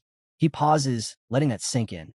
Then you collapsed, rolled your eyes back, and screamed that you deserved better treatment, the old man says flatly. After that, you rolled around the floor, cursing your miserable fate. Daryong just sits there, frozen in silent horror. Daryong stands frozen, staring down at the floor in shock. The Blood Heaven's Bladesman watches him quietly for a moment, then sighs. Has life really been that cruel to you, boy? He asks. Because right now, I feel an overwhelming urge to be just as cruel and put an end to this pitiful sight. Daryong's eyes roll back as he drops to his knees. I'm sorry, he cries out. I'm so sorry. I'll never drink again, I swear. The old man frowns, genuinely puzzled. Why quit something so enjoyable? He asks. Just stop acting like an idiot when you drink. But Daryong shakes his head frantically. No, I'm done. I'll quit completely. Please forgive me. Shionpa glances back at his book, unimpressed. Then leave, he says curtly. Daryong blinks in surprise. Leave? He clasps his hands together, bowing slightly. All right, I'll go right now.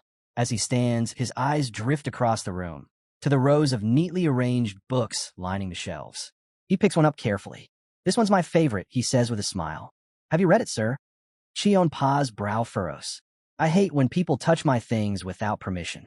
The book is suddenly snatched from Daryong's hands and hits the floor with a thud. Daryong freezes, then scrambles forward, panicking all over his face. I'm sorry. I swear, only the pages with the boring parts got a little bent. He bows low. I'll leave immediately. But Shionpa's next question stops him. Why do you like that book? He asks quietly. Daryong looks up, startled. Because, he says after a pause, the main character reminds me of myself. He smiles faintly. He was born poor. He struggled all his life to connect with people. But despite everything, he became a real hero. I've read it at least 20 times, he adds softly. I still read it before bed. Shionpa doesn't respond. He just looks at the boy, then down at the book lying on the floor. Daryong bows again. Thank you for letting me stay the night, he says. I'll be going now. But before he can turn, the old man speaks again. Tell me, he says without looking up, do you really think Muguk can become the heir? Daryong stops in his tracks, eyes wide. Of course, he says firmly. He'll do it. Shionpa keeps his eyes on the book. Why do you believe that? Daryong answers without hesitation. Because Muguk is extraordinary. I've never met anyone like him. He has the power to change the cult for the better. The old man finally looks up. His gaze meets Daryong's. Would you give your life for him? He asks. The question hangs heavy in the air. Daryong pauses, then shakes his head. No, he says quietly. Never. Shionpa's eyes widen in disbelief. The old man reminds everyone that the investigator just called the hero an exceptional man. Daryong scratches the back of his head, muttering that he's not the kind of person who could throw his life away for someone else. The man from Blood Heaven's Blades studies him silently, his thick mustache catching the light. He turns toward Daryong and orders him to wait in the courtyard. The investigator, clearly uneasy before the supreme demon, quickly agrees and hurries out. A steep staircase winds up toward the pagoda. Daryong stands stiffly, hands at his sides, convinced he's about to be punished for admitting he wouldn't die for the head of Nirvana Pavilion.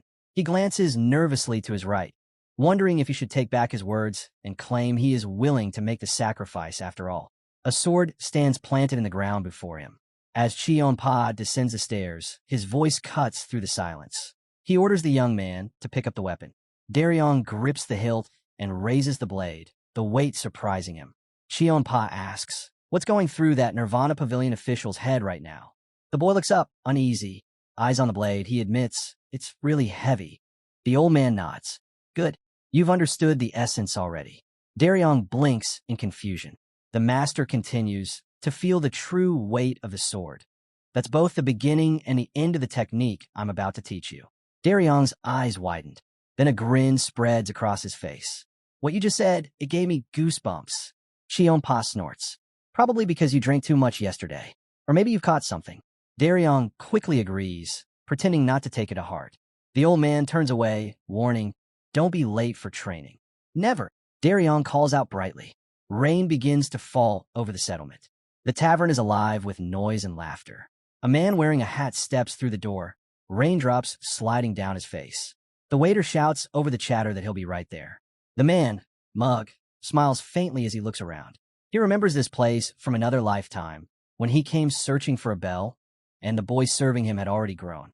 Now, that same boy, holding an iron tray, bows and greets him as a warrior. He apologizes. Every table is taken. Muguk asks if there are any rooms available at the inn. The boy shakes his head. The entire settlement is crowded with visitors here for the god blood ritual. Lanterns sway gently outside the balconies. "When does the ritual begin?" Muguk asks. The boy closes his eyes. "In 10 days. He adds that there's another inn at the end of the street, but chances are it's full too. Just then, one of the customers yells for more drinks, and the boy rushes off to serve him. The boy spins around and dashes off, shouting over his shoulder that he's hurrying to serve the order. Muguk watches him go, a faint smile on his face. Perfect timing, he thinks. I've arrived just in time, enough to prepare for the god blood ritual. Colorful flags flutter above the street. He recalls that once every year, the Sky Heaven cult holds a grand ceremony to honor the blood god. And only during this event does a rare opportunity appear, an item that can suppress the powers of the soul-absorbing supreme demon. Before him looms an enormous iron gate. Behind it, he knows, lies sacred treasures, including a bell of great power. That gate is no mere barrier. It's a prison, forged from 10,000-year cold iron. The head of the Sky Heaven cult resides within, eating and sleeping there, never leaving its confines.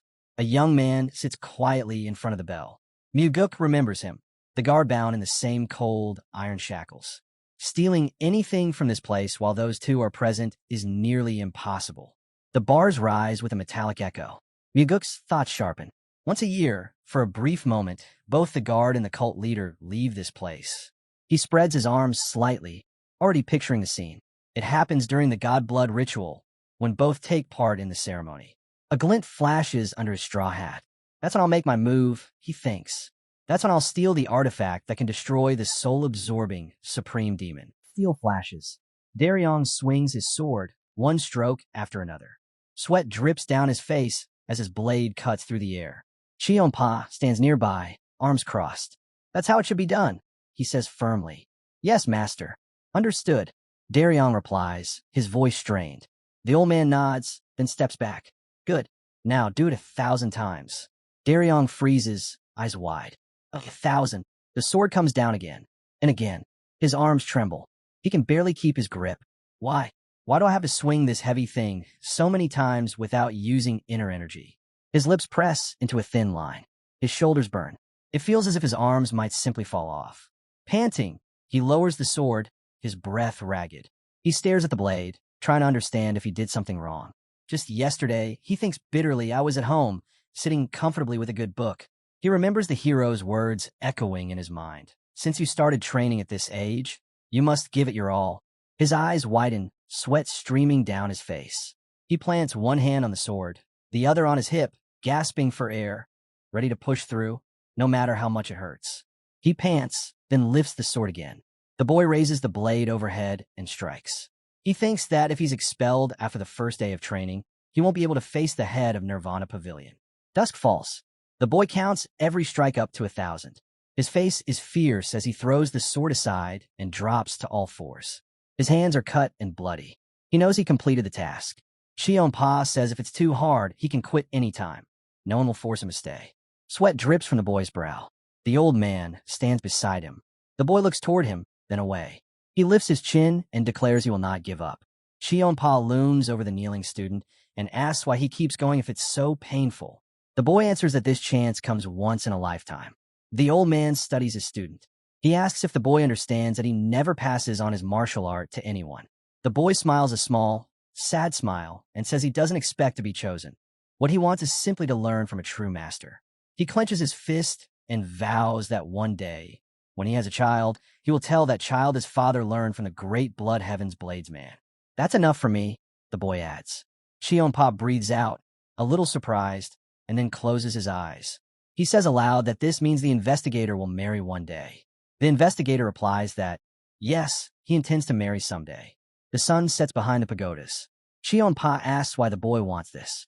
The boy presses a hand to his chest and answers that he wants to raise a child and give him the fatherly care he never received.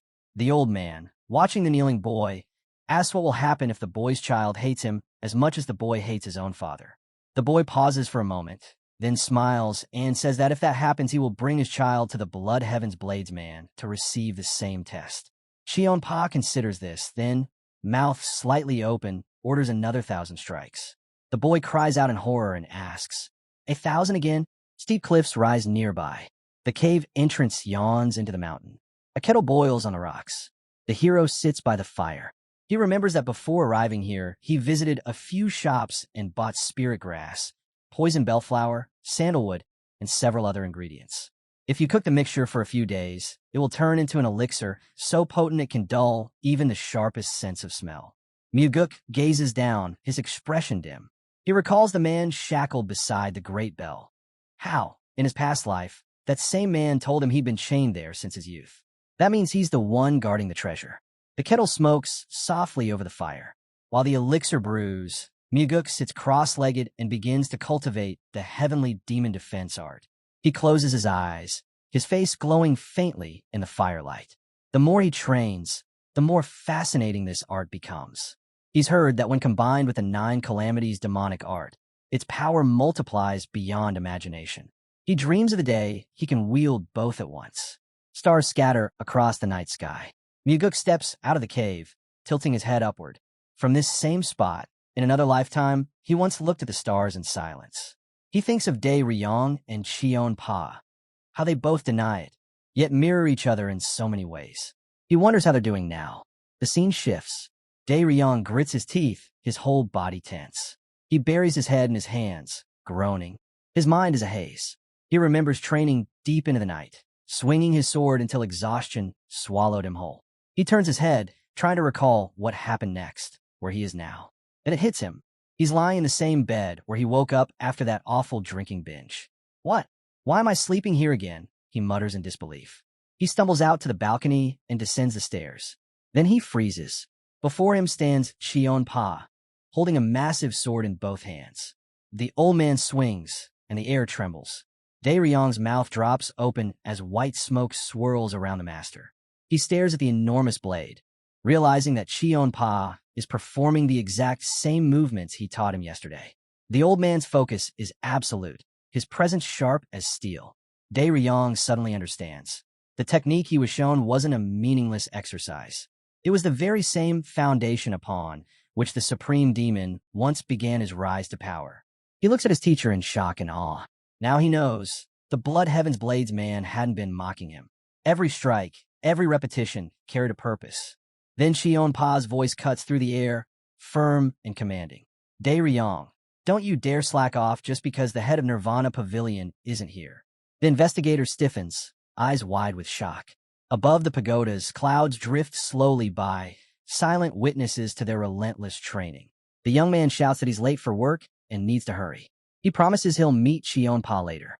The Blood Heaven's Bladesman watches him from small rise and calls out in surprise, asking if he really intends to come back. Dae Ryong turns around and yells, "Of course I will." The old man warns him that the pain he's feeling won't make his path any easier, and when he returns, he'll have to perform 2,000 strikes. Dae Ryong grins and shouts back that he understands, ready to do whatever his teacher commands. The old man watches him leave, his gaze steady and unreadable. Meanwhile, Muguk walks forward through a forest path, broken trees scattered around him. His eyes are sharp with focus. 5 days left until the blood god ritual, he thinks. The elixir is ready. Now, it's time to see if the secret passage from his past life still exists. He plans to reach the throne room of the Sky Heaven cult's leader, the place where his target lies. Above him, a fortified structure towers over the cliffs. Myuguk moves past the rocks and slips his hand beneath a large stone. A faint rumble follows as a hidden entrance opens before him. He steps inside the narrow cave. The air is cold, heavy with dust and memory. He recalls the last time he used this mechanism, how it had astonished him then, and still does now. From the outside, the passage is almost impossible to detect. Inside the dim tunnel, Myuguk takes out a small green orb and pours the contents of a flask over himself. Then he descends the long, spiraling staircase that winds deep into the mountain. At the bottom stands an enormous gate. He knows the throne should be just beyond it. Blue energy flickers around his head like faint mist. One of the glowing streams drifts toward the gate, seeping through the cracks. Inside, the current of light reveals a figure, a bearded man sitting in silence. Myuguk's heart tightens. That overwhelming pressure. There's no mistake. It's him, the head of the Sky Heaven cult. Another faint stream hovers near the man, chained beside the bell. Myuguk nods inwardly. As expected, both are here. He releases a pulse of blue energy, then turns away from the gate, closing his eyes. Now that everything is confirmed, he thinks, I can begin preparations for the operation. It will all happen during the blood god ritual. Night falls. Pagodas shimmer with hundreds of glowing lanterns. The square below bursts with life. Crowds laughing, children running, food stalls filling the air with the smell of spice and smoke. Among them, Myuguk sits quietly in the lotus position, disguised and calm. He pours the elixir from a small measuring cup over himself, masking his presence completely. Eyes closed, he listens, waiting for the precise signal. When the bell tolls for the 36th time, he will begin. Then, a sharp cry breaks the noise. A girl gasps in surprise. Myuguk's eyes snap open. Across the courtyard, a long-haired young man steps forward, raising the mallet. The next strike of the bell is about to begin. A deep clang echoes through the night. The wooden log slams into the bell and bounces away, the sound rippling across the temple grounds. Myuguk's eyes sharpen. The 36th strike. It's time. The man chained to the bell swings again, but before the echo fades, Myuguk moves. With the speed of wind god's force stride and the silence of shadow's step, he blurs forward. A sharp impact, then silence. The chained guard collapses, lips twitching before he slips into unconsciousness. Myuguk stands over him, calm and steady. He glances at the fallen man and thinks, 15 minutes. That's how long until the head of the Sky Heaven cult returns. He walks deeper into the chamber. Before him stands a massive statue, its serene face unmistakably that of the Buddha. Myuguk raises 2 fingers. Slowly, he brings them to the statue's eyes. With a faint click, the stone lids open. He presses both pupils. With a grinding sound, the eyeballs slide out of their sockets. Finally, he thinks after all this time. Blood eye purification water. 2 tiny vials glimmer in his hands. He holds one up, watching the liquid shimmer faintly inside. This sacred water is handed down in secret among the leaders of the Sky Heaven cult, he recalls. When applied to the eyes, it reveals the hidden counter-techniques of the blood cult's magic. In his mind's eye, he sees Yeso, the caster of forbidden spells from the blood cult. The soul-absorbing supreme demon's techniques, all of them trace back to that same origin. The Sky Heaven cult merely inherited them. Myuguk smiles faintly. With this water, I can finally counter his magic. He tilts his head back and pours a few drops in his right eye, then the left. The pain hits instantly. He clenches his teeth, gripping his head as red streams of energy rise from his eyes like vapor. The burning spreads, but he endures it. His eyes glow crimson. When the pain fades, he opens them again and grins. He presses the statue's eyes once more, returning them to place. The Buddha's face returns to its calm, timeless expression. There's still enough water left, he thinks. No one will notice it was used. It'll be passed down like nothing ever happened. Behind him, the guard he struck earlier groans, clutching his head as he starts to wake. Light bursts around Myuguk, swift, bright, and fleeting. He uses wind god stride again, disappearing into the shadows. Because of the soul-absorbing supreme demon, he thinks, I obtain the blood eye purification water faster than ever. This will change everything when I face Walmugi. A young man races through the streets, his figure darting between startled townsfolk. People turn in surprise as he rushes past. Above the pagodas, heavy clouds drift across the dark sky. Inside a quiet hall, Cheon-pa sits reading a book. From the doorway, the Supreme Demon's voice cuts through the silence. Reading again, old man? Cheon-pa looks up sharply, startled. The Supreme Demon turns his gaze to the side and mutters, "It seems I'll have to punish the guards for letting him through." Standing beside a tall bookshelf, Muguk bows slightly and says calmly, "There's no need to punish anyone. I came quietly. No one even noticed. I only want to see my old comrade in secret." The Blood Heaven's Blades man turns his gaze toward him but remains silent. The two stand several paces apart, the air between them heavy but familiar. After a pause, Cheon-pa asks, "So you finally come back?" Muguk nods. "I have." The old man frowns. "You mean to tell me you came here first?" Muguk's lips curve into a grin. "I didn't want to upset you, but my father turned in early. I couldn't catch him before he fell asleep." Cheon-pa scowls. "Answer properly." Muguk laughs softly. "All right. Yes, the Supreme Demon was the first person I visited after returning." The Blood Heaven's Blades man studies him, then picks up a bottle and offers it forward. "Then have a drink. It's your favorite, bring it for you." Muguk takes the bottle with an easy smile, filling a cup. The warm light from the pagoda windows flickers across their faces. Cheon-pa asks quietly, "Has it already been 2 months since you left?" "Not yet," Muguk replies, pouring himself a drink. "But my swift step technique has improved a lot on the way back. That's why I arrived earlier than expected." He glances up with a faint grin. "So, how's Daryong doing with his martial arts?" Cheon-pa closes his eyes briefly, holding his cup. "That kid works harder than most would believe." Muguk pauses, surprised. For Cheon-pa to say something like that, it means Daryong is truly progressing. The two sit at the table, the quiet hum of the night around them. "He might look reckless," Muguk says, "but he's got real drive. Once he sets his mind on something, he doesn't quit." Cheon-pa exhales slowly. "That boy's obedient enough." Muguk chuckles. "He just knows when to push and when to wait. That's what makes him different." The old man sighs, then lifts his cup again. Muguk's gaze drifts to the open book beside him. "I thought you were reading poetry," he remarks. "Didn't expect that from you. You actually like poems, old man." Cheon-pa raises an eyebrow. "And why wouldn't I?" Muguk smirks. "No reason. It's just, well, poetry doesn't quite fit your image." The Blood Heaven's Blades man fixes him with a long stare. Then, after a moment, he mutters, "When I was younger, I loved reading. I just forgot about it for a while." Muguk leans forward, intrigued. "Really? Now I'm curious. What were you like in your youth?" Cheon-pa chuckles faintly. "Stern, quiet, not much different from now." "So basically, you were like Daryong," Muguk says with a grin. The old man looks up at the ceiling for a moment before replying. "Maybe, but it doesn't matter anymore. That was a long time ago." He takes a long sip from his cup, then looks at Muguk again. "So," he says, his tone soft but probing, "how did the journey of the cult leader's son go?" Muguk fills his glass and answers casually, "Everything went smoothly." Cheon-pa studies him for a moment, then mutters, "I've got a feeling trouble will follow soon enough." Muguk raises an eyebrow, smiling. "You really think I went out there just to stir up trouble?" The wind drifts through the trees outside, clouds sliding slowly across the sky. The old man says flatly, "Most likely, a bloodbath is coming." Muguk laughs under his breath. "You've got a very biased view of me, old man." Rubbing his beard, Cheon-pa replies, "I prefer peace." Muguk nods in agreement. "So do I." The old man's voice deepens. "The kind of peace I like is the one that comes after I've crushed every enemy with my own hands."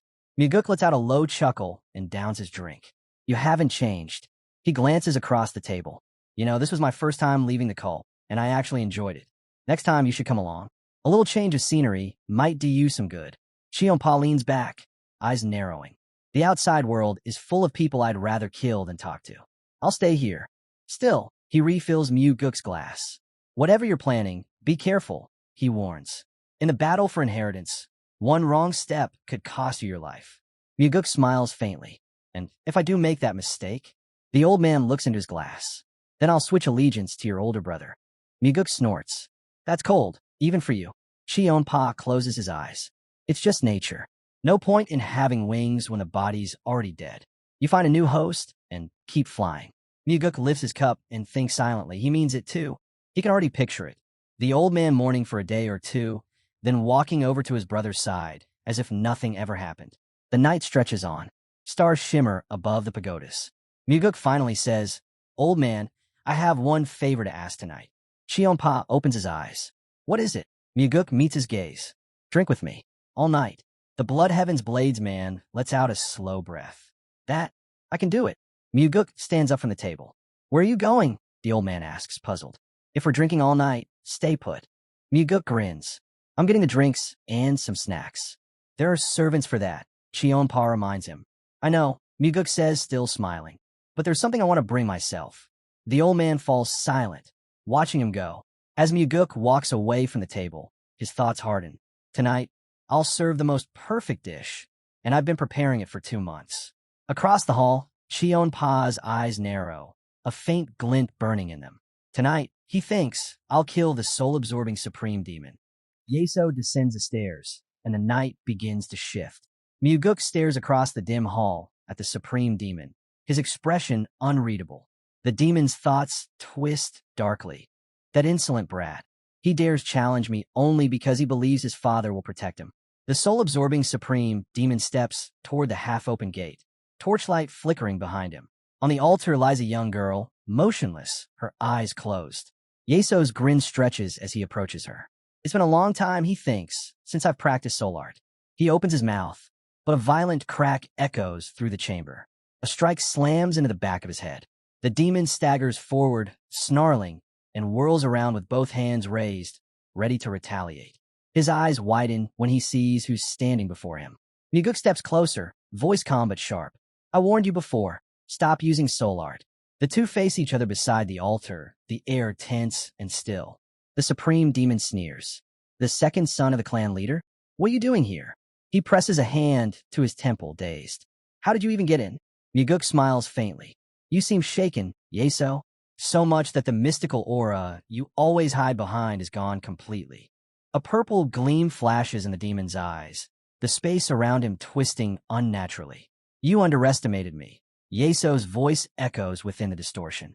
"Now you'll pay the price." Muguk's tone doesn't waver. "Good. Now you look more like yourself. Killing you this way will be far more satisfying." They stand locked in silence for a moment, the tension pulsing between them. Yeso smirks. "Before I kill you, answer me. How did you find this place?" Muguk tilts his head. "I simply followed you." The demon narrows his gaze. He doesn't believe a word of it. Muguk meets his stare and thinks. He probably assumes I'm lying, but that's exactly what I did. Behind Muguk, faint eyes shimmer in the darkness, spectral and unblinking. The art of shadows. Muguk realizes. He's guarding his back with it, as always.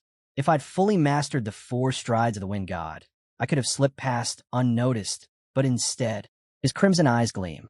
I used the blood eye purification water. It let me see the weak points hidden within his shadow barrier. A jagged red line glows faintly through the hovering eyes. Muguk smirks. "Once I mapped every weakness, Shadow Step took care of the rest." He lifts his head, his voice steady. "It doesn't matter how I got here. What matters is why I came." Yeso raises his left hand, mocking him. "If you're here to lecture me again about soul arts, I'll deny it, just like last time. You don't even know what you're talking about." Muguk's expression hardens. He gestures toward the altar. "Then tell me, who is that lying there?" Yeso's smile returns, cold and false. "Just an unfortunate orphan. I brought her here to teach her martial arts." Muguk's voice cuts through the air. "You're a coward." The supreme demon blinks, momentarily thrown off. "What did you just say?" Muguk repeats the word, coward, loud and clear. Yeso freezes, then watches stunned, as Muguk keeps saying it again and again. Muguk stares at him and asks plainly how long the demon will keep pretending not to know, whether his courage only extends to preying on the weak. Yeso's eyes widen. The light behind him shifts. The scene snaps to a cliff top. Muguk stands on the edge, snow swirling around him, a vast abyss yawning behind. Yeso's voice cuts through the wind. He reminds Muguk of his warning. "Meet him again, and you will never return to the real world." A blizzard lashes the hero as he answers that the supreme demon seems to frighten others only to hide his own fear. They face each other across the storm. In his head, Yeso admits something unexpected. He's impressed. For the son of the cult leader to have such will at his age is rare. He asks plainly whether Muguk came to kill him. Muguk replies that he did. Snow piles the mountains white. Yeso asks on what grounds Muguk will carry out the execution. Muguk says nothing at first. Then Yeso, mouth opening, suggests the heavenly demons must have sent the sun as an assassin. Muguk closes his eyes and smiles. If his father wanted the supreme demon dead, he would have come himself. Yeso knows what the father is like. The light shifts again. Now they sit opposite one another in a lavish gazebo, a low table between them bearing dishes. Yeso says that if this will be a fight to the death, they should speak honestly first. Muguk agrees. Yeso declares they are both demons above the rest and asks whether they should spare any choice for the weak. He asks what's wrong with devouring the hearts of the weak to grow stronger. Greed, he says, is their right. Muguk frowns inwardly and answers that every act in his life was meant for the good of the heavenly demon divine cult. He remembers a sworn enemy atop a mountain of corpses and thinks that without Muji's arrival, he would have stayed in the cult and likely turned a blind eye to the supreme demon's crimes. Behind him, the trace of his past apostasy lingers, an echo of what he once was. Muguk realizes that his fate has completely changed. He's no longer the man he once was. Glaring at the supreme demon, he snaps, demanding the truth. He accuses the demon of lying, of ripping out hearts not for the cult, but just to extend his own miserable life. You've always done it for yourself, Muguk spits. You'll never stop. Yeso's eyes flicker restlessly as the two sit across the table. In his mind, Muguk sees flashes of the heavenly demon. Daggers pierce through his chest. If Yeso truly cared about the cult, Muguk thinks he would have avenged his father's death. But instead, the coward vanished into the shadows, waiting to outlive the rest of the supreme demons. That unnatural lifespan, it was built on the blood of thousands of innocents. Yeso, Muguk says coldly, you've only ever lived for yourself. You've turned into a monster. The two lock eyes. Yeso finally sneers. You're not the cult leader's second son. Staring deep into Muguk's eyes, the soul-absorbing supreme demon continues. There's no way someone your age could see through me so clearly or slip past my shadow arts undetected. Suddenly, Yeso's head begins to swell, surrounded by swirling, multicolored energy. Muguk looks up and instantly understands. This is mind-seizing soul art, a forbidden demonic technique that drags the truth out of one's mind. Streams of dark energy pour from Yeso's eyes and mouth. Muguk smirks to himself. This won't work on me.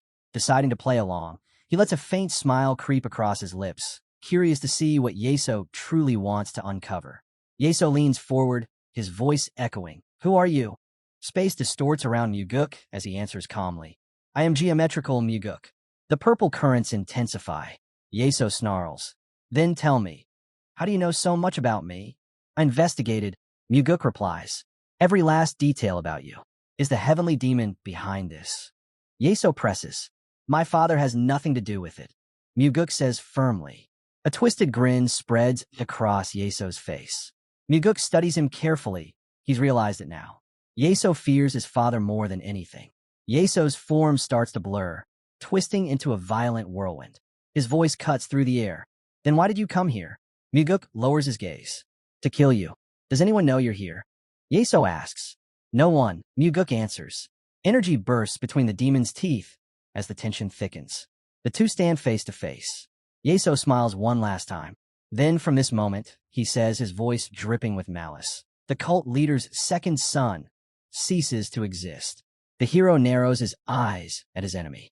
Do you really think you can handle the consequences of killing the heavenly demon's son? He asks coldly. The supreme demon grins, his voice dripping with arrogance.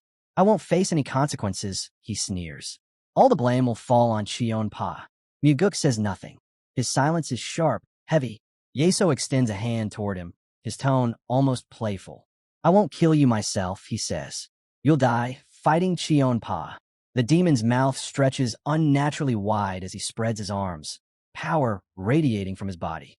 Muguk glares at him, hatred burning in his eyes. Clenching his teeth, Muguk summons his strength, activating the heavenly demon defense art. Dark orbs flicker into existence around him, encircling his body like living shadows. The effort strains him. His body trembles under the weight of the technique. The black haze closes in, almost swallowing him whole. Across from him, Yeso's purple eyes glow through his pale face. His voice cuts through the darkness like a curse. Kill the blood heavens, Bladesman. The command echoes in Muguk's mind, over and over again, relentless and consuming. Muguk squeezes his eyes shut, struggling to resist. Even with the heavenly demon defense, art shielding him, the pressure is unbearable. Anyone else would have already fallen under the soul-absorbing art's control, but not him. Still, the voice won't stop. Kill him. Kill the blood heavens, Bladesman. Muguk's gaze darts to the right, then to the left. And there, through the fog, he spots it. A faint blue glow. His foot moves before his mind catches up. He charges toward the light. The command still screams in his head, but he doesn't falter. Breaking through the black mist, he realizes what that light truly is, a way to shatter Yeso's soul-absorbing art. He lifts his head, eyes fixed on his enemy. The soul-absorbing supreme demon stares at him in disbelief. How? How did you break free from my illusion? That art should have held you until it burned itself out. Muguk smirks. Maybe it's because my soul's connected to the blood heavens, Bladesman, he says quietly. I can't kill someone I'm bound to. Black streams of energy swirl once more before him, twisting violently. Yeso snarls, shouting the command again, kill the heavenly demon. The dark dots reappear, orbiting Muguk like a storm. The same deadly order fills his head again and again. His world flips upside down, literally. His head throbs as Yeso unleashes an even stronger version of the soul-absorbing art. But then, once more, that blue light pierces the darkness.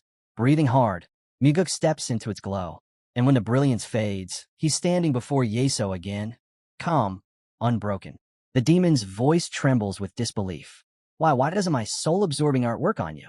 The hero meets Yeso's gaze and replies calmly. Like I said, it's all because of my bond with the blood heavens, Bladesman.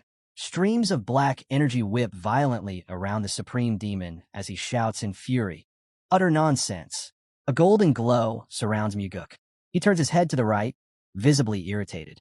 So, he's using the same trick again, he mutters. Then he spots something strange near him, an eerie figure rising from the ground. It's a grotesque creature, black liquid streaming from its hollow eye sockets. One after another, more monsters crawl out of the earth, closing in on him. Without hesitation, Muguk draws his sword. His eye gleams with a faint red light. Then he sees it, a tiny blue mark glowing on the shoulder of one of the creatures. More of those marks appear, scattered across the bodies of the others. In a blur of motion, Muguk strikes, each blow precise and unrelenting. His final slash splits the last monster's head clean through.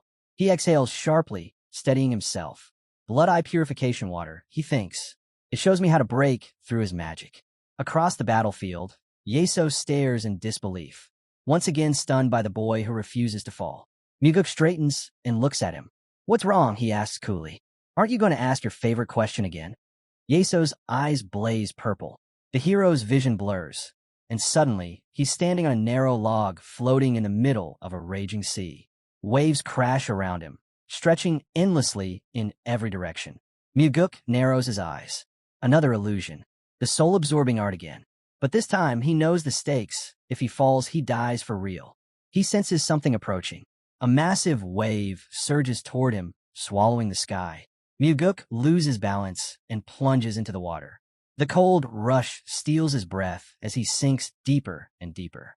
As he drifts downward, flashes of memory surface, his father's voice echoing in his mind. The people of the Murim Alliance fear the soul-absorbing supreme demon more than anyone. Muguk's eyes open wide. He kicks upward, bursting through the surface, gasping for air. Now he finally understands why Yeso is feared even by the strongest. Because no ordinary mind could endure an illusion this powerful. Another wave towers above him, ready to crash down. Even the greatest martial artist, Muguk thinks, if trapped here too long, will eventually lose strength and die. The next moment, the water pulls him under again. Bubbles rise past his face as his lungs burn. He can't see an escape this time. No light, no path. Then an idea sparks. White bubbles begin swirling around his body. Maybe the exit isn't above. Maybe it's below. He looks down, diving deeper into the abyss. But when he resurfaces, gasping, he realizes it didn't work. Teeth clenched, he scans the endless horizon. Nothing. No shore, no light, only water stretching forever. And then it hits him. He's alone, completely alone, adrift in the middle of an infinite ocean. The boy turns his head to the left. Not far away, floating on the restless waves, he spots the same log he stood on when this illusion first began. Without hesitation, Muguk starts swimming toward it. The moment feels almost desperate. If nothing else exists in this vast ocean, then that log must be the exit. Reaching out, his hand brushes against the rough wood. Suddenly, a soft white glow appears in the water before him. Muguk's eyes widen with relief. So that's it. The exit's been right in front of me all along. But before he can react, another massive wave surges toward him. The roaring wall of water crashes overhead, threatening to drag him down again. Muguk grips his sword tightly and thrusts it into the glowing source. The light bursts, flooding the ocean around him. He gasps for breath, his chest heaving as he breaks free from the illusion's crushing weight. When his vision clears, Yeso is standing silently before him, watching. Then Muguk notices something strange. Mirrors. Dozens of them, floating all around, reflecting him from every stage of his life. In one, a small boy stares back. In another, a young man with fire in his eyes. He realizes they're all him. Muguk steps forward, walking past each reflection, until his gaze falls on one more image, an old man lying still, looking back at him with weary eyes. Muguk studies the figure carefully. This isn't his future. He never lived that long in his past life either. Another illusion, he realizes. Another trick from the soul-absorbing, supreme demon. He presses a hand against the mirror. What do you regret, Muguk? A voice asks from beyond the glass. The reflection's hand rises, the old man's. This man, Muguk says quietly, spent his life with blood on his hands, up to the elbows, and still hopes for a peaceful death. His voice hardens. That's too greedy. The lower half of Muguk's face appears in the glass, a faint smile on his lips. If that old man killed Muji and saved those who needed saving, then maybe a death like that isn't so bad after all. The old man's eyes soften, staring back at him. You can rest now, Muguk says gently. I know who you are. He withdraws his hand from the mirror, still gazing into it. A bitter thought crosses his mind. Maybe I just wanted to reassure myself. His eyes lower, a quiet sadness settling in. I only wanted to believe that what I'm doing is right. Muguk lifts his sword once more, determination returning to his face. He raises the blade, and with a single, sharp swing, strikes one of the mirrors. At that moment, a familiar light flares from his chest, the same glow as before. The mirror shatters into countless pieces. Across from him, Yeso stares in disbelief. His expression twists with shock, as if he's looking at a ghost. How did you figure it out? Yeso demands. The two stand face to face, the air between them heavy with tension. Yeso's voice trembles slightly. If you had broken the wrong mirror, they would have multiplied. You would have been trapped forever. No chance of escape. Muguk closes his eyes and exhales. Then I guess I got lucky. Yeso's mouth opens wide as he roars. Don't give me that. This isn't luck. His voice shakes the air around them. Then suddenly, his expression shifts, as if a realization has struck him. Muguk stands firm, watching him in silence. I see now, Yeso growls. You've mastered the 9 calamities' demonic art. The two glare at each other, the tension sharp enough to cut through the air. Yeso sneers. Your father, the so-called head of the cult, is truly shameless. He secretly sent his heir to kill one of his own subordinates. Muguk's thoughts harden. He's got it completely wrong, as always. Without a word, the young man uncorks a small bottle and pours its contents directly into his eye. He thinks the only way to resist his magic is through the 9 calamities' demonic art. Muguk thinks. He has no idea that the blood eye purification water can do the same. Yeso's fury explodes. His aura twists violently, filling the room with raw hatred. That bastard, he screams. That filthy, backstabbing demon. He sent his son to kill me. Muguk frowns, his voice cutting through Yeso's rage. What do you mean, stab in the back? Explain yourself. For a moment, Yeso falls silent, his purple eyes flickering. Muguk continues, his tone calm but sharp. My father once told me that the soul-absorbing supreme demon was the most feared man in the Murim Alliance. That means he valued you more than anyone. He takes a step closer, and I don't believe he'd betray someone he considered that valuable. Yeso narrows his eyes. Then what are you trying to say, boy? Muguk's lip curls in disdain. I'm saying, don't let your anger cloud your judgment. My father hesitated until the very last moment before deciding what to do with you. Yeso's enormous mouth stretches open again, his tone filled with disbelief. Then tell me, why are you doing this? The Supreme Demon's gaze locks onto Muguk's. Imagine this, Muguk says quietly. A man who lived a simple life. Farming, running a small business, studying, training, just living. Then, out of nowhere, he's dragged away, and his heart is torn out. Does that sound right to you? Yeso doesn't answer. His silence says everything. Then, with a hollow laugh, he spreads his arms wide. Life is unfair, boy. If you don't like it, get stronger. Muguk turns his head slightly, half closing his eyes. Then I'll make you feel just how unfair it really is. Yeso stares at him, his glowing eyes flaring brighter. You're right, he says slowly. My whole life, it's been about survival. Nothing else.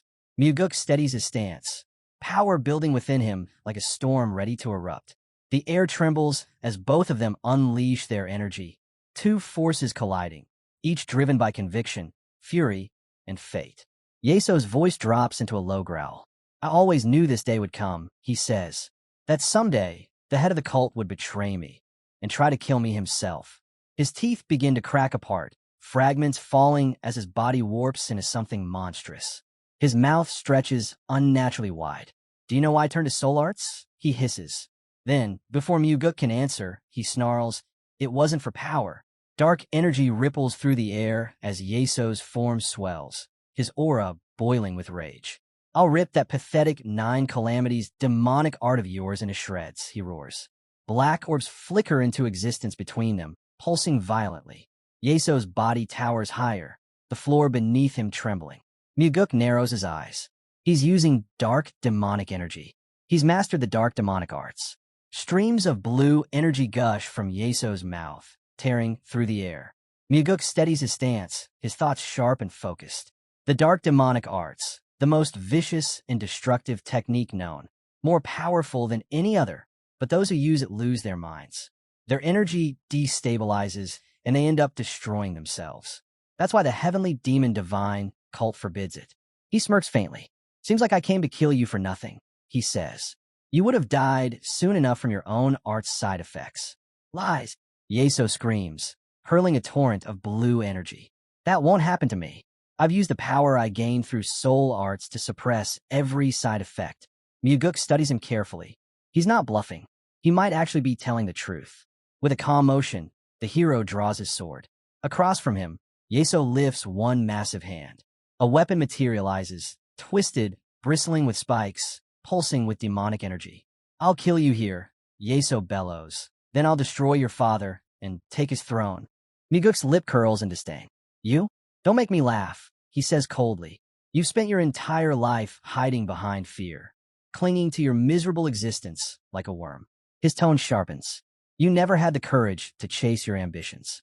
You just buried them to survive. A memory flashes across his mind, his past life. Even then, the soul-absorbing supreme demon never revealed he'd fallen to the dark demonic arts. Muguk's focus returns. Something glimmers ahead. Yeso lunges forward, swinging his spiked weapon with overwhelming force. Muguk meets the blow head-on. Steel collides, sending a surge of white energy roaring outward. The ground quakes beneath them.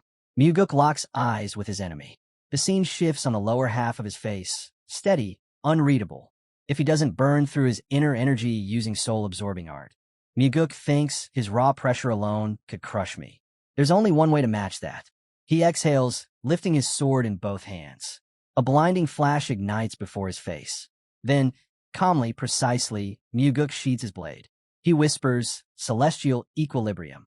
The world around him falls silent for a heartbeat before light erupts, swallowing both warriors in its radiance. Muguk fixes his gaze on his enemy. The left side of Yeso's body bears a deep wound, proof of a devastating strike. Yet, to Muguk's surprise, the supreme demon still stands. He should have been cut in half. Before he can process it, Yeso raises his hand. Annihilation. White blades of energy explode toward him. Muguk's instincts flare. Something feels wrong. He springs upward just in time, flipping through the air as the deadly waves slice beneath him. Upside down, he thinks sharply if I hadn't dodged with flicker step, I'd be in 6 pieces by now. But Yeso doesn't stop. His demonic voice echoes through the air. Demon execution. A lattice of radiant white beams materializes before Muguk, locking onto him like a hunter's sights. Crosshairs. He's tracking me. In an instant, Muguk vanishes, reappearing beside his enemy, sword drawn, energy flaring. Blue streaks surge around him. The narration whispers. He's using Shifting Slash, the second form of the soaring sword art. The air vibrates. Black energy streaks tear across the space in front of him, colliding with the blue streams bursting from Yeso's mouth. Then Yeso unleashes something far darker. Destruction. A massive sphere of black energy manifests beside his face, collapsing in on itself before erupting upward. A pitch-black whirlwind tearing open the sky. Muguk doesn't hesitate. Heavenly slash, light and darkness collide. His blade ignites, releasing the third form of the soaring sword art. Black energy rages around the demonic sphere, clashing violently. Muguk's eyes narrow. A hit lands. A burst of impact tears through Yeso's shoulder, leaving a gaping hole. But before the hero can move again, the wound closes instantly. He frowns, so even his body regenerates that fast. Yeso's mouth opens wider than humanly possible. Ruin. A barrage of purple rays surges forward, swallowing Muguk in a blinding flash. The explosion lights up the entire field, waves of color and power tearing through the air. In the distance, Yeso's figure looms, blue energy pouring uncontrollably from the holes in his face. Muguk steadies himself, eyes sharp. Your demonic art. It's powerful, he says. For the first time, Yeso looks startled. Then, in a blur, Muguk appears behind him. His sword arcs downward in a fiery trail. Flaming Heaven. The fourth form of the soaring sword art strikes cleanly, splitting the demon's head apart. Smoke rises from the wound. Muguk speaks coldly. You might have power, but you've got no real combat experience with those arts. Yeso's mangled face twitches, half of it hanging loose. Why didn't you use the 9 Calamities demonic art? He asks, voice rasping. Muguk stands with his sword at his side. I don't need it to win. A sinister smile spreads across Yeso's broken face. Arrogance will destroy you. Muguk exhales, eyes hardening. He lunges forward again, blade slicing clean through the air. Azure Heaven. Countless black spheres erupt in his wake. The fifth form of the soaring sword art. Yeso's head separates cleanly from his shoulders for a moment. Then, impossibly, it begins to reattach, tendrils of black energy stitching it back together. Muguk's eyes widened in disbelief. Even Azure Heaven can't take your head off. The soul-absorbing supreme demon glares at him, rage burning in his eyes, a monster refusing to die. Yeso's rage reaches its peak. His aura explodes outward like a living storm. Across from him, Muguk's face is streaked with blood, his breath sharp and heavy. You've become a real monster, Yeso, he says coldly. Muguk swings his sword once more. Black spheres spin violently in front of his opponent as white energy lines spiral beneath their feet, the ground itself trembling from their clash. Muguk grits his teeth, his muscles straining. If Yeso survived, even after losing his head, then his core must be hidden somewhere else. Blue streams of energy continue to pour from Yeso's mouth, each one pulsing with chaotic power. I have to find it, Muguk thinks. I have to find the core. The soul-absorbing supreme demon's power flares again, bursting through the air in violent waves. Muguk narrows his eyes. This is no ordinary opponent. He's too dangerous to live. Yeso raises his arms. Heaven destruction.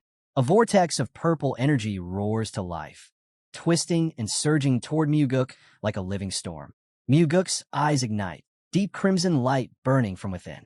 Yeso conjures a ghostly weapon from the air, his chest glowing faintly. That's when Muguk sees it, a red light pulsing just beneath his ribs. That's at the core. Suspended midair, Muguk points his blade forward, his focus absolute. Then he dives, energy spiraling around him. Death step. Black streams whip past his face as he accelerates, the air cracking under the force.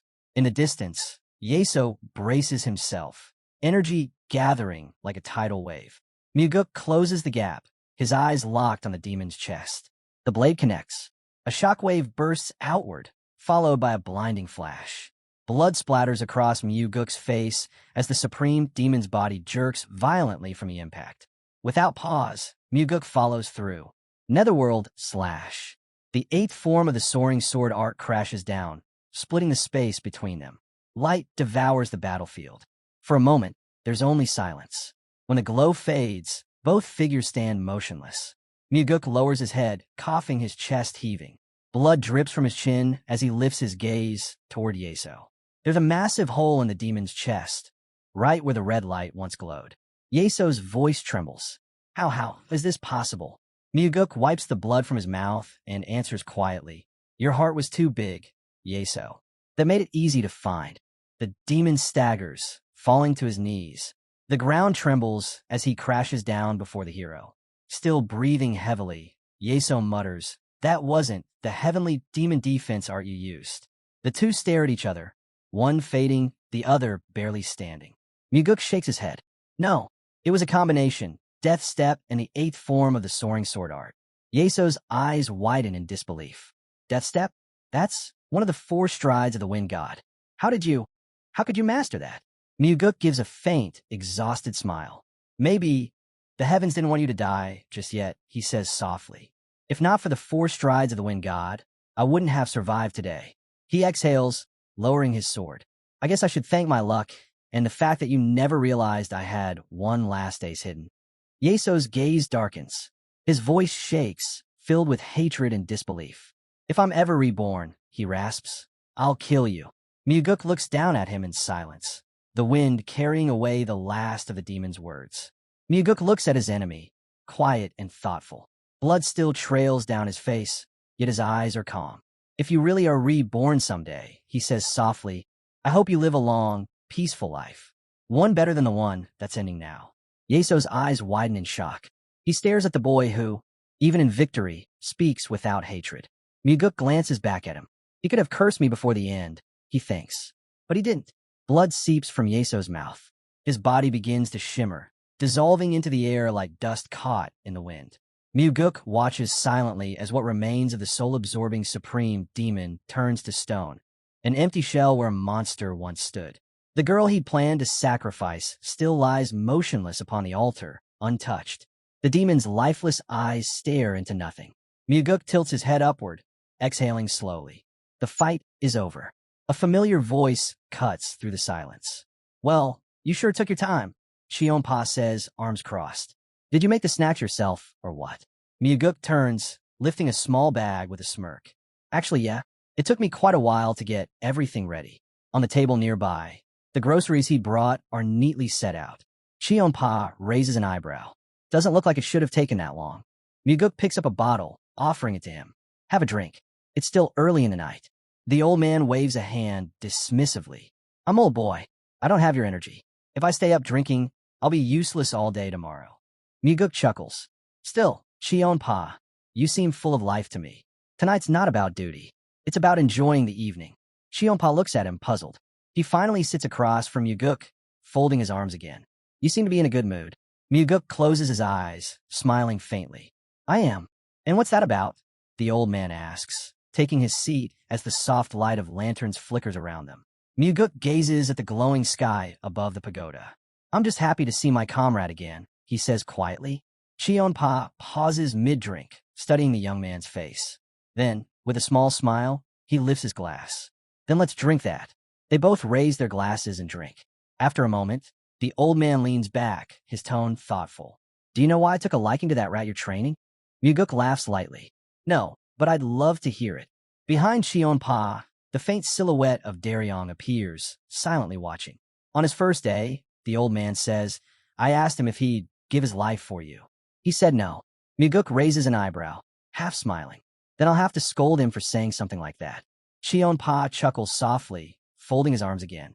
No, that honesty is exactly why I liked him. Myuguk nods slowly, his expression softening. You should tell him that yourself. He'd probably like to hear it. Chionpa takes another sip, shaking his head. There's no need. The lanterns sway gently in the night breeze, casting warm light across their faces. 2 warriors sharing quiet peace after the storm. Myuguk smiles faintly. Then I'll tell him myself next time we meet, he says. Something like that needs to be said. Words like those can change a person's life.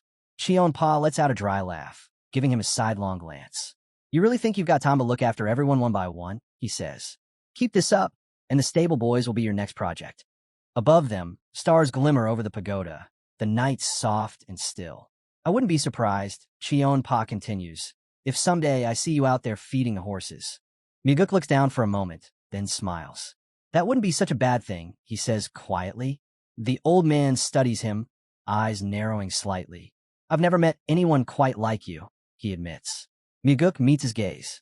Soon, he says, this way of thinking will spread through the entire cult.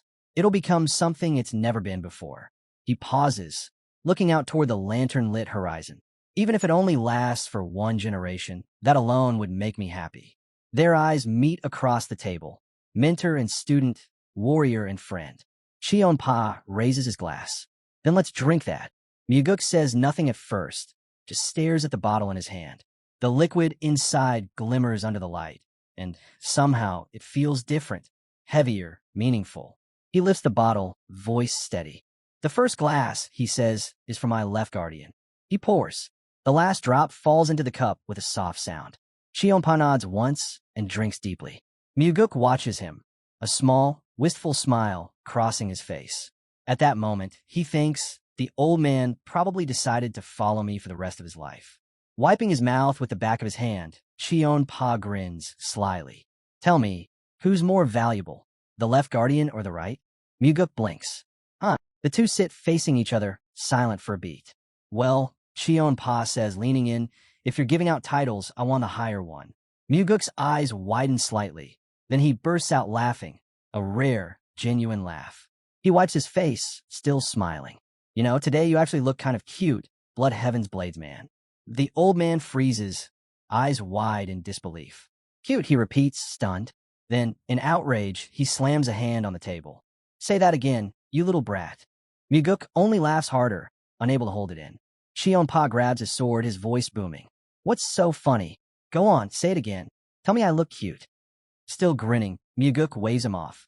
I really shouldn't confess things like that to anyone, especially when I've been drinking. You insolent flatterer, the old man growls, but even as he says it, a grin creeps across his face. The two sit there, laughing, drinking, and trading insults under the light of the moon. Their laughter fills the quiet night.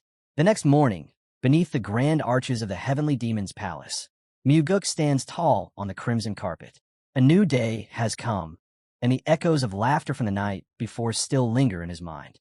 The Heavenly Demon studies his son closely, his sharp gaze unwavering. How? He asks slowly. Did you manage to kill the soul-absorbing Supreme Demon?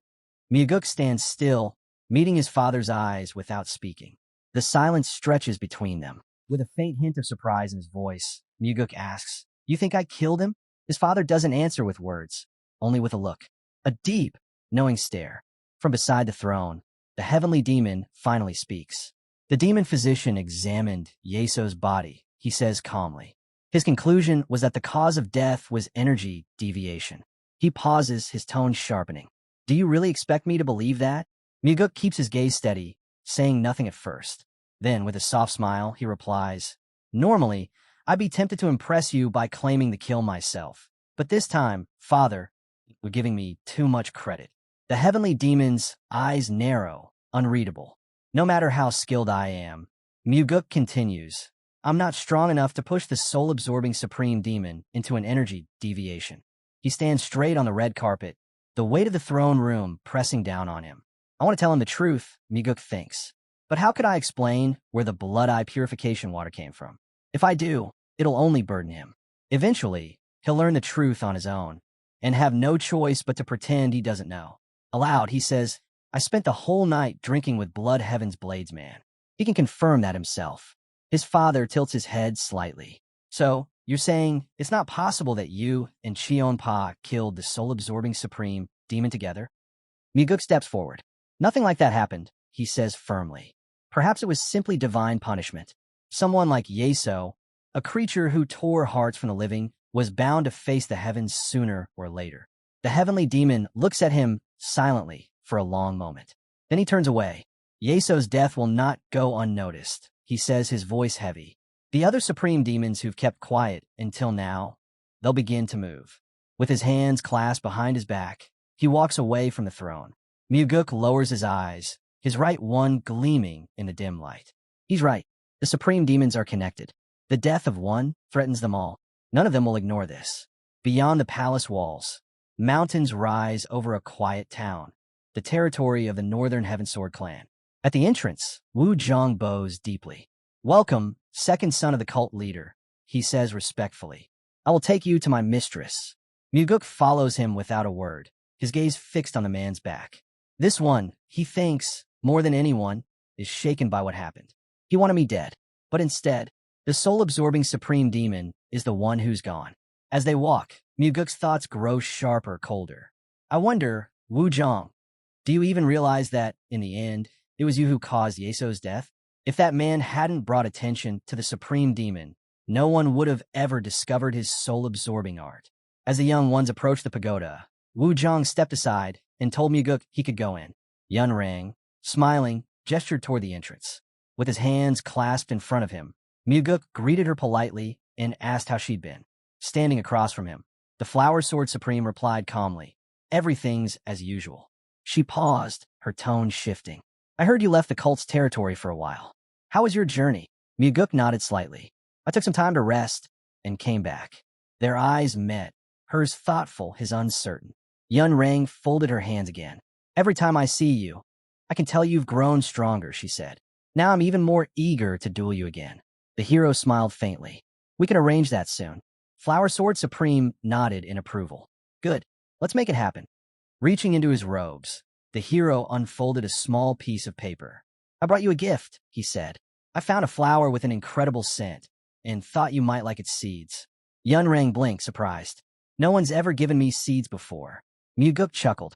"It's a first for me, too." For a moment, they simply looked at each other. The quiet hum of the teapot filled the room.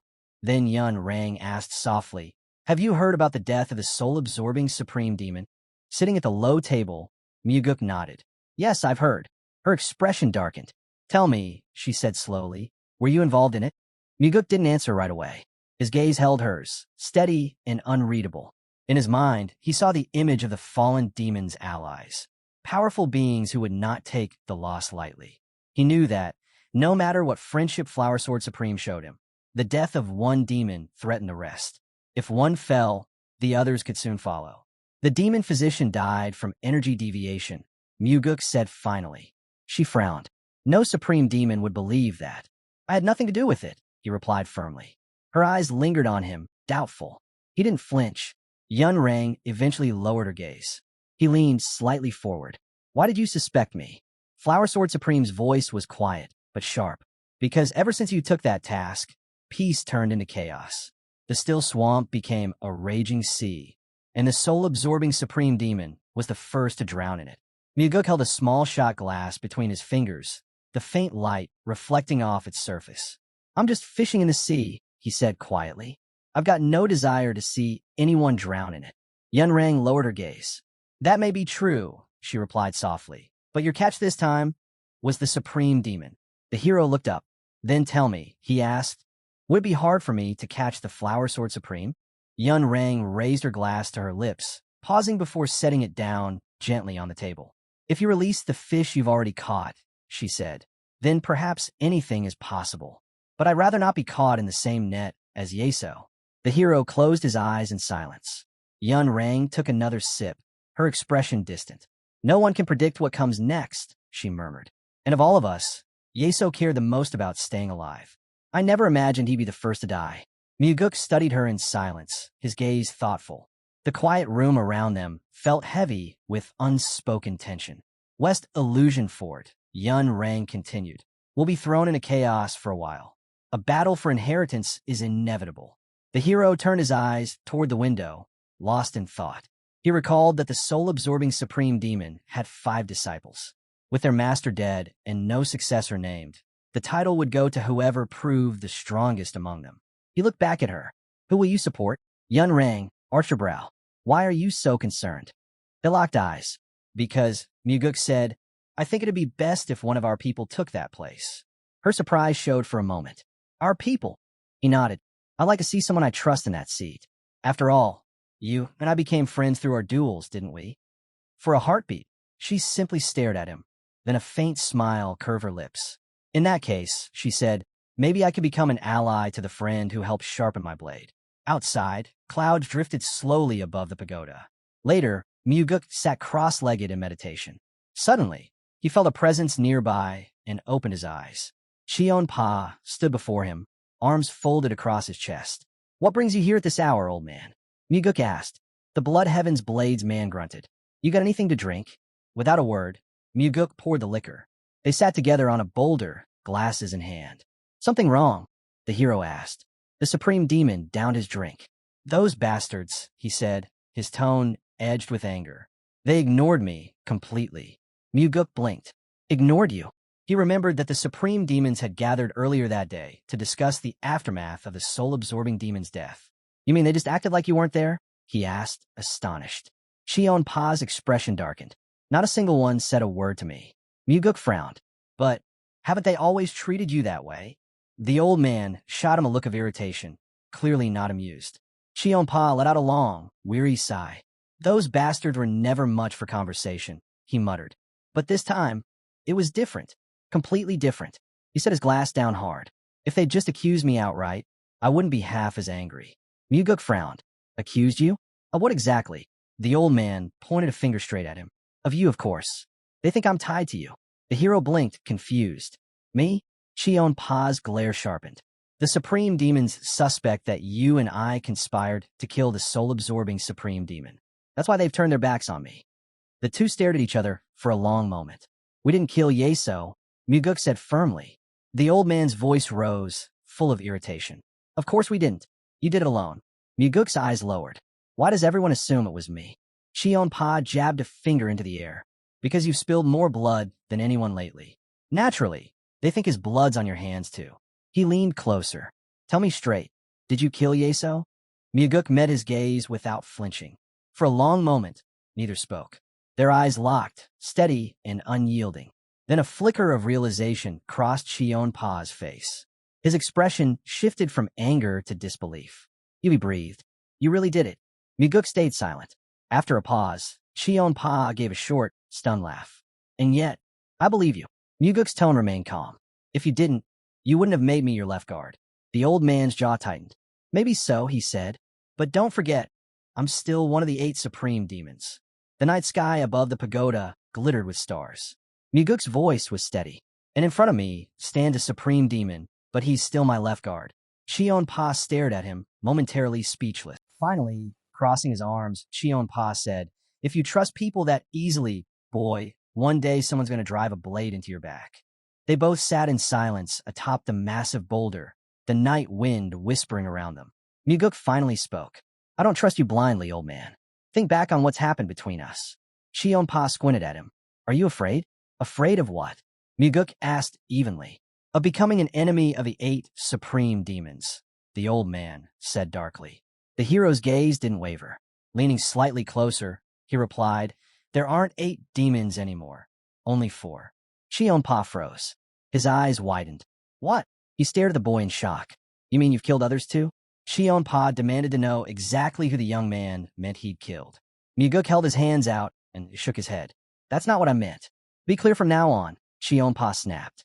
The hero raised 7 fingers. The soul-absorbing Supreme Demon is dead. That leaves 7 Supreme Demons. He folded 1 finger down. Take Cheon-pa out of that number, and there are 6. Bending more fingers, he continued. Flower Sword Supreme is already half on our side, so there are 5.5 left. From above, the two of them were shown together as the hero laid out the numbers. If Blood Heaven's Blades and Flower Sword Supreme take on at least 1.5 Supreme Demons between them, he went on, there'll only be 4 potential opponents left, maybe fewer. He looked at his hands. If 2 of the remaining demons switch to our side, I'll only have to deal with 2.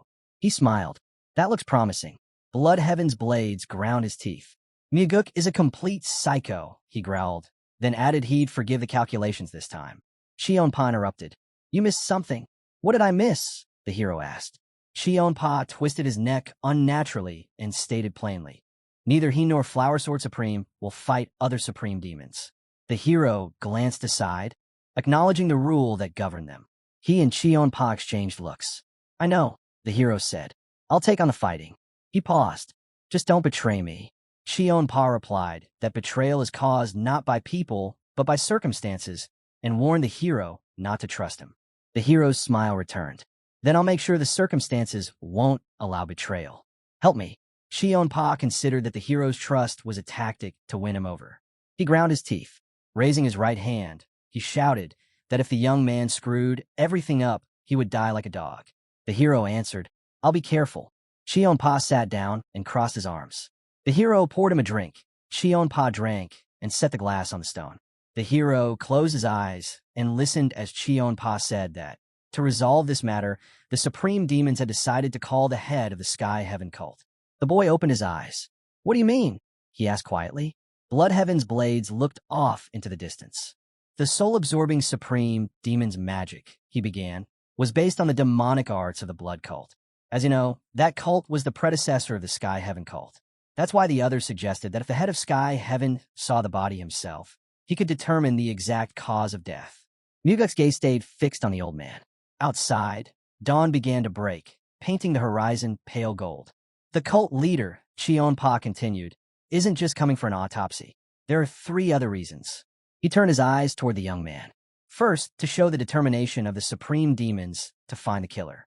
It's a message to everyone, including the Murim Alliance and the Unorthodox Alliance, that it's best not to cross us. Muguk nodded. So, everyone will see that even the head of Sky Heaven obeys the will of the supreme demons. And if they're angered, revenge will be certain. Their swords were planted in the ground beside them. Cheon-pa grunted. Exactly right. The boy asked, what's the second reason? The old man's brow furrowed. It's about the heavenly demon, he said. The heavenly demon? Muguk asked in surprise. Still staring ahead, Blood Heaven's blades explained. They want the cult leader to understand that the alliance between Sky Heaven and the heavenly demon cult doesn't exist because of the heavenly demon himself, but because of the 8 supreme demons. Muguk's voice stayed calm. And the third reason? Cheon-pa pointed directly at him. You. The hero froze as the old man continued. If you truly did kill the soul-absorbing supreme demon, the Sky Heaven cult leader will find out. He'll study your temperament, analyze your techniques, and piece together exactly how the murder happened. Muguk's expression shifted slightly. He remembered the moment he'd dripped the liquid into his own eye, the bloody purification water. He knew the old man was right. The Sky Heaven cult leader could trace even that. Soon, he would be standing before the supreme demons themselves. He understood one thing clearly. No one could ever find out that he was the one who killed the soul-absorbing supreme demon. If they did, vengeance would be the least of his problems. His path to succeeding his father would be destroyed forever. Looking at Cheon-pa with a faint, weary smile, he asked, And you? Are you really fine with this? The old man frowned. Why wouldn't I be? Muguk tilted his head. Because you're my accomplice now. We drank together all night. To them, it might look like we were plotting. Cheon-pa sighed deeply. Then I'll just say I drank too much and passed out. Clouds drifted slowly above the pagoda. The hero broke the silence. Which supreme demon went to fetch the head of the Sky Heaven cult? Cheon-pa turned his head. The demonic Buddha, he replied. Muguk's expression hardened. The demonic Buddha, of all the 8 supreme demons, had the closest relationship with the Sky Heaven cult's leader. The fact that he was sent meant the others were serious. They wanted results, not excuses. The hero glanced at the old man. Then what do you think? Should we go after the demonic Buddha and kill him? Or maybe eliminate the Sky Heaven cult leader before he leaves his haven? His tone grew calm, almost playful. Or perhaps, he added, eyes glinting faintly, we kill them both. Blood Heaven's blades looked up, his face grim. That would start a war across Murim. The righteous fools of the Murim Alliance would scream for our heads, and the unorthodox alliance would crawl in from the shadows, looking for spoils. Muguk laughed softly. Sound perfect. A bloody war could be fun. Cheon-pa rose from the boulder. If that's what you want, he said coldly, you'll be doing it alone. The hero smiled as he watched him walk away. And here I thought we'd be friends until death. Without turning, the old man replied, Every man lives only to survive. His figure grew smaller in the distance. It's time for me to go, he said, disappearing into the trees. The hero kept smiling, watching him fade into the dawn. The next day, inside the grand heavenly demon hall, Sunlight streamed across the crimson floor. Standing before his father, Muguk folded his hands respectfully. "Did you call for me, father?" The heavenly demon nodded. "You need to leave for a while." Muguk looked up. "Where should I go?" "Head to the Nirvana Pavilion branch in the Central Plains," his father said. The hero immediately understood. This wasn't an order. It was protection. His father was sending him away to keep him safe. "If I leave the cult's territory," Muguk said quietly, "the supreme demons will grow even more suspicious." "They already suspect you," the heavenly demon replied. "That's why they summoned the head of the Sky Heaven cult." Muguk stood still on a red carpet as his father continued. "I don't know how you killed the soul-absorbing supreme demon, but the cult leader will find out. It's only a matter of time." The boy closed his eyes. "I didn't kill Yeso," he said firmly. "Why can't it be assumed that it was an assassin sent by the Murim Alliance?" His father's voice was steady. "If that were true, the Murim Alliance would already be preparing for war. But they're not in any condition to do that." Muguk looked up. "If you were in my place, father, would you leave?" The heavenly demon met his gaze. "No, I wouldn't." Muguk straightened his shoulders. "Then I won't leave either. I'm your son." The man's eyes lingered on him, unreadable. The heavenly demon looked at his son for a long moment before speaking. "You truly are my son," he said quietly. "But you are not me." Muguk's eyes didn't waver. "Then I'll imitate you," he replied. "That should be enough." Father and son stood face to face, neither backing down. At last, the heavenly demon sighed. "You may stay," he said. "But remember this, don't kill the head of the Sky Heaven cult." Muguk's eyes widened in disbelief. "What?" His voice trembled with anger. "It sounds like you care more about him than your own son." His father turned away. "You will not kill the head of the Sky Heaven cult. You will not kill any of the supreme demons. In fact, you won't kill anyone." "I didn't kill anyone." Muguk snapped, his voice sharp with frustration. The heavenly demon walked away, his footsteps echoing across the hall. Muguk stood still at the base of the stairs, staring at his father's back. In his mind, he asked silently, "Do you really believe your own son wants to kill that man?" His thoughts turned cold and precise. He knew the Sky Heaven cult well, its history, its secrets, and the man who ruled it. For all their schemes, they were a treasure trove of knowledge and power. Muguk closed his eyes. "There are only two ways to hide the traces left by the blood eye purification water," he thought. "One is complete physical transformation. The other is to change the eyes themselves." When he opened them again, he was in another room. An old man sat before him, a glass in hand. A small bag containing a strange plant rested on the table. "There's only one man who can change my eyes," Muguk thought. "The demon physician." The old doctor looked at the herb, then at Muguk. "Shall we begin our discussion?" he asked. "You must have gone through a lot of trouble to bring me such rare ingredients. I assume you're here to ask for something important." "You're absolutely right," Muguk said. "I need a favor." "Then speak," the physician said, setting his glass down. In the quiet room, the hero looked directly at him. "Since you're a busy man, I'll get straight to the point. I want you to perform eye enhancement surgery on me." His eyes glinted sharply as he spoke. Eye enhancement surgery, he thought. A forbidden technique from long ago, capable of amplifying a martial artist's vision, sharpening both normal and dynamic sight. Those who undergo it can see clearly in blinding light, in the dark, underwater, through smoke, in any condition imaginable. The demon physician narrowed his eyes. "And how?" he asked slowly. "Did you know that I could perform such a surgery?" They stood near a cabinet stacked with scrolls and tools, the tension between them thick. Muguk met his gaze in silence, his expression calm and thoughtful. He thought back. The demon physician's mastery of this technique only became known to him in his past life, long after these events. He remembered returning to the cult for materials. By then, the demon physician was dead, and he learned the truth from the old man's disciple, Beck. The old man poured a drink. Muguk recalled that Baekdu had offered eye enhancement surgery to the cult leader of that time, Jub Baekdu. The demon physician watched him in silence, then shut his eyes. So the cult leader told his son everything. Muguk studied him. A memory surfaced. According to Baekdu, the cult leader declined the offer. "The fruit of the Nirvana herb is among the materials," the old man said. "It's incredibly rare. Do you know this surgery can be done only once per generation?" They sat at the table. "I know very well," Muguk answered. "Then why?" the demon physician asked. "Do you still want it?" "Because I'm sure I need it," Muguk said. "What do I receive if I perform it?" "I can't give you anything now," Muguk replied. But when I become the head of the cult, I will. The old man paused. Myuguk added, when I'm leader, I'll grant you any wish. He considered the wish the demon physician would make. In his past life, that request had been brought to his father again and again until the end and was never granted, so the operation was refused. Are you certain you'll be the heir? The old man asked. I'm certain, Myuguk said. The demon physician regarded him. Myuguk rose. Please think it over and let me know your decision. I have one question. He looked back over his shoulder. When I become head of the cult, how will I deal with the Murim Alliance and the Unorthodox Alliance? Myuguk rested a hand on his sword. That will depend on the political situation at the time. But there was one thing he was sure of. Looking straight at the old man, Myuguk said with quiet conviction, whoever commits true evil, I'll destroy them without mercy.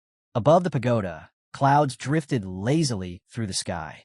Inside, the demon physician sat at a table when a voice cut through the silence. Why are you doing something so unlike yourself? Is it because your time in this world is almost over? The old man narrowed his eyes. Across from him stood Cheonpa. You're not wrong, the demon physician said calmly. Neither of us has much time left in this world. Cheonpa dropped into a chair. Enough of that disgusting talk. Don't lump me in with you. The doctor smiled faintly. Why are you so attached to life, old friend? Those who claim to have no regrets often suffer the most inside. Cheonpa's tone hardened. Why are you even talking about this? Have you grown tired of saving lives and decided to start taking them instead? If that's the case, let's go kill someone together. The demon physician shook his head. You're mistaken, Pa, but I do have one question for you. Cheonpa's hand moved to his sword. What question? Why did you choose a young man? The doctor asked. The two old demons locked eyes. Cheonpa leaned forward. That brat's nosy. He even dragged me out of fight once. Then why ask? He added sharply. Because, the demon physician said softly, I want to know why you chose him. Leaning back in his chair and crossing his arms, Cheonpa replied, because that kid looks like he'll become the next cult leader. The old doctor tilted his head. What makes you think so? Cheonpa's gaze went distant. He remembered the boy's words. He said something once. On my demonic path, I don't destroy taverns or tables. The demon physician blinked in surprise. That's why you chose him. That's exactly why, Cheonpa said simply. The room fell silent. After a while, the doctor said, then maybe it's time for you to stop breaking tables too. Cheonpa looked at him in disbelief. What did you just say? The demon physician turned and began walking away. Cheonpa stood up, glaring. You call me here just to walk off like that? How dare you? But the doctor didn't look back. Come on, at least one drink before you go, Cheonpa called after him. Next time I'll pay. The demon physician paused at the gate. Old men like us may not get it next time. Blood Heaven's blade snapped, forcing them to stop. Buy me a drink today. The demon physician glanced back once, then left. Cheonpa watched him go for a moment, and then said, that old stubborn fool will outlive us all. The hero straightened in his lotus seat and grew alert. The demon physician turned back toward him and asked why he'd arrived so late. How did you know I was here? The doctor asked, noting that the youth gave off no demonic aura. Myuguk answered simply. He'd had a feeling something fateful was coming, and his eyes opened on their own. The demon physician looked upward and said he had spent his life saving others. The hero acknowledged that this was admirable. The doctor replied that his work wasn't born of selflessness. He saved lives because he wanted to kill one man. Myuguk asked who the doctor meant. The hero suspected he already knew. The physician had joined the cult to hunt that man. The demon physician raised his hands and said a man of his trade should not kill. It would go against heaven. He had tried to save as many lives as he could to atone. Myuguk asked if, when he became head of the cult, he would kill that man for the doctor. He answered without hesitation that he would. The physician asked why Myuguk agreed before knowing the target's identity. Myuguk said that if the doctor wanted someone dead, that person must be truly vile, and he trusted the old man's judgment. The doctor closed his eyes and fell silent. From behind, he asked how the hero could understand what was inside him. Myuguk replied that surface and substance often speak the same truth. Stars tracked across the sky above the pagodas. Myuguk said the title of demon physician could not be earned by a vicious person. He believed in the doctor's efforts to earn his position. The demon physician said nothing. Candles flickered on a cabinet. Incense curled from a pot. The hero lay on a low bed, needles placed across his face. The demon physician warned the boy that the man they sought would be very difficult to kill. If Myuguk acted recklessly, many people would be harmed. He's told to take down only the marked target, no one else. Muguk glances at the demon physician, who turns to the boy and asks if he can truly promise that. The hero answers without hesitation.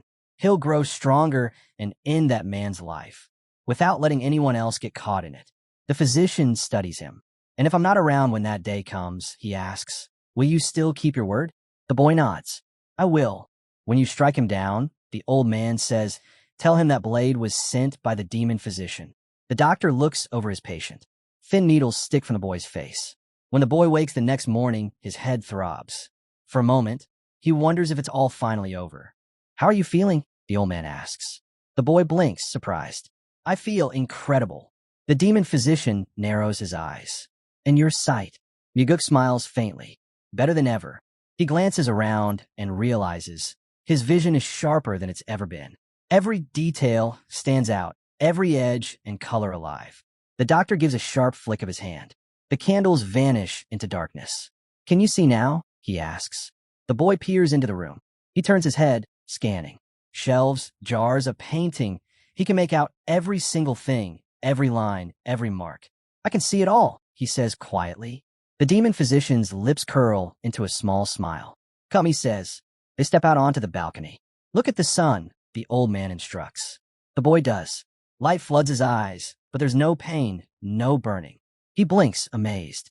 He should be blinded, but his sight remains flawless. The old man points far into the distance. What do you see? The boy focuses.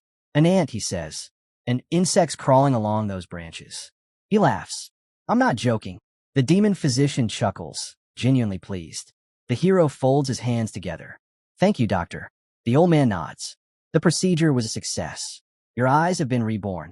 Muguk says quietly that the physician used a secret technique, one that can only be performed once in a generation. He promises to repay this debt, to keep his vow. The demon physician thanks him in return. The old man says he'll reveal the target's name only when the boy becomes the head of the cult. The hero smiles. He knows the eye surgery was just a cover, to hide the use of blood eye purification water. But he never imagined the results would be this extraordinary. He can't shake the feeling that fate has tied him back to the sky heaven cult once again. Looking up at the night sky, he silently thanks the organization's leader. The scene shifts, the tip of a sword gleams. Leon stands poised, blade extended. Across from him, a girl raises her weapon to block, exhaling with effort. Leon moves swiftly through the training hall, his strikes fast and precise. The girl's foot hits the floor, her breathing heavy. Someone calls out, asking her to join a game. Leon's eyes narrow, alert.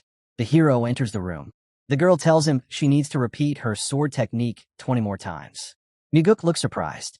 What kind of technique needs that many repetitions? He asks. Raising her sword again, the girl answers between movements. 60 repetitions a day, 20 during each evening session. The hero watches from behind her. You'll end up with some kind of illness training like that, he warns. She shakes her head. I already feel a little off, she admits. I can't sleep properly unless I train first. Smirking, the hero tells her she can skip one session. He invites her out for a drink, promising it'll help her sleep better than any workout. Leon laughs softly.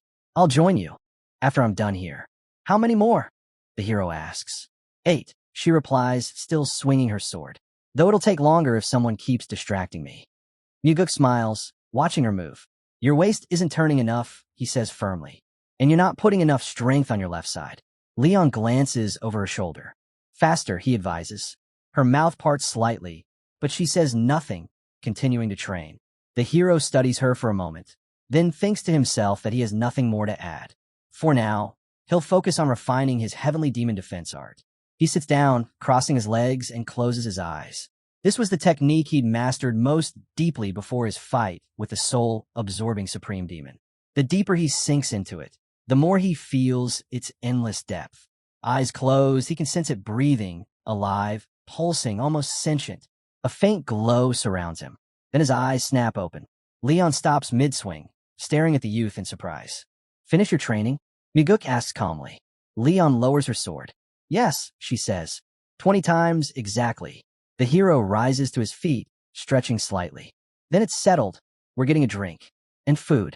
I'm starving. The girl glances at him and says matter-of-factly, that's not surprising. You haven't eaten in 3 days. He freezes, staring at her. What are you talking about? Leon answers calmly. Master, you've been circulating your energy for 3 full days. They exchange a look. She continues, you came to see me 3 days ago, then fell into deep meditation. I didn't dare disturb you. The young man frowns, thinking back. To him, it felt like only an hour had passed. The idea that he'd been in a trance for 3 whole days seemed unreal. He realizes he remembers nothing from that time. Then, slowly, he raises his hands. A broad grin spreads across his face. The energy inside him flows smoother, sharper, more refined than ever. Leon smiles. It seems my master has made remarkable progress. The hero nods, and that calls for a feast. I'll treat you to something special. The girl follows him out of the training area. Congratulations, young master. He chuckles. I owe this to you, you know. Leon blinks, confused. Me? What did I do? If you hadn't insisted on finishing your training, he says, I wouldn't have sat down and ended up meditating for 3 days straight. She clasps her hands together with a playful grin. Then you definitely owe me a big meal, master. Deal, he replies. Order anything you want. I'll pay for it all. They leave the hall side by side. You must be hungry too, he says. She smiles. I ate earlier. No way I could go 3 days without food. Then almost on cue, her stomach growls. She laughs awkwardly, though it seems that lunch is already long gone. Muguk glances at her and instantly understands. She's lying. She probably didn't eat at all while he meditated, afraid to disturb him. Closing his eyes, he sighs lightly. You really are a naive, foolish girl. She points her index fingers upward. If I were foolish, I'd have hidden that I ate anything at all. But this way, she says, closing one eye playfully, I show what a loyal subordinate I am and score a few extra points with my master. Muguk laughs. As they walk, a tall pagoda rises before them. My subordinate's quite the fox, he says. She grins. And I haven't even shown you all my tricks yet. Leon's laughter rings through the air as they approach the towering structure. The scene begins with the Heavenly Demon Hall. Inside, the head of the Sky Heaven cult, Nung Paso, stands with his hands folded in respect before the supreme ruler of Miram, the head of the divine cult. The hall is silent. Then, Nung Paso bows slightly. I'm grateful for your invitation. The heavenly demon returns the greeting. It's been quite some time, hasn't it? How many years has it been since we last met? Nung Paso smiles faintly. At least 10. From the high dais above the gathered guests, the heavenly demon looks down. And how have you been during all this time? Thanks to your grace, Nung Paso replies. Very well. The heavenly demon nods slowly, his gaze sweeping over the assembled visitors. I appreciate that you traveled such a long distance to be here. The man beside Nung Paso, Geo Rabin, the demonic Buddha, joins his hands respectfully. The journey was worth it, he says. Meeting an old friend at its end makes it all the more pleasant. The heavenly demon studies him silently for a moment, expression unreadable. Then, with calm finality, he says, You must be weary after your travels. Let's speak again in the morning. He folds his hands in front of his chest, signaling the end of the audience. Nung Paso bows. As you wish. The guests turn and leave the heavenly demon hall. Once outside, Geo Rabin exhales sharply. That was a rather cold reception, he mutters. Even a newly appointed supreme demon from Outer Miram deserves at least a cup of tea. Nung Paso closes his eyes. It's late. Let go. All the more reason they should have welcomed us properly, Geo grumbles. The bearded leader glances sideways at his bald companion. Don't make trouble, he says evenly. You've never been one to curry favor with others. The demonic Buddha frowns. This isn't about favors. It's about pride and respect. They reach the long stone steps outside the hall. Nung Paso halts. Come, we'll inspect the body now. Geo Rabin turns toward him, surprised. Why not wait until morning? You've had a long day. Rest first. We can examine it after dawn. Nung Paso's voice hardens. We can rest well enough after death. Geo sighs, shoulders slumping. Fine. Let's go then. Lately, it seems I'm surrounded only by stubborn men. Inside another chamber, Daryong kneels before his superior. I received word, he says. The head of the Sky Heaven cult has arrived, with 10 of his finest fighters and 100 additional warriors. The hero looks at him sharply. Is that true? The young man nods. Muguk's thoughts race. So Nung Paso stands at the head of his army. He recalls what he knows of the man, leader of the Sky Heaven cult, the absolute ruler of Outer Miram. wielder of the heaven-destroying demonic art, said to be the most powerful martial technique in all his lands. Once, Nung Paso belonged to the Blood Cult, a faction strong enough to rival even the heavenly demon divine cult. But after merging with the Sky Heaven cult, its power waned, absorbed into the greater whole. Daryong kneels and reports Nung Paso met with the cult leader and then went to examine the corpse of the soul-absorbing supreme demon. Muguk stays silent. Inside the dim chamber, Yeso's body rests motionless within a coffin. Nung Paso places his hand gently on the lid, feeling the residual energy. Gio Rabin steps closer. Well, what do you think? The leader of the Sky Heaven cult narrows his eyes. 8 of his energy meridians are shattered. His heart sustains severe internal damage, all from overusing the soul-absorbing art. Gio Rabin frowns. So, you're saying he died from energy deviation? That's the direct cause, Nung Paso answers. But his gaze lingers on the body. He most likely died while battling someone inside his own spiritual domain. The demonic Buddha exhales. Then that means someone actually killed him. The scene shifts on Yo's still body. Nung Paso's tone darkens. The true problem is that the supreme demon died despite using the soul-absorbing art. That shouldn't be possible. Gio Rabin rubs his chin thoughtfully. Hard to believe. Who could have infiltrated West Illusion Fort, defeated him, and vanished without a trace? Nung Paso looks up at his companion, eyes sharp. He raises a finger. Perhaps the heavenly demon himself. Gio Rabin stares at him in disbelief. You can't mean that. The soul-absorbing supreme demon was among the strongest who stood against the Murim Alliance, and the heavenly demon never held any hatred toward him. A lantern flickers beside a stone pillar, its flame trembling in the silence. Then tell me, Nung Paso pressed, his voice calm but heavy. Is there anyone else you suspect? The demonic Buddha thinks for a long moment. Then, quietly, there's only one other. Nung Paso arches a brow. Who? The cult leader's second son. For a brief second, the bearded man's expression falters. He stares at his companion, trying to read his intent. So Gio Rabin suspected him from the very beginning and never mentioned his name once on the journey here. The two remain silent, tension thick in the air. Nung Paso realizes the weight of what he's just stepped into. This isn't an investigation. It's a political trap. A small smile crosses his lips. Then tomorrow, he says evenly, we'll interrogate the second son of the heavenly demon. The next morning, Muguk stands before Nung Paso, palms pressed together respectfully. Welcome, supreme demon of Outer Murim. Nung Paso studies him. It's been a long time. You were just a child when we last met. Muguk nods slightly. Yes, but I heard you had arrived. The two men face each other in silence, the air between them thick with unspoken tension. Muguk looks at Nung Paso with quiet curiosity. I'm surprised, he says, that a man as busy as you would come here in person. Nung Paso smiles faintly. Rumors of your accomplishments have spread even to distant lands. Your reputation within the cult has grown remarkably. The young man lowers his gaze. Those rumors exaggerate. I've done nothing to deserve such praise. Nung Paso chuckles. And modest too. On the table between them sits a teapot and 2 small cups. The leader of the Sky Heaven cult pours himself a drink. I hear the heavenly demon has taken the death of the soul-absorbing supreme demon quite hard. Muguk, seated across from him, replies evenly. He was one of our most valuable supreme demons. His loss weighs heavily on everyone. For a moment, Nung Paso studies the youth in silence. Then his brow tightens. Tell me, he says at last. Who do you think killed him? Muguk looks up, caught off guard. Killed him, he repeats. But I thought he died from energy deviation. Nung Paso's gaze sharpens, his eyes beginning to glow faintly. The young man holds a stare, unflinching. A crimson current seeps from the air between them, coiling like mist.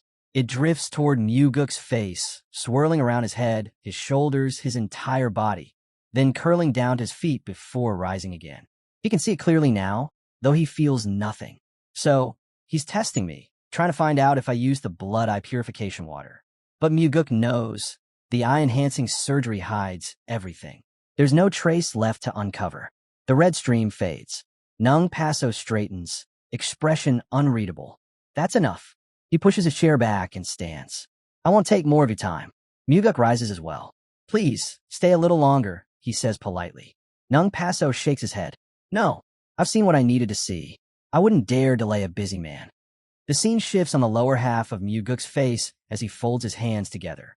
Then allow me to thank you for your visit, he says calmly. I hope we meet again. Nung Paso pauses, a flicker of amusement in his tone. You're truly thanking me for such a brief meeting? I am, Muguk replies. After all, because of this man, I gained the very ability that defines me. Whether he knows it or not, I owe him everything. Nung Paso smiles faintly. Then we shall meet again. He turns and walks away. Muguk watches him go, a soft smile forming on his lips. In both this life and the last, he thinks that man has been my benefactor. There's no way I could ever resent him. Outside, at the base of the stairs, Geo Rabin waits. So, how did it go? Nung Paso descends toward him, his tone calm. The second son of the heavenly demon has no connection to the soul-absorbing art. He pauses, then adds, to defeat someone inside the space created by that technique, you'd need mastery over a high-level Buddhist or Taoist martial art, or something of similar nature. I saw nothing like that in him. Geo Rabin nods slowly, though his eyes remain thoughtful. The investigation continues, but for now, suspicion drifts elsewhere. Geo Rabin looks at Nung Paso, clearly surprised. So, you're saying the boy, Geometry Muguk, isn't the killer? The bearded leader nods once. You understood correctly. Geo Rabin tilts his head. Are you absolutely certain? Nung Paso's eyes narrow slightly. If you didn't trust my judgment, then why bring me here in the first place? The bald monk quickly raises a hand. Don't take it that way. This is an important matter. It needs to be verified twice. Don't be offended. Nung Paso exhales through his nose. I'm not. And yes, I'm sure of my conclusion. Geo Rabin gestures to the right. Then let's go. We'll gather the 7 supreme demons and explain everything. But Nung Paso shakes his head. No, I'll stay. You can tell them yourself. Geo Rabin studies him. Are you sure that's wise? Nung Paso doesn't look back. I see nothing wrong with it. Geo Rabin hesitates, then nods. As you wish. He turns, descending the stairs, while Nung Paso watches him go with a frown. Turning his gaze to the towering pagoda nearby, Nung Paso mutters under his breath. Then tell me, Muguk, how did you manage to kill the soul-absorbing supreme demon? Later, under the pale moonlight, Cheonpa and Muguk sit atop a massive boulder, as they often do. At least, Cheonpa says with a sigh, folding his arms, we're free of suspicion for now. He glances sideways at the young man. But tell me, how did you deceive the eyes of the Sky Heaven cult's leader? Muguk looks down, a faint sadness in his expression. I didn't do anything. You remember, don't you? We drank together all night.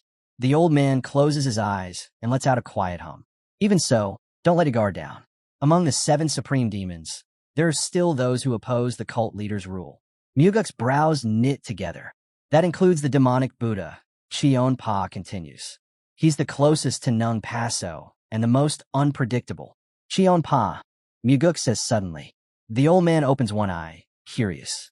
What is it? Leaning back against the boulder, Muguk speaks calmly. If for some reason you ever start thinking like the demonic Buddha, promise me you'll tell me everything. Cheonpa blinks, taken aback. What are you talking about? From the nearby pagoda, light spills through the windows, flickering across their faces. The old man chuckles softly. Why bring this up now? We're on good terms. There's no reason to worry. Muguk smiles faintly. That's exactly why I'm saying it now. Today we can smile and talk like this, but someday things might change. We could end up standing on opposite sides. His voice lowers. If that day ever comes, it'll hurt more than I can bear.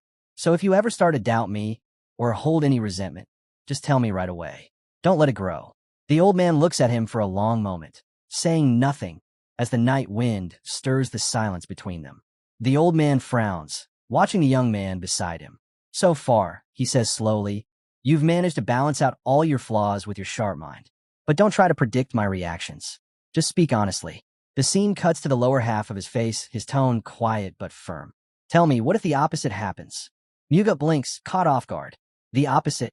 Cheonpa's eyes narrow. What if you're the one who starts finding me unbearable? The young man stares at him, speechless. The old man looks into the distance, his voice heavy with something almost weary. What if one day you decide I'm no longer fit to walk the path of the new demonic cult? That I've become outdated, a relic, useless and out of place? Muguk looks at him in disbelief. Cheonpa turns his gaze back to him. What if someday you lose all warmth toward me. Would you feel the urge to remove me? The question hangs in the air like a blade between them. Muguk's expression darkens. He hadn't expected this from the man who'd stood by him for so long. Master Chonpa, he says at last, voice low, my path doesn't involve breaking taverns, overturning tables, or killing my friends. The old man's eyes glint in the moonlight. Friends? Huh, he murmurs. So that's what I am to you. Muguk meets his gaze without hesitation. Exactly that. He places a hand over his chest. And because of that, I'll always be honest with you. Chionpa raises a brow, half in disbelief. You mean that? I do. Muguk answers firmly. I won't overthink your moods or second-guess my words. If something bothers me, I'll say it. And if the day ever comes when you're no longer useful to me, you'll be the first to know. The old man studies him in silence. Muguk continues. And if I ever feel like there's nothing left about you that inspires me, I'll tell you to find yourself again, to become the man you once were. We'll talk about it together and figure out what to do next. In the distance, the lights from the pagoda windows flicker softly, illuminating their faces. Chionpa speaks again, his voice quieter now. And what if there's no way out? What if I can't change? Muguk lowers his head, his tone somber. Then we accept it. If you've tried your best and still can't, there's nothing to be done. He looks out toward the night sky. We'll just keep living. And remember the good days, the moments that mattered. The two men sit in silence atop the boulder, the wind carrying their unspoken thoughts into the dark. The young man clenches his fist.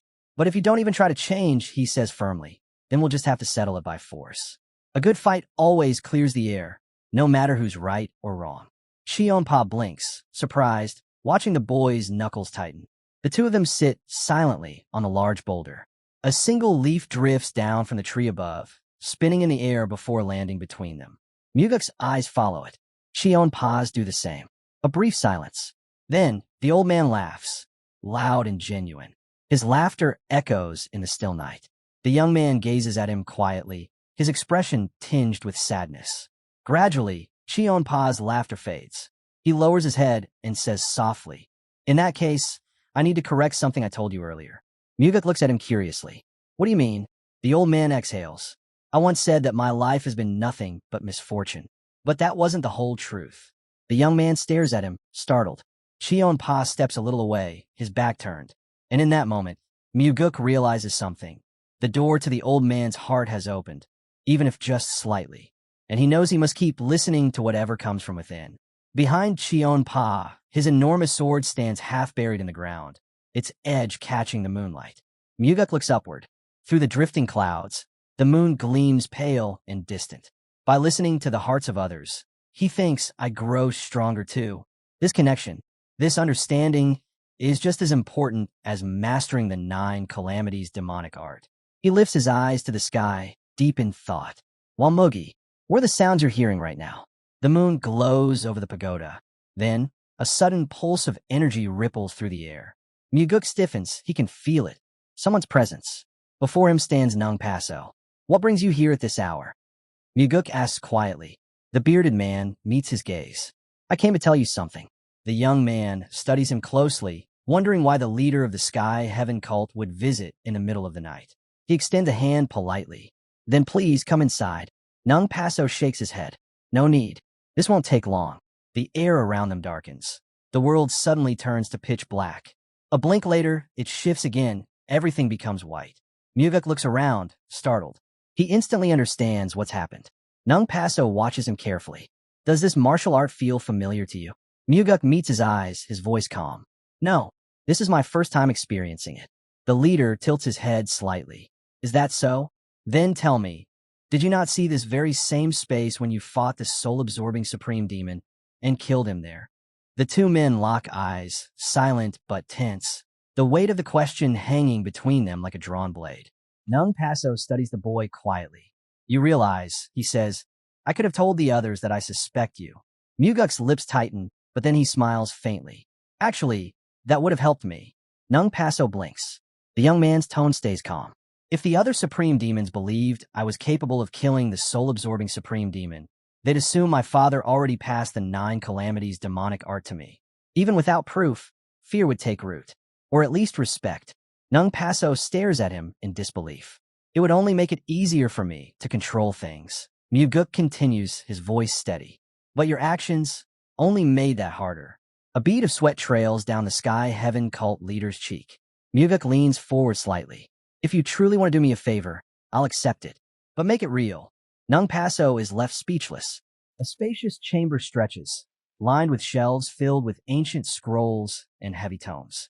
A massive chest sits near the wall, its surface carved with demonic symbols. At the center of the room, a bell-shaped structure looms. Beneath it, a man sits chained to the floor, a metal lock clasped tightly around his neck. Nung Paso stands before him.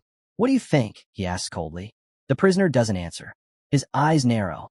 Well, the chained man suddenly bursts out, voice hoarse. Why are you asking me, you bastard? Nung Paso doesn't respond. He simply lifts his index finger.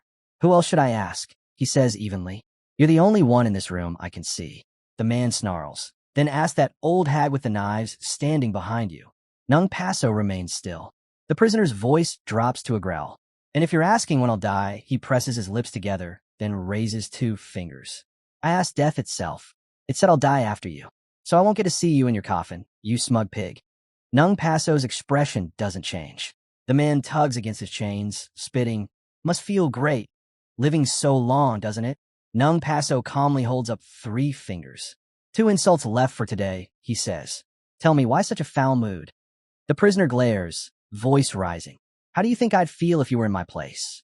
Nung Paso lifts a 4th finger. The man roars, yanking at the chains. Then the Sky Heaven cult leader snaps his fingers. Darkness engulfs the room, then bursts apart into blinding light. When the glare fades, they're standing on an open, grassy field beneath a vast sky.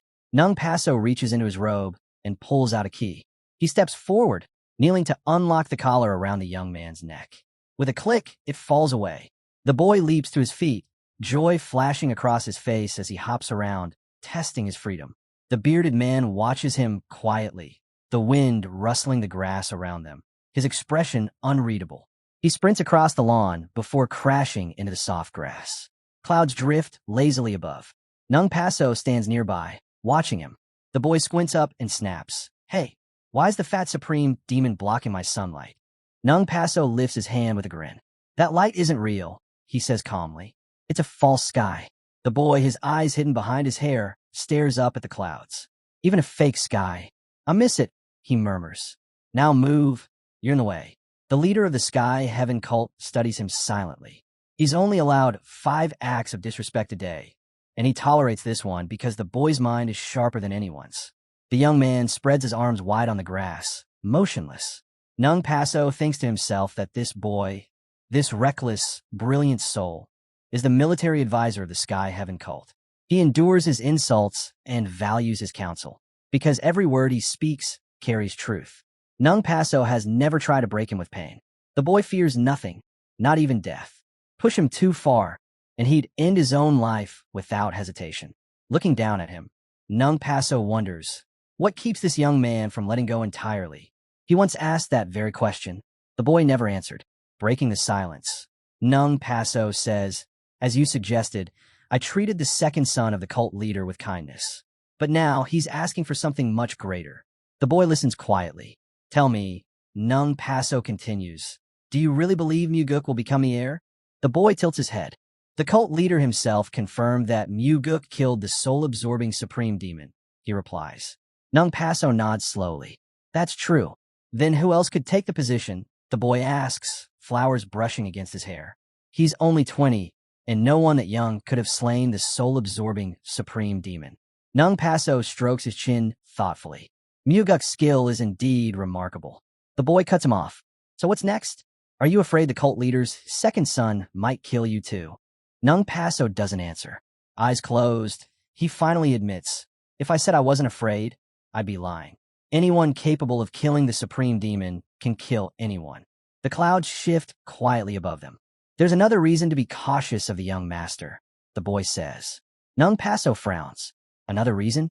Still lying on the grass, the boy asks, do you really think the cult leader doesn't know his own son killed the soul-absorbing supreme demon? Nung Paso stiffens. You mean the heavenly demon already knows? The boy lets out a short laugh. Of course the cult leader knows everything. A man like him misses nothing. He's extraordinary. He shifts his gaze toward Nung Paso.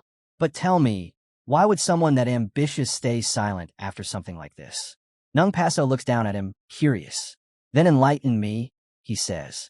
Why do you think he's keeping quiet? The young man suddenly sits up, his voice rising. Think for yourself. Or have you gotten too used to having every answer handed to you? Nung Paso's expression darkens. Did I just hear an insult? The boy exhales sharply. No, I just talk loud, that's all. I only asked the mighty leader of Sky Heaven cult to use his head for once. Crossing his arms, Nung Paso replies evenly. That's your department, not mine. If I were as clever as you, there'd be no reason to keep you alive. The boy clenches his jaw, grinding his teeth in frustration. When someone that extraordinary stays quiet, he says, it means he's preparing for something big. Nung Paso narrows his eyes. You think it has to do with the Central Plains Union? I don't know for sure, the boy admits. But one thing's certain, Yeso's death wasn't random. Either the heavenly demon ordered it, or he knew and did nothing. Either way, he allowed it to happen. He looks up at the drifting clouds. The soul-absorbing, supreme demon. He was the Murim Alliance's greatest nightmare. Just as you, Nung Paso, are the terror of the Central Plains. Yet the heavenly demon let his own son kill him. Nung Paso's gaze hardens. That can only mean one thing, the boy continues. He plans to replace the supreme demons, one by one, with people who'll follow him without question. The leader of Sky Heaven cult falls silent, lost in thought. The boy tilts his head slightly. So then, where do you think he'll strike next? Nung Paso answers quietly. His next targets will be the supreme demons themselves. Lying back on the grass again, the boy says exactly. The heavenly demon won't risk starting a war with the Murim Alliance, while his own ranks are filled with dissenters. He'll either send them to the front lines or wipe them out before the first battle begins. Nung Paso closes his eyes, muttering a curse. In the distance, the trees sway. The boy's voice softens. The wind's changing, old man. If you can't move with it, it'll take you down. That's what happened to the soul-absorbing supreme demon. He was too disconnected to feel it coming. Nung Paso opens his eyes again, staring at him. Then what should we do? He asks. Hide behind the wall of the 8 supreme demons, or behind the wall that is the heavenly demon himself. Nung Paso gazes down at the young man lying before him. So, he asks quietly, are you saying we should take the cult leader's side? The boy doesn't hesitate. The heavenly demon will win. Nung Paso arches a brow. And what makes you so certain? The scene shifts. Before us stands the hero's father. Jiomyu Jin, the boy says, isn't someone who fights battles he can't win. He always moves when victory's already in his grasp. That's why we must align ourselves with the cult leader's second son, win his favor, and secure our place beside him. Nung Paso stays silent, eyes closed in thought. And what kind of favor do you suggest? The kind that hurts to give, the boy replies. Offer him the thing you least want to part with. Only then do we survive. He stretches out his arms across the grass, exhausted. I've done enough thinking for today. Now move. You're blocking my sky again. A faint grin crosses his lips as he opens his mouth in laughter. Leaves drift gently from above. Beneath his hair, one blue eye glimmers. Nung Paso snaps his fingers. We're done here. The bright sky dissolves, replaced by the dim ceiling of a room. Wait, the boy shouts, still laughing. Just a little longer. Let me stay in the clearing. But Nung Paso ignores him, rubbing his chin thoughtfully as he walks away. Outside, beside the pagoda, a tree sways in the wind. Miguk appears, surprised. You came again, Nung Paso? Please, come in. Nung Paso shakes his head. Not today. Come with me instead. Moments later, they stand together on a cliff's edge, rocks stretching out beneath a pale horizon. I brought you here, Nung Paso says, to my hometown. The boy inhales deeply. It's quiet, peaceful. I like it here. You should invite me over sometime. Nung Paso smiles faintly. I will. Silence lingers between them, broken only by the wind. Finally, Nung Paso speaks, his voice low. I thought about what you said. You were right. I never truly showed any goodwill. He reaches under his robe and draws out a small, worn book. This, he says, contains a martial art that lets its user create independent spaces. In this world, only those who've mastered the true demonic arts of the blood cult can wield it. It's called Space-Time Transference Illusion Art. The boy's gaze sharpens. He repeats the name under his breath, turning it over in his mind. Nung Paso continues. Now that the soul-absorbing supreme demon is gone, I'm the only one left who can use it properly. They stand together on the empty cliffs, wind rushing past. In an emergency, Nung Paso says, his eyes on the horizon, this space will shield your life. The moment you enter it, you'll vanish from the real world. He remembers the old saying, keep your friends close and your enemies closer. He realizes his father likely decided Sky Heaven cult should be watched at all times. The boy narrows his gaze at Nung Paso. Nung Paso holds out the book. If I give this to you, will you give me the answer? He asks. The boy studies the book for a moment, then replies, yes. That will be enough. Muguk watches the exchange, noting how determined Nung Paso seems to win favor. The boy asks one more question. What if I just take the manual and don't give you the solution you want? They stand together on the cliff. Nung Paso answers, then you'll either become the cult leader with the worst relations in history with your faction and the 8 supreme demons, or, to put it bluntly, you'll never become the leader. The boy says that if the Sky Heaven cult plans an offensive on the Central Plains, they must meddle in the inheritance dispute at West Illusion Fort. Nung Paso listens. If the disciples of the dead, soul-absorbing supreme demon fail to inherit his legacy properly, the boy explains, they'll need your help. The supreme demon must choose an heir who fully believes in him and is willing to learn martial arts. If the cult leader can subjugate the future, soul-absorbing supreme demon, he'll have taken the first step toward expanding into the Central Plains. Nung Paso looks down, taking it all in. Lanterns burn on the pagoda. He sits in a cramped chair and admits that when something is taken from him, he feels awful. The young man sits before the bell. Nung Paso says he followed the boy's advice and gave the cult leader's second son the space-time transference illusion art. He closes his eyes and confesses he still isn't sure he made the right call. A voice tells him he did the right thing. Nung Paso hears it and listens to the boy sitting before the bell in silence. Normally the boy starts with sharp insults. Today he speaks quietly and politely. Nung Paso notes this change and warns himself to be careful. Such calm often precedes an outburst. When that happens, he even feels the urge to end the boy with a single strike. Nung Paso recalls his own fury, the kind that once shook walls. Staring at the young man from his chair, he asks coldly, do you even know what offer he made me? The boy answers without hesitation. Most likely, the cult leader's son asked you to get involved in the inheritance conflict at West Illusion Fort. Nung Paso's eyes widened. How could you possibly know that? The boy shrugs slightly. Because it's the most logical move. Nung Paso rises halfway from his chair, his voice sharp. Then why didn't you tell me sooner? And if you already knew, why did I have to give up the space-time transference illusion art? The young man doesn't reply. Nung Paso explodes, leaping to his feet. Answer me. Why did I have to surrender something so priceless? The boy turns his head, just enough to look at him. Answer the head of your faction. Nung Paso shouts, pointing a trembling finger. Or I'll kill you where you sit. The boy's voice stays calm. You didn't buy a solution, he says. And Muguk didn't sell one. What you bought was an opportunity. Nung Paso blinks, stunned. An opportunity? The boy turns back toward the bell before him. Yes, the chance to stand beside Muguk, to form a true alliance.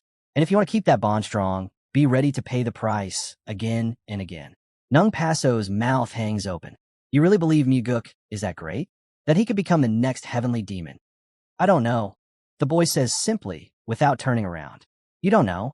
Nung Paso repeats, disbelief thick in his voice. I can't see the future, the boy replies. Nung Paso scowls. What kind of nonsense is that supposed to mean?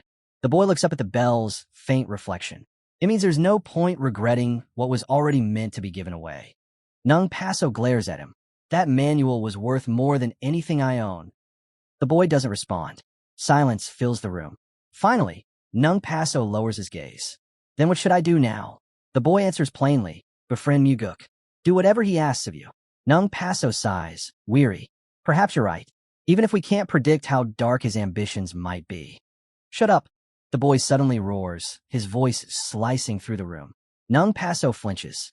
The boy leans forward, eyes blazing. You pathetic fool. You gave the gift, and he accepted it with favor. That alone makes you lucky. But instead of standing proud, you wallow in doubt like a miserable, whining winner. Nung Paso stares at him, stunned into silence. The boy's voice rises, echoing through the hall. You'll die drowning in your own useless suspicions. He glares at Nung Paso. Do you know what all those who die meaningless deaths around you have in common?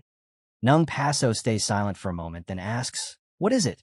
The boy throws his arms wide and shouts, "They never think when they should, and start thinking only when they shouldn't. They refuse to believe until their final breath, and when it's time to doubt, they blind themselves with faith." Nung Paso flinches, startled, and begins counting on his fingers. The boy snaps, "Are you seriously counting right now? If you don't stop, I'll cut those fingers off myself." He shouts again, his voice fierce, "No more questions today. Shut up unless you plan to kill me." Nung Paso lowers his hand, every finger bent, silent under the falling leaves. The boy sits beneath them, chained before the bell. Kneeling, Nung Paso glances up. The young man meets his gaze. "Tell me," he says quietly, "what's really bothering you?" Nung Paso doesn't answer. Elsewhere, Myuguk sits cross-legged, his hand pressed to his forehead. Sweat trickles down his face. The strain is immense, his jaw tightens, teeth grinding. A sword rests beside him, the air around it warping like heat. His eyes stay closed, then suddenly open. Myuguk stands. It worked, he thinks. He lifts his left hand, studying it. For hours, he notes to himself. It took exactly 4 hours to plant the space-time transference illusion art inside me. He remembers Nung Paso's warning. Even the most gifted would need days. Yet he did it in a fraction of time.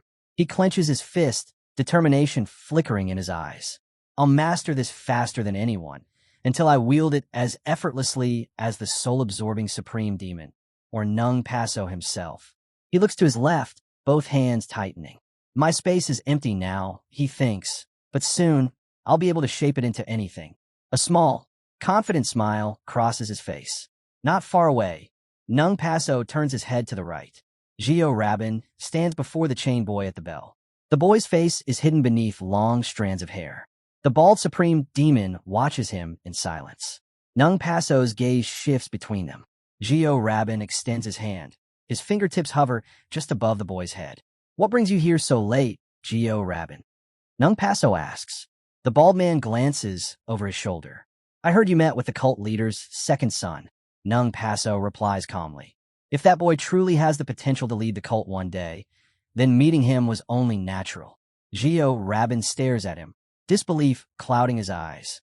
Gio Rabin smirks, his tone laced with irony. "The cult's next leader will be the first son of the current head," he says confidently. Nung Paso closes his eyes. It seems the situation is already shifting in another direction. He replies quietly. Gio Rabin tilts his head. "What are you implying, Supreme Demon?" Nung Paso opens his eyes. Myuguk has already taken command of the Nirvana Pavilion.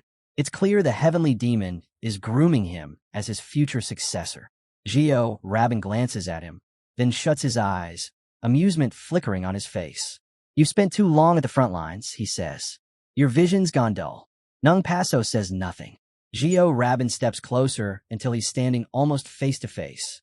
"I see things differently," he says. "The first son will inherit the cult. The second son? He's just been given a token title, a gesture to keep him quiet." Still smiling, he adds, "The heavenly demon was simply telling him to be content with what he's been given." Nung Paso exhales softly. "Perhaps you're right," he admits.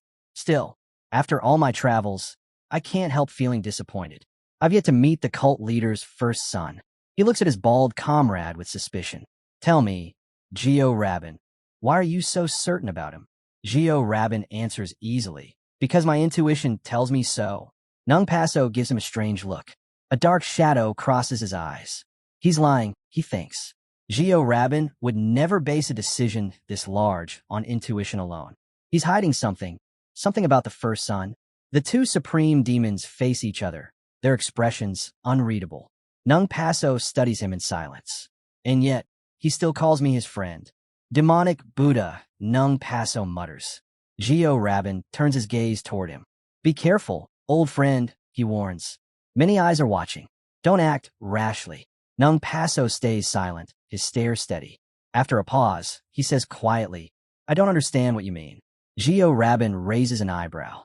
"Why haven't you left the cult grounds yet?" Nung Paso smirks. "Are you suggesting it's time I left? That I have no reason to stay?" "That's not what I said," Gio Rabin replies evenly. "But a guest should always leave another man's house quietly and on time, without making a mess in the master's chambers." Nung Paso lets out a low laugh. You've got it wrong, he says. You seem to have forgotten who's been making the mess here. The demonic Buddha's smile fades. Then take some friendly advice, he says. Don't stir unnecessary chaos. Return to the sky, heaven, cult peacefully. A bright light flares behind Nung Passo's head, its glow washing over the two men as the tension between them deepens into silence. He thinks back over years of polite words and stage friendship with Geo Rabin, the mutual civility that always hid sharp edges. Now Geo is openly pushing him away, and he refuses to be dismissed so easily. Do I look like someone who leaves at a single call, then skulks off when he's no longer useful? He asks. Geo Rabin replies, as if reciting a fact long accepted. Seems that's always been the way. Nung Paso meets the statement with a flat, dangerous silence. Geo Rabin shifts tone, offering it as a joke, surprised the remark landed badly. He adds that constant campaigning on the front lines has dulled Nung Paso's humor, and then says Nung Paso may stay as long as he likes, even for the rest of his life. Lantern light glints off the bell beyond the chain boy. Nung Paso turns his head toward the boy and addresses Geo Rabin with a single measured comment. Sandstorms were down even the strongest souls. He suggests they withdraw to a quieter place and buy drinks. They move into the room beyond the hall. Geo Rabin accepts the offer and leaves. Nung Paso asks his advisor what he makes of the exchange. The boy, still bound, answers simply, Geo Rabin is worried. He noticed Nung Paso intends to ally with the cult leader's second son. Can that cause such concern? Nung Paso asks. As I see it, the advisor says Geo Rabin fears Muguk. Hands clasped behind his back. Nung Paso asks what they should do next. The boy snaps back. Stop asking for advice on everything. Think for yourself. Nung Paso insists this is no trivial matter. The fate of their faction hangs on it. The boy rattles his chains once, then drifts in thought, imagining himself in a flowering meadow. Nung Paso unlocks the shackles and shows the key. He asks why the boy likes that place so much. The advisor looks up, then down, and proposes a test. Nung Paso stay shackled for the day while they switch roles. Nung Paso says he will probably refuse. The boy states plainly that Geo Rabin will move heaven and earth to pull Nung Paso back, likely using the cult leader as leverage. The man asks the real question. With a chance to gain a foothold in the Central Plains, what will they do? The boy keeps his gaze fixed upward. You probably already went to Muguk for advice, he says quietly. He'll tell you what to do. Nung Paso exhales through his nose. Then you must already know what his answer will be. Perhaps, the boy admits, still staring at the sky. But you must give him a gift first. And hear his response yourself. Nung Paso frowns. Why must I chase after Muguk like this? The boy finally lowers his eyes. Who else in this world is there for you to rely on? Nung Paso looks at his advisor, uncertain. His thoughts begin to spiral. The heavenly demon despises me. Demonic Buddha and the other supreme demons side with the eldest son. Only Blood Heaven's Blades man has openly allied with Muguk. The rest remain neutral or quietly believe the first son will inherit the cult. The boy breaks his silence. If you refuse to depend on Muguk, then hide. Stay in the borderlands. Come when they summon you, and vanish when they push you away. Live quietly until the end of your days. Nung Paso's voice hardens. Stop provoking me with such insults. The boy sits before him, unshaken. Then the path to victory is simple. Make the right choices and believe until the end. Nung Paso narrows his eyes. Losers, the boy continues, never understand that winning is nothing more than holding onto those two principles. Nung Paso waves a hand in frustration. Enough. I've had enough of your lectures. He glares down at the boy. If I can't live by your precious principles, then maybe demonic Buddha was right. Maybe I should just go home. His voice rises, teeth grinding. But I don't want to hand everything I've built to that brat. I still regret giving away the space-time transference illusion art. He clenches his fists, shouting so loudly his voice cracks. I couldn't even sleep last night. I can't stand the thought of losing something so valuable. The boy's single visible eye glints beneath his hair. That's because you're greedy, he says calmly, and too short-sighted to see past your own hands. Nung Paso freezes, stunned. The air between them stills as leaves drift down around them. His expression darkens. His stare grows sharp and dangerous. He's provoking me on purpose, he thinks. Why should I tolerate such insolence from my own servant? The boy sits silently, his face hidden by his hair. Nung Paso's jaw tightens. Those words cut deeper than anything Geo Rabin said to me. He admits inwardly. Yet strangely, instead of rage, he feels something else stirring, relief. I've hidden my true self for years, he realizes. But at least one person in this world sees me as I am. He looks at the boy and mutters, I've already given that brat more than enough. The thought of giving him anything else, it's unbearable. The boy finally looks up, voice steady. If you've made your choice, then see it through. Believe and give everything you have. Nung Passo's teeth grind audibly. I've already handed him the most priceless things I own, he growls. Just thinking of giving him more makes me sick. The Sky Cult leader was furious with the Belguard. He refused to give anything more to the pavilion master, Muguk. Despite his anger, the guard remained composed, unmoved by his words. He calmly continued to persuade the leader, reminding him that if he had made a decision, he should not hesitate but act on it wholeheartedly, surrendering everything as planned. The cult leader's expression twisted with rage as he scowled menacingly, insisting that his possessions were far too valuable to part with, and that he had no desire to hand over even a single item. The guard looked up and responded mockingly that if he refused, then he might as well return to his temple, sit before the divine relics, and spend his days dusting them off or playing with paper charms, since such trivial tasks now seemed most fitting for him as a so-called leader. The Sky Heaven cult leader countered him and told him with rage that one day he would for sure make the Sky Heaven cult's main office in the Central Plain.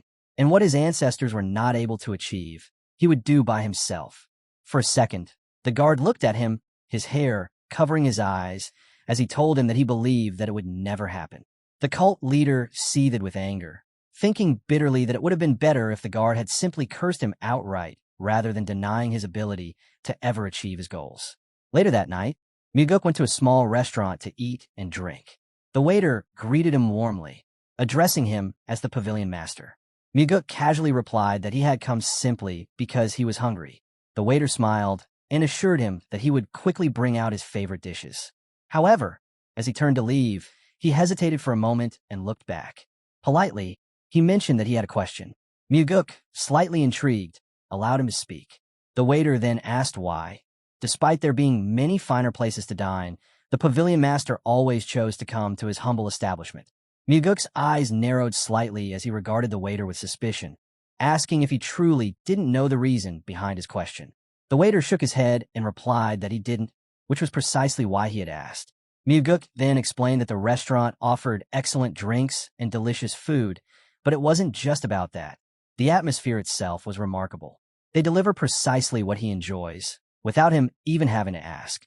Muguk added that the owner was also quite good-looking, asking if that reason was convincing enough. The waiter chuckled softly at his words and replied with a grin that he would quickly bring the tasty dishes Muguk desired. Muguk then looked outside and recalled how important this place was for him, as it was the demonic village that was the very foundation for the path that he wanted to create. He thought that even the Sky Cult leader, the 8th Demon Supremes, Zhou Chunbei here, and the villagers known nobody among them was more important to him than the place alone. He told himself to never forget this because if he did, he would be able to live in disguise, and he wouldn't be different from the Demon Supremes. Muguk's thoughts were abruptly interrupted by a sudden commotion outside. A huge man was brutally beating another man simply because he had looked at him. With merciless force, the brute slammed the man's face into the ground. The victim's wife rushed forward to stop the violence, but the savage man shoved her harshly aside, causing her to fall to the ground. Seeing her mother fall, the couple's little daughter ran toward her, crying desperately as she clung to her mother's arms. Everyone in the market watched the scene unfold in stunned silence, their faces pale with fear, yet none dared to intervene. The huge man then turned toward the sobbing girl, cursing her loudly and warning that if she didn't stop crying, he would hurt her too. At that moment, the father, trembling but determined, stood up once more and tried to protect his daughter.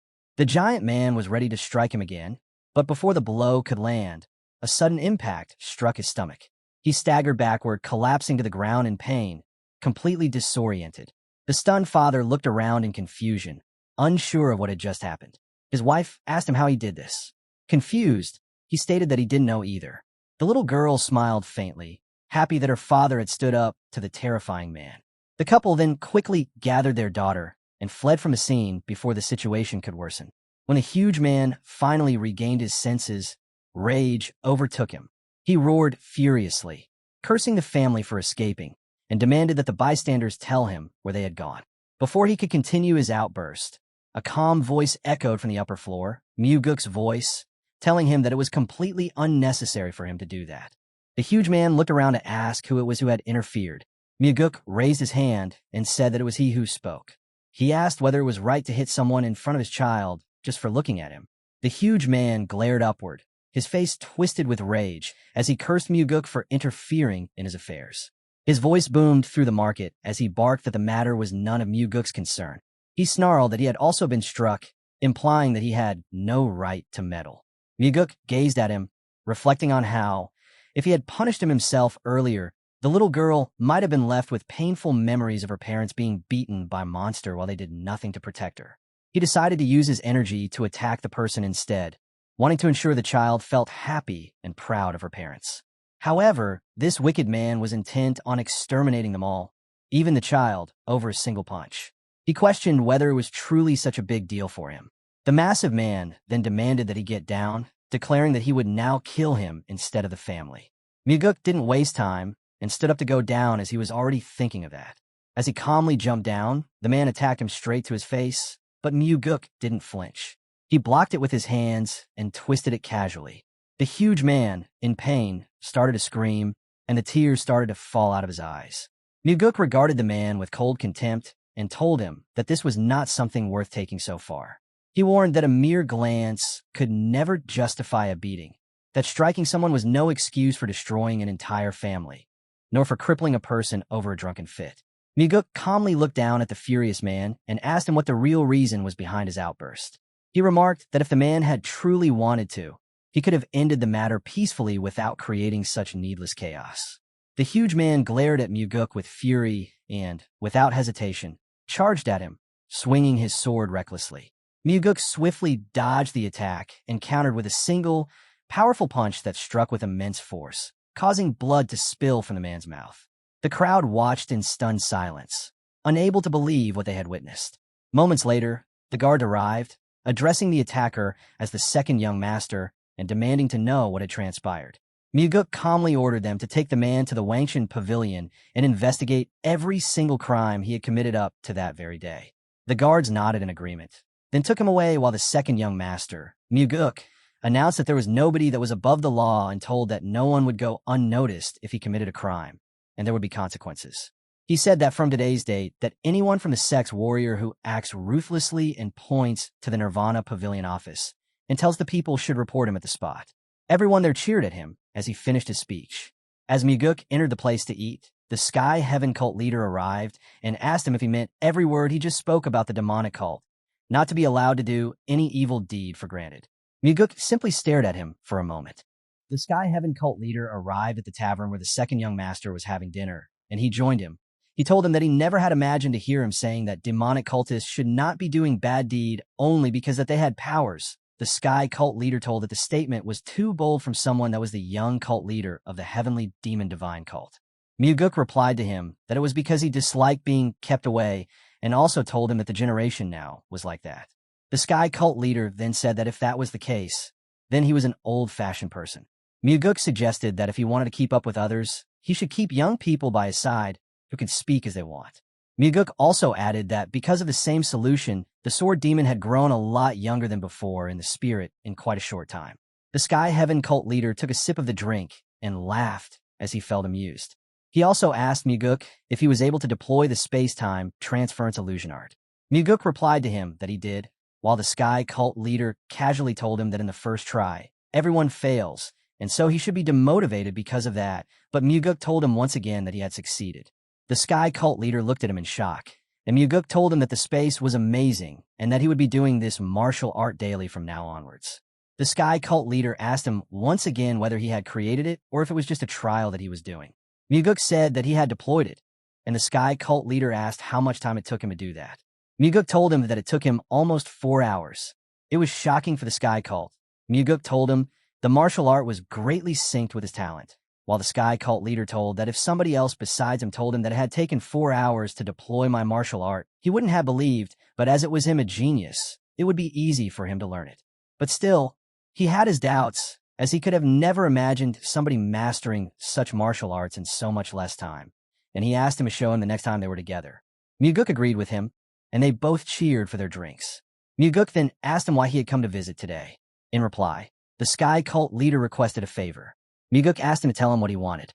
The Sky Cult leader explained to him that the demonic Buddha was going to send him away, to which Myuguk asked why it was happening. The Sky Cult leader told him that it was because of Myuguk himself, as they were worried that they both might join forces. So the cult leader asked him in conclusion if he wanted a reason to stay here. Myuguk wondered in his mind that this wouldn't be the only reason. There must be more, but then he asked the Sky Cult leader what he would give him in return if he helped him. The Sky Cult leader told him that it was a bit too harsh between them. That's how he was asking, but Myuguk said that there was nothing bad between them, but there was only one deal between them. The Sky Cult leader asked him what it was that he wanted. So Myuguk asked if he could get one of his divine relics of his own, choosing he brought. The Sky Cult leader called him insane and looked at him, but Myuguk replied to him that he was, but not that much, as he was the one who was trying to invade the Central Plains at a time when the Demon Supreme had just died, and everything was at ease. The Sky Cult leader looked at him and then took him to the place where he kept the relics. On their way, Myuguk was surprised that the Sky Cult leader had accepted his proposal so easily, as giving one of his, there were really valuable divine relics, which he was just going to give him, so he could just join hands with Myuguk. Myuguk was only thinking about the reason why he wanted to join hands with him so badly and pushing it to the limit. As they both went inside the place, Myuguk asked the Sky Cult leader about the man in chains, so he replied that he was the subordinate guarding the Thunderbell. Looking at them both, Myuguk didn't believe him as he looked suspicious of being a slave or a subordinate.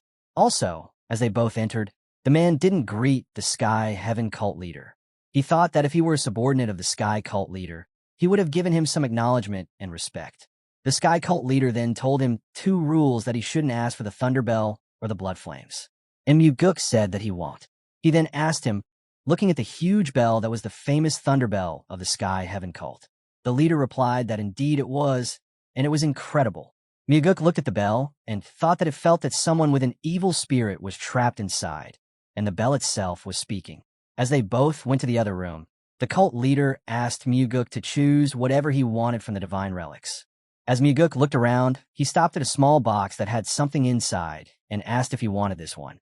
Myuguk looked at the leader's face and thought that he might refuse to give him what he wanted, but he noticed that the man behind him just talked to him with some kind of technique and sent a message to the cult leader. He was also angry that the guy just made a note to the cult leader while he was deciding to give him or not to give him the relic and thought it as unexpected. The Sky Cult leader asked him if he knew what that thing was, but Myuguk said that he had no idea, but he was strongly attracted towards it. The Sky Cult leader picked the relic up, and it was in a sphere shape. He opened it, and there was a small red thing inside, which the cult leader told that it was the Blood God Pill, which was renowned not only in the Sky Heaven Cult, but throughout the entire Outer Murim as one of the greatest elixirs that ever existed. Listening to the cult leader, Myuguk remembered that he had heard about something precious as well, but the cult leader told him that it was far from precious. So Myuguk told him that if it was then, why didn't he use it before and had consumed it? But the cult leader told him that he was just waiting for the right time in the coming future. Myuguk then told him that if that was the case, then he would be the future. The cult leader was annoyed by his listening to his foolishness.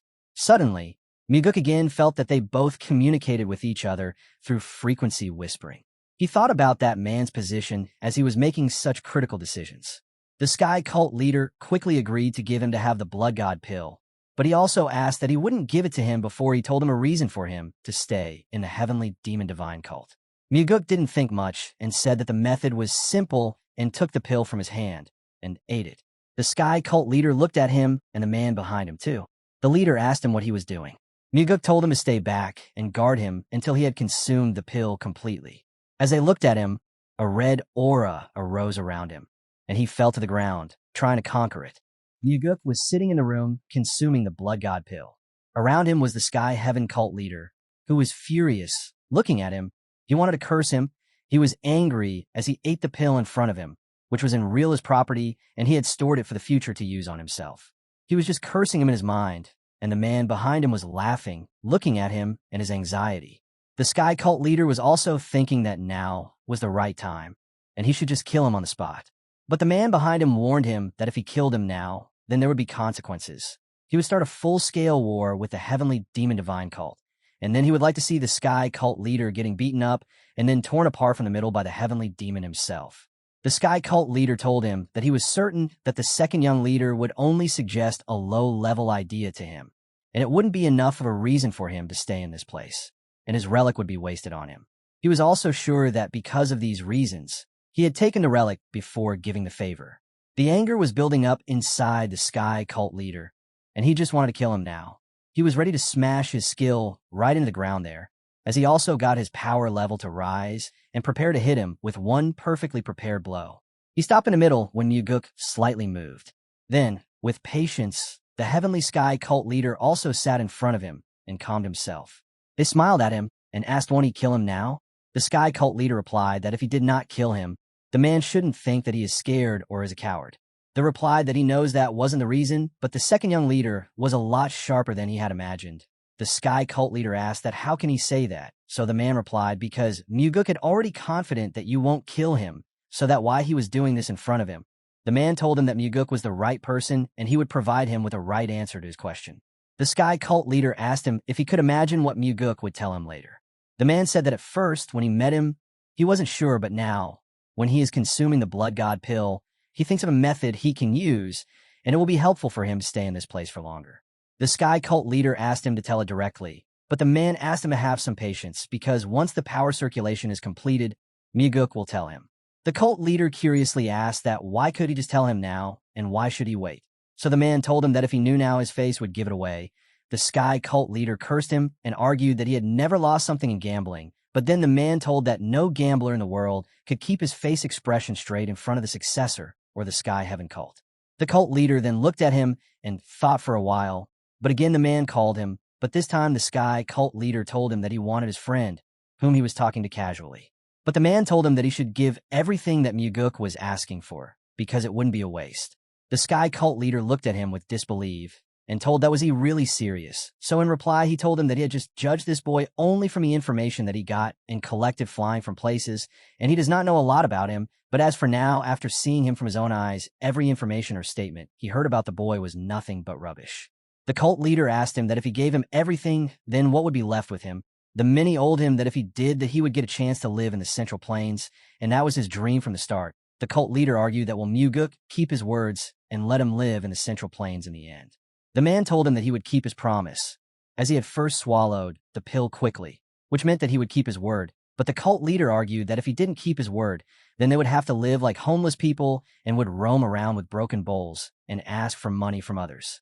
But the man replied to him that if that happens, he will feed him instead. The cult leader looked at him in disgrace, but the man told him that he would go door to door in his chains and sell medicine all around. But then the sky cult leader told him what would happen if he lost the succession race and died. So the man replied that it's called gambling to put everything on other shoulders and fate. In the end, it's a win or lose. The sky cult leader with a horrible face told him that he was doing this all to just ruin his life. So the man mocked him by saying he had just realized it now, when he was doing it. The man once again called him, but this time the cult leader warned him that it was already enough that he had looked down on him in a single day, and he told him that he knew what he wanted to tell, so he should give up everything if he needed to gain something. The sky cult leader told him that they were both the same because they could not get anything without a sacrifice.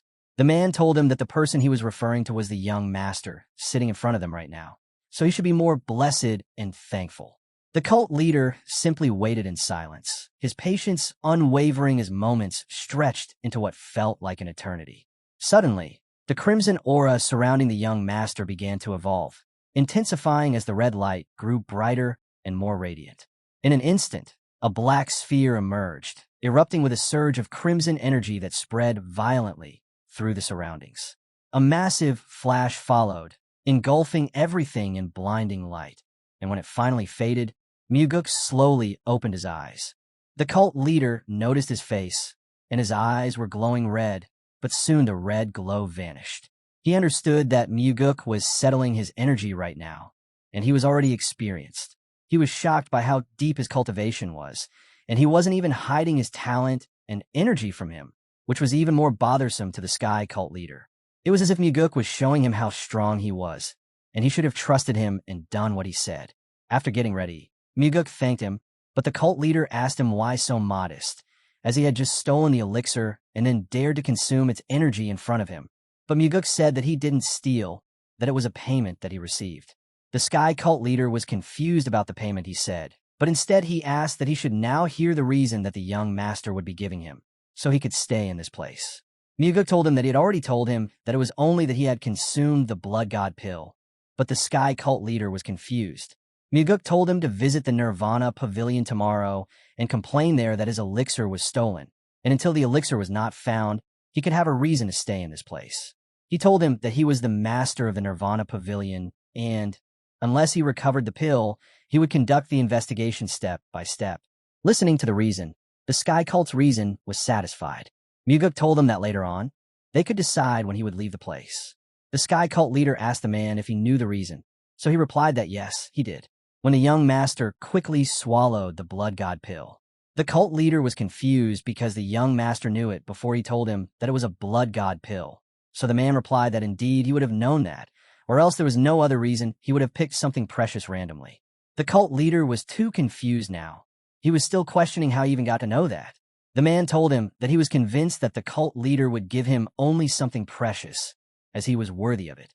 But still, the cult leader did not believe that the young master took something so valuable with such ease.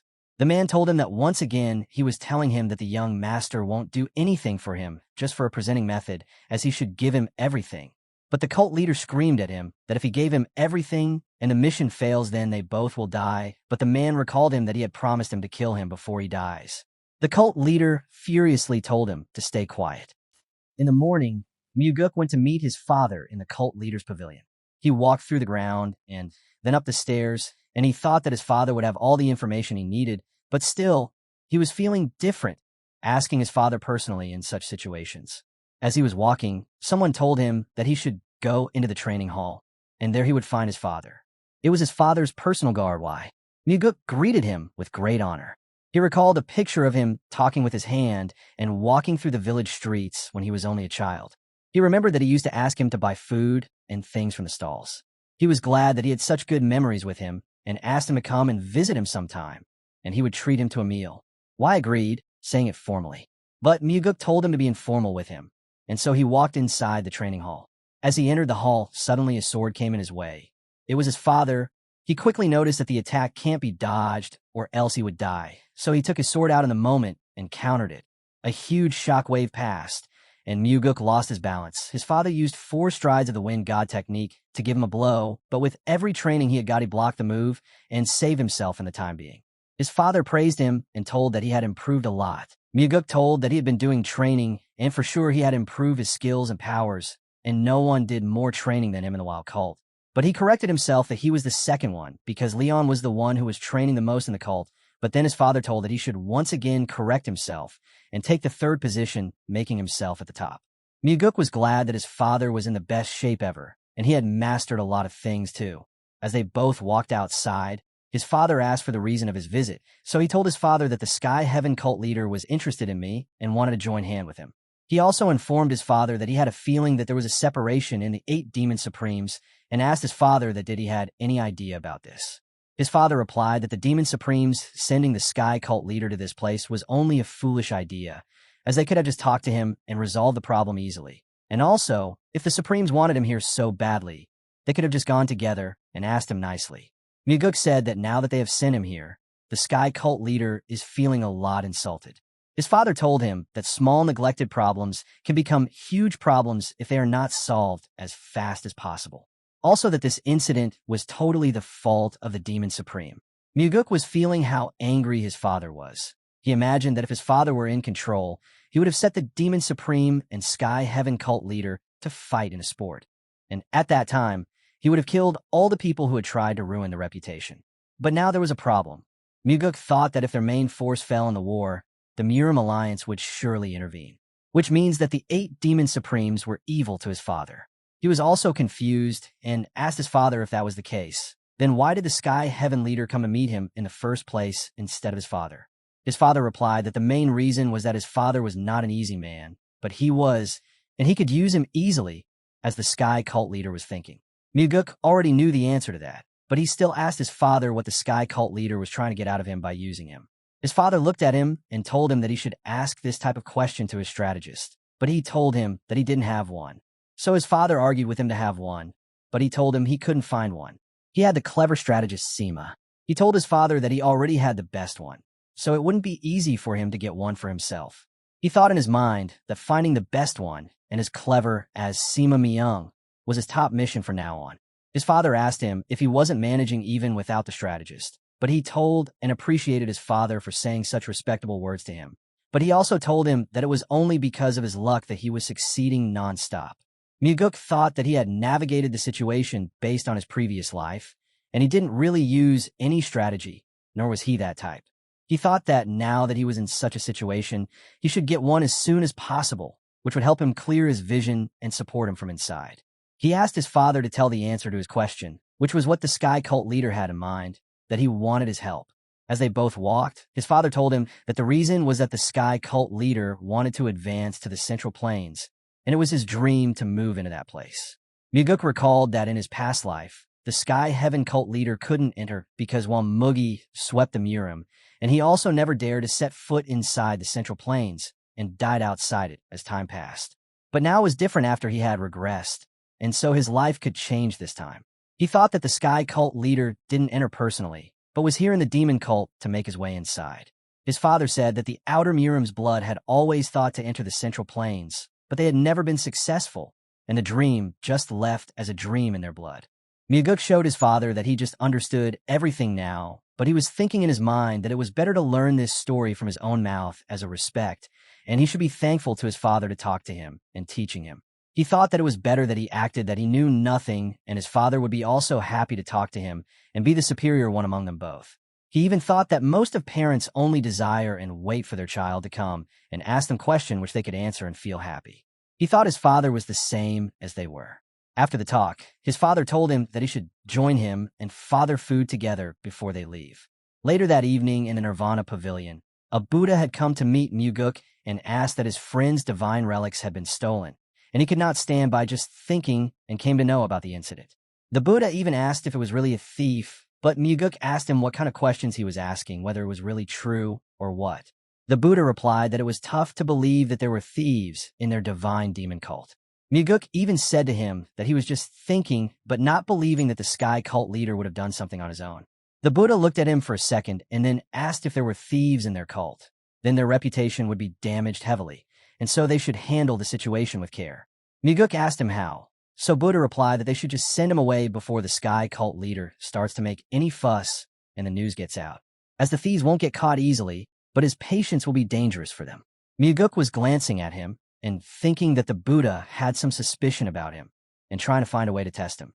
Myuguk told him that he couldn't ask him to leave as he won't listen to him since he was just a pavilion master. The Buddha then said that the sky cult leader thinks that Myuguk will be the next successor, so he wouldn't listen to him. Myuguk was confused and told that he never imagined that, but Buddha told him that it was the only reason the sky cult leader came to visit him in the first place, as he goes to meet people and give respect to those he knows will be of his help one day. And so the Buddha was assured that the cult leader would have seen the potential in him of becoming the successor. Myuguk was thinking in his mind that the Buddha was constantly reading his mind, but was sure that it was impossible, as his father wasn't able to read them either. The Buddha suggested that they should just send him quietly for the cult's sake, but Myuguk said that they should not send him back and keep him here, as if he went out, he would damage the cult even more, and they should keep him here and ask him to stay quiet within the cult.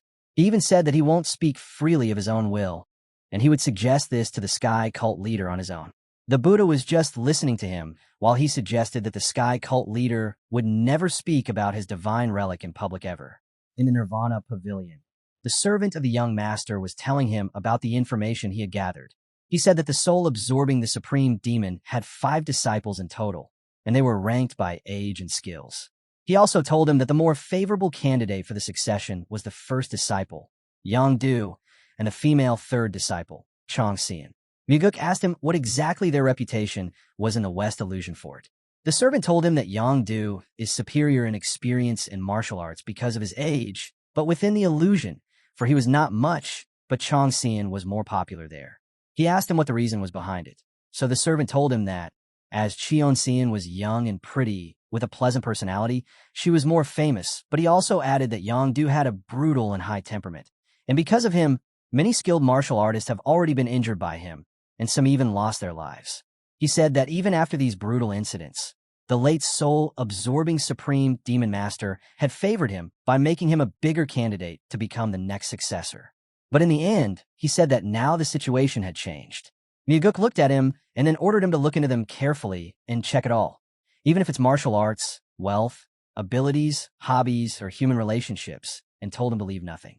The servant agreed with him, but Myuguk whispered that the Sky Heaven cult leader would choose, which shocked the servant, who got shocked and asked would the Sky Heaven cult leader choose one among them. Myuguk replied that it was the reason he was asking about the data, and he also said that he had sent data to soul-absorbing supreme demon's disciples.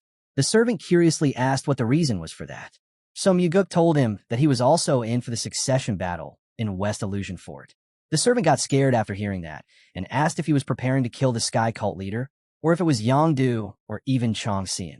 But Myuguk denied and said that he wasn't a killer, as he was thinking and he wouldn't kill anyone. The servant took a huge breath of relaxation. Then Myuguk said that a lot of people were worried that he might kill someone, and he was worried about his own reputation. The servant then called a master and asked who was also worried that he might kill, but Myuguk only focused on a master word. The servant looked awkward as the Blood Heaven Sword Demon, Myuguk, hadn't allowed him to call him master at the time. Myuguk was thinking about him, as he regarded himself as his disciple. He was sure that the word really slipped by mistake and not on purpose. While the Sky Cult leader was in his place and was talking to the man chained with the bell, he asked him why he was staring at the bell and questioned if the demon on it was trying to communicate with him. In response, the man asked if he knew that the demon spoke to him. The cult leader looked at his face and asked why he made such a scary face and asked a question. The man said that sometimes it spoke to him, and then the Sky Cult leader asked what he had asked him. In reply, the man said that the demon asked him about his living in such a way. Listening to that, the cult leader continued with the questions and asked him to tell him about the conversation. The man said that he told the demon that because of a petty and greedy person in the past, he was living like this. But now he wasn't living because of that person, but because of his own self. The cult leader asked him what the demon asked then, but he didn't reply. In anger, the cult leader asked again, but then he said that it was a fragment and it cannot speak at all, and called the cult leader a crazy person. The cult leader, for a second, thought about it and eventually agreed that he was a crazy person after he had done such things in a short time. Also, the cult leader said that soon it would be he who would sit in front of the statue and talk to the fragmented demon. The cult leader then shouted at the demon statue and told him what caused him to be treated so casually, that he had been watching them for a long time. Suddenly, the man said that it was Cheon-seon. The Sky Cult leader, after hearing that, got scared and, in shock, he asked the man to give him some warning before he told him something like that. The cult leader curiously asked why it was Chong-seon, as he thought that Yong-do would win the succession. In reply, the man told him to choose Yong-do, then if he thinks he would win. The cult leader was curious, and he thought for a second, but then he leaned toward the man and asked why did he say Chong-seon earlier. The man then told him that he should just do as he likes and choose Yong-do because he knew the cult leader wasn't someone who follows another order, and he would choose the other person. Listening to this, the Sky Cult leader was now sure that he would pick Cheon-seon this time. The man looked at him and thought about something. The cult leader asked if we were choosing her, then how would he make her his disciple? The man replied that he had no idea, but the cult leader was angry that he didn't know about that. The man said that he was bound here, so it was not strange that he didn't know how to do that. The Sky Cult leader was convinced and was thinking about something else. He thought that it did not matter how much time they spent together and talked. He was in no mood to release him from his chains. He was worried that if he opened it, he would leave the place and him too, and so he would have to live in a place like this all alone. The Sky Cult leader asked him if he should go and ask Cheon-seon to become his disciple. The man asked him if it would be too old and asked him the same question to become his disciple, just to tell him that it was absurd and not convincing. So the Sky Cult leader asked what he should do then. The man told him that he should know, according to her perspective, as it would be strange that an outsider who was old would ask her to become his disciple, and asked him if someone the same would ask him, would he choose it? The cult leader was now more convinced of a better idea. The man told him that he needed to do a deal, on which the cult leader asked if he was saying that he should pay a price then. But he also told him that, as he was becoming her master and teaching her, she should be the one paying him. But the man said that it was an old way of understanding because now the price is being paid by the one who desires it the most. The cult leader raged after hearing this, as he was tired of paying others and giving his relics to other persons. He said that he was the one who was preferred, but now it had changed. He said that he should ask her to bring the sacred treasure if she wants to become a disciple, and even make her kneel. The man then told him that if there was a price that he could pay, it was for the second young master, not Chongxian. Listening to that name, the cult leader was even angrier. The man told him that he might desire the sacred treasures that were here, as the man observed him seeing the treasure and the relics, and had eyes on them. The cult leader got scared and thought that the second young master might bring a solution and take some stuff back from him. The man told him that it would always be Muguk who would do such things to him. Later in the Nirvana Pavilion, the servant brought all the information on Yongdu and Cheonxian. He told him something strange, that Cheonxian was meeting Sa Wuzhong a lot of times. Muguk first thought of that, but the servant tried to relax him as it seemed there was nothing between them. Muguk then recalled that it was Sa Wuzhong who killed the Flower Sword Supreme using the soul-absorbing Supreme Demon Art, but he died instead in his past life. He was also now curious, because at that time no one knew who did that, but now it was for sure that Chongxian had helped him. He told the servant that they were both dating, but the servant asked how he knew that. Muguk then recalled that Sa Wuzhong liked the Flower Sword Supreme, and if it was discovered that he was dating Cheonxian, the one who revealed the location of the corpses of the soul was Cheonxian, and she also had stolen Nung Haiyu's fan to place it with the buried corpses. He was convinced that all this could only be done by someone who was a soul-absorbing disciple. Also, that if she were not dating Sa Wuzhong, she wouldn't have spread the important information. After thinking about all of the possibilities, Muguk stood up to leave, saying that he was going out to get some sacred relics. In the place of the Sky Cult leader, Muguk was sitting, and they were both chatting about the information he had brought for the Sky Cult leader.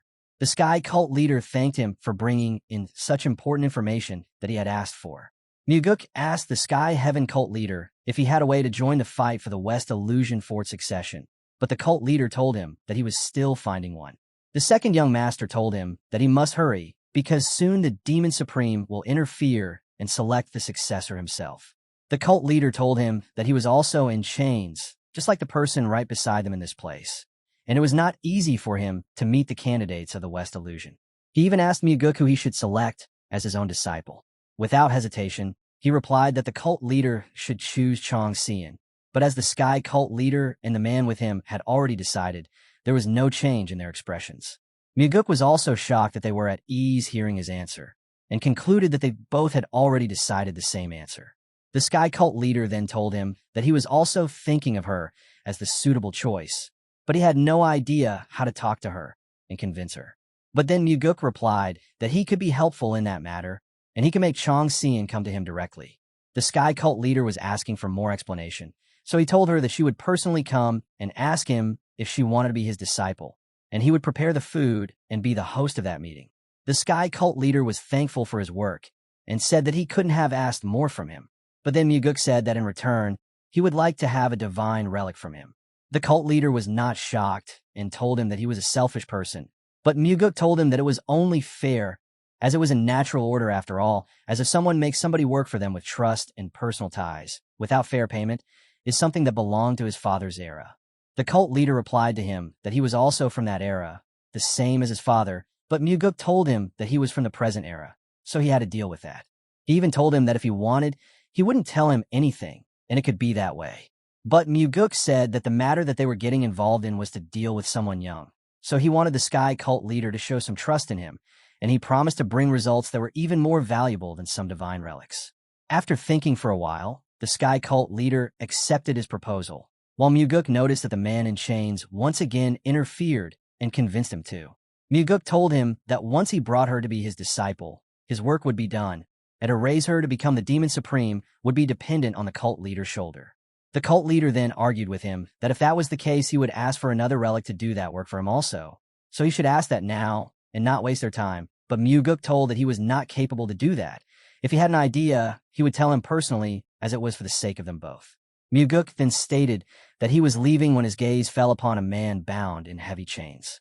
The chained man lifted his head and met Muguk's eyes, and for a brief moment, they exchanged a silent but intense glance before Muguk turned to go. Later, Muguk arrived at the Northern Heavenly Sword Clan to meet the female friend there.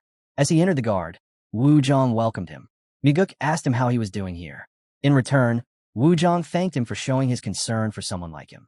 As Muguk followed him inside, he thought that Wu Zhang was too calm and didn't show that he was in trouble, as he had failed to use the soul-absorbing Supreme Leader to get him out.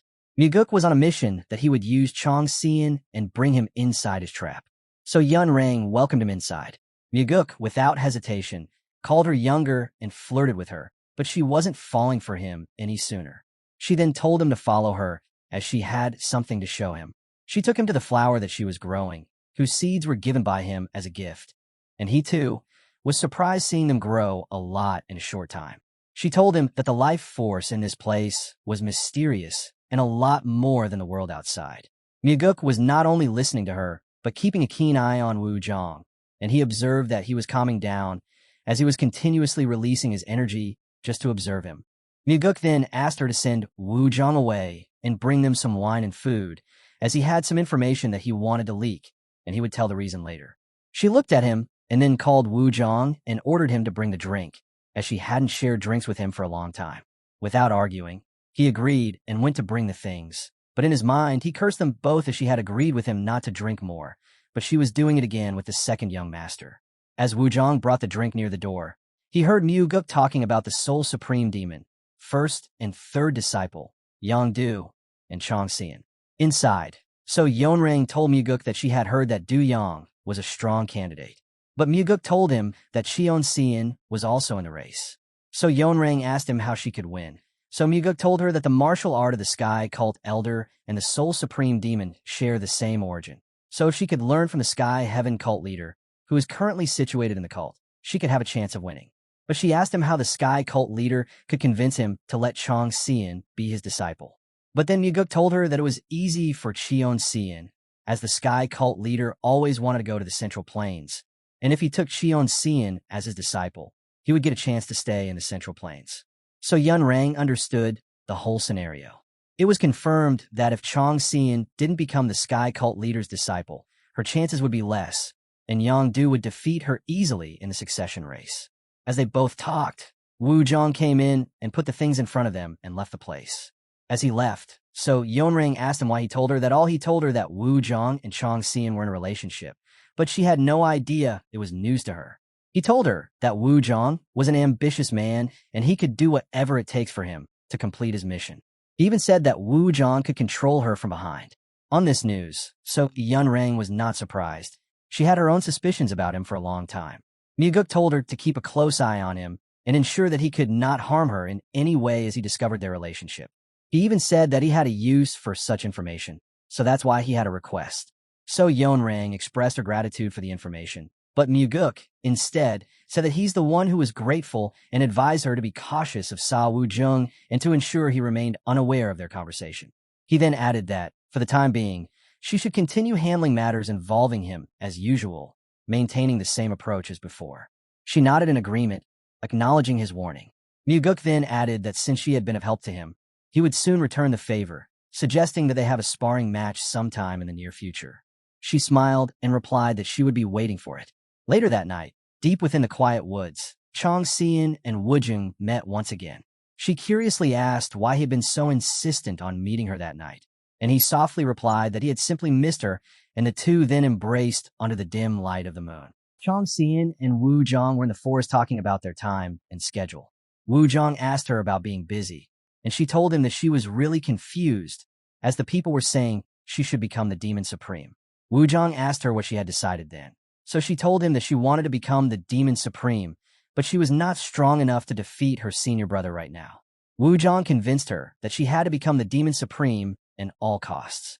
She turned and looked at him and asked why he wanted her to be the Demon Supreme. So he told her that if his brother became the Demon Supreme, he would kill her. She was first confused, but Wu Zhang explained to her that from the time she entered the ace of becoming the Demon Supreme, she had already stepped on the fighting platform where her life and death decided the outcome. But she was still confused, as her brother was a lot stronger than her. It was impossible to defeat him in this form. Wu Zhang then told her that there was a way, and she asked what it was. Wu Zhang told her that it was the Sky Heaven Cult leader. He explained that the Sky Cult leader was staying with her. and if she received the martial arts teaching from him, she would be able to defeat his brother. For a second, they both looked at each other, and then Wu Zhang told her to get stronger and get the position of the Demon Supreme, and he thought that if she got stronger, only then could he control the great power of the soul, absorbing the supreme demon from the shadows. He simply told her to keep growing stronger and stronger until the day he made the Sword Supreme as his own. The next day, the Sky Cult leader received a letter that instantly filled him with anger. He had received a report that told the food and the side dishes that were given to his subordinates were changed, and the portion was decreased. Also, the meat and the wine were replaced with cheap stuff. The man in chains told him that it was only a chance that they're trying to get us out of the place. But the cult leader was angry, and he said that he didn't think that they could do such cheap work to drive him out of this place, and thought that if they had just poisoned the food, it would have been better. The man beside him told him that such methods are the most effective ones, and he told him that it was not the doing of the heavenly demon divine cult, but it was the cheap tricks done by the demonic Buddha. He even told the Sky Cult leader that the leader of them might kick them out by power, but he won't do something disgraceful. The Sky Cult leader was angry. He wanted to go and tell him everything, but the man told him that he would go and tell him that his food was cut and he wants it back. The Sky Cult leader replied that he would say the same words. He said that he would tell the leader of their cult that his subordinate had stolen his food, and even he would cry in front of him with tears and tell him that it was a cheap trick done on him. The man then accepted and told him to have a great journey. The Sky Cult leader then looked at him and cursed the second young master for not doing anything, as he had told him that he would give him a solution, and called him slow. But the man told him to be patient and explained that the ones who truly respect the cult leader will remain loyal even if they starve, and those who hate him will hate him even after getting food 3 times a day. The Sky Cult leader replied to him that he was wrong and the world didn't work as he thought. The ones who respected him would still grumble and think that how could they starve even after respecting him, and those who hated him would mock that the man was pathetic and deserved what he had sown. As they both chatted on the topic, the servant came in and said that there was someone at the door named Chong Xian who wanted to meet the Sky Cult leader. They both got stunned that she had come sooner than they had imagined. As Chong Xian entered, she respectfully greeted the Sky Cult leader and told him that she was from the West Illusion Cult. The Sky Cult leader told her that he had heard a lot about her, that she was the greatest necromancer of the West Illusion Fort, and upon hearing that, she was really thankful to him. They both praised each other for a minute. And then Chong Xian asked her if her late master had told her that the roots of her martial art had come from the blood cult. So the Sky Cult leader told her that indeed it had come from there. So should they both be fellow disciples, and asked her what made her visit him today. Chong Xian then bowed down to him and requested him to make her his disciple. The Sky Cult leader and the chain man were both stunned, and that the second young master was an insane person, and that was why they should keep him on their side at any cost. The cult leader then thought that he would now have to give him a relic also, which was even more heartbreaking. The man there mocked him for his small mind, but Chong Xian was waiting for the reply.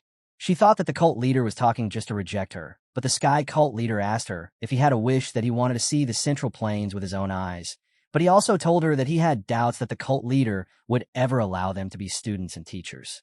But Chong Xian said that she knew that they wouldn't be stopped as long as they were in a master-disciple relationship, and she was glad that he had accepted her offer. She even said that the bond between them will also make the West an illusion fort, and so the leader won't stop them from it. The Sky Cult leader still doubted that his senior brother would not let it happen, but she told him that it wouldn't matter and begged him to teach her a way so that she could defeat him. The cult leader then asked if he thinks her brother will kill her for that, but she then showed her scary face and told him that it won't be easy for him to kill her.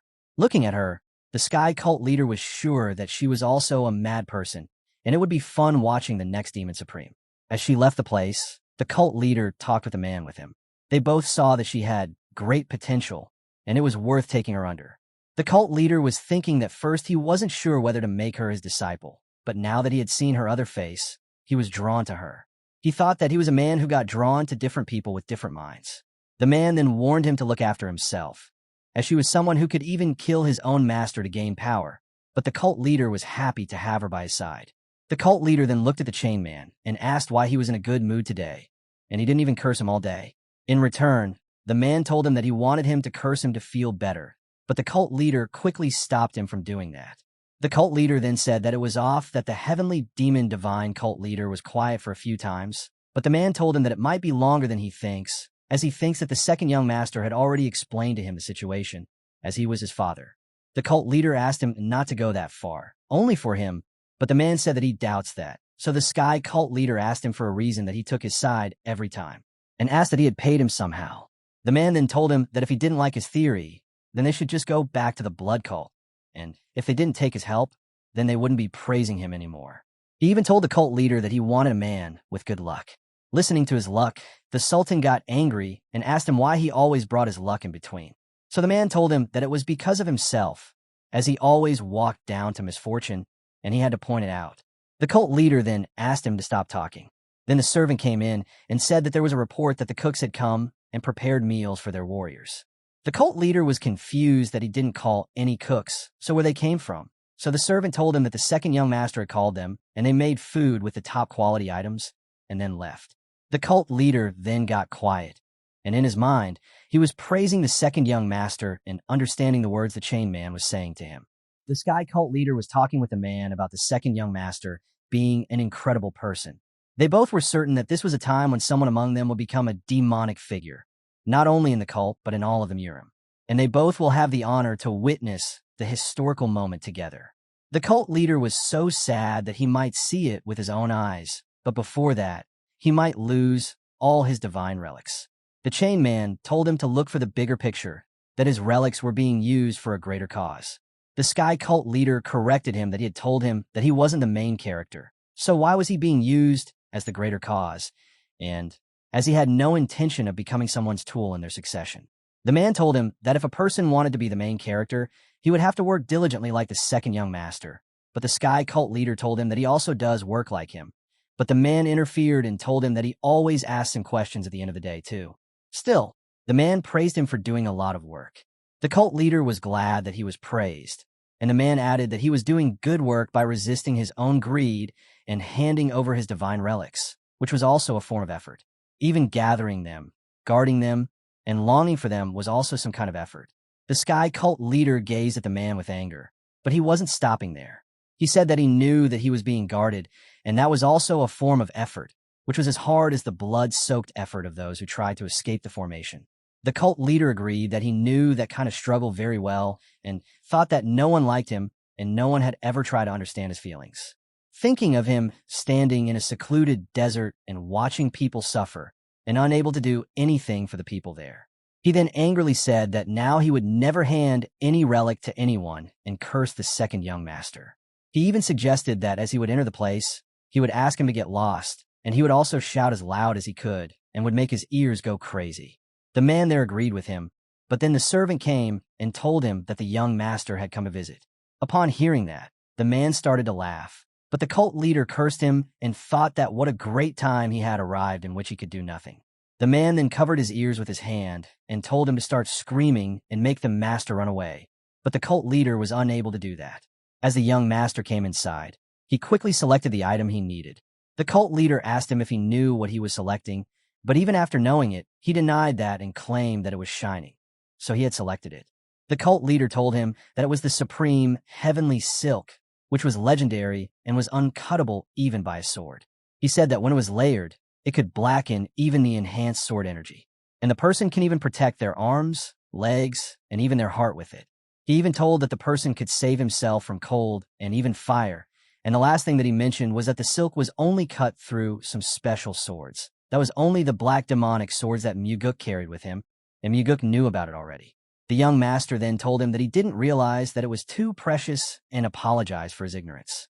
The cult leader, upon hearing him, said that he didn't realize that. Then why did he even choose it? But then he gave the silk to him without further questions, and the young master thanked him. He told the cult leader that he would never forget his generosity. The young master thought that it was tough for the cult leader to give him such a valuable relic so easily, as he had earlier given him the blood god pill, too. He thought that the man in chains had been the one to convince him to hand over the relics. He, in his mind, thanked him for such favors. As he went back to his place, his master had come to meet him, who asked him if it was his doing that Chong Xian had become the disciple of the Sky Heaven cult leader. Muguk asked him why he was thinking that it was him, so the old man asked if it wasn't him, then who did it? But then Muguk told him that it was indeed his doing.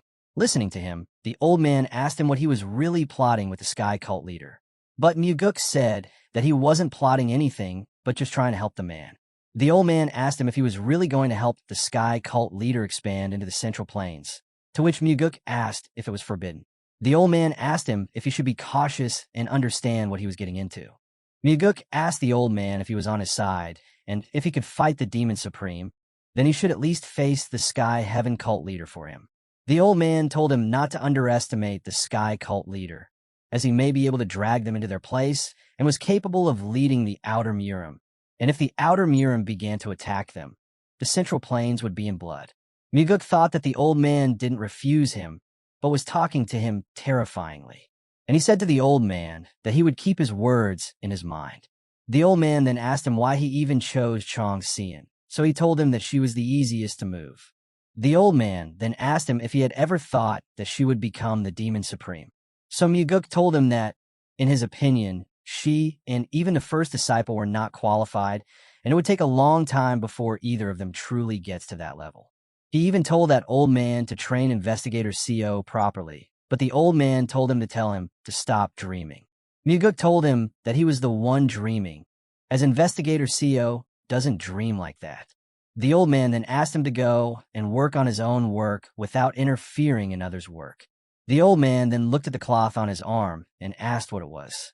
Muguk told him that it was for decoration, but the old man asked him if it was from the Sky Cult leader. He asked the old man what he thought of him as someone who gets stuff in before. The old man told him that he knew that he was a person like that who gets stuff in favor. Still, Muguk tried to convince him that he didn't take anything from him and did a favor to him for free. But as the old man was convinced, he quickly changed his statement and told him that he indeed took relics from him, on which the old man got angry and cursed him, calling him selfish and heartless. Muguk then told him that it was the supreme heavenly silk, and the old man looked at it like he knew what it was, but it was the first time he was seeing such a relic. Muguk asked the old man if he wanted a piece, and showed him his swords, and told him that he had left some pieces that he could give, but the old man refused them and told him that his old body did not need such relics. Muguk tried to convince him, as he needed some protection in such an age, but the old man refused. The old man even asked him if he had anything else, so Muguk casually told him that he had gotten blood pills from him and consumed them. The old man took a minute to understand the blood god pill, but as he realized what it was, his facial expression changed, and he shouted at him for having the world's greatest elixir to himself. Upon seeing the old man's impatience, Muguk nodded in agreement as he smiled calmly. That's where we'll leave it for now. If you want to catch the next part, make sure to like the video and subscribe so you don't miss it.